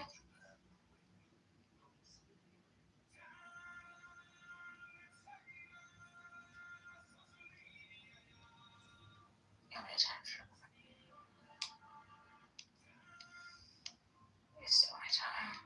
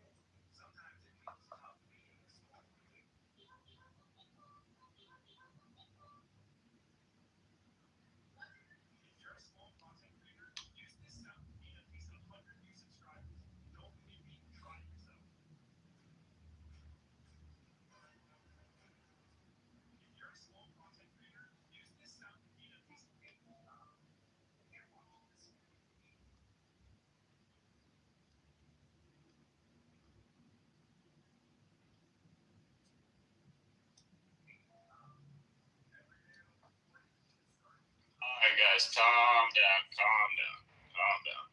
Calm down. Chill out, tits. Chill out. Yo, what's up, dude? How you doing out there, Cynic? You still living where you used to live? He's yapping all night. He's been yapping sleep right now. Oh, he's been yapping non-stop. Cynic could have a whole podcast with just himself. Dude, he's talking to himself basically throughout. Marcus, when are you and Cynic gonna get married? I fell asleep listening to Cynic and I woke up listening to Cynic. See, like, you're the only one who can put up with Cynic, Marcus. No, yeah. I can't. You can match his energy. Fuck, I can't. Hell no. Doing 100 things in the background. So, Cynic is beautiful sound, that's all. Are you not sleeping because of anxiety? I hate this stuff. Yeah, that and I have stuff to do. Dude, just go out there, bro. Make the snow your bitch, dude. Sorry for everyone who's fasting. That's fine. No one's fasting. Except for Cynic, who's doing some kind of weird fast. Wait, what's his fast? What's his fast? Is he fasting? He was judging me for it. He was like, and the reason is? I was like, I said I don't believe in it. Actually, if you're fasting, it makes sense to stay up all night, but I don't know. People usually stay up and pray during these times.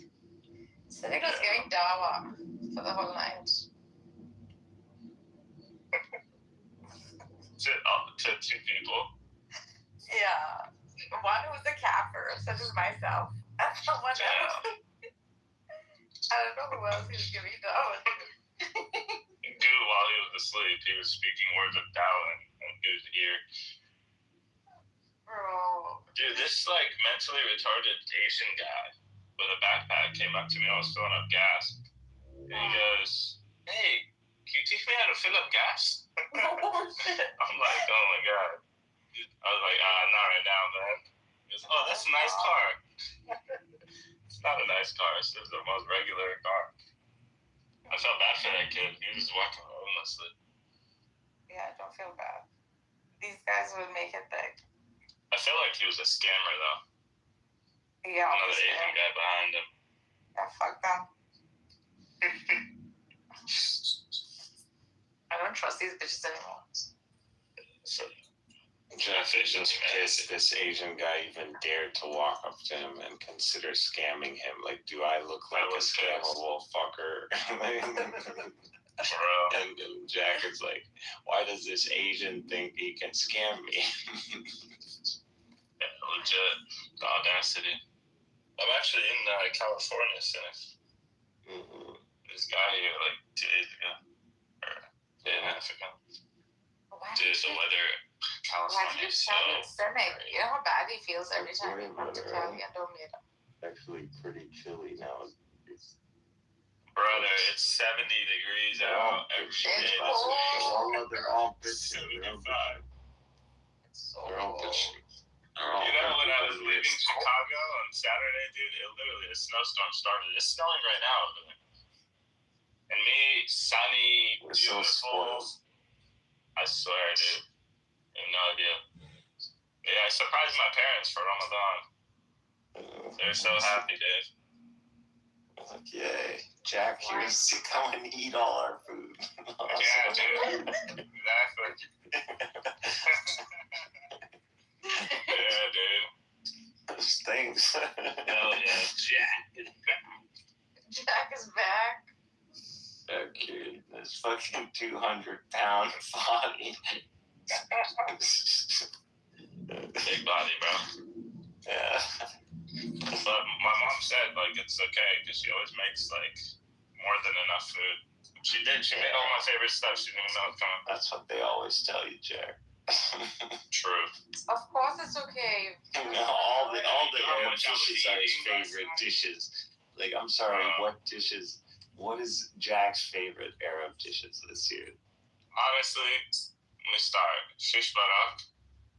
What is that shish barak? Like, what is that? You never Sounds heard like it? Yahud It's barak, Lebanese. and I don't know. We don't eat no fucking baraks. It's like Lebanese raviolis, but with like more like dumplings, but with it's so good, bro. Just look it up.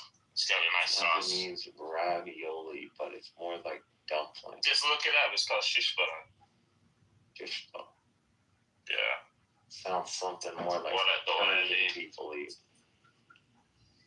No, it's not Persian. What else? And what else did I have? I had a bunch of stuff, bro. That's some good egg rolls. Such a specific first dish. I'm gonna look it up actually.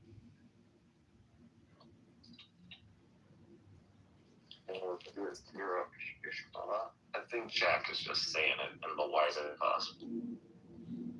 Bro, just Google it. It's so good. Shish barak. A good shish barak.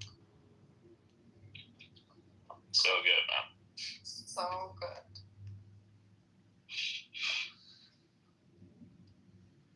So freaking good. So good. I love it. Like, I love it. Look at this shit. Shish barak is a traditional Uzbek dish. A small boiled dumpling filled with finely chopped meat. Same even It's Lebanese. There's an Uzbek version, but it's Lebanese. You told me to Google it. Like, look at this. Similar with Slavic food. Fuck out of here, bro. Are you sure you're Look at the Lebanese one. Yeah. Someone needs That's the big Jack. I think he might be a tie-up or something. Die-up, dude. You just never... Your palate is not that, deep, bro. You have a very shallow palate, dude. It's a palate, that might be the problem. It's not even Lebanese. It's literally saying it's an Uzbek dish. I haven't tried the Uzbek version. I've only tried the Lebanese version. And then a second, look how non-Arab Jack is. The second dish, he picks grape leaves, pretty much. What is that? Greeks, everybody picks that shit. Oh my God.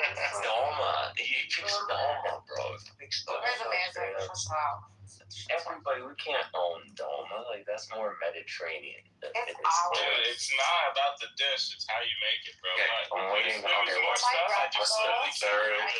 what's the third Arab dish?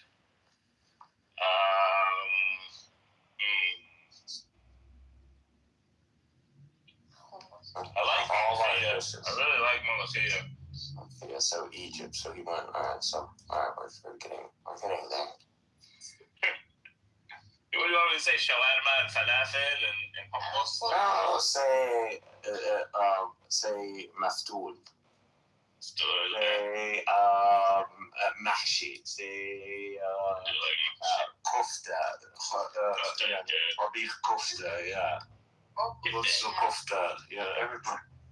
في قلاية كفتة وبطاطا وفي قلاية باذنجان وفي بشاميل وفي مليون حاجة يا زلمة في ايش؟ في محشي دجاج في فت في فتة في عدس في سمك في فسيخ قلاية بيض بحب شكشوكة. That's all great, Cynic. That's all great, but have you ever had a triple chocolate cookie from You're going to your parents, and then make sure you have them double chunky chocolate from Costco on the double dishes. Triple chocolate cookies. Make sure the milk is ready. Santa Claus is coming back to town, motherfucker. Bro, one cookie's like 530 calories, bro. Who cares, bro? That's called efficiency right there. Just enjoy it. Carb loading, baby. I'm carb loading your whole life. Bro, yeah, it's already time to start going to the gym. I've been carb loading for years. I've been loading this up, dude. You have no idea. These reps have been loaded up. No, bro. Ramadan is where you get a fat ass, and then post Ramadan is supposed to go to. That's the real way to do it. You didn't go to your back in Ramadan just like, I need to start body shaming myself back into the gym. Oh, man. You know, I couldn't wait to get back to California to hit the gym, bro. Oh, no. It just doesn't feel the same way, does it, man? Oh, man, I used to have, like, a gym partner in California, and we used to just go every day. But ever since, man, like, we broke up. It's just not the same. It never is the same without, like, the gym groupies. The gym groupies. It's a lonely, you know, kind of... It's depressing going by yourself. Yeah. How am I gonna do a max rep, dude? You want me to bring a stranger to come spot me? Yeah, can't trust these kuffars. Yeah. Where's Alibaba? Haven't seen him in a while. I heard he's twerking on TikTok. Briefly. Alibaba. I heard he's twerking on TikTok. Who the hell is Alibaba? He is a cynic's boyfriend. It's like oh my God, Positive David. Freddy. This guy David has such a crush on Cynic. Oh my God, Jack. I mean, talking about David Bovadilla? Whatever. You know what I'm talking about? Yeah, oh my God, worse. Huge crush. Then Cynic's like just posts the pictures of like the freaking stuff he wants from North Face. That's inspired. And he's gonna buy it for you? He's still waiting. He's like, when's your birthday? And then Cynic's like, no, bitch, don't lie, buy it for me now. And then he's like, I'll buy it for your birthday. Oh, Cynic. You never know that a grown man take you out shopping, bro. Bro, he has that crush. I'm a cool guy, bro. What do you want? You have a grown man take you on a shopping spree. Jack has Hell yeah. a huge crush on Cynic. Why wouldn't you want to be I'd be your gym partner. The problem is, I'm the guy who will be all excited about it, but then I'm going to start flaking on you. And you're going to think you're going to take it personal. It's not personal. It's lazy. That's what it Bro, is. so many people do that. I don't ever mind, but when you find a real one and you're sticking through, like, through all the tough days. No, like, it will always be where we're going to go to the gym, but it's just not going to be, like, military. Like, you know, it's not going to be the 20s. Like, we're not in our early 20s, like, just going there and, like, it's every day, 5 days a week, you know? Why the fuck would you flake on him? It's just because we go to the gym. Some days you want to go to the hookah bar and fucking smoke some hookah all night. That's right. Okay, I never do that. But I do want to go. I'll totally flake on you too, Jack. Like, totally. Boring. Pass me the hookah. See, yeah, Jack is the guy that makes you feel extra guilty. That's him. Oh, dude, I'll literally call you and be like, dude, get up, you know, I'll try to, like, motivate you, but I'll just, like, shit on you the whole time. Yeah, I'll do that. You can tell. That's exactly my MO, bro. But it never works the other way around. If you try to copy, I'll literally tell you, like, dude, you're wasting your time. I'm not going to the gym today. You're wasting your time. I'm going to hang up on you.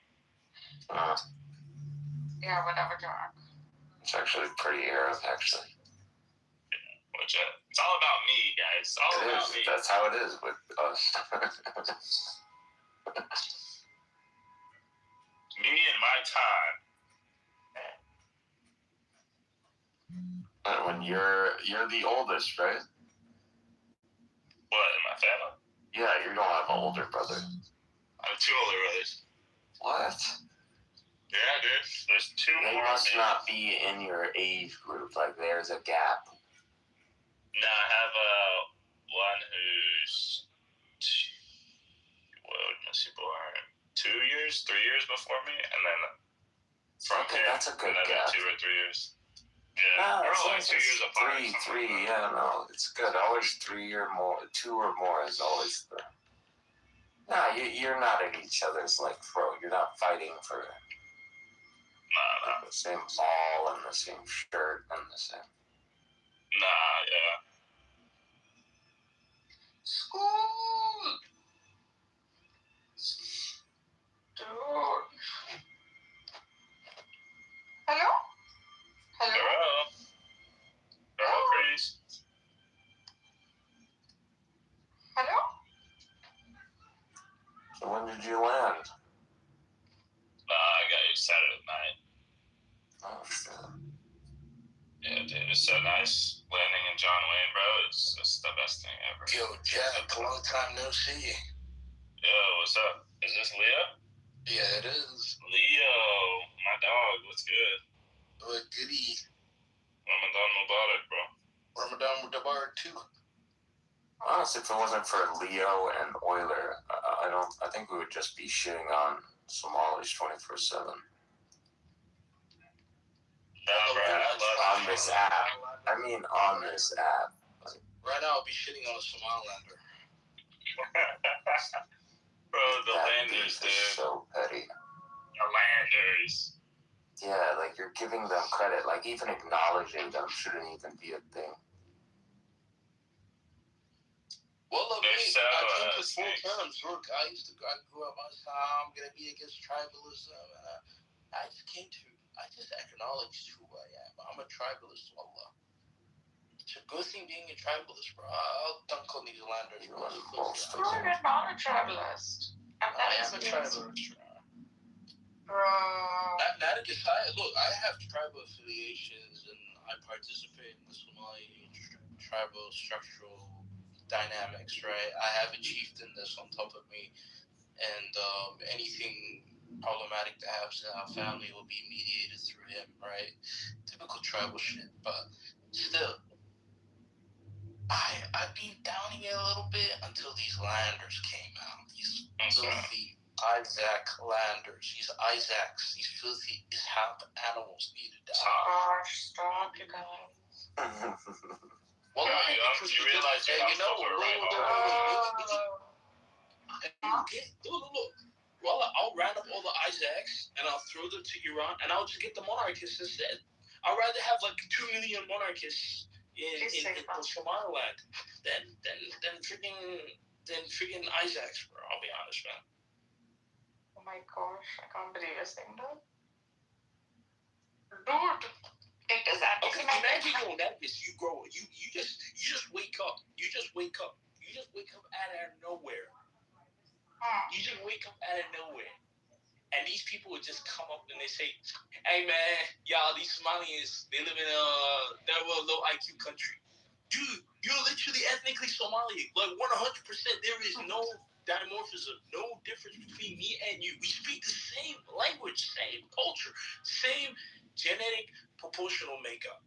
And he's calling you a third world low IQ guy. And he's telling Elon Musk that. Come on. I just can't live, bro. I cannot. Bro, I go outside. Look, Arab niggas come up to me. They say, are you Somali or Somalilander? Hell, growing up, I never used to hear this stuff. Now an Arab guy's interested whether I'm a Somali or Somalilander. Like, man, I can't, man. I can't live with these people, bro. Just we like keeping tabs on shit. I mean, a Palestinian guy came up to me and asked me, are you a Somalilander or a Somali? Like, what?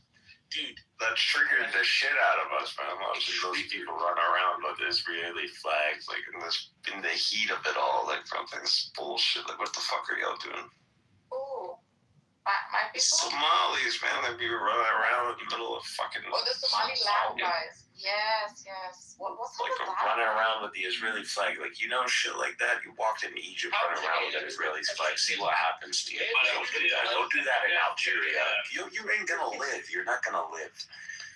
These motherfuckers, you're walking around with the Israeli flag and you survived. These motherfuckers. Where did those flags come from? Like, why are there even Israeli flags in Somalia to begin with? Bro, Leo, what did you guys do to those guys? Be honest with me. Nothing. Okay. It's not become like overnight, bro. Oh, wait, Okay. take this. I come from a tribe. I come from a greater tribe called the Dahods, right? Within them, I'm from a tribe called the Ogedens, right? My people essentially border them.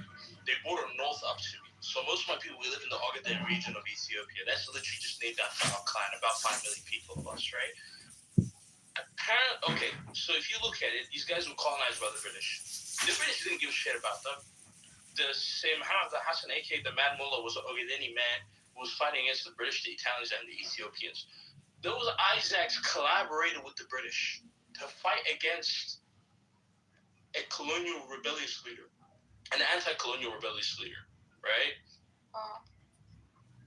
And when Somalia became a country in 1960, the British Empire decided to create a union between these two states, between Italian Somaliland and British Somaliland, right?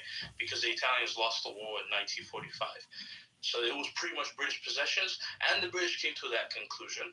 And it was a logical conclusion, too, because these people are all the same people. They're just all the same ethnicity. They just live in this landmass. Only, at the time, about 1.5 million people that were living there, from northern Somaliland through Ethiopia down to Kenya, the northern frontier districts of Kenya, to just unify these people together. And they were fine with that. They had no issue with it. They tried to do a coup once. They tried to do a coup twice. But then military communist dictatorship came in with Mohammed Siabara. He did a lot of good things. Now, 1977 happens. We're trying to do a war against Ethiopia to do to claim back our lands via irredented claims. The lands where my family comes from. My dad and my mom and my grandparents were all buried there. They were trying to take back that land that was given from the British to the Ethiopians in 1948, right? After that war, these guys decided to do crazy shit to Somali refugees coming from Ethiopia. My people were running away from what the Ethiopian government is doing, displacing all these people. They just start bombing up random refugee camps. They start killing kids in school. Hey, hold on, hero. They start killing kids in schools. They just go up to a school and they just kill a bunch of kids, bro. They don't give a fuck, bro. That's savage. Yeah. Okay, if you have like terroristic insurgencies in your country, any normative state that will deal with any terroristic insurgencies of going up to refugee camps and you're killing them, killing refugees in camp, is you're gonna get the army, and the army's gonna decimate you and quash the rebellion immediately. When that happened, I think the deaths amounted to about 1,000 to 2,000 or something along the lines of that up until towards 1888, and then 4 years later, 91, you had the Civil War. And then when the Civil War was going through, they decided to create their own state in 1995. I said, 250,000 of us were killed by Mohammed Siabara. Mohammed Siabara killed 250,000 of us. We need to create a country now, in the middle of a civil war. And they told Amnesty International that, Amnesty International, they don't really double check half of this shit. They just say, they go run with it. And now today, where you have the Israelis genociding Palestinians from 2023 onwards, the Israelis, with their infinite paranoia and stupidity, decided to recognize a fake country in Africa. While Somalia hasn't been a country for the last 35 years, due to all these wars, due to the fact that the Americans, and their stupid ordeals in dealing with the future of Somalia led this country into being a shithole, and the interventions in the mid-2000s as well during the War on Terror. Now this is the result that you get. You have a state that's built upon bullshit, lies, has terroristic origins, and now you have a terroristic organization called Israel recognizing this fake state. Apparently, people from the same ethnicity as you, there is literally no genetic diversity among Somali people. It does not exist. It doesn't exist. That's what I was shocked. Maybe 30 million people. It's not there. Apparently they're different. Apparently we're different. Yeah, we're our own people. Oh, fucking retards, bro. But these guys try to tell you, like, there's a difference between us and them. Those filthy Southerners. Dumb man. I hate these fucking landers, bro. Crazy, bro. Wallah, I hate Landers, bro. Wallah, I hate Landers, bro. Yeah, I'll be back. Alright, take care, man.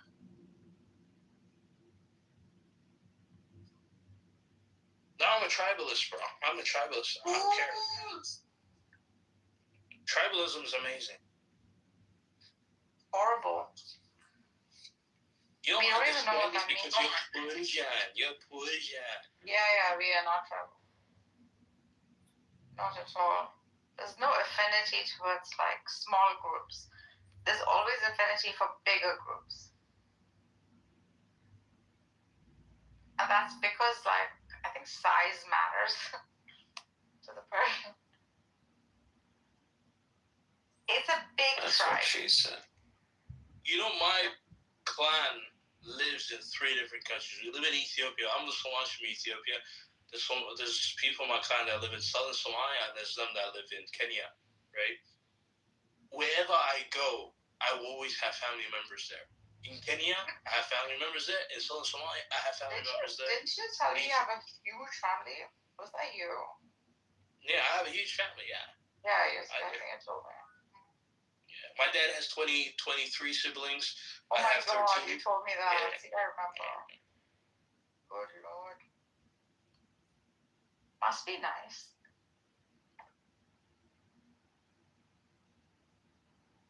That's a lot of people.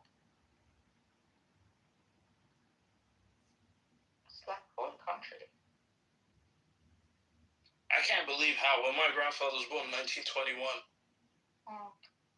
the first census that was ever conducted in all Somaliland from Ethiopia to Kenya, Somalis were only 1 million people in 1936, and today we're 13 million people. Wow, that's a lot. That's a lot of pumping out babies, man. And most of those children were born after 1991. How come? You know when my parents were kids, like my dad was born in 65. About when he was like 12 years old, there were only 3 million Somalis. 3 million. How come the population increased like? The Civil War increased the population by 588%. So, yeah. So then, about the 80s, the last census showed that there was about 5 million Somalis, and then now Somalia has 17 million apparently. And you have another 11 million in Ethiopia, because the fertility rate in the Somalis in Ethiopia is 7.2. And in Kenya, it's about 6.8.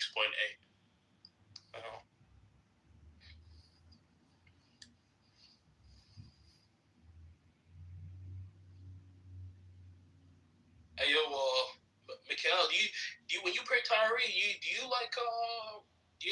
pay attention to details sometimes? Like I'll pray next to a guy whose toenails are too long, bro. I don't know. I felt like asking him about cutting down your toenails, bro. What do you care about another man's toenail? Hey man, I'm not gonna lie to you, man. Like some things bug me out. You know, like foot hygiene is important, bro. So you pray the 2 and then you go. You excuse yourself. You relocate in somewhere else in the line, and that's what it is, bro. I'm gonna talk about this guy's shit. Like he doesn't give a fuck. Just pray at home, bro. Yeah. I be praying. That's why you wear socks. Ew. Is it your face when you do sajda? It's normal whether people are wearing socks or they're barefooted. That's normal. Oh, they have to have hygiene.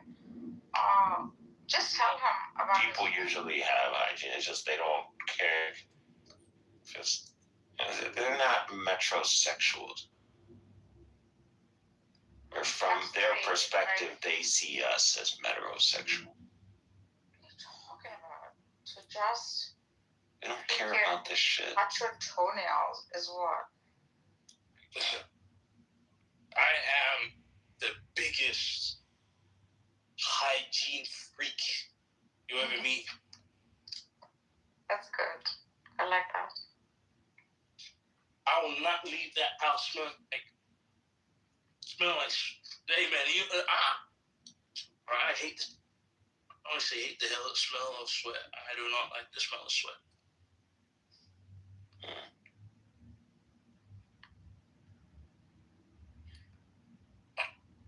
Mika, you showered today?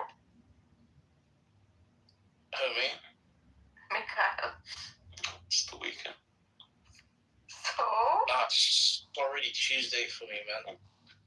I should. We already had this conversation. You're boring. Fuck off. I give a shit about you. 10 hours later. Still don't give a shit about you.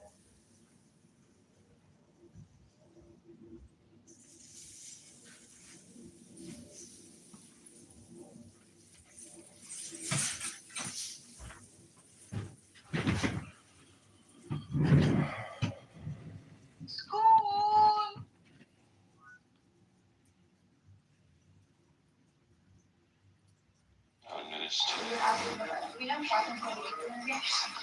Hi there, my name is Rocio Cleveland for Congress. I'm running the 9th Congressional District.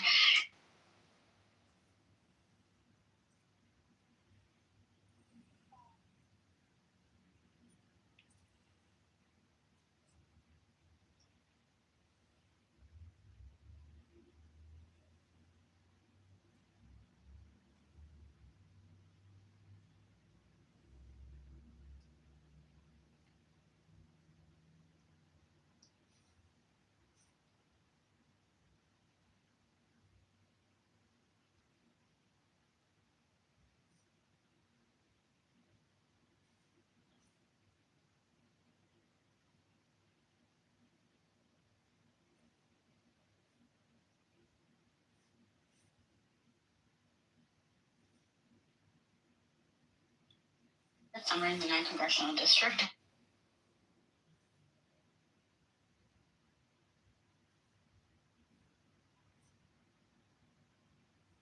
You're forcing the Tao in the consciousness all the time. I'm running the 9th Congressional District, and Kat Abigazela is my opponent. I just wanted to let you know that Kat doesn't stand for anyone's belief.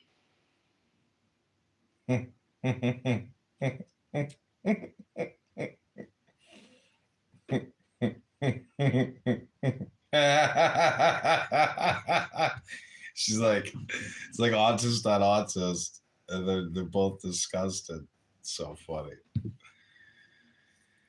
All right, I've been filming Cynic Mikhail for 9 hours. I went to sleep, had a nice sleep, wonderful digestion, brought the Cosby kids to the beach, and he's still fucking talking.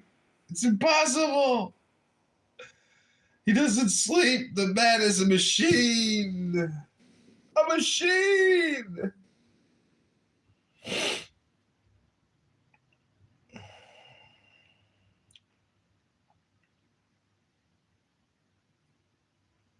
I have a design team to help them. Listen, Pied Piper, Robin Hood, a bot, it doesn't look good for me, right? Like I want to be a human being that has a human life. So why are you messing with the bots? Do you think that I messed with bots? You brought it up. I gotta give Dennis this round. You did bring it up.